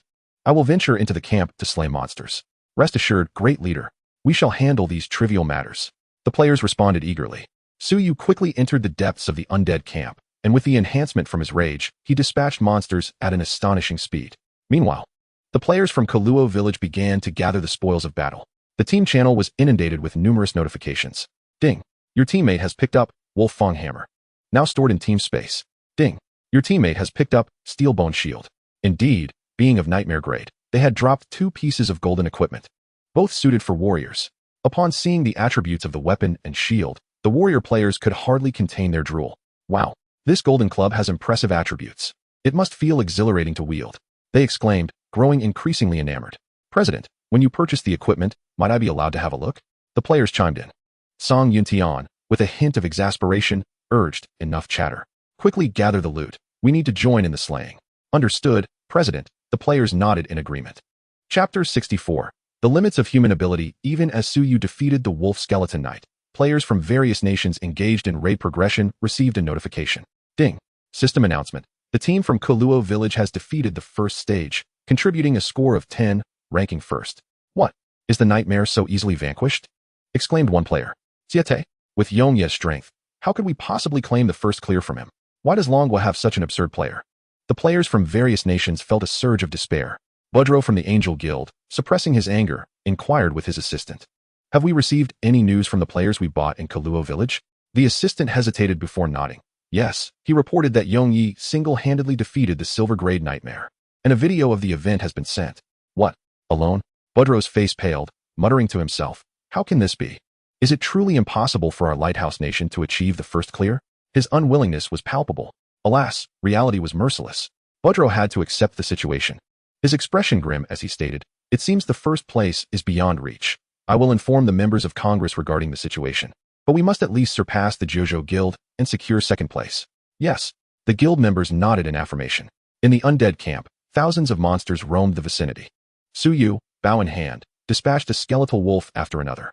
He showed no inclination to evade the monsters' attacks. Knowing they could not breach his defenses and that the magic wolves would suffer from the backlash of piercing body, the players behind him gazed at his figure with envy, careful to remain vigilant against any small creature that might breach their ranks and annihilate them. In stark contrast, Suyu appeared to be on a leisurely excursion in the undead camp rather than battling through a dungeon. Such prowess, who wouldn't he desire it? With a sigh to dispel the unrealistic thoughts from his mind, the players continued their fight. An hour and a half later, the team finally reached the entrance of the skeletal Great Hall. Suyu glanced at the Death Angel panel. After several days, he had absorbed 852 points of death energy, needing to slay 148 more monsters to unlock the sacred artifact. A wave of anticipation surged within him. As a mid-tier sacred artifact, its effects were sure to surpass those of Eye of Utter Evil. At that moment, strange sounds emanated from within the hall. The 10-meter-high door, made of bones, creaked open. revealing a pitch-black crevice. Subsequently, 5 figures clad in gray robes, wielding staffs, and possessing remarkably pale skin emerged. Corpse Witch Silver Leader, Nightmare. Level, 20 health, 6. 060 attack, 4, 900 skills. Dark Cloud, Weaken Curse, Soul Summon Foolish Humans, you shall not disturb Lord Noah's evolution ritual. The Corpse Witch addressed the crowd. Go forth, my ghostly legion, and devour them. It raised its staff, and dark magic surged into the air, summoning a horde of specters that charged towards the players below. You handle the summons. I will deal with the Corpse Witch. Suyu declared as he charged directly at the Corpse Witch. Just a mere archer dares to challenge me? The Corpse Witch's gaze turned icy. Its voice was abruptly interrupted. Boom. 10, 542. Weakness, 5, 271. A thunderous arrow pierced through its skull, erupting in dazzling lightning, also striking a nearby Corpse Witch. Due to the fear effect, the 5 Corpse Witches stood frozen, unable to act. You seek death. Once freed from control. The Corpse Witches' voices seethed with fury. They raised their staffs, poised to cast skills, only to find Suyu had already retreated beyond their reach. They hastily pursued him, only to be met with a barrage of arrows. 1, 731. 1, 751. 1, 771. A series of diverse damage notifications erupted above the leading Corpse Witch, its health plummeting. Meanwhile, Suyu summoned shadow clones, focusing their fire on the weakened monsters. The Corpse Witches suffered nearly 90,000 points of damage per second. In less than 7 seconds, a nightmare-enhanced silver boss was vanquished. At this moment, the SHW found itself in a predicament. Its speed and attack range were inferior to that of SY. Pursuing him would be tantamount to seeking death. However, to halt or retreat would mean allowing SY to return and launch a counterattack. SY's movements exemplified the core principles of the kite-flying strategy. Ding. You have slain the SHW, Nightmare, and gained 42,715 experience points, 10. With a contribution value of 4,800. Ding. Congratulations, you have plundered 10 points of spirit. In just a minute, SY had dispatched 5 SHW, accruing 50 points of spirit attributes. With the demise of the SHW, the souls they summoned perished as well. At last, the final assault was about to commence. SY gazed upward at the Grand Hall, a glimmer of brilliance flickering in his eyes. The Lich NUS, a golden tier foe, was far beyond their capabilities. Hence the subsequent battle would adhere to the plan devised for the first stage. SY instructed CH, NYNT, and SH, ING, and the others. Agreed. The group solemnly nodded in agreement. Subsequently, they entered the skeletal hall, where a colossal black cocoon loomed ominously upon the throne, pulsating like a heart. Its surface marred by gray fissures. Thud, thud, thud. A muffled sound reverberated throughout the hall. The players could not help but furrow their brows. They watched as the black cocoon expanded rapidly. Upon reaching its limit, it shattered abruptly, gray liquid splattering across the ground. NUS rose from within, wielding a black staff, his initial soul artifact that housed a fragment of his soul. Even in death, the Lich could resurrect through this artifact. Humans, we finally meet. NUS fixated his gaze on SY, his words laced with venom. Having lived for centuries, he had never been deceived in such a manner before. A profound humiliation for him. Hearing NUS's declaration, the players widened their eyes in disbelief. The Eternal Night Overlord was actually acquainted with the ultimate adversary? At this moment, SY replied with a cold smile. I regret to inform you that I have no desire to meet a creature such as yourself. NUS cackled ominously. I have become a monster, all thanks to you. However, I must express my gratitude. After transforming into a Lich, the inexhaustible power within has imparted a crucial lesson. The human body is frail and finite. Only by transcending humanity can one step into the realm of the divine. Ha ha ha. NUS's maniacal laughter echoed throughout the hall. Chapter 65. Why do some always believe they can kill me? In his previous life, SY had heard that NUS's transformation into a Lich was aided by a demon lord. Contemplating this, SY decided to probe further. He regarded NUS with a pitiful gaze and said, How foolish. Do you truly believe you have been reborn? No, upon accepting his power. Death is your inevitable fate. NUS's gaze turned icy. Human, do not attempt to deceive me. I will not fall for your words again. SY sighed helplessly. He spoke the truth, yet the other party remained unconvinced. There was little else to say at this point. However, NUS's reaction indicated that he was undoubtedly backed by someone. At that moment, NUS clenched his fists, sneering. Although my power is but a fraction of what it once was, it is sufficient to kill you. This time, I shall proclaim my rebirth with your blood. From this day forth, I shall rise again, becoming the calamity of this continent, forcing both the Dark Church and the Light Church to submit to my strength. NUS proclaimed passionately as he descended from the throne. SY employed his system's probing ability to examine his stats. Lich NUS. Golden Lord, Nightmare. Level, 20 health. 405 attack. 16, 100 skills. Intermediate life. Greatly enhances health. Dark Cold Radiance. Inflicts massive damage on a single enemy while applying a blinding effect. Frost Nova. Deals frost damage to a wide area of enemies, reducing their movement and attack speed. Evil Domain. Drains health from units within the domain every second. These attributes are indeed staggering. With health exceeding 400 and an attack power soaring to 16, 100, most skills carried control or negative effects. Moreover, as a Lich, NUS possessed a hidden racial talent known as Soul Artifact Rebirth, granting him an additional life for each soul artifact he held. Once you apply negative effects, leave the hall immediately, SY instructed gravely. Understood. CHNYNTNSH and the others nodded in agreement. They promptly utilized all available skills and items to inflict negative effects upon NUS, reducing his attack to 14,600 and his health by 100,000. Having accomplished this, the players swiftly retreated, leaving SY and NUS ample space to engage in battle. Such feeble spells. NUS scoffed disdainfully as he felt the changes in his body. Remembering something, he turned to SY and sneered, "Human, I recall you claiming to have a teammate with legendary spells. Where is he? Without that scoundrel, you would never have defeated Cade that day." In response, SY waved his hand dismissively. "I'm afraid I have no such teammate. That was merely a fabrication to deceive you. I am surprised you actually believed it." NUS's expression darkened. "Sharp-tongued brat. This time I will surely kill you." He raised his black staff, a ghostly blue light shooting forth. Observing this, SY anticipated his opponent's attack trajectory. Without hesitation, he lifted his longbow and unleashed a thunder arrow. With a sudden surge in movement speed, he took a significant step to the side. Boom. 10,885. Damage numbers appeared above Nursi's head, while Suyu effortlessly evaded the attack. The ethereal blue beam created a gaping hole in the ground. When dealing with long-range magical attacks, one must be wary of area of effect skills. However, as long as the attacks are not targeted, Suyu could easily dodge them. Aside from the skill Dark Cold Radiance, both Frost Nova and Evil Domain are area skills, with Frost Nova inflicting the highest damage. Thanks to his passive ability, Magic Shield, Suyu could barely withstand the damage from this attack. Therefore, he only needed to remain cautious of the Evil Domain skill, as it served as a means of health recovery. The extent of health restoration remained to be tested. Finally, Suyu glanced at the soul staff in Nursi's possession, and a complete battle plan formed in his mind. He opened his talent panel and activated the passive effect of Corrosive Claw, which allowed him a chance to remove one attribute point with each attack on the equipment. Once the equipment's attributes reached 0, it would enter a damaged state and automatically remove all effects. Suyu began his assault. Positioning. Basic attack. He retaliated while deftly avoiding attacks, refraining from using skills, as he sought to discern Nursi's attack patterns. 471. 40. 2,903. Critical hit. After maximizing his passive effects, he reduced Nursi's defense by 200 points, stabilizing his basic attack damage at 471 points. Although this damage was relatively low, Suyu's attack speed was exceedingly rapid.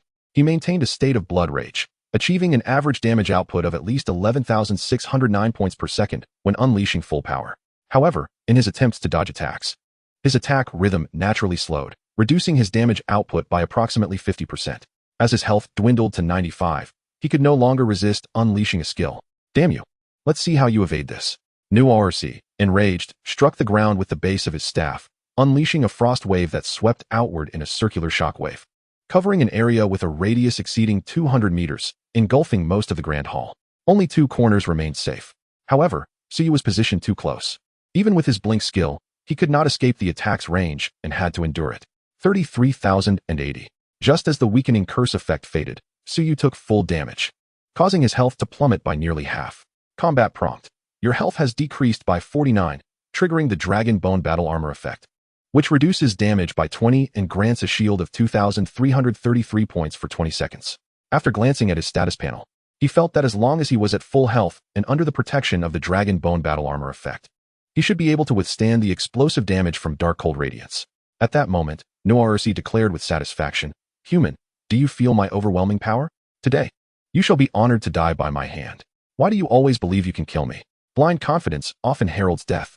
Suyu scoffed a few times. Subsequently, he used purification to dispel the effects on him and continued to attack Nursi with his longbow. In just a few seconds, he had fully restored his lost health. Arrogant. Nursi's fury intensified. He failed to notice that the arrows Suyu shot occasionally struck the soul staff he wielded. reducing its attributes by approximately 1 point for every 3 arrows. Level 20 diamond equipment typically does not exceed 200 total attributes. As time passed, Suyu finally uncovered all of Nuersi's secrets. He began to fight at his own pace, gradually diminishing Nuersi's health like a frog slowly boiled in water. When Nuersi's health finally dropped to 50 under the relentless barrage of Suyu's attacks, he hurriedly activated his healing skill. Evil Domain. Dark crimson bloodlight surged from the ground, affecting an area with a radius of 100 meters. Suyu instantly blinked to a distance of 100 meters. Let's see how you absorb now. His eyes widened in disbelief as he witnessed green numbers of 8 appearing above Nuersi's head, indicating his health was continuously rising. Isn't this skill supposed to siphon health from living beings? Suyu was taken aback. He then scanned his surroundings and finally discerned the source, the liquid escaping from the shattered black cocoon, emanating tendrils of blood-colored light that gradually flowed into Nuersi's body. Upon closer inspection, he realized that the liquid was composed entirely of countless tiny black insects. Nuersi, witnessing the astonishment on Suyu's face, felt a surge of satisfaction. The Lich is an undead being that surpasses humanity. You can never kill me, Nuersi boasted with pride. Shortly thereafter, he restored 80 points of health, bringing his total to 70. In this world, even gods can perish. What are you compared to that? A glint of cold light flickered in Suyu's eyes. Taking a deep breath, he became utterly calm. Kill. Suyu raised his longbow and unleashed a full-force attack, arrows imbued with dozens of passive effects raining down upon Nuersi. To ensure the cooldown of his blink skill was complete when Nuersi cast a skill, Suyu deliberately slowed his attack speed. After all, if his health dropped too rapidly, Nuersi might unleash both Frost Nova and Dark Cold Radiance in quick succession, which Suyu could not withstand. Relying on his awareness and skill, Suyu pressed the attack. In the span of half an hour, Nuersi astonishingly utilized the Evil Domain 3 times. By the 4th attempt, he found himself unable to recover any health. The ground was littered with black insects, long since drained of life. Nuersi's health plummeted to 50 and continued to diminish rapidly, emptying his health bar in less than 10 minutes. Yet, no system notification rang out. A gray soul emerged from his lifeless body.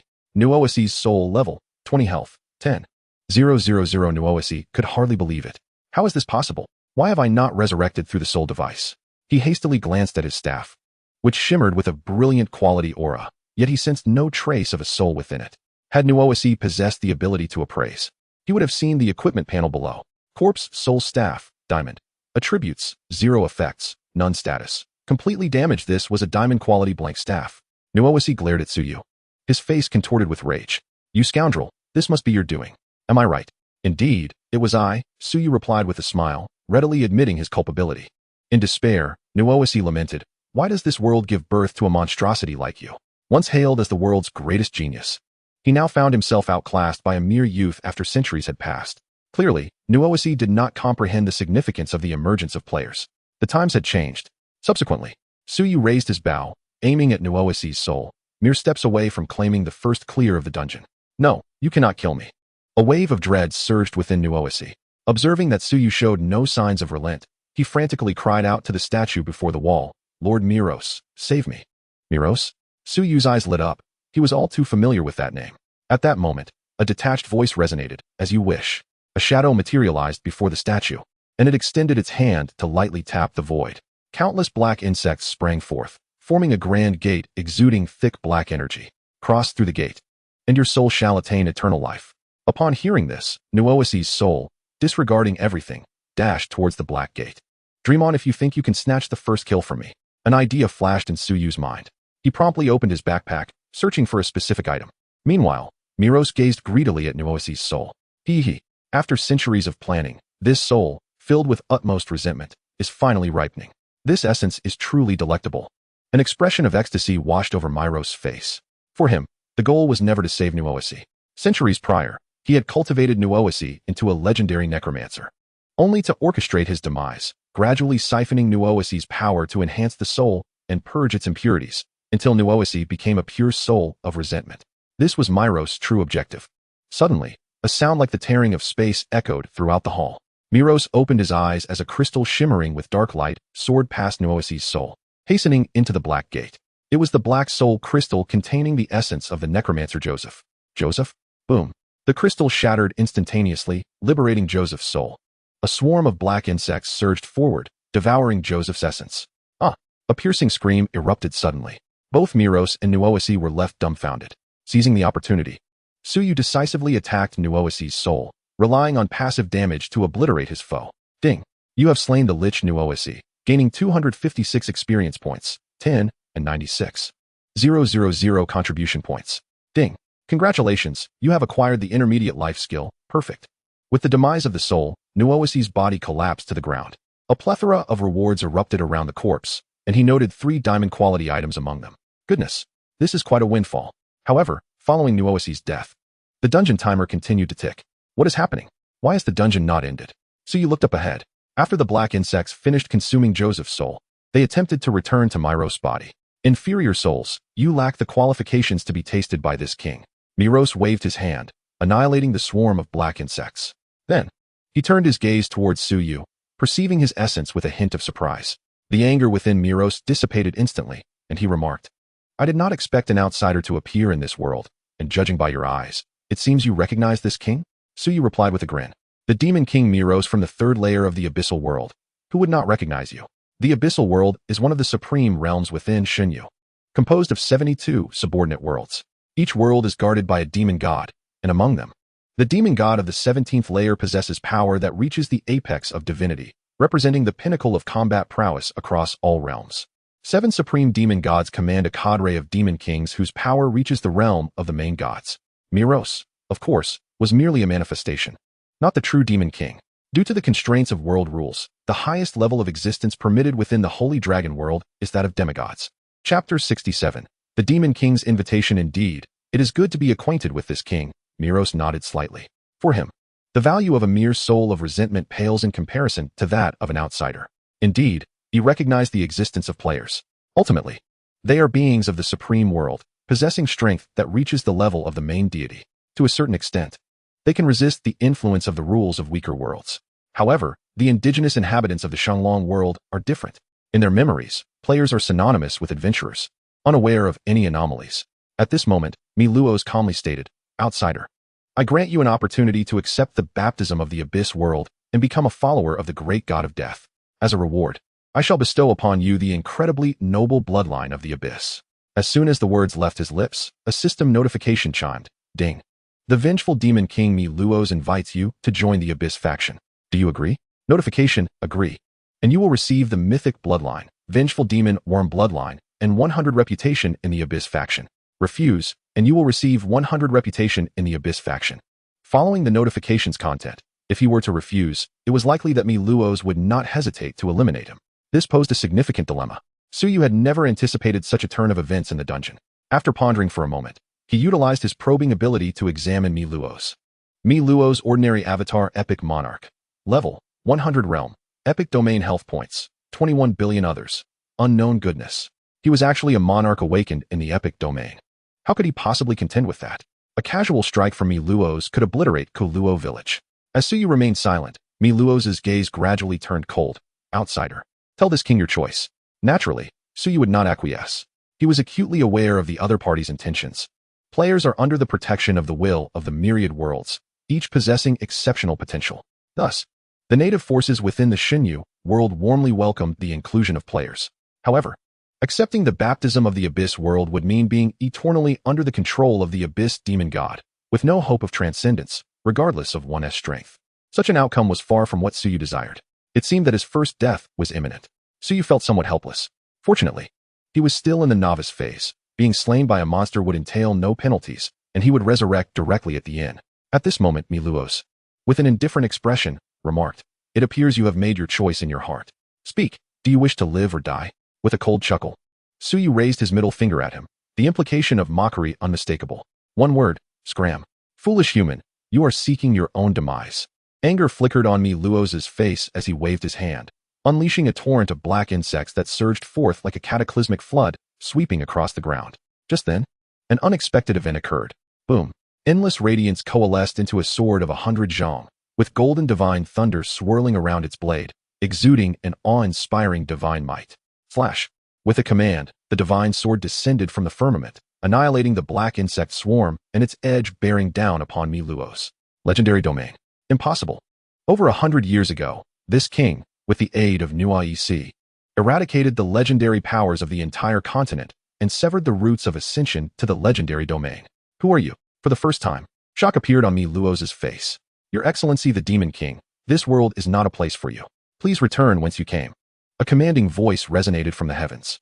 Suyu turned to see two remarkably familiar faces, the Knight Commander Bart and Village Chief Lawrence. The previous strike had originated from the village chief's hand. He observed the village chief holding a dull, golden scale in his right hand and a long sword in his left. Though uncertain of the unfolding events, Suyu knew he was safe now. He sighed in relief. On the other side, Mi Luoz scrutinized the village chief, glancing at the scale, and suddenly realized, so, it is the scale of the Creator's sacred dragon. Human, your realm is merely the epic domain, and you are no match for this king. Is that so? The village chief chuckled. Do you think I possess only one sacred dragon scale? He shook his right hand, producing a large stack of golden scales, at least 20 in number. Mi Luoz exclaimed, though my power may be lacking, with the strength of the sacred dragon scales, I should be able to destroy your avatar. The village chief decisively activated the power of 3 sacred dragon scales, unleashing a sword light twice as powerful as before. You wretched humans, this king will not spare you. Fury radiated from Mi Luoz's face.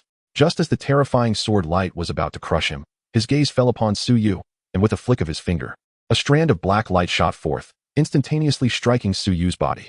Outsider, you shall fall into the realm of eternal death, the realm of death. Suyu's expression turned peculiar. However, Mi Luoz did not afford him time for contemplation.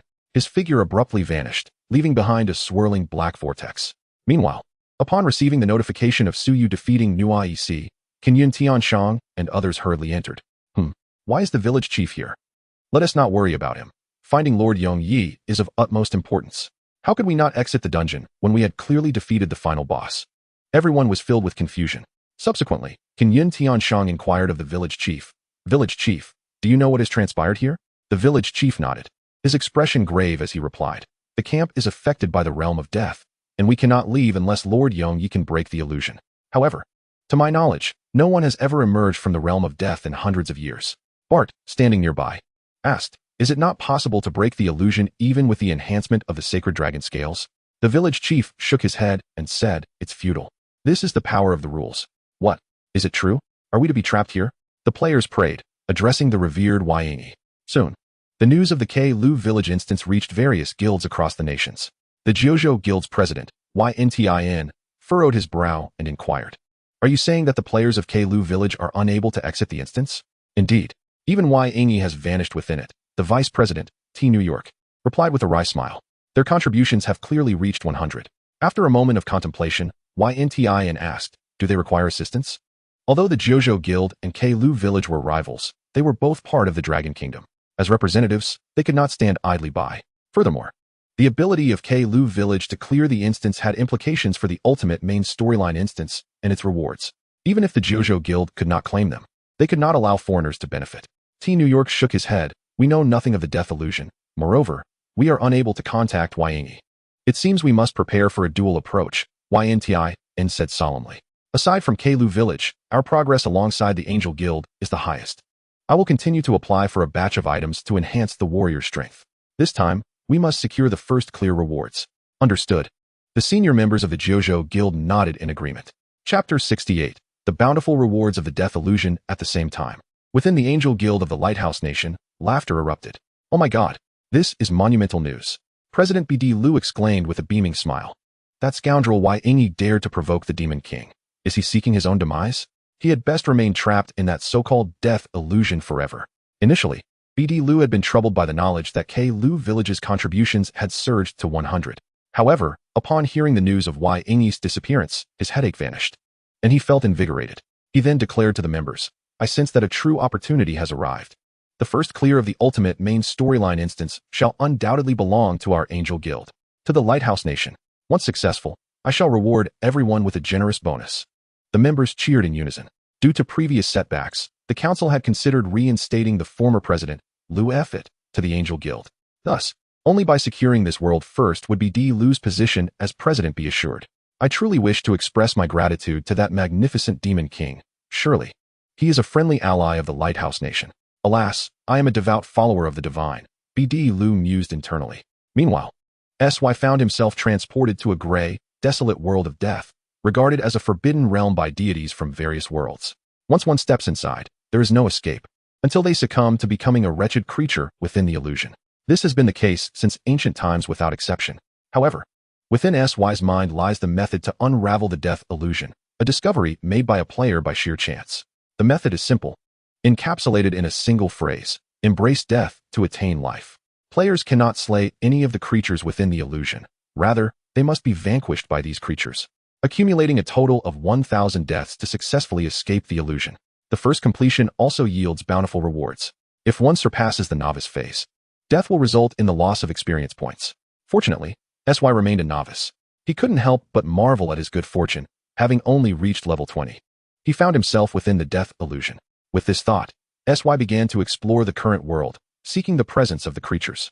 Along the way, SY glanced at the passive ability he had acquired from the Lich in US. Intermediate life passive, 11, quality, perfect effect, permanently increases health by 20. After obtaining this passive, his health surged to 276 points. With such terrifying attributes, he felt a sense of minuscule pride. Suddenly, a fierce wind howled past him as a gray creature lunged forward, extending its claws towards SY's body. Hiss. 0. 1676. A damage figure of 0 appeared above SY's head. In contrast, the creature's health diminished significantly. Damn, I almost forgot to deactivate the passive. If the creature dies from the reflection damage, I would be left in tears. He quickly accessed the talent panel and disabled all passive abilities, leaving only the one that continuously deducted his health, Blood Fury. As for his equipment, he removed it all. 3,800. At last, the creature dealt the maximum damage. The damage was acceptable. It would take several hits to defeat him. SY nodded in satisfaction. A system prompt announced, "You have died." Moments later, as SY's health was fully depleted, the creature that attacked him also perished, transforming into a wisp of death energy that merged into him. SY revived at the same spot, ready to seek his next victim. After nearly half a day within the death illusion, SY reached the milestone of 1,000 deaths. Ding! Announcement from the death world. Congratulations to player YE for becoming the first to clear the death illusion. Receiving the exclusive secret realm reward. Growth level 1 star. World's sacred artifact, Death's Key, unique. The items were secured. SY examined the information regarding the sacred artifact. World's sacred artifact, Death's Key. Level, ultimate effect, contains the supreme rules of death. Your resurrection effects cannot be influenced by any external factors. In the divine realm, there are numerous items that seal resurrection effects. Even the ability of the system to grant players resurrection can be influenced. Once resurrection is prohibited, players will also perish in reality. With this extraordinary artifact of utmost quality, Suyu finally has no lingering worries. Furthermore, his level has ascended to 6 stars. And with future upgrades, he will receive 6 points in free attributes and 6 points in 4-dimensional attributes as rewards. Having secured these rewards, it is time to return. With a mere thought, Suyu returned to the undead camp dungeon, emerging from the black vortex before everyone. The oppressive force of the death illusion vanished instantly. Wow. Y, you actually cleared the death illusion? Truly, you are the eternal god in my heart. Ah, big brother, you are amazing. I want to follow you. One player's words were abruptly silenced by the hand of another player beside him. The excitement among all players was palpable. Initially, upon learning from the village chief that the difficulty of the death illusion was hundreds of times greater than that of the undead camp, despair had set in. Unexpectedly, Y surpassed all their expectations. This dungeon exploration was indeed a roller coaster of emotions, utterly thrilling. Their hearts could scarcely endure the excitement. Suyu smiled and said, "Let us not dwell on this. Let us swiftly conquer the dungeon." Although he had spent half a day in the death illusion, the flow of time differed between the two worlds. Only a little over 4 hours had elapsed in total. Alright, everyone opened the dungeon panel and clicked the exit button. Ding. Dungeon settlement in progress. Time taken to clear, 4 hours, 15 minutes, 14 seconds. Contribution points, 167. Final evaluation, perfect. You have received 1 diamond dungeon treasure chest and 10 large skill experience tokens. The group returned to the walls of K-Lu village. The village chief and BRT stood beside the teleportation array. Ding. World announcement. Congratulations to the K-Lu village team for clearing the nightmare dungeon undead camp. Becoming the first team in the world to complete this dungeon. Y's contribution to the dungeon reached 699, earning a system reward of 10,000 gold coins, 10,000 reputation points, 1 essence of life, and 1 diamond treasure chest. The system panel refreshed with 9 messages in quick succession. The other 3 messages announced that all players of the Light Empire received system rewards, with players from K-Lu village receiving double rewards, including 2 pieces of bronze equipment and 2 skill books. The overall strength of Longwa players surged dramatically, far surpassing other nations in Blue Star. Chapter 69, Diamond Weapons. After receiving the announcement, players from other novice villages in Longhua were bewildered. They had received additional system rewards? Once they regained their composure, their faces were filled with excitement. Hee. As a player from Keilu village, it feels wonderful to be associated with such a strong figure. Thank you, Ying. From now on, I am your devoted follower. If you tell me to go east, I shall not venture west. What happened to the Lone Wolf Guild that previously boasted about seeking revenge against Ying? Why are they silent now? Apologies. Our guild has long since changed its name to the Lone Dog Guild. We hope the Great One can spare our lives. The players of Longhua engaged in lively discussions. Observing the rewards, foreign players were filled with envy and jealousy, lamenting that the team that cleared the dungeon was not from their country. Meanwhile, the Angel Guild, led by BD Lu, was on the verge of clearing the final stage of their dungeon, with health points dwindling below 10, just a step away from the world's first kill. Almost there. Our Lighthouse Nation is about to achieve the first world announcement. BD Lu exclaimed with excitement. Just then, the world announcement sounded. His expression instantly froze, and his words were abruptly cut off. Congratulations to Keilu village. No, this is impossible. Wasn't Ying captured by a demon king? How could he return? BD Lu shouted, his eyes blazing with fury. Yet, less than a minute later, the second notification chimed in. Ding. World announcement. Congratulations to the DW Village team for clearing the hard dungeon, Bloody Forest, becoming the second team in the world to complete this dungeon. The GZHU Guild successfully claimed second place. Players from Longhua received an additional piece of black iron equipment and a skill book. Players from this village received double rewards. Thus, only the third place reward remains, currently unclaimed. BD Lu, overwhelmed with rage, spat out a mouthful of blood. His eyes rolling back as he collapsed, his body gradually fading away. Ding. Abnormal changes detected in the player's body, forcibly logging the player out of the game. President? The crowd was taken aback by the unexpected situation, their faces filled with shock. However, they were in the midst of a critical strategy moment. So no one attended to BD Lu. After a considerable time, BD Lu finally regained consciousness, opening his eyes to find himself lying in bed, with a family doctor and numerous guild executives standing by, gazing at him with inexplicable expressions. A sense of foreboding flashed through BD Lu's mind. In a hoarse voice, he asked, "What is the status of the dungeon exploration?" The others exchanged glances, remaining silent. "Tell me, what exactly happened?" BD Lu's voice escalated in intensity. "Enough." A deep voice resonated from the doorway. Immediately, a young man with golden hair approached, his expression cold.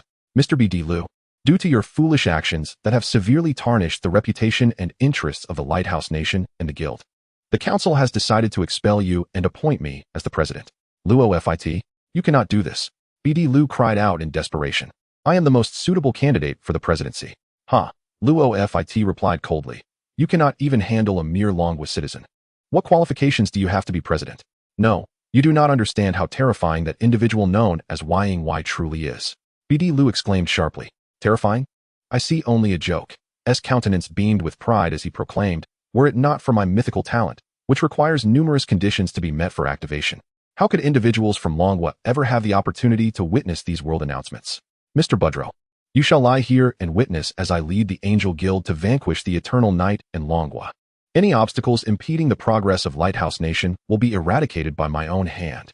Under the weight of his declaration, the crowd's spirits surged with fervor.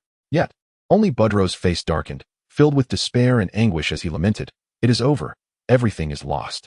Outside the walls of Keiluo village, Suyu and the players were selecting loot from the dungeon in accordance with their contribution points. With his significant contributions, Suyu unhesitatingly claimed 3 diamond items and all gold and silver quality loot. The diamond items consisted of a spellcasting skill book and 2 pieces of equipment. Although the 2 equipment pieces bore 0 attributes and were deemed worthless, Suyu had no intention of relinquishing them to others. After all, no one had yet achieved the milestone of obtaining the world's first diamond equipment. The skill book was even less likely to be sold, as he intended to use it as material for synthesizing an epic skill book. Subsequently, Suyu opened 2 diamond treasure chests. You have received 10,000 gold coins. You have obtained a large skill experience token, large, and the Pioneer's Bow diamond. The rewards from system treasure chests are always tailored to the player's profession, potentially yielding items or equipment. Suyu's luck held, as the second chest revealed a piece of equipment, a weapon nonetheless. Pioneer's Bow diamond. Type, weapon strength, 100 agility, 70 spirit, 30 characteristic, attack speed 20 equipment requirement, level 20 archer as a standard diamond weapon. Its attributes were indeed commendable, yet its characteristics paled in comparison to the Blackwing Bow. After a moment of contemplation, Suyu donned the new equipment, witnessing a slight increase in his attributes. In that instant, he secured a position among the top 10 on the equipment leaderboard. Naturally, after the Jojo Guild cleared the dungeon, they acquired 2 pieces of level 20 golden equipment, but their insufficient levels prevented them from equipping it, hence their absence from the rankings. Then, the system's notification rang out. Ding! World announcement. Congratulations to Eternal Knight for becoming the first player to obtain diamond equipment. Reward: 5,000 gold coins, 5,000 reputation points, 1 life essence, and 1 diamond treasure chest. Another announcement followed.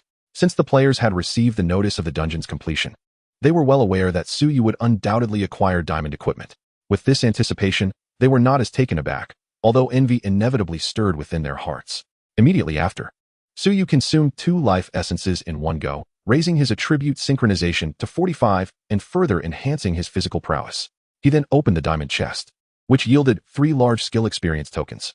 Allocating his free attributes to strength, he proceeded to examine his personal panel. Eternal Knight level 20, tier breakthrough trial incomplete, health 55, 770 mana, 26, 940 attributes, strength 755, constitution 870, agility 745, spirit 597, attack speed 768, 30, attack 1, 510 physical defense, 3, 565 magical defense, 3, 130. While other attributes were satisfactory, his spirit value fell short. Suyu mused that balanced attributes were what he desired to see. Unfortunately, the scarcity of spirit-based creatures in the novice village had hindered his progress. Nevertheless, his overall capabilities far surpassed those of players from Blue Star. Even players endowed with talents that enhance fixed attributes could only approach Suyu's level in a single attribute, but could not surpass him. Chapter 70. Similar.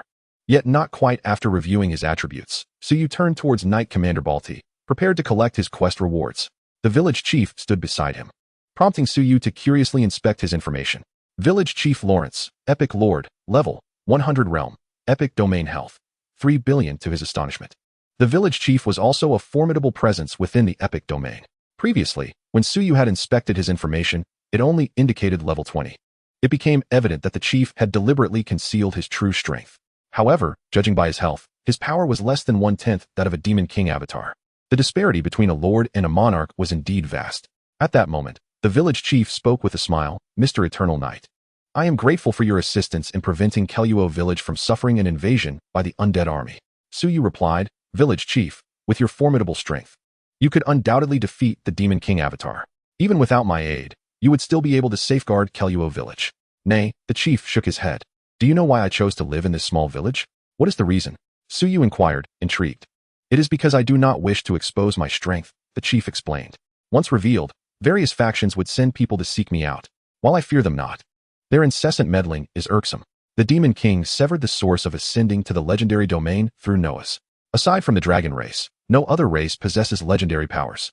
The epic realm is already the pinnacle of combat strength on this continent. At that juncture, Balti interjected, Father, I believe that once your strength is revealed, the Pope of Light may very well seek you out personally. He dares. The village chief shot him a glare. I have yet to settle old scores with that repugnant old man. Should he dare come, I shall have a thorough discussion with him. And you, my wayward son, should hasten your departure from the church. Knight Commander Balti appeared quite embarrassed. Suyu was astonished by their conversation. The village chief was actually the father of the Knight Commander. This was indeed significant news. In his previous life, no player had discovered their relationship. Suyu scrutinized the faces of the two men. They bore a resemblance, yet it was not complete. Apart from their similar hair color, there was no other feature that linked them. It was hard for Suyu to believe that they were father and son. After a moment of contemplation, he glanced towards the back of the encampment, where the villagers of Keluo village stood. Before long, he spotted Kaiden's father, the village's finest blacksmith, whose level was impressively at 90. The relatives of the village chief nearby were no less formidable, each at least at level 50. On ordinary days, they concealed their prowess, appearing weaker than they truly were. Yet, in times of crisis, they unleashed astonishing strength. Additionally, Suyu recalled that the Knight Kaiden was younger than him, yet already approached level 30. Such prowess in the Kingdom of Light was undoubtedly considered genius. What a remarkable family the village chief had. The depths of Keluo village were truly greater than those of the main city. How absurd. While Suyu was marveling at this, the village chief had already reprimanded Bart for his behavior. The Knight Commander, a towering man at 2 meters tall, now appeared as sheepish as a child who had misbehaved, not daring to defy his father. Clearly, Bart had faced his share of beatings in his youth.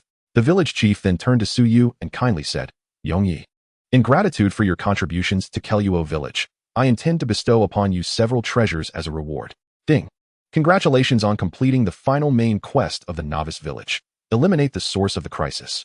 Rewards. Experience 10, gold 1000, gift from the village chief. Reputation in the Kingdom of Light 2000. Allow me to give you these items, the village chief said, producing 2 golden scales. So you took a glance. Scales of the Sacred Dragon, one-time use. Quality, mythical effect. Upon use, the next attack will deal 10 times true damage, with the effect stackable up to 5 scales. Applicable only against targets not exceeding level 100. Quantity, 2 description. The initial scales shed at the birth of the Sacred Dragon, harboring immense power. So you couldn't help but gasp in awe. The village chief had an abundance of valuable items, including a mythical grade artifact. Tenfold true damage, combined with a mythical grade skill, was beyond imagination in terms of destructive potential. It could certainly serve as his trump card. Thank you. Suyu promptly accepted the scales. The village chief continued, Yongyi, do you have any specific needs at the moment? As long as the quality does not exceed diamond, I can provide you with one item. Are there any diamond quality archer skills? Suyu inquired without hesitation.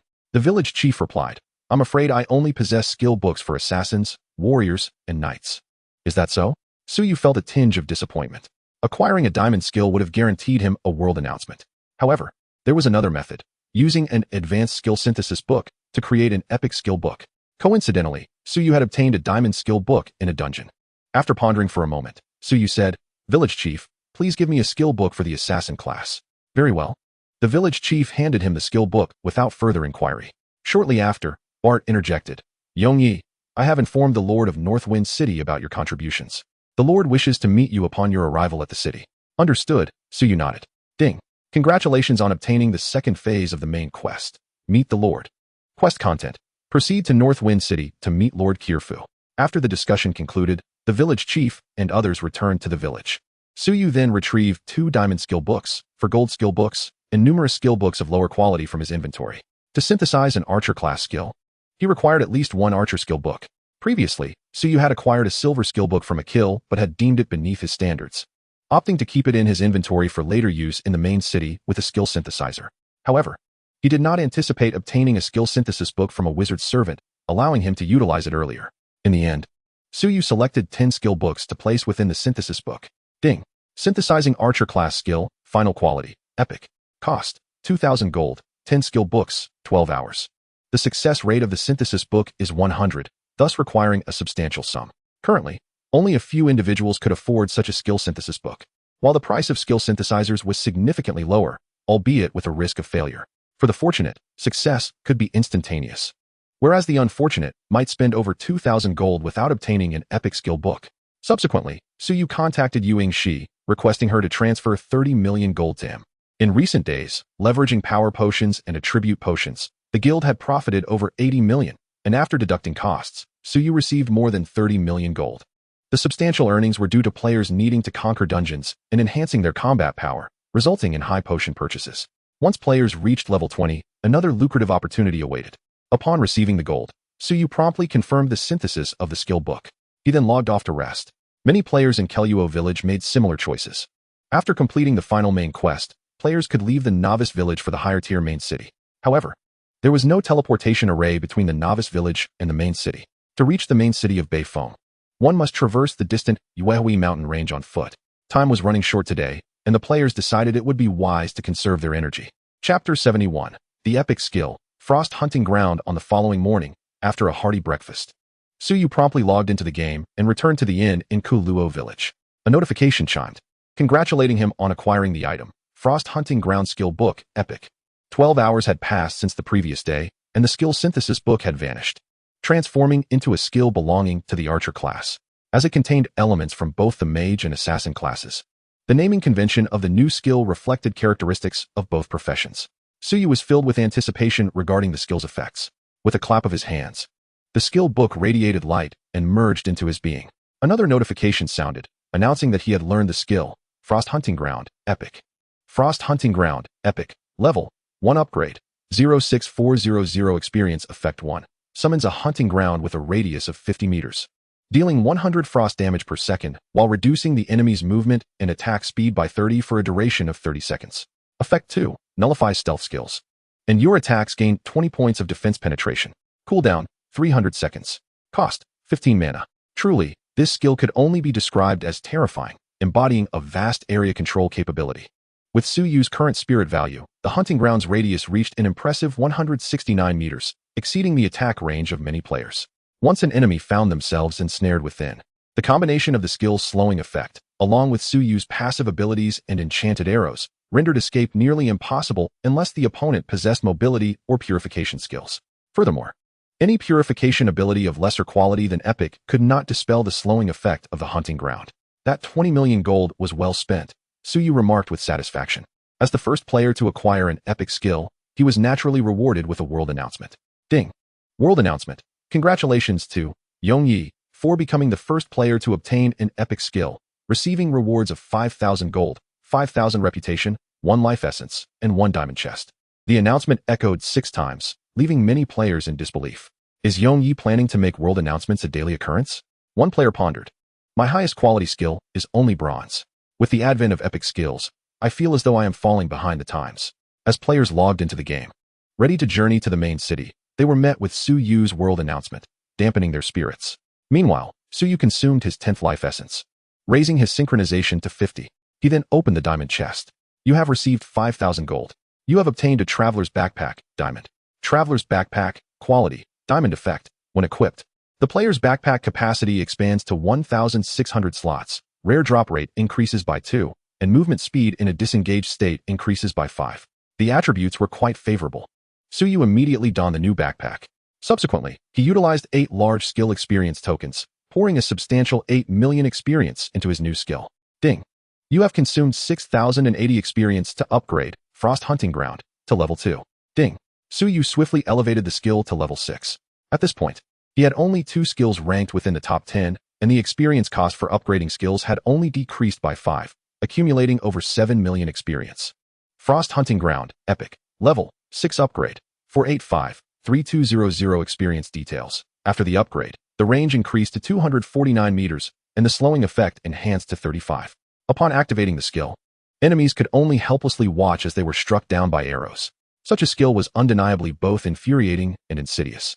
Fortunately, its wielder was Suyu. Having accomplished these tasks, Suyu contemplated his next course of action. His primary objective was to complete the tier breakthrough trial, enabling him to continue leveling up. Following this, he intended to pay a visit to the Lord of Beifeng. The plan he devised the previous night lingered in his mind. Soon after, Suyu made his way to the Yuehui mountain range in the northern part of Koluo village. Upon reaching the village entrance, he encountered Qin Yun Tianshang and Kuang Feng Wanzhong, among others. They invited him to journey to the main city together, but Suyu declined. Given his pace, the other players could hardly keep up with him. He ventured into the mountains alone. At that moment, a group emerged from the shadows, gazing at Suyu's retreating figure with expressions filled with animosity. They were members of the Bloodstained Guild. The headquarters had entrusted them with a task, to keep a close watch on Yongyi and report his movements at all times. Should they execute this task successfully, the headquarters would assist them in restoring their lost attributes. Upon learning of this, their hearts raced with excitement. Captain, Yongyi has set off. Let us hurry and follow him, Bloodstained Feng urged. All right, Bloodstained Han nodded in agreement. One member hesitated, saying, I feel that Yongyi is a bit ominous. Perhaps we should let him get further ahead, and we can follow at a distance. Having faced 2 defeats at Suyu's hands, he was somewhat lacking in confidence. What are you afraid of, Xiaowang? With the group stealth item bestowed by the guild leader, as long as Yongyi's spirit attribute is not greater than ours by 200 points, he won't be able to detect us. We've all personally experienced Yongyi's strength. While his damage output is high and his defenses are formidable, his spirit attribute must surely be his weak point. The remaining members fervently encouraged him, and the team member began to waver. Very well then. The Bloodstained Guild members promptly set off in pursuit. As they rounded the corner, Suyu's figure had already vanished from sight. The crowd looked around in bewilderment. Where had he gone? His speed was astonishing. They exchanged glances, realizing that they had barely begun and had already lost track of him, leading to a reprimand from the higher-ups. However, Shui Ranjiu thus became aware of Suyu's remarkable swiftness and promptly instructed the decision-making team to formulate a new assassination plan. The members of the team, who had spent several sleepless nights, were compelled to abandon the old strategy, reassess the information on Yongyi, and devise a fresh operational scheme. Some of the decision-makers, nearly pulling their hair out, were filled with resentment towards Suyu. They vowed to create the most impeccable assassination plan, determined to ensure Suyu's downfall. Time passed swiftly. Over 5 hours later, Suyu traversed the mountain range and reached the expansive Kuei Plain. Nearby lay the renowned E Ranch, where players, upon reaching level 30, could pay to capture mounts. Players below level 30 could also have an opportunity to capture mounts by completing the ranch owner's hidden quests. Although Suyu was in dire need of a high-tier mount, he prioritized completing the tier breakthrough trial, which was of utmost importance at that moment. Before long, Suyu arrived at his destination. System notification: congratulations, you have discovered the new map, Northwind City. This was a border city in the northern region of the Guangming Empire, adjacent to the Orc Empire. Due to differences in faith and race, humans and orcs had fought numerous wars throughout history, resulting in a poor relationship between the two races, which continued to experience frequent skirmishes even to this day. Upon verifying his identity at the city gate, the soldiers allowed Suyu to enter the city. Shortly thereafter, he entered the Profession Guild. The atmosphere was quite desolate. He only spotted a few players, the same ones who had ventured towards the main city at midnight with torches. Shifting his gaze, Suyu approached the archery profession instructor. "Greetings, I wish to participate in the tier breakthrough trial," he declared. The instructor glanced at him and inquired, "Which difficulty of the trial do you intend to undertake?" "Abyss." Suyu replied nonchalantly. The difficulty levels for the tier breakthrough trial were categorized similarly to dungeons: simple, moderate, difficult, nightmare, hell, and abyss. The higher the difficulty, the greater the rewards of the trial. "Are you certain?" The instructor's voice suddenly rose in pitch. "Do you have any idea how challenging the abyss trial is?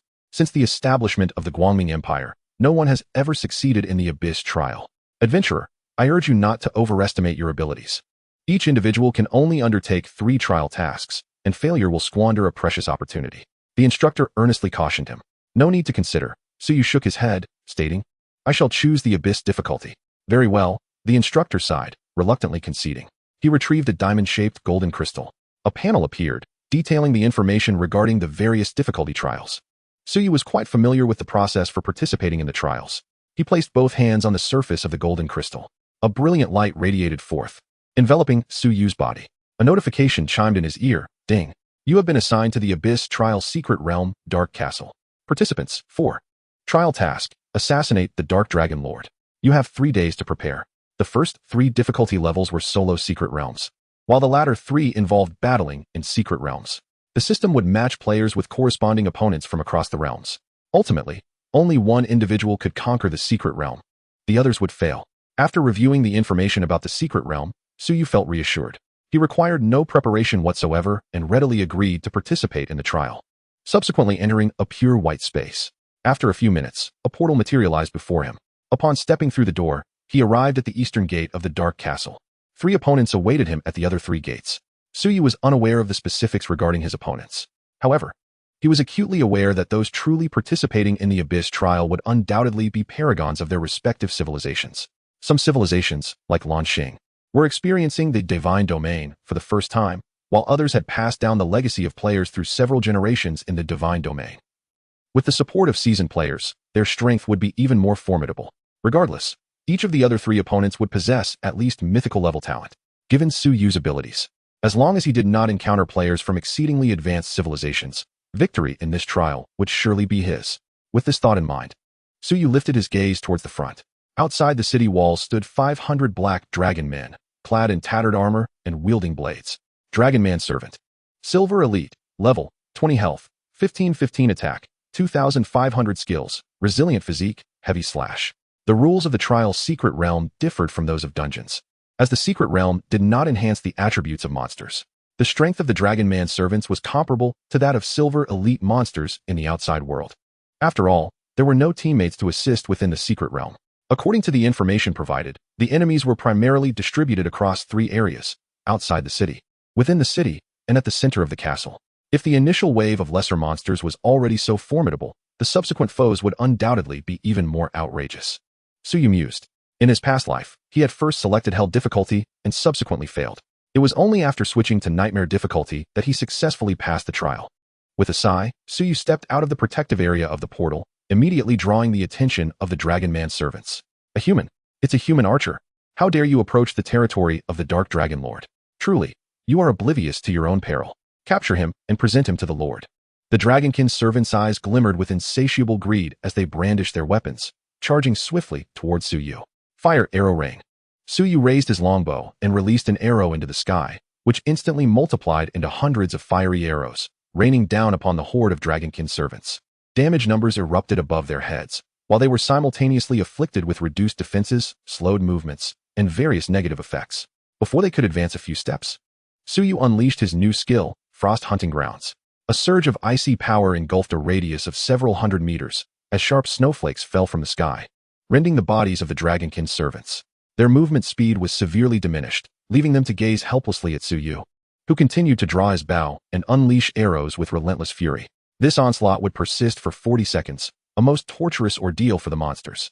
In such an environment, Suyu could unleash his full potential, inflicting an average damage of 39,915 points per second, capable of dispatching a Dragonkin servant in just 4 seconds. Ding. Congratulations. You have plundered 5 points of constitution. Ding. Congratulations. You have plundered 3 points of strength. Ding. Congratulations. You have plundered the resilient physique, ultra rare. Although defeating the secret realm monsters yielded no rewards, it triggered the talent, Sky Plunder Arrow path, allowing the extraction of attributes or skills from the monsters. Suyu cast a glance at his newly acquired passive. Resilient Physique passive, 1100, quality, ultra rare effect, permanently increases health by 100 points. This was excessive. Yet another passive that enhances health. If accumulated to the maximum, wouldn't his total health approach 70,000? The thought was utterly delightful. Suyu's gaze fell upon the Dragonkin servants, and his desire for slaughter surged within him. He resolved to execute the assassination of the Dark Dragon Lord in his own manner. Simultaneously, the other 3 competitors were also engaged in their assassination tasks. Among them, the player at the North Gate was the assassin player Orost from the Moonlit Song civilization. Hearing the explosions from the East Gate, Orost scoffed. To undertake an assassination task of abyss difficulty and provoke the enemy so brazenly is nothing short of seeking one's own demise. It appears yet another fool believes they can conquer the abyss difficulty. Thanks to the blessings of the Moonlit Song god, I am graced with such feeble opponents. Orost was filled with confidence, for he possessed the mythical talent of hundredfold annihilation, capable of transforming a single attack into 100. Albeit with each segment's damage reduced to 1. It seemed weak, yet with the addition of true damage and special damage, each strike could become exceedingly formidable. In the realm of the Moonlit Song civilization, all players hailed him as the future god of assassins. However, at his current level, he could only transform 1 attack into 20. Then, Orost activated his stealth skill and made his way into the castle's interior. Players from the other 2 directions employed their stealth abilities to circumvent the Dragonkin servants. The players at the west and south gates hailed from the Wind Elf and Dwarf races, respectively. The Wind Elf civilization had been passed down through 3 generations of players in the Divine Realm, boasting formidable average strength. The dwarves, akin to Blue Star, were entering the Divine Realm world for the first time.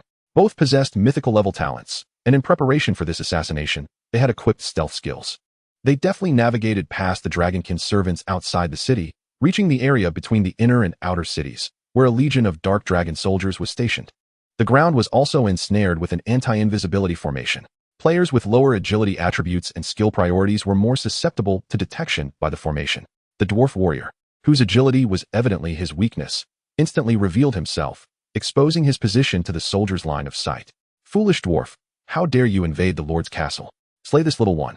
The Dark Dragon soldiers brazenly launched their attack. Despite the dwarf player's high racial attributes and mythical level talent, he was ultimately overwhelmed by the sheer number of foes, unable to escape death. Thus, a competitor was eliminated. At the East Gate, Suyu continued his relentless slaughter of the Dragonkin servants. Ding. Congratulations. You have plundered the resilient physique, ultra rare. Ding. Congratulations. You have plundered 3 points of strength. After more than 10 minutes of battle, the spoils Suyu plundered reached their limit, totaling 50 points of constitution, 18 points of strength, and 100 levels of passive. Resilient Physique passive, 100100. Quality, ultra rare effect. Permanently increases health by 10,000 points. Suyu's health surged to 70,070 points. To be frank, his health was indeed quite high. Yet, Suyu craved an offensive passive, feeling that his damage still fell short. At that moment, a notification chimed in his ears. System notification, player Baman has died. Current number of players, 3. Such swift eliminations. Suyu mused slightly, though he was unconcerned. The more opponents that perished, the better. Meanwhile, reinforcements arrived at the outer city walls, a battalion of Dragonkin archers, all level 20 silver elite monsters, numbering 100. Their base attributes included 10 health and 700 attack power. Frost Hunting Grounds. Fire Arrow Rain. Suyu summoned a hunting ground in the city wall area, as cold, crystalline snowflakes fell from the sky. Following this, he unleashed a group attack skill, and hundreds of fiery arrows accurately struck his enemies. The damage numbers soared. 6,243, 6,243, 6,243.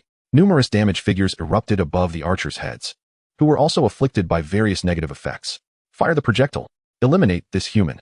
The Dragonman archer fully drew his bowstring and suddenly released a rain of arrows, enveloping Su Yu's position. However, Su Yu's health bar remained steadfast. In battle mode, his physical defense reached 3,715 points. Without employing skills, the Dragonman archer's normal attacks could not breach Su Yu's defenses. Even when using skills, due to the effect of Weaken Curse, the enemy could only inflict 245 points of damage, most of which was absorbed entirely by his magical shield. Soon enough, Su Yu endured the requisite number of attacks. Berserk activated. Battle prompt. You have received 100 attacks, triggering the Blood Rage Berserk effect, increasing attack speed by 100, strength by 50, and deducting 1 from maximum health per second.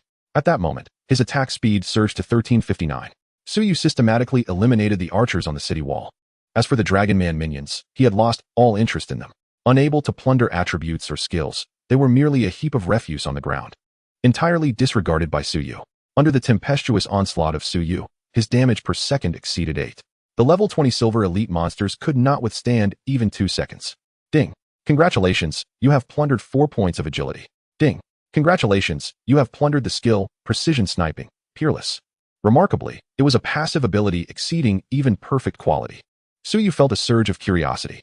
Precision Sniping passive, 11. Quality, Peerless effect. Upon entering battle mode, the first arrow must trigger a critical hit effect, locking onto the target. Hiss. Su Yu inhaled sharply. Truly, this was a peerless quality passive. Its effects were nothing short of monstrous. A guaranteed critical hit on the first arrow. Who could withstand that? Furthermore, the passive description indicated that the first arrow would inevitably score a critical hit, implying that magical skills, such as Fire Arrow Rain, could also trigger critical damage. Just imagining the damage was utterly terrifying.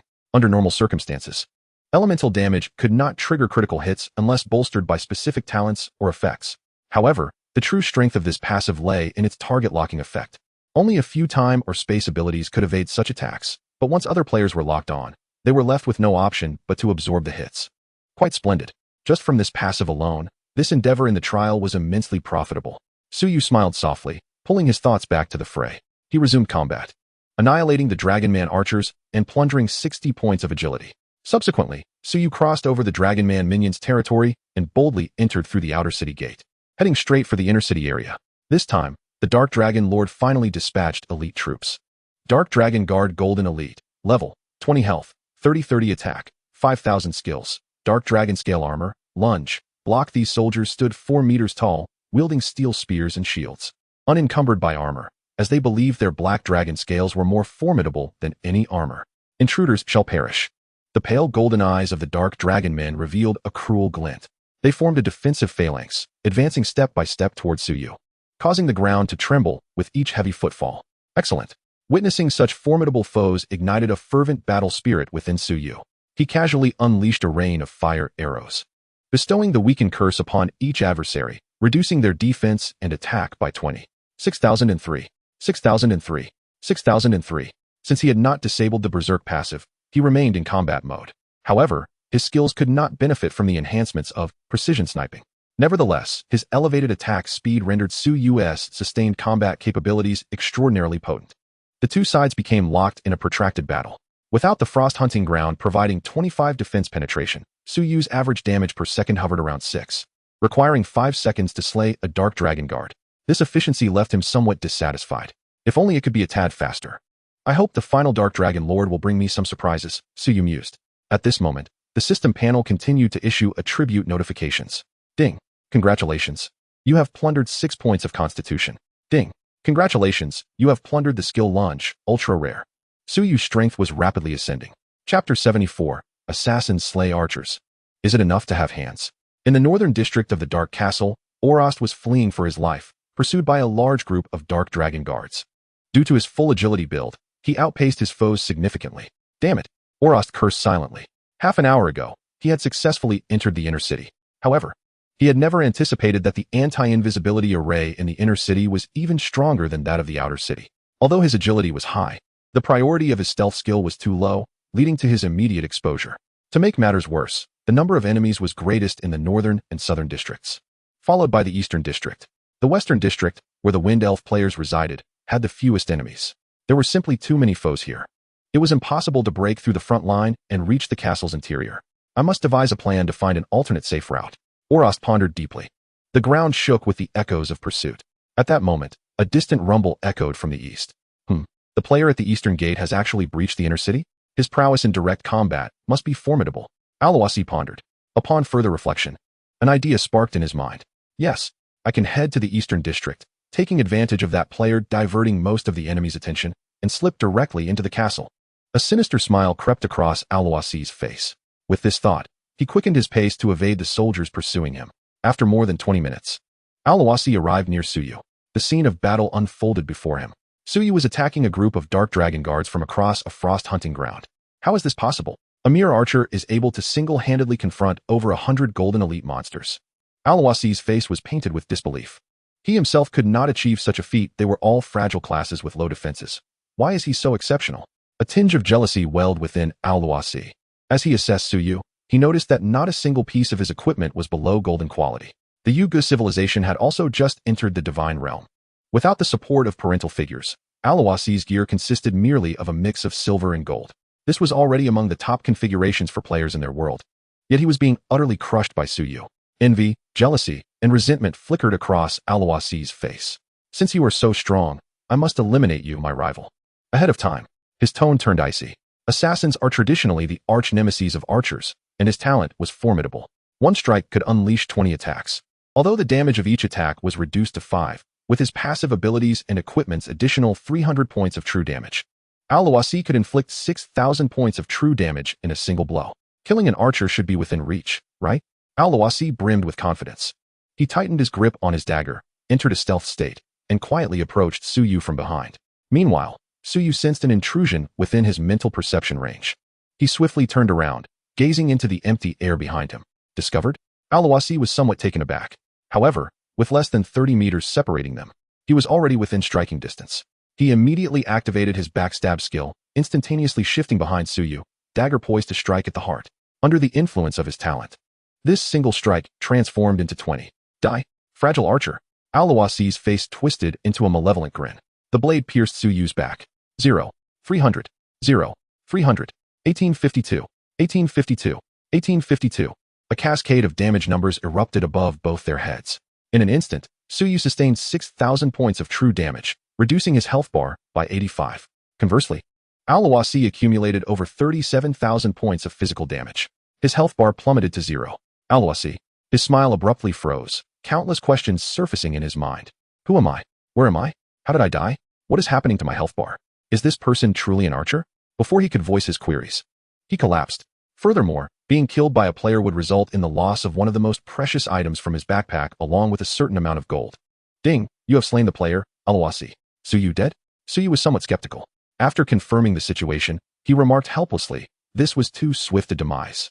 He had planned to use Evil Eye on Alawasi, transferring him 1,000 points of sin value to potentially loot 100 items from his backpack. Yet, the opponent had unexpectedly perished before he could react. Consider yourself fortunate, Suyu sighed. At that moment, only one adversary remained in the Dark Castle's secret realm. It seemed that he would have to test the effects of the Evil Eye on this last opponent. Shortly thereafter, Suyu eliminated the Dark Dragon guards obstructing his path, acquiring 60 points of vitality, 30 points of strength, and a fully stacked passive. Piercing Strike passive, 100-100, quality, ultra rare effect, increases damage of each arrow by 2,000 points. This passive effect differed from Heavy Strike. While Heavy Strike delivered 5,000 points of damage with the first arrow, Piercing Strike enhanced the damage of every arrow by 2,000 points, making it significantly stronger. After reviewing the passive, Suyu turned his gaze toward the Dark Castle. It was time to assassinate the final foe. He stepped over the littered corpses, pushed open the grand doors, and entered. In the castle hall, the Wind Elf player Ilu Air was engaged in battle with the Dark Dragon Lord. Dragonkin, your speed is woefully inadequate, Ilu Air proclaimed with pride. He adeptly toyed with the Dark Dragon Lord, thanks to his remarkable speed. Ilu Air possessed a 10-fold movement speed talent. At his current level, he could only exhibit 5-fold speed, yet it was still tremendously terrifying. Moreover, as a prodigy of the Wind Elf race, Ilu Air enjoyed the finest resources. Elders within his clan had even sought out numerous skills and items that increased speed and agility, alongside hidden archer professions and exclusive class equipment. Currently, aside from area skills and targeted attacks, other forms of assault could hardly touch Iluair. Damn green elf, if you have the ability, then stop running. The dark dragon lord roared. It loathed adversaries like Iluair. Utterly detestable. Thank you for your compliment, Iluair replied with a calm smile. The skin of the wind elves tends to be a pale green, yet in their eyes, it represents the colors of nature and the wind. Thus, the term green elf is regarded as a compliment by them. Just then, the lord of the dark dragons, consumed by rage, exclaimed in frustration. At that moment, the grand doors swung open, and light flooded into the hall, revealing Suyu's figure at the threshold. Both parties turned their gazes toward him. With a cheerful smile, Suyu remarked, "Please, continue your battle. Do not mind my presence." As he spoke, his eyes fell upon AI Ruhr. What a sight! Not a single piece of equipment below diamond quality, and among them, an epic quality ring. A true affluent player. It seems he hails from an ancient civilization. The treasures within this elf player's backpack must be plentiful. An idea began to form in Suyu's mind.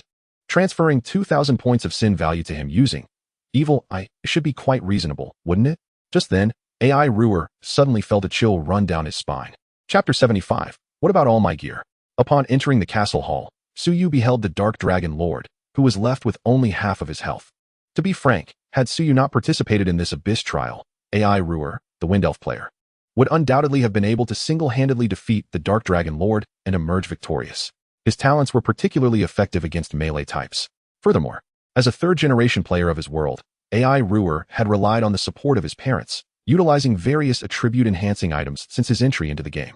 In terms of attributes alone, he was definitely far superior to other players of his level who had just entered Divine Realm. Even Suyu, who possessed a mythical-level talent in his past life, could not compare to him.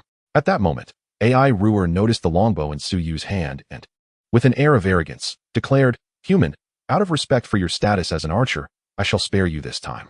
If you do not wish to lose your diamond longbow, it would be wise to withdraw from the trial."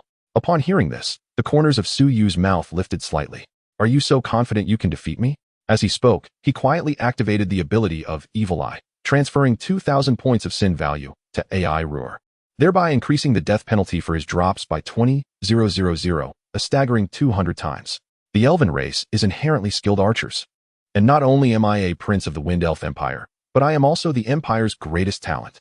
How could a mere human archer possibly be my opponent?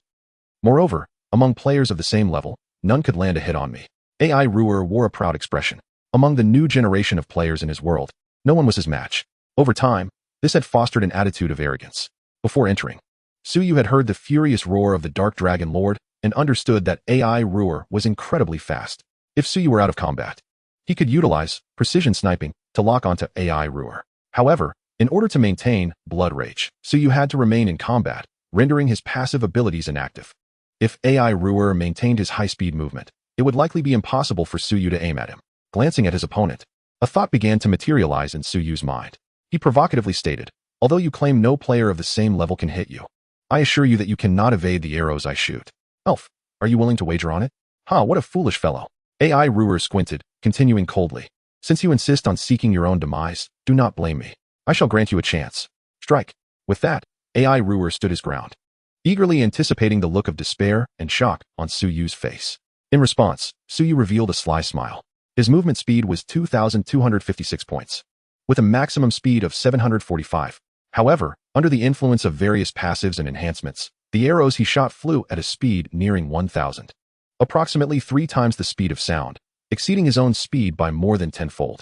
As long as Suyu aimed at AI Ruhr and released an arrow, even if his opponent's movement speed was 10 times greater, he would be unable to evade it. Subsequently, Suyu drew his bow, aiming at AI Ruhr, and with a wicked grin, declared, "Behold with wide eyes." He boldly unleashed the skill Thunderstrike. A bolt of lightning shot forth, traveling at an astonishing speed. AI Ruhr's words were abruptly cut off.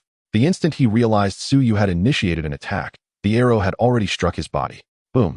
8,423. 1,500. Darkness. Damage numbers materialized above AI Ruhr's head, and his health plummeted to a critical state. With over 20,000 health points, that arrow had been remarkably swift. It was only upon receiving the damage that AI Ruhr comprehended he had been hit. A surge of shock and fury washed over him. At that moment, AI Ruhr realized that Suyu had cleverly exploited his arrogance to ensnare him.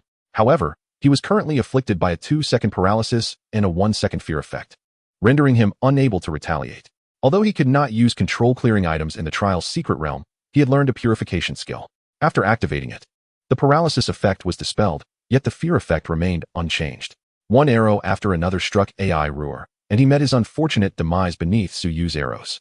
In his final moments, a thought flashed through AI Ruer's mind. That cunning human. Suddenly, a series of system notifications echoed in his ears. Ding. You have died. The Abyss trial has failed, commencing exit from the secret realm. Ding. You have dropped the item, Blood Spirit Ring, Epic. Ding. You have dropped the item, Godwine Bow, Diamond. Over 200 lines of information flooded his panel. AI Ruer returned to his World's Adventurer Guild. Bewildered by the system notifications, his face was filled with confusion. At that moment, a series of exclamations erupted from the Guild of Professionals, attracting the attention of passing players, who began to engage in fervent discussions that reached AI Luer's ears. Goodness! AI Luer, Your Highness, has such a peculiar preference? Wow! The prince's skin is truly remarkable, a perfect shade of green, but surely the future princess will not have a blissful life. Why is His Highness so dark? The crowd pointed and whispered among themselves. AI Luer instinctively lowered his head. Wait a moment. What about all the professional gear I have? AI Luer was utterly bewildered. Reflecting on the system prompt that had appeared earlier, a surge of rage flooded his heart. Scoundrel. I shall not rest until I have my revenge against you. Ding! A public announcement from the Holy Tree City. A heinous criminal, AI Luer, has appeared within the city. The city lord officially issues a bounty to all players to assist the city guard in capturing the criminal, AI Luer.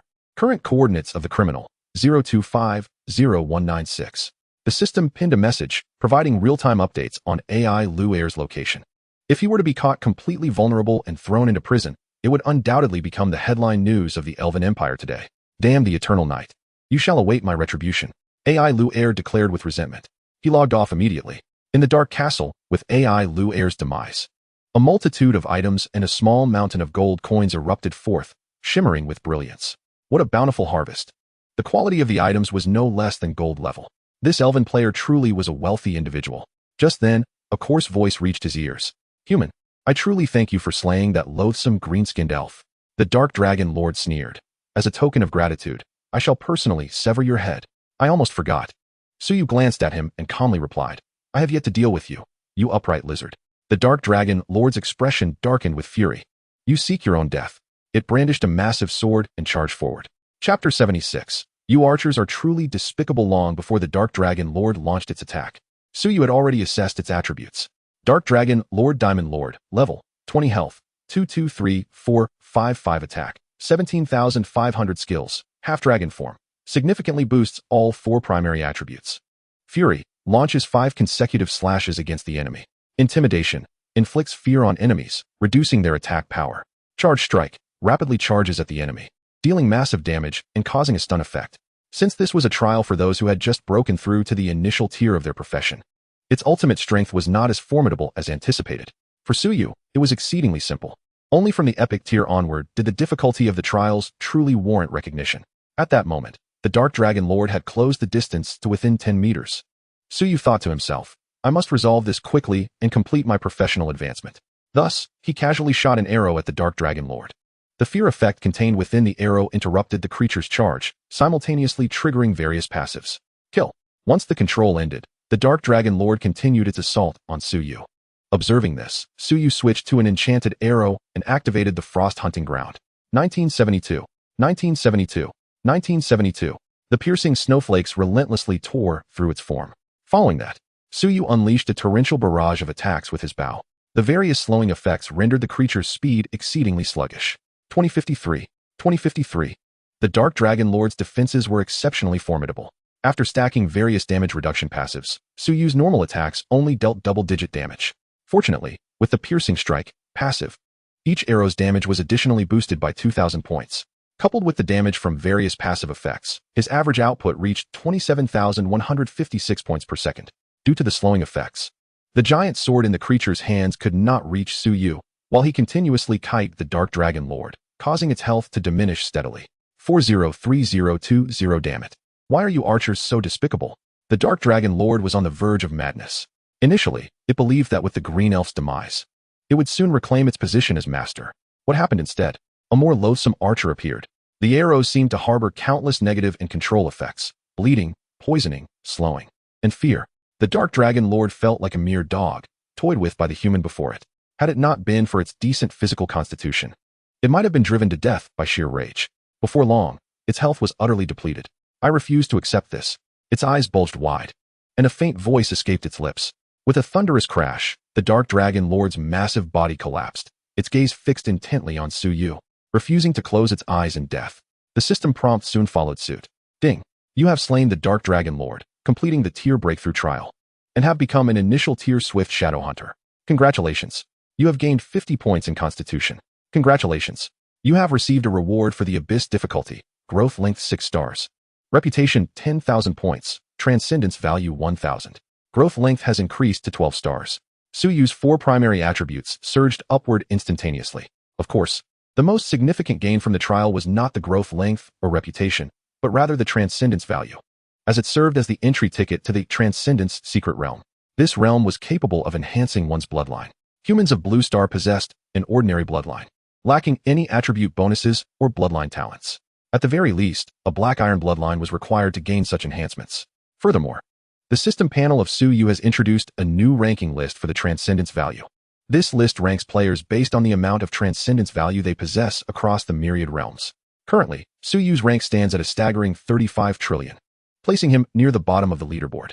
Furthermore, his insufficient Transcendence value prevents him from purchasing the entrance ticket to the Transcendence Secret Realm. For the time being, enhancing the quality of his bloodline is not a concern.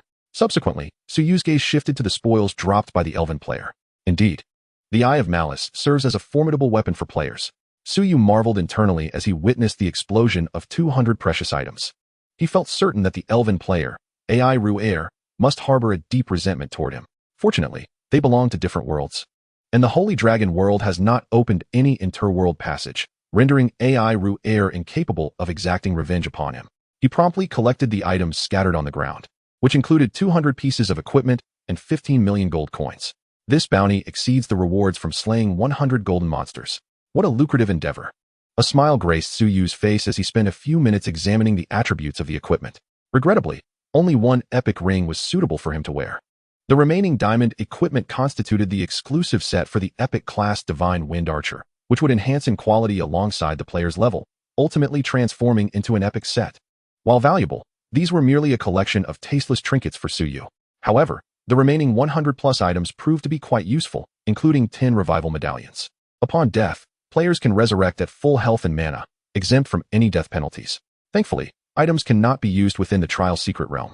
Su Yu felt a wave of gratitude as he stowed away the medallions and retrieved the epic ring.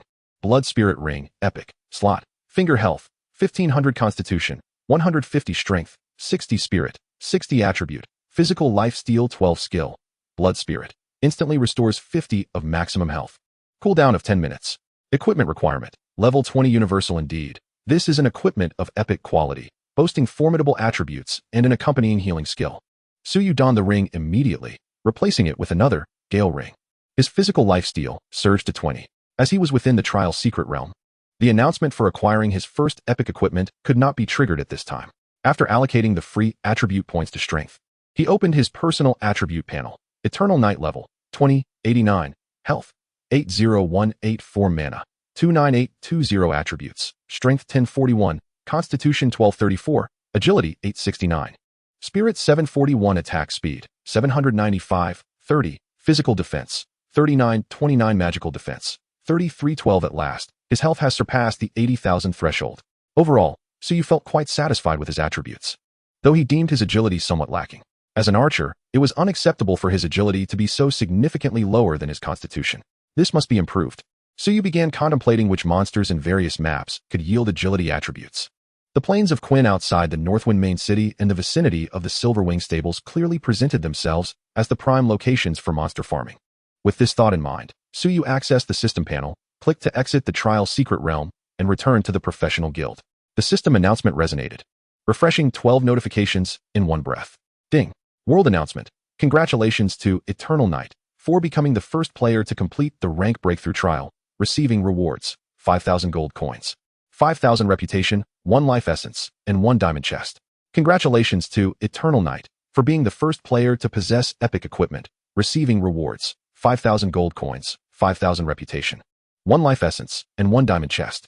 The announcement rang out 12 times in total, as the system diligently reminded players worldwide that Eternal Night has once again grown stronger. While players may not comprehend the specifics, they were nonetheless deeply shaken. What an astonishing feat for a carbon-based life form. Epic skills in the morning, epic equipment by noon. What could possibly follow in the evening? Goodness, is it the intention of the esteemed Eternal Night to monopolize my daily sustenance? I am genuinely curious about the difficulty of the esteemed one's ranked trials, particularly with the epic equipment reward. I am aware. I personally witnessed the esteemed one participating in the Abyss difficulty trials. The consecutive announcements effortlessly led players to speculate that Suyu's epic equipment was indeed a reward from the ranked trials. Consequently, many players, confident in their own abilities, resolved to attempt the Abyss difficulty breakthrough trials upon reaching level 20. Meanwhile, upon hearing the announcement, Shui Ranjiotian felt an overwhelming sense of despondency. At the professional guild, having completed the rank breakthrough trial, Suyu departed directly for the Lord's mansion. Along the way, he consumed 2 life essences, raising his synchronization to 60. With just 8 more essences, he would attain a perfect attribute score of 100 within the game. At that point, his talents and their associated passives would manifest in the real world. Subsequently, Suyu opened the 2 chests. You have received 10,000 gold coins. You have received 3 large skill experience tokens and the Conqueror's Gauntlets, Diamond. Conqueror's Gauntlets, Diamond, slot.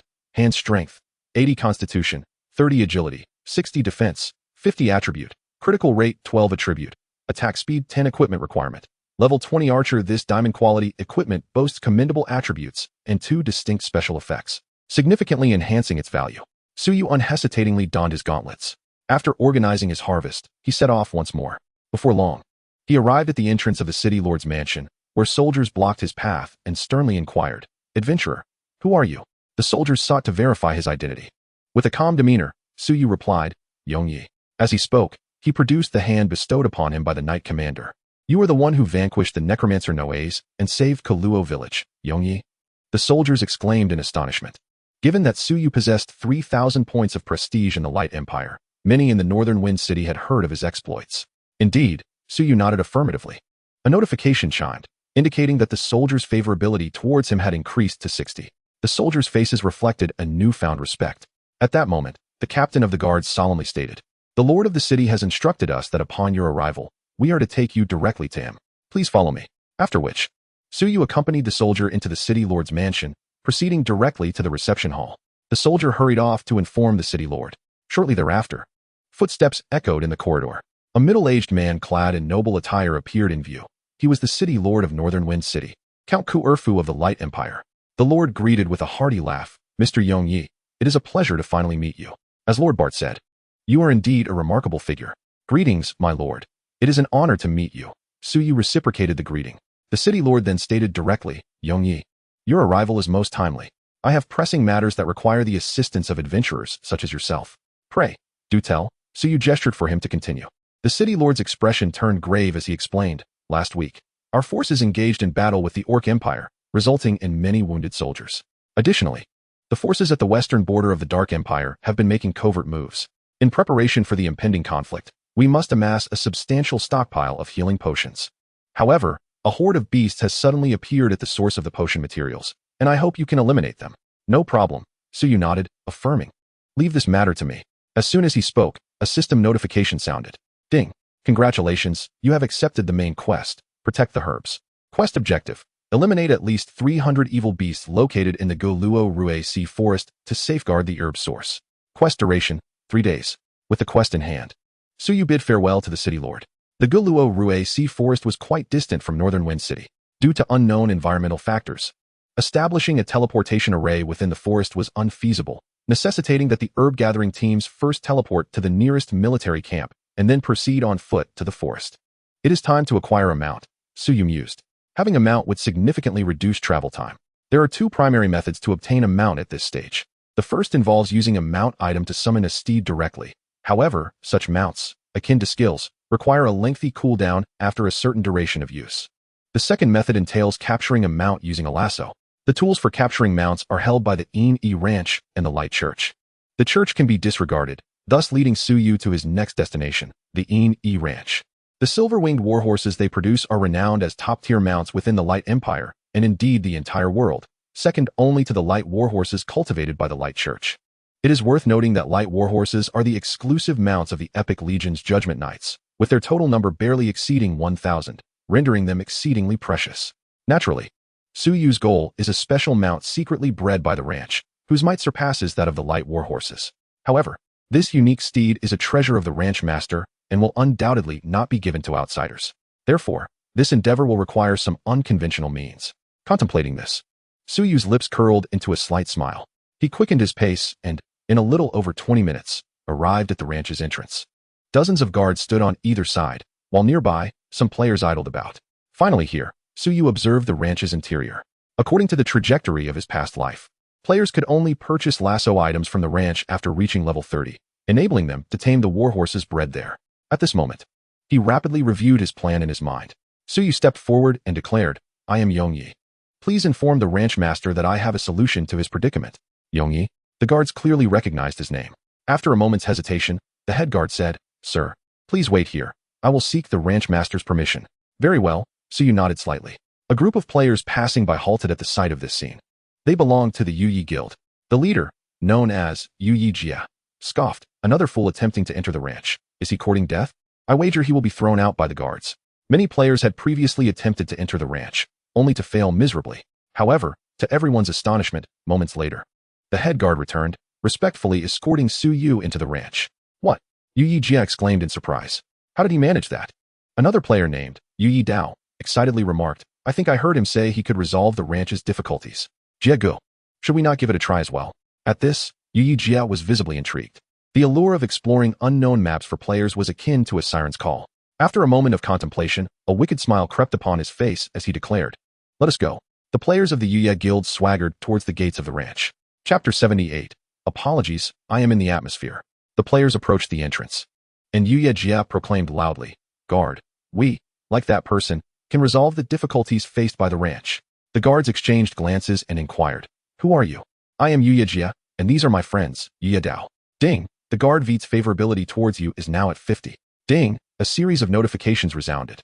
The favorability of all the guards plummeted into negative numbers. Yuya Jia was taken aback. What had transpired? He looked up, only to see fury blazing in the eyes of the guards. One of them bellowed, "The one who attacked our ranch's mate at noon, Yuya-san, must be one of yours. You audacious scoundrels, how dare you come here? Kill them." The guards drew their swords and surrounded the players of the Yuya Guild, mercilessly swinging their blades down. "Bro, let us talk it out. Please, do not resort to violence." Alas, players below level 20 stood no chance against the level 25 guards. They were swiftly slain by the onslaught of blades. In his final moments, Yuya Jia lamented, "Yuya-san, I curse you. Once I return, I shall have you expelled." What was initially thought to be a smooth entry into the ranch ended with the complete annihilation of the Yuya Guild. The fool was indeed myself. Observing the lifeless bodies of the players, the guards spat disdainfully, "A bunch of shameless wretches. What qualifications do you have to be compared with Mr. Yongya?" Within the Silverwing Ranch, Suyu encountered the ranch owner, Lan En. After scrutinizing Suyu for a moment, he coldly inquired, "Adventurer, what can you assist the ranch with?" In the Huiguang Valley, Suyu smiled and named a location. A flicker of wariness and danger flashed in the ranch owner's eyes. He made a gesture with his hands behind him. Clang, clang. The guards immediately drew their weapons. Suyu raised an eyebrow and playfully remarked, "What is this? Does the owner intend to take action against me?" The reason the Silverwing Ranch could cultivate Silverwing warhorses was due to their special feed formula, which included a core ingredient sourced from the Huiguang Valley. However, recently, a poisonous mist had suddenly emerged from the valley, preventing the ranch owner's men from entering. In the past, it took several days before the ranch owner publicly issued a quest to adventurers to resolve the mysterious poison in the Huiguang Valley. Yet for now, this matter remained confidential within the ranch. The ranch owner had begun to suspect the presence of a traitor within his family. Narrowing his eyes, he asked, "Adventurer, where did you obtain this information?" Suyu replied nonchalantly, "You need not concern yourself with how I came to know this. You only need to understand that I can dispel the poison in the valley. Furthermore, I can swear to the world that I will not divulge your ranch's formula secrets." Upon hearing this, the ranch owner fell into deep thought. The special feed in the ranch was nearly depleted. If more materials could not be produced within a week, it would likely impact the cultivation of the Silverwing warhorses. Such a loss was unbearable for him. Ultimately, the ranch owner solemnly stated, "Adventurer, I agree to your terms, but you must first swear to the world." "All right." Suyu readily consented. He then swore to the system. Observing this, the ranch owner dismissed the guards. He continued, "Adventurer, should you resolve this issue, I shall reward you with a mount harness and grant you permission to capture a silverwing warhorse in the ranch." Ding. Congratulations. You have accepted the hidden quest, Mysterious Poison Mist. Quest details. Disperse the poison in the Huaguang Valley within 3 days.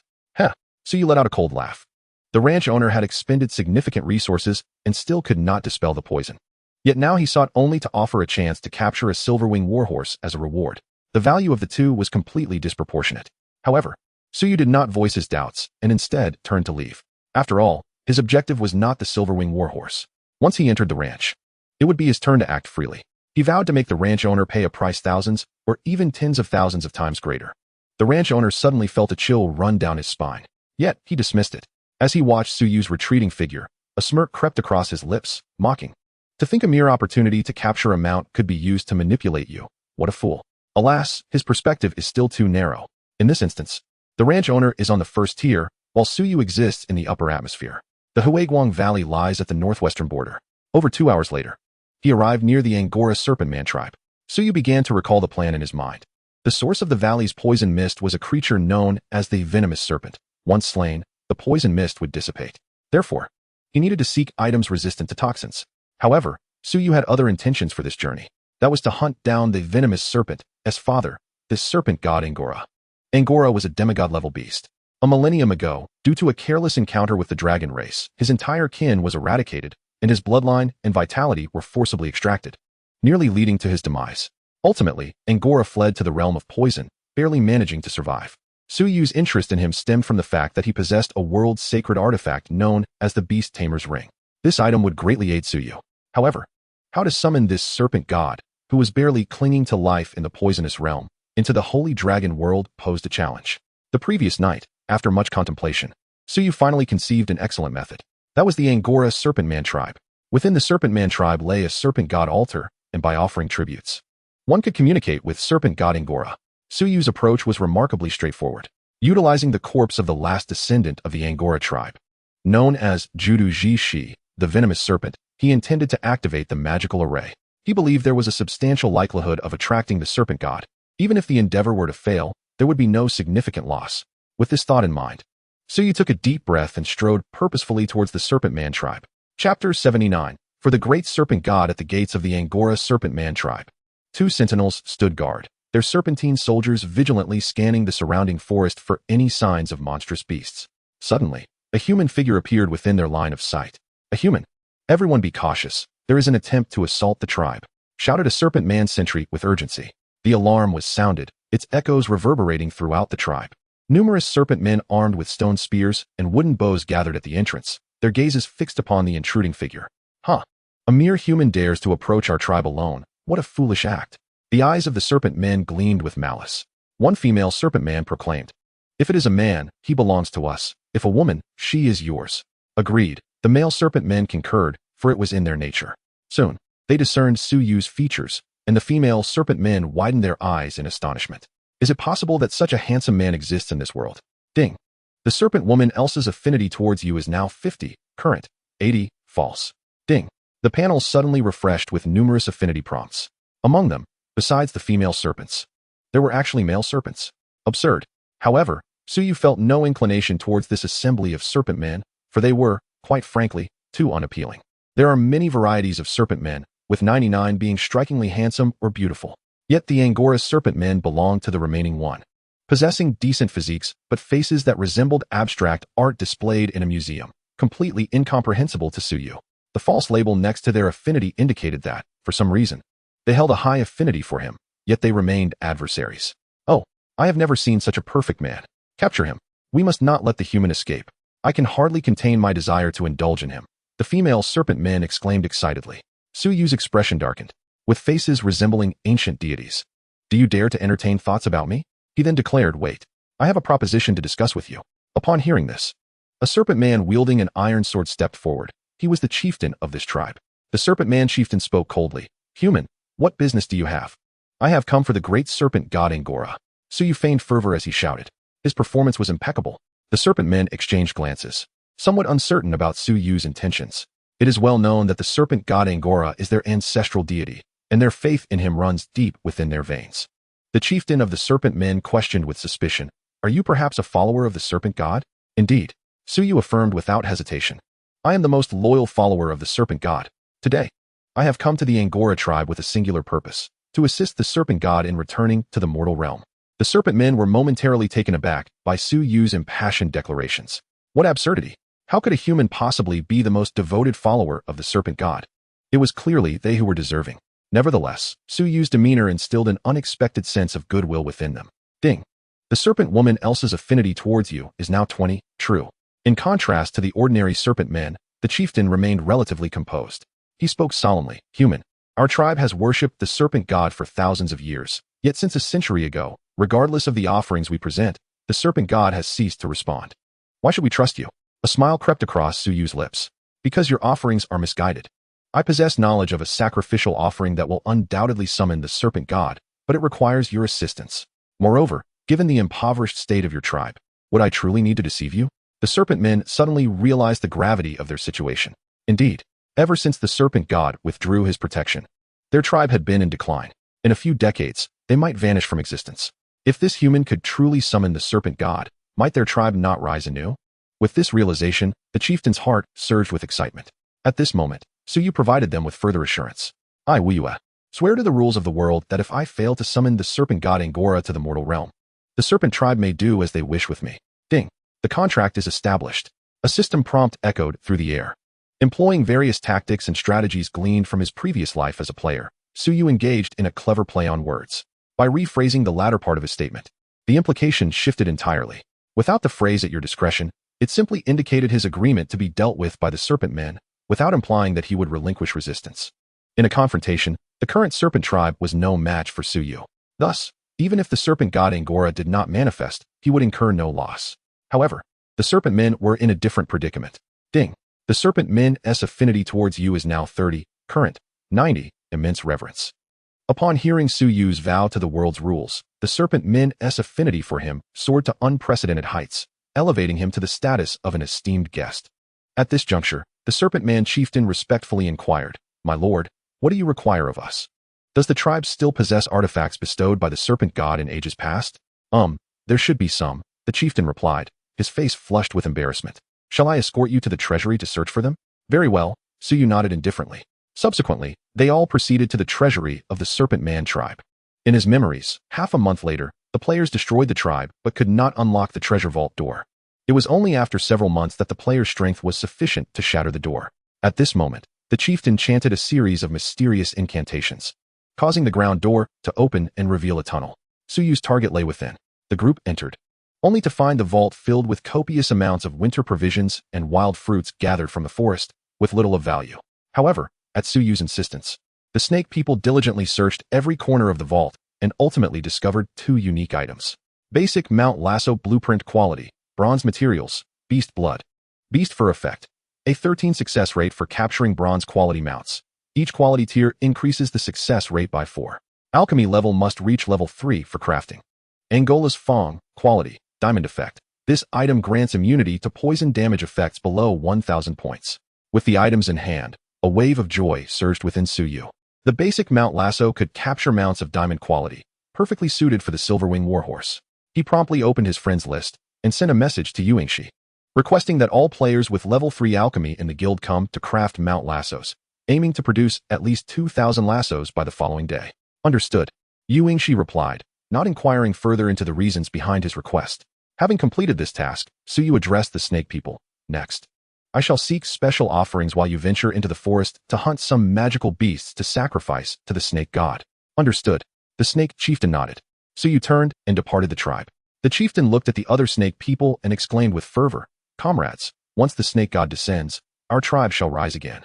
Thus, we must dedicate ourselves to aiding our lord." Indeed, the snake people nodded in agreement. They then raised their voices in unison, for the great snake god Angola. Their shouts echoed through the skies. Outside the tribe, Suyu heard their fervent cries and smirked coldly. Did they still harbor dreams of resurgence? Regrettably, they would not see the sunrise of tomorrow. Chapter 80. Hunting the offspring of the snake god. Suyu advanced at full speed. 20 minutes later, he arrived at the entrance of the Huiguang Valley, where a layer of gray poisonous gas swirled. The offspring of the snake god Angola, the venomous serpent, thrived within. However, rather than being considered the offspring of the snake god, it was more accurate to view the venomous serpent as a diminutive entity crystallized from the last remnants of the snake god's bloodline and remaining power. Once the venomous serpent consumed enough life and reached a certain level of strength, the snake god would unhesitatingly seize control of its body, thereby reclaiming the power it once held a millennium ago. Unfortunately, it encountered players. Death awaited as its ultimate fate. Suyu stepped directly into the valley. Ding! A system prompt sounded. Due to environmental effects, you have been poisoned and lose 500 health points per second. It was precisely because of this toxic mist that the rancher's recruits were unable to enter the valley. In his past life, players could complete the quest because the timing coincided with the day of the venomous serpent's molting, during which its strength diminished considerably and the poisonous gas receded significantly. Now, armed with Angola's Fong, Suyu easily immunized himself against toxin damage below 1,000 points. Hissing, dark green venomous snakes emerged from the underbrush, eyeing Suyu with dangerous glimmers in their emerald eyes. These snakes were symbiotic creatures of the venomous serpent, akin to worker ants, tasked with hunting magical beasts and dragging them into the valley for the venomous serpent to consume. Suyu utilized his detection ability to examine the snake's attributes. Angola Venomous Snake. Bronze Elite. Level, 21 health, 1616 attack, 2,800 skills. Basic poison resistance. Venomous fangs for monsters. Levels 20 and 21 represented a threshold. Surpassing it would elevate them to second-tier monsters, resulting in a profound transformation in their abilities. At this moment, an increasing number of venomous snakes emerged from the underbrush, gradually surrounding Suyu. Very well, let us commence with you. Suyu raised his longbow and boldly unleashed a skill. Rain of Fire Arrows. One arrow, imbued with numerous passives, split into over a dozen fiery arrows that soared towards the swarm of venomous snakes. The blazing light illuminated the dimly lit forest of the valley. 23,045. Critical hit. 23,045. Critical hit. 1944. Thanks to the effect of precision sniping, the first arrow dealt critical damage and triggered a series of passives, causing multiple damage numbers to appear above the monsters' heads. Shadow Clone. A shadowy duplicate appeared beside Suyu, joining him in the assault on the venomous snakes. 4,783. 7,972. Critical hit. 4,902. Critical hit from Clone. With the enhancement of Fierce Strike, the damage of each arrow increased by 2,000 points. Suyu's output per second surpassed 6. And combined with the Shadow Clone's damage, he swiftly eliminated a venomous snake. Ding! You have slain an Angola venomous snake, gaining 7,444 experience points. 10. Ding! Congratulations on acquiring the basic poison resistance skill, Ultra Rare. Fortune smiled upon him. The first monster yielded a skill. The experience from the monsters was also exceptionally rich. The killing spree continued. Suyu unleashed a tempest of arrows, transforming the venomous snakes into experience points. Ding! Congratulations on acquiring 5 points of agility. Ding! Congratulations on acquiring 3 points of constitution. The notifications persisted as Suyu pushed deeper into the valley. After more than 10 minutes. Ding! Congratulations on reaching level 21, earning 12 in 4-dimensional attributes and 12 in free attributes. A radiant light flashed across his body. He had leveled up. Additionally, Suyu had reached the maximum plunder yield from the venomous snake, totaling 40 points in agility, 15 points in constitution, and 20 layers of passives. Beginner Toxin Resistance Passive, 2020, Quality, Ultra Rare. Effect, permanently increases toxin resistance by 10,000 points. Upon acquiring this passive, when he suffers toxin damage, 10,000 points of damage will be mitigated first. What a remarkable effect. Suyu contentedly closed the panel and turned his gaze forward. Before him lay a giant serpent over 20 meters long, peacefully asleep with its eyes closed. Venomous Snake Golden Lord, level, 22 health, 570 attack, 19,000 skills. Paralytic Toxic Mist, inflicts paralysis and poisoning effects on enemies within range. Tail Sweep, strikes enemies with its tail. Venomous Breath, expels venom at enemies, inflicting toxin damage. Acid Rain Assault, reduces enemy attack and defense. The attributes of the venomous snake surpass those of the Dark Dragon Lord, which is to be expected given their significant difference in tiers. A mere first-tier quality enhancement cannot compensate for the disparity in attributes brought about by such a difference in realms. Moreover, aside from the Tail Sweep skill, all other abilities of the venomous snake inflict toxin damage, which is advantageous for Suyu.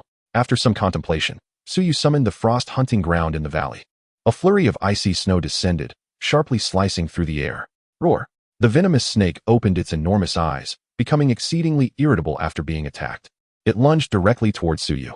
To ensure an effortless domination over the venomous snake's form, the serpent god had deliberately diminished its intelligence during its creation.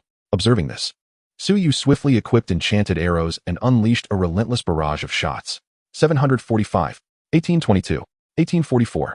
Due to its high defense and toxin resistance, the damage from dark and toxin passives was nullified, with only the bleeding passive inflicting a maximum damage of 100 points.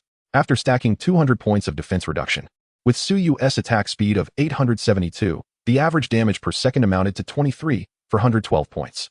Within the hunting ground, the triple deceleration from the enchanted arrows and passives rendered the venomous snake's movements exceedingly sluggish, causing its health to plummet. When its health reached 95, the venomous snake opened its mouth wide and unleashed a torrent of dark green venom, revealing its skill. Venomous breath. However, Suyu showed no inclination to evade. He bore the venom while continuously outputting damage. 120. A portion of its health bar diminished. Having consumed 1,000 poison holy fruit, Suyu gained 20 points of toxin resistance. Coupled with the passive toxin resistance, the damage he sustained was merely over 10,000 points. Suyu was able to withstand it. Within less than 2 seconds, he had fully recovered his lost health. Chapter 81. We have captured the future. However, the venomous snake was oblivious to the fact that Suyu's health had completely replenished. Upon witnessing its skill finally strike Suyu, it let out a triumphant roar. Damn human, I shall annihilate you. The venomous snake hastened towards Suyu, swinging its tail fiercely in an attempt to strike his position. Boom. 894. Due to its high constitution attribute, Suyu was only sent flying 7 to 8 meters before landing steadily. He continued to draw his bow, shooting arrow after arrow that struck the venomous snake's body. 2001. 432. 2001. Suyu's health rapidly returned to full. In contrast, the venomous snake's health steadily declined. Beyond the inherent damage of the arrows, a continuous bleeding damage of 100 points emerged from above its head. After 40 seconds, the power of the frost hunting ground began to wane. Suyu's output diminished to 8 for 176 points per second, and his skills entered cooldown. As the damage decreased, so too did his healing potential. Suyu finally ceased his reckless assault and adopted a kiting strategy. Utilizing his reach advantage, he relentlessly harassed the venomous snake. Every time it attempted to close the gap, a control skill would immobilize it, allowing Suyu to create distance. This torment filled the venomous snake with fury. Roar. It was infuriated. What malice could a mere newborn snake possess? Why must you treat me this way? If it could speak, it would undoubtedly question Suyu. However, as the cooldown of the frost hunting ground concluded, Suyu decisively intensified his assault. In no time, the venomous snake's health plummeted to 50. It defiantly unleashed its ultimate move. A green cloud descended from the sky, unleashing torrential rain that eroded the ground into deep pits. 0, 0, 0, 0. The damage from area skills was certainly lower than that of single-target skills. Moreover, the primary focus of Acid Rain Assault was to reduce the enemy's attack and defense, making the damage even lower. The toxin, after being mitigated by 20 points of resistance, and then subtracting the fixed resistance of 10,000 points, effectively became 0. Immediately, Suyu teleported outside the range of the acid rain. A golden light flickered across him, the effect of purification effortlessly dispelling the negative effects imposed by the acid rain. With Suyu's swift onslaught, the venomous snake's health plummeted from 50 to 0. With a thunderous crash, its form collapsed to the ground, its eyes dimming. And from its corpse burst forth a dazzling array of rewards. Ding! You have slain the venomous serpent, earning 297 experience points. Ding! Congratulations on acquiring the Acid Rain Erosion skill, Divine. The second Divine level passive has been obtained. Suyu eagerly gazed at the new passive panel. Acid Rain Erosion passive, 11. Quality. Divine effect. Upon hitting an enemy with an arrow, their defense and attack are reduced by 20, lasting for 10 seconds. Attacks refresh the duration. This effect can stack with other passives. This passive is of the same type as Weaken Curse. However, as long as it hits the enemy, the effect can persist indefinitely. Thus, its quality reaches the divine level. Unfortunately, upon being converted into a passive, the venom damage has been removed. Nonetheless, overall, Suyu felt quite satisfied.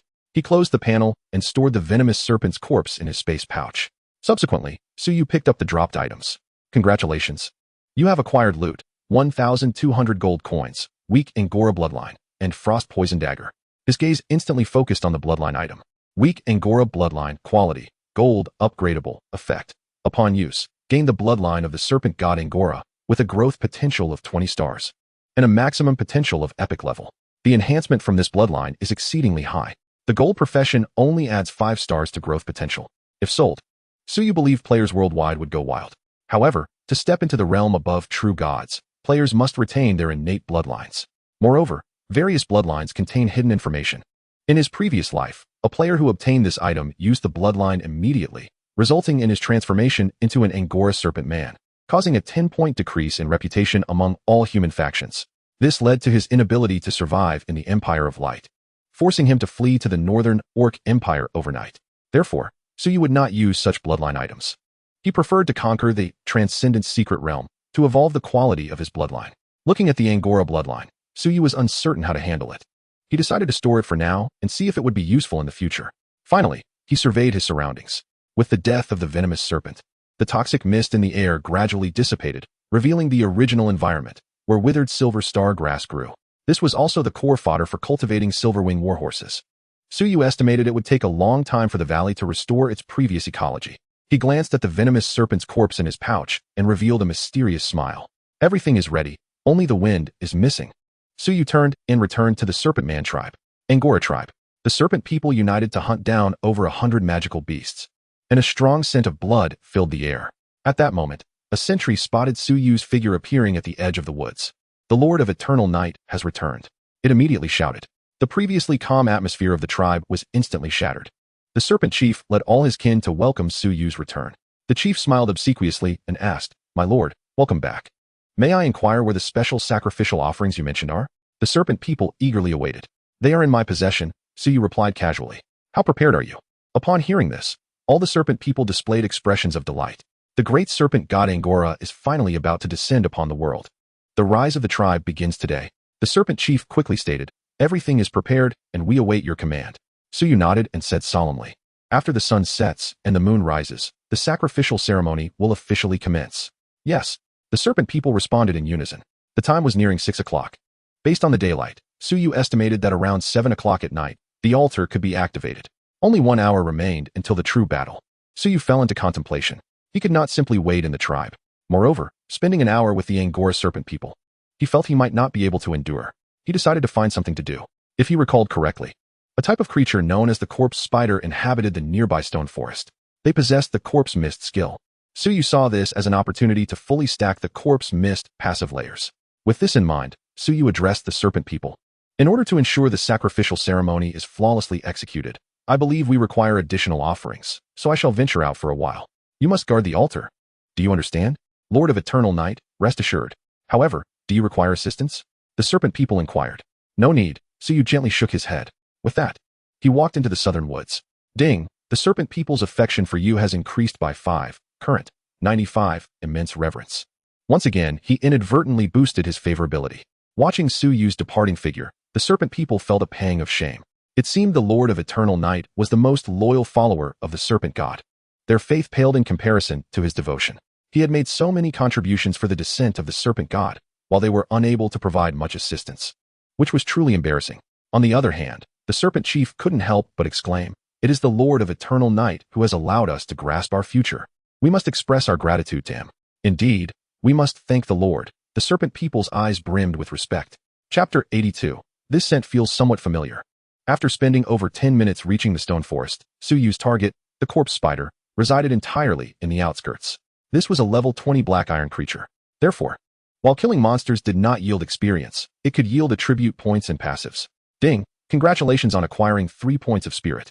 Ding, congratulations on acquiring the corpse mist skill, rare.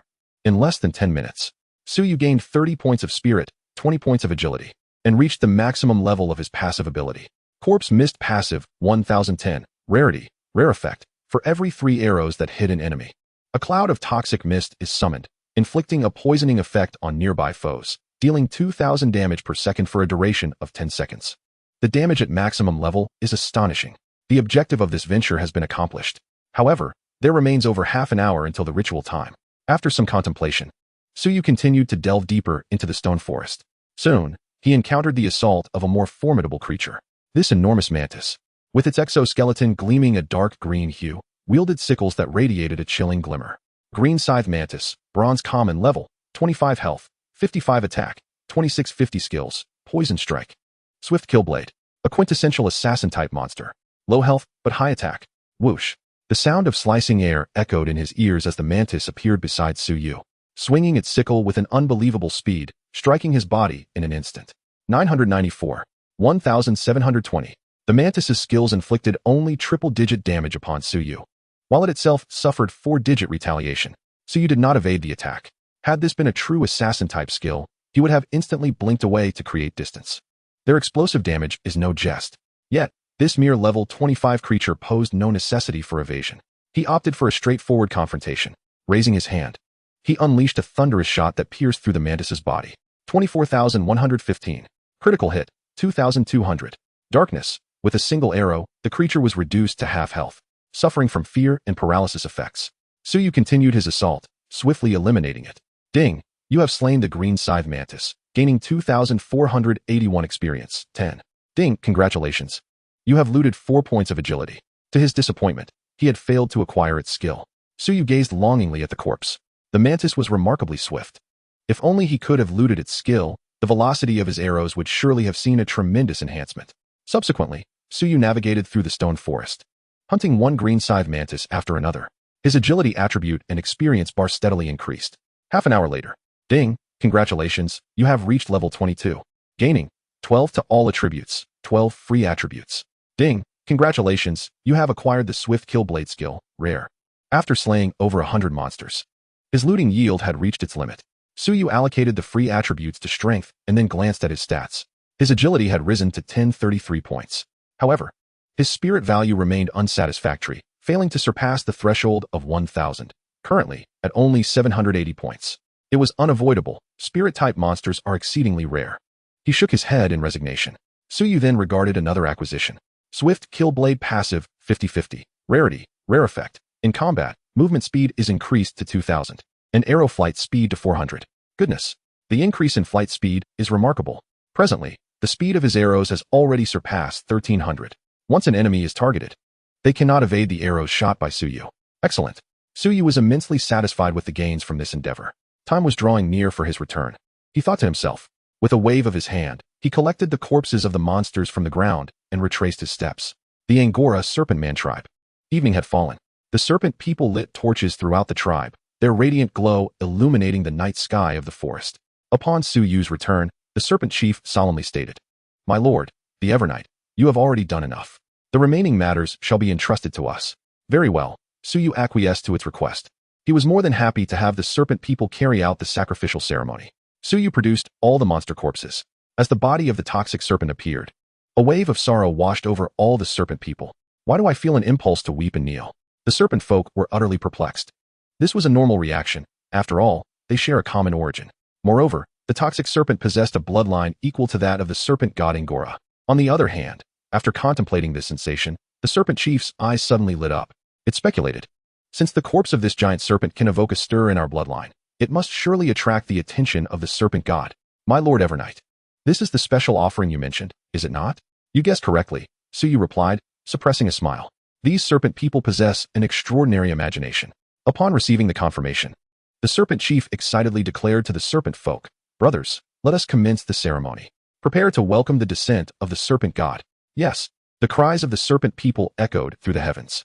Observing this, Su Yu quietly withdrew from the altar and retreated to a distant corner. The serpent folk worked in unison to drag all the offerings to the altar. They then recited ancient incantations to activate the altar. The corpses of the monsters gradually disintegrated, transforming into pure energy, establishing a connection with the serpent god Angora through the altar's magical array. The toxic dimension. This is a small dimension affiliated with the sacred dragon world, filled with boundless toxins and devoid of any native life. At the center of this dimension, a gargantuan serpent exceeding 100 meters in length was exploring the origins of life alongside dozens of female serpents. It is the serpent god Angora, an ancient demigod-level beast. In this present age, its original power has long been depleted, surviving solely through the strength of the toxic dimension for over a millennium. Due to the inherent nature of serpents, the serpent god, utilizing the last vestige of its bloodline power, conjured dozens of female serpents, engaging in the multi-snake connection activities to pass the time. At that moment, the serpent god felt a call resonating within. A memory surfaced in its mind. This is the sacrificial array I left for a tribe of snake people. Had they not been annihilated decades ago? The serpent god, Angora, mused. A century prior, its injuries had worsened, forcing it into a state of slumber to recuperate. Consequently, the snake people offered sacrifices but received no response, leading them to cease their offerings decades ago. The serpent god believed that this bloodline tribe had long perished, only to discover today that the sacrificial rites had been reopened. Alas, the energy transmitted by the sacrificial array offered no assistance to the serpent god. However, upon reflection, it considered that after consuming such toxic energy for years, perhaps a change in flavor was in order. Thus, it relinquished its temporary permissions to the toxic plane. A stream of energy flowed in. The serpent god inhaled deeply, feeling a wave of refreshment. To its astonishment, a hint of vitality was restored. How could this be? The serpent god was profoundly shocked. It continued to draw in energy, savoring it, and mused. This energy bears a familiar taste, as if the voice abruptly ceased. My son.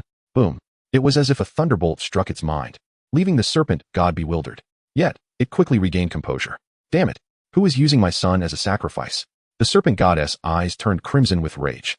The toxic serpent was the key to its resurgence.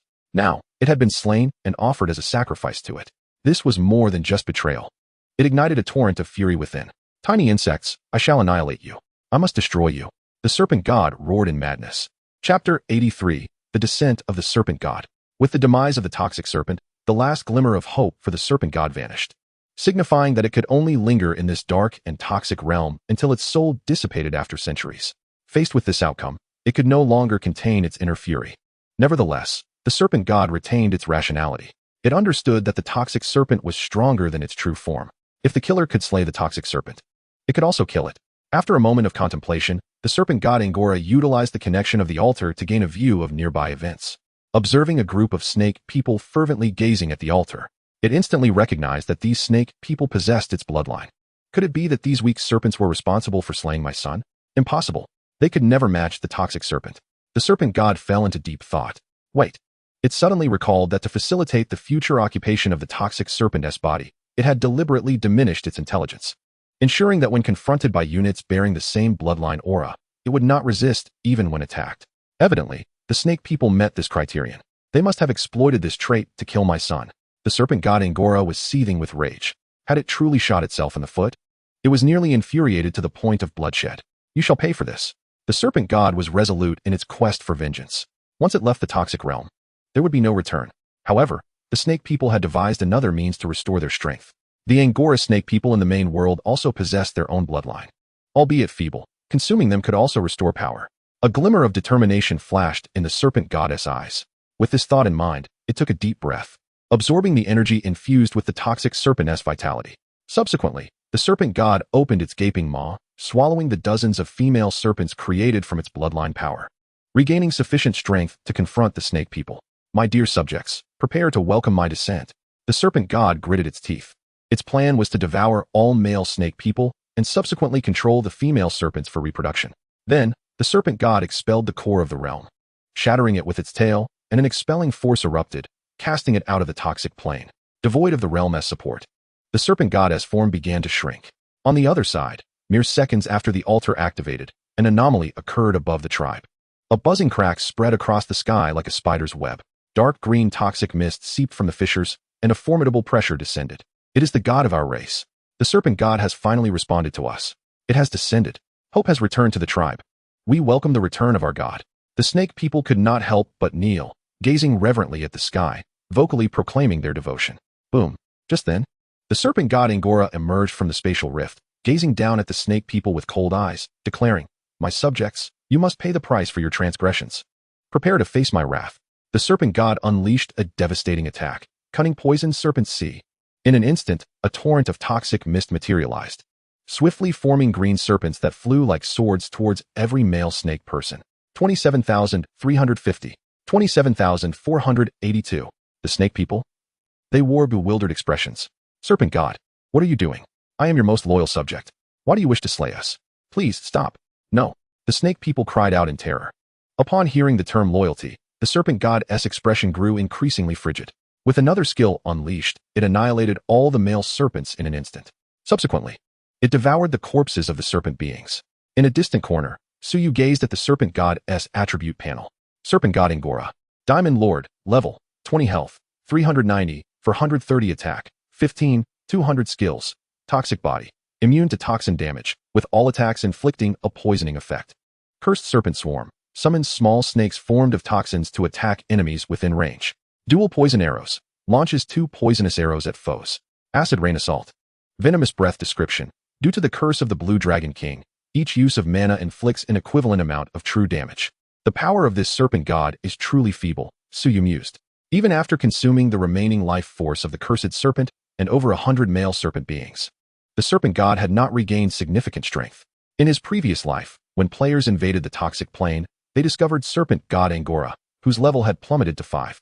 Such attributes were utterly inconceivable for a being that once stood as a demigod at its peak. It could only be described with a capitalized word, tragic. Who is there?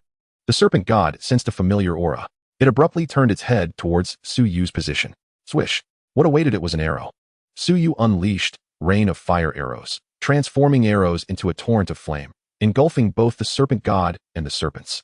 17, 326. Critical hit. 19, 850. Critical hit. The power of the first arrow erupted entirely, inflicting considerable damage while simultaneously imposing various negative effects such as slow and reduced defense on the serpent god. Regaining its composure, serpent god Angora recognized the aura of the blue dragon. Damn human! I shall make it my mission to slay you. The serpent god roared. Its visage contorted with rage. Memories of torment inflicted by the blue dragon surged forth, and faced with this painful recollection, the serpent god's defenses faltered. Its murderous intent surged to its zenith. Venomous breath. It decisively turned to assault Tsuyu, opening its cavernous maw to unleash a torrent of dark green venom. Yet, Tsuyu stood his ground, a slight smile gracing his lips. Given that serpent god Angora was weaker than the cursed serpent, why should he retreat? There was absolutely no need. Tsuyu boldly engaged the serpent god head-on. 9, 816. 2, 000. After the reductions from toxin resistance and passive effects, the damage from the serpent god's attack barely exceeded 10,000. The curse of the blue dragon also took effect, inflicting true damage. This serpent god was undoubtedly the weakest diamond lord in history. Seizing the opportunity, Tsuyu summoned the frost hunting ground, where icy snowflakes began to fall, causing the serpent god's movement and attack speed to plummet by 35. Equipping enchanted arrows, Tsuyu unleashed a torrential assault. 8 arrows almost formed a straight line, striking the serpent god repeatedly. 6, 221. Critical hit. 3, 660. 6, 261. Critical hit. In but a second, the damage exceeded 50,000, depleting 12 of the serpent god's health. The shadow clone also joined in, dealing a total of 30,000 damage per second. The serpent god's health continued to dwindle, while Tsuyu, benefiting from lifesteal and health regeneration passives, witnessed green numbers of 7, 821, 080 appearing above his head. His health fluctuated between full and critically low. Feeling the shift in its vitality, the serpent god abruptly gained clarity. The human before it, imbued with the aura of the blue dragon, possessed a measure of strength. It realized it was not a match for him. What to do? A sense of panic surged within the serpent god. Chapter 84. The Fourth World Sacred Artifact. No. If this continues, I may perish here. I must find a way to escape. As the saying goes, where there is life, there is hope. Various escape routes flashed through the serpent god's mind. Before long, its health plummeted to 100,000, teetering on the brink of collapse. Gritting its teeth, the serpent god implored Tsuyu, "Human, spare my life, and in return, I shall offer you all my treasures." After all, there was no significant enmity between them. Tsuyu observed its subtle maneuvers, fully aware of the serpent god's intent to flee. Thus, while inspecting the items in his inventory, he mockingly replied, "Are you certain there is no enmity? Your Highness the serpent god, how do you find the taste of the cursed serpent?" It was you. Serpent god Angora's eyes widened in realization. It understood that Tsuyu was the one who had slain its offspring and sacrificed the body. Filled with resentment, the serpent god declared, "Since you wish not to spare me, then I shall not allow you to escape unscathed." It feigned an attack against Tsuyu. Then, with a deep breath, the serpent god inhaled dozens of female serpent beings into its belly. Subsequently, utilizing some unknown item, its speed increased manifold as it shot backward, creating a distance of 2 kilometers in the blink of an eye. Do you think you can escape? Tsuyu activated the acceleration item obtained from the elven player, his speed surging 5 to 6 times, barely keeping pace with the serpent god. The distance between them remained unchanged. Seeing this, the serpent god let out a sigh of relief and roared, "Human, wait for me. One day, I shall return to exact my revenge." Huh? Tsuyu scoffed derisively. Without hesitation, he drew his bow, aimed at the serpent god's form, and released the string. The arrow shot forth with the swiftness of lightning. 5 seconds later, it traversed several kilometers and struck true. 920. 840. In the depths of darkness, the year 2100 unfolds. Suyu, while sprinting, unleashes arrows with astonishing speed. This is impossible. How can your arrows fly so swiftly? The snake god exclaims in disbelief. However, Suyu remains silent, engrossed in his relentless assault. His health dwindles dangerously low, and a wave of despair washes over the snake god. What can it do when such an extraordinarily powerful archer has set its sights on it? As death looms near, the snake god halts, turning to Suyu and pleading. Human, grant me clarity in death. Why do you seek to kill me? Suyu responds coolly. You possess the beast tamer's ring that I require. Damn it. If you had said so earlier, I would have simply given it to you. The snake god laments, feeling a deep sense of injustice. It never anticipated that a relic, once deemed worthless thousands of years ago, would bring about its demise. Alas, there is no time for complaints as the blood loss culminates in its final moments. Ding.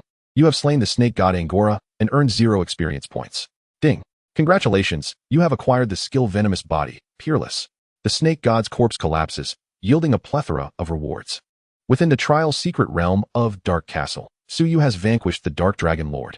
Due to the absence of rewards for defeating secret realm monsters, and the fact that this realm is not part of the Holy Dragon world, there is no global announcement for defeating the first diamond.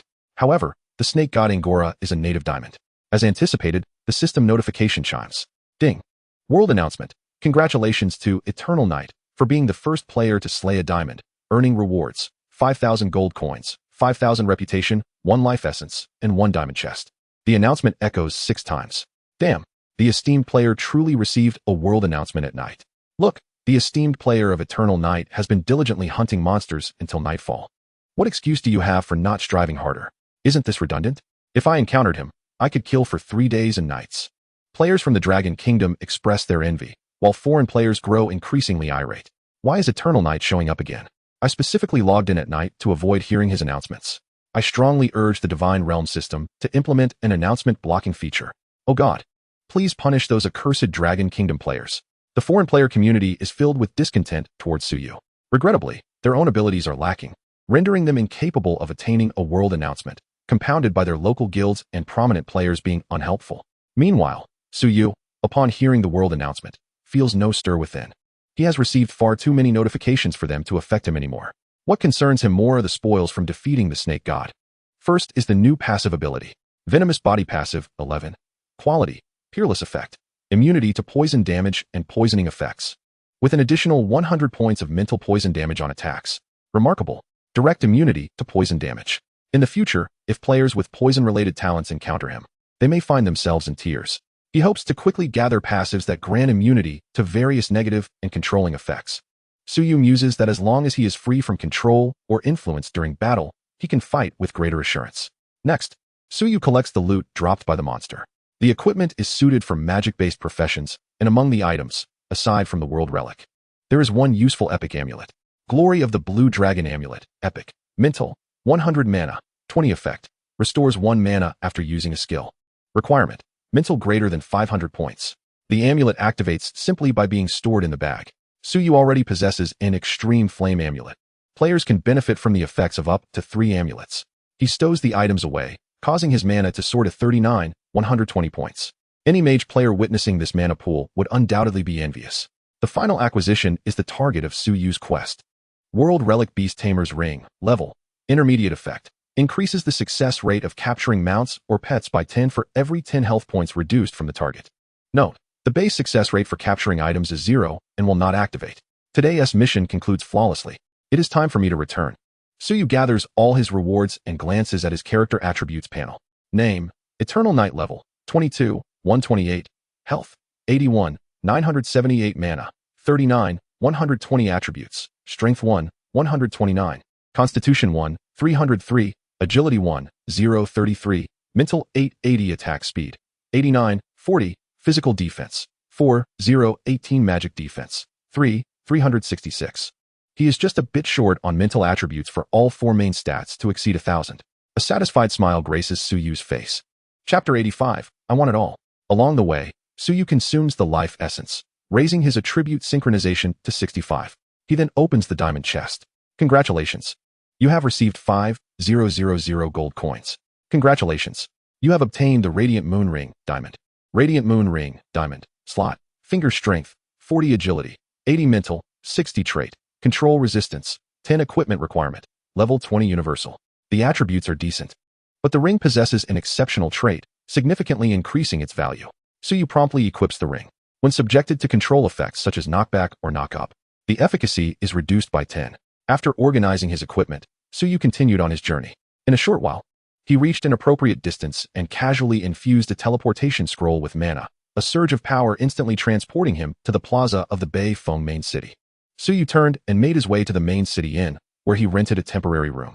Gazing out at the street from his window, he recalled another matter. Upon arriving at Bei Feng main city, his reputation would come into play. In the coming days, he planned to seize the opportunity to purchase several houses, one to serve as his private residence and the others as storefronts for the Yuan Guild. With ownership of properties, Suyu could utilize the teleportation scroll to return home directly, transforming his abode into a resurrection point. A vague plan began to take shape in his mind, and soon, Suyu logged off to rest. The following morning, after finishing breakfast, Suyu logged back into the game and returned to the inn. Subsequently, he made his way directly to the Silver Wing Ranch outside the city. After exchanging greetings with the guards, Suyu once again encountered the ranch owner, Lan In. The owner, with a cold demeanor, remarked, "Adventurer, why have you returned? Have you given up on the task due to your inability to dispel the toxic fog in the valley?" From the outset, he had held no expectations for Suyu. Suyu calmly replied, "The task has indeed been completed. You may send someone to verify the situation." "Really?" The ranch owner's eyes narrowed slightly. He promptly dispatched a subordinate to the Huiguang Valley, and news soon returned. The toxic fog in Huiguang Valley had completely dissipated.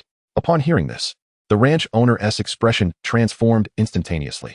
He squinted and smiled. "Mr. Yongyi, I did not expect you to truly resolve the fog issue. On behalf of Silver Wing Ranch, I extend my gratitude for your efforts. Enough with the pleasantries. What about the reward?"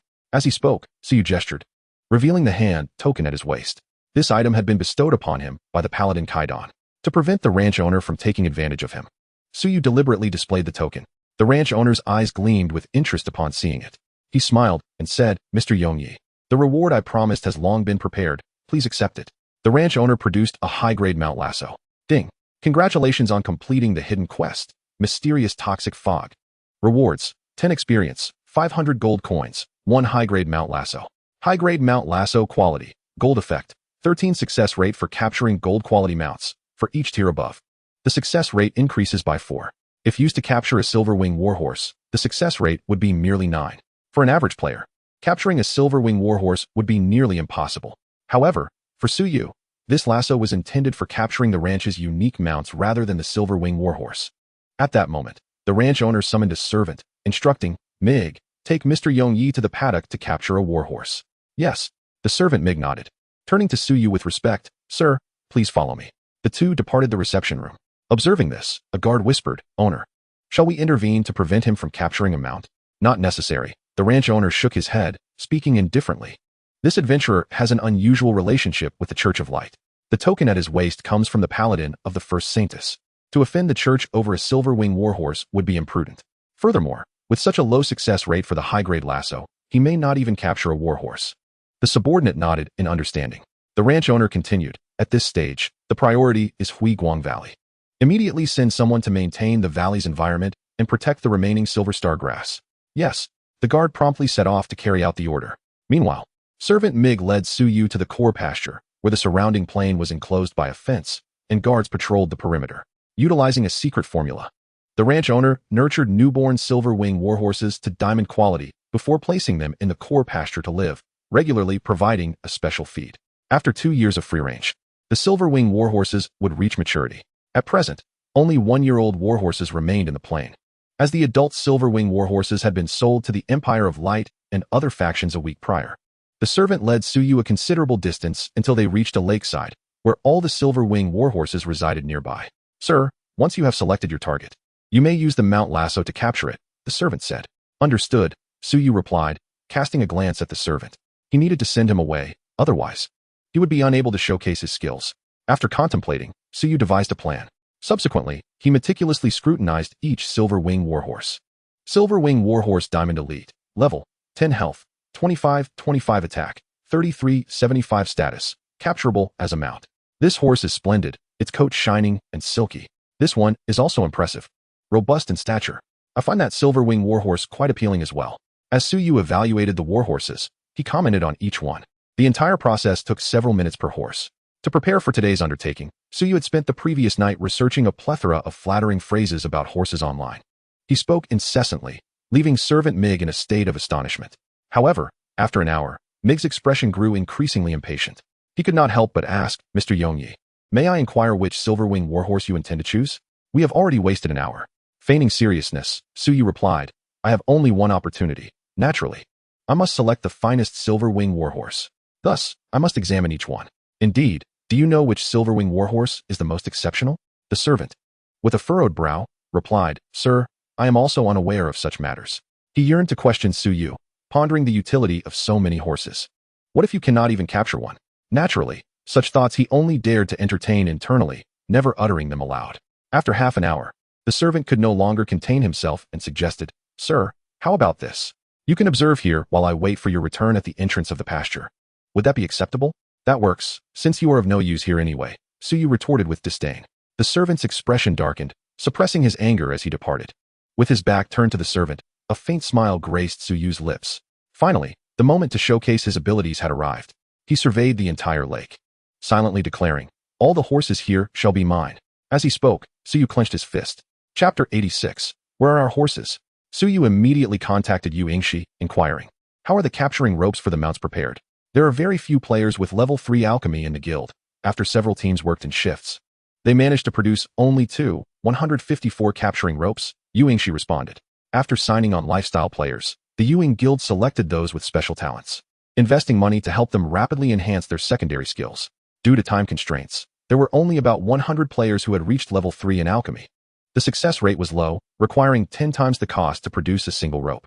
However, in Su Yu's view, it was well worth it. "Let us trade," Su Yu stated. After all, this matter was private and payment was necessary. He directly transferred 8 million gold coins to Yu Yingxi. Basic mount capturing rope, quality, bronze effect, 13 success rate for capturing bronze quality mounts. With each tier increase in quality, the success rate increases by 4. Quantity, 154. For capturing diamond quality mounts, the success rate is only 1. When paired with the Beast Tamer's bracelet, the maximum success rate can reach 91. Moreover, there are only 1,000 Silverwing Warhorses across the entire plain. These ropes should suffice. First, I will capture these Silverwing Warhorses, and then seek that special mount. A mysterious smile appeared on Su Yu's face. Subsequently, he drew his longbow and activated the skill, Rain of Fire Arrows. 21,879. Critical hit. 21,879. Critical hit. A sea of fiery damage figures erupted in his view. Simultaneously, the arrows inflicted a series of passive effects and damage upon the warhorses, directly reducing their health by 11. As the fear effect dissipated, the herd of Silverwing Warhorses charged furiously at Su Yu. However, with their attack power and damage diminished, they could inflict not the slightest harm upon him, failing to breach his defenses. Su Yu unleashed his full output, and within a mere 3 seconds, the health of one warhorse plummeted below 10, resulting in a 90 capture success rate. He hurled a rope, ensnaring the warhorse's neck. As a flash of light signaled the warhorse's disappearance into the mount space contained within the rope. Success. A notification appeared. You have captured the mount, Silverwing Warhorse, gaining 152 experience points. Upon transformation from monster to mount, Silverwing Warhorse level, 10 quality, Diamond Elite Health, 125 speed, Host Speed 190 Mount Skills, Silverwing Gallop. Intermediate Stamina Riding Bonus, 100 Mana Recovery Host, none. As the mount's level increases, its attributes and speed bonuses will rise accordingly. Not bad, Su Yu remarked, stowing the mount away and continuing to capture other Silverwing Warhorses. 2 hours later, ding. Congratulations, you have reached level 23, gaining 12 to all attributes and 12 free attributes. Merely by capturing mounts, Su Yu had leveled up. Furthermore, the Silverwing Warhorses by the lakeside had been entirely captured, leaving not a single strand of hair behind. The ranch set a staggering price of 3 million gold coins for each Silverwing Warhorse. If sold to players, the price would likely soar even higher. The total value of all captured horses exceeded 3 billion gold coins. This was a tremendous profit.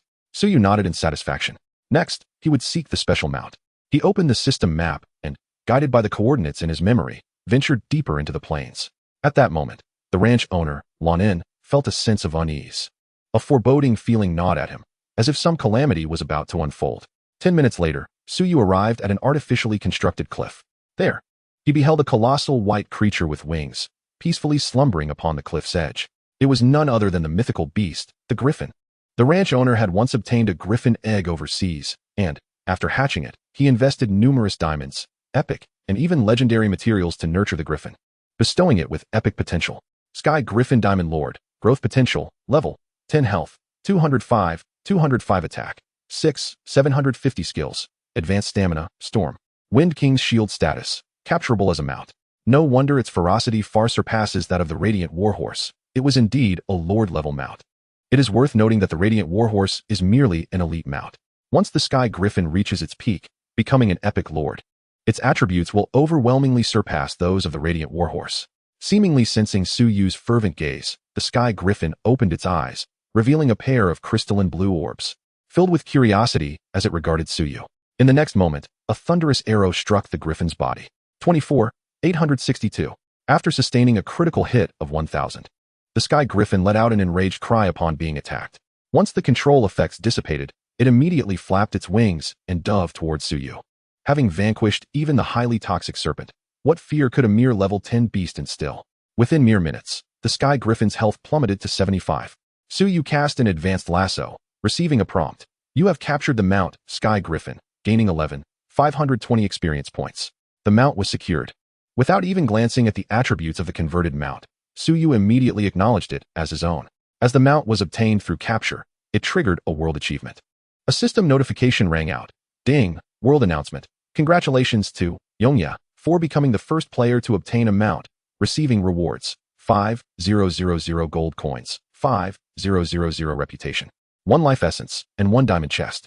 The announcement repeated 6 times. Ah, Yongya is indeed formidable. Just yesterday morning, there was an announcement. And today it was delayed until noon. Is this even human? Oh dear. The achievement for the first mount has vanished, leaving scant opportunities for foreign players. Could it be that a world power truly missed the announcement?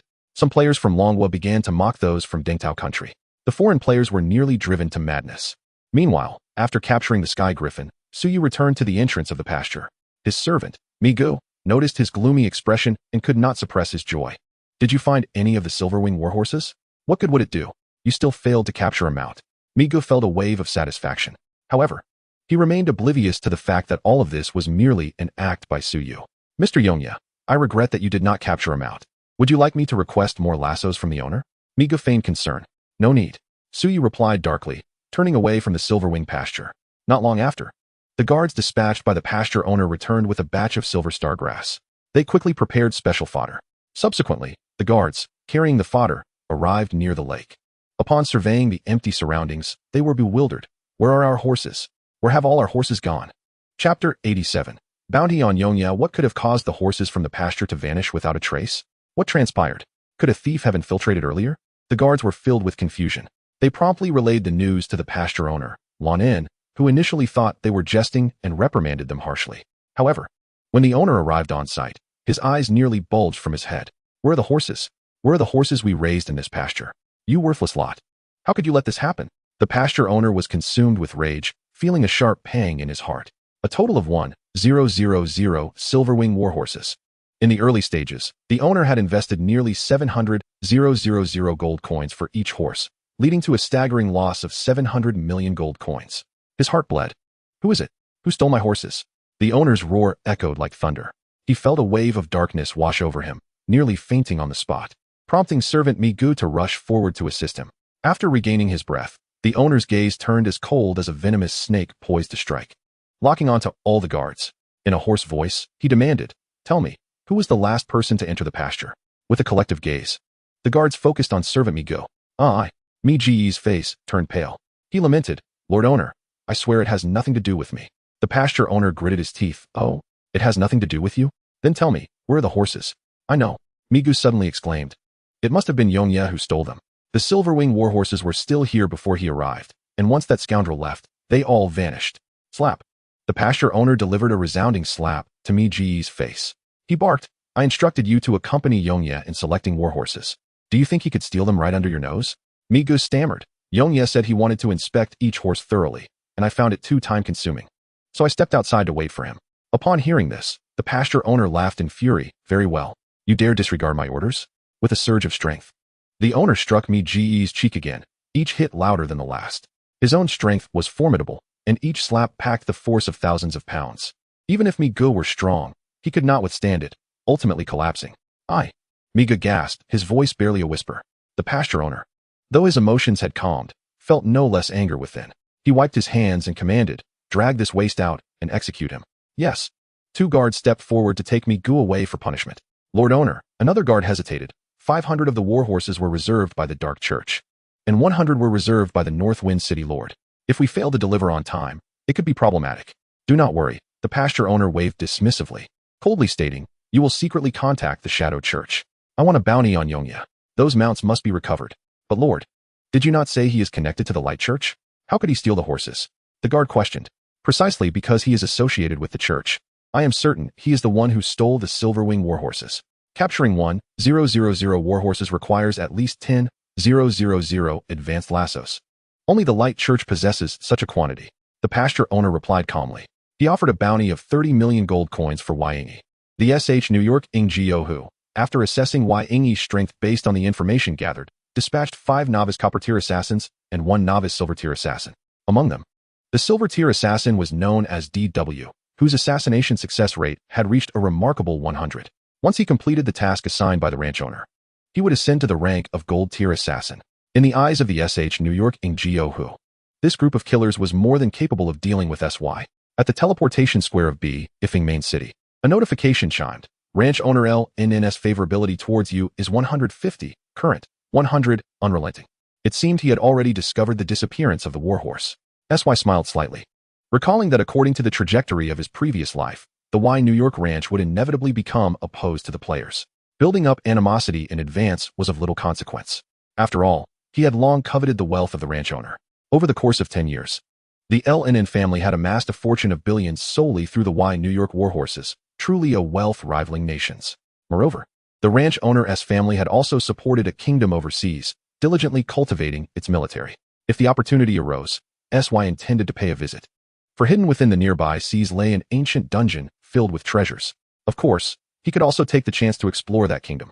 With this thought, a mysterious smile graced SY's face. He then utilized the life essence, raising his synchronization to 70, and casually opened a reward chest from the system. "Congratulations. You have received 5,000 gold coins. Congratulations, you have received a large skill experience token, level 3. Well then, it is time to undertake the main quest," SY mused. He stepped onto the teleportation array and instantly arrived at the number 3 border military camp. After verifying his identity, the soldiers presented him with a nameplate. SY hastened to the entrance of the camp, summoning the Sky Griffin from his mount space.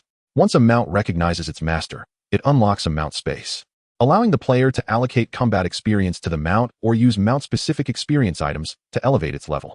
As soon as the Sky Griffin emerged, it huddled in a ball, fearfully gazing at SY. It had been peacefully sleeping when suddenly a person appeared, beat it, and forcibly claimed it as a mount. How could the Sky Griffin not be terrified of this great villain? SY. "Fear not, from now on, you are one of us," SY said with a smile. The Sky Griffin called out plaintively. SY reached out to pat its large head, and then fed it a potion to restore its lost health. Opening the mount panel, he observed, "Mount, Sky Griffin level, 10 quality, Diamond Lord upgradable, health, 205 movement speed, host speed 310 mount skills, advanced stamina, storm, Wind King shield riding bonus, attributes 100, attack speed 40 host, Yingi indeed, as a Lord level mount, its attributes were formidable, capable of serving as both a mount and a sturdy shield in battle, absorbing damage on his behalf." A satisfied smile spread across SY's face. However, when the Sky Griffin met SY's gaze, it could only lower its head in distress. Feeling a bleak future ahead, "Let us be off." SY grasped the reins and leapt onto the Sky Griffin's back. In an instant, he felt a gust of wind envelop him, securing his seat upon its back. The next moment, the Sky Griffin soared into the sky, flapping its wings and conjuring a fierce wind that swept over the surrounding players, nearly toppling a group of them. Witnessing such a majestic griffin, the players were filled with envy. "Wow, how cool. Is this the only mount on the leaderboard, the Sky Griffin? Its appearance is truly stunning. Yingi, I am your fan of 10 years. Can I ride in front of you as a companion? Shameless woman. Oh, how I wish for a mount. But the Light Church's mount reigns require reaching level 30 to purchase, and one must also attain a reputation of 10,000 points." The players watched longingly as the silhouette of the griffin vanished into the sky.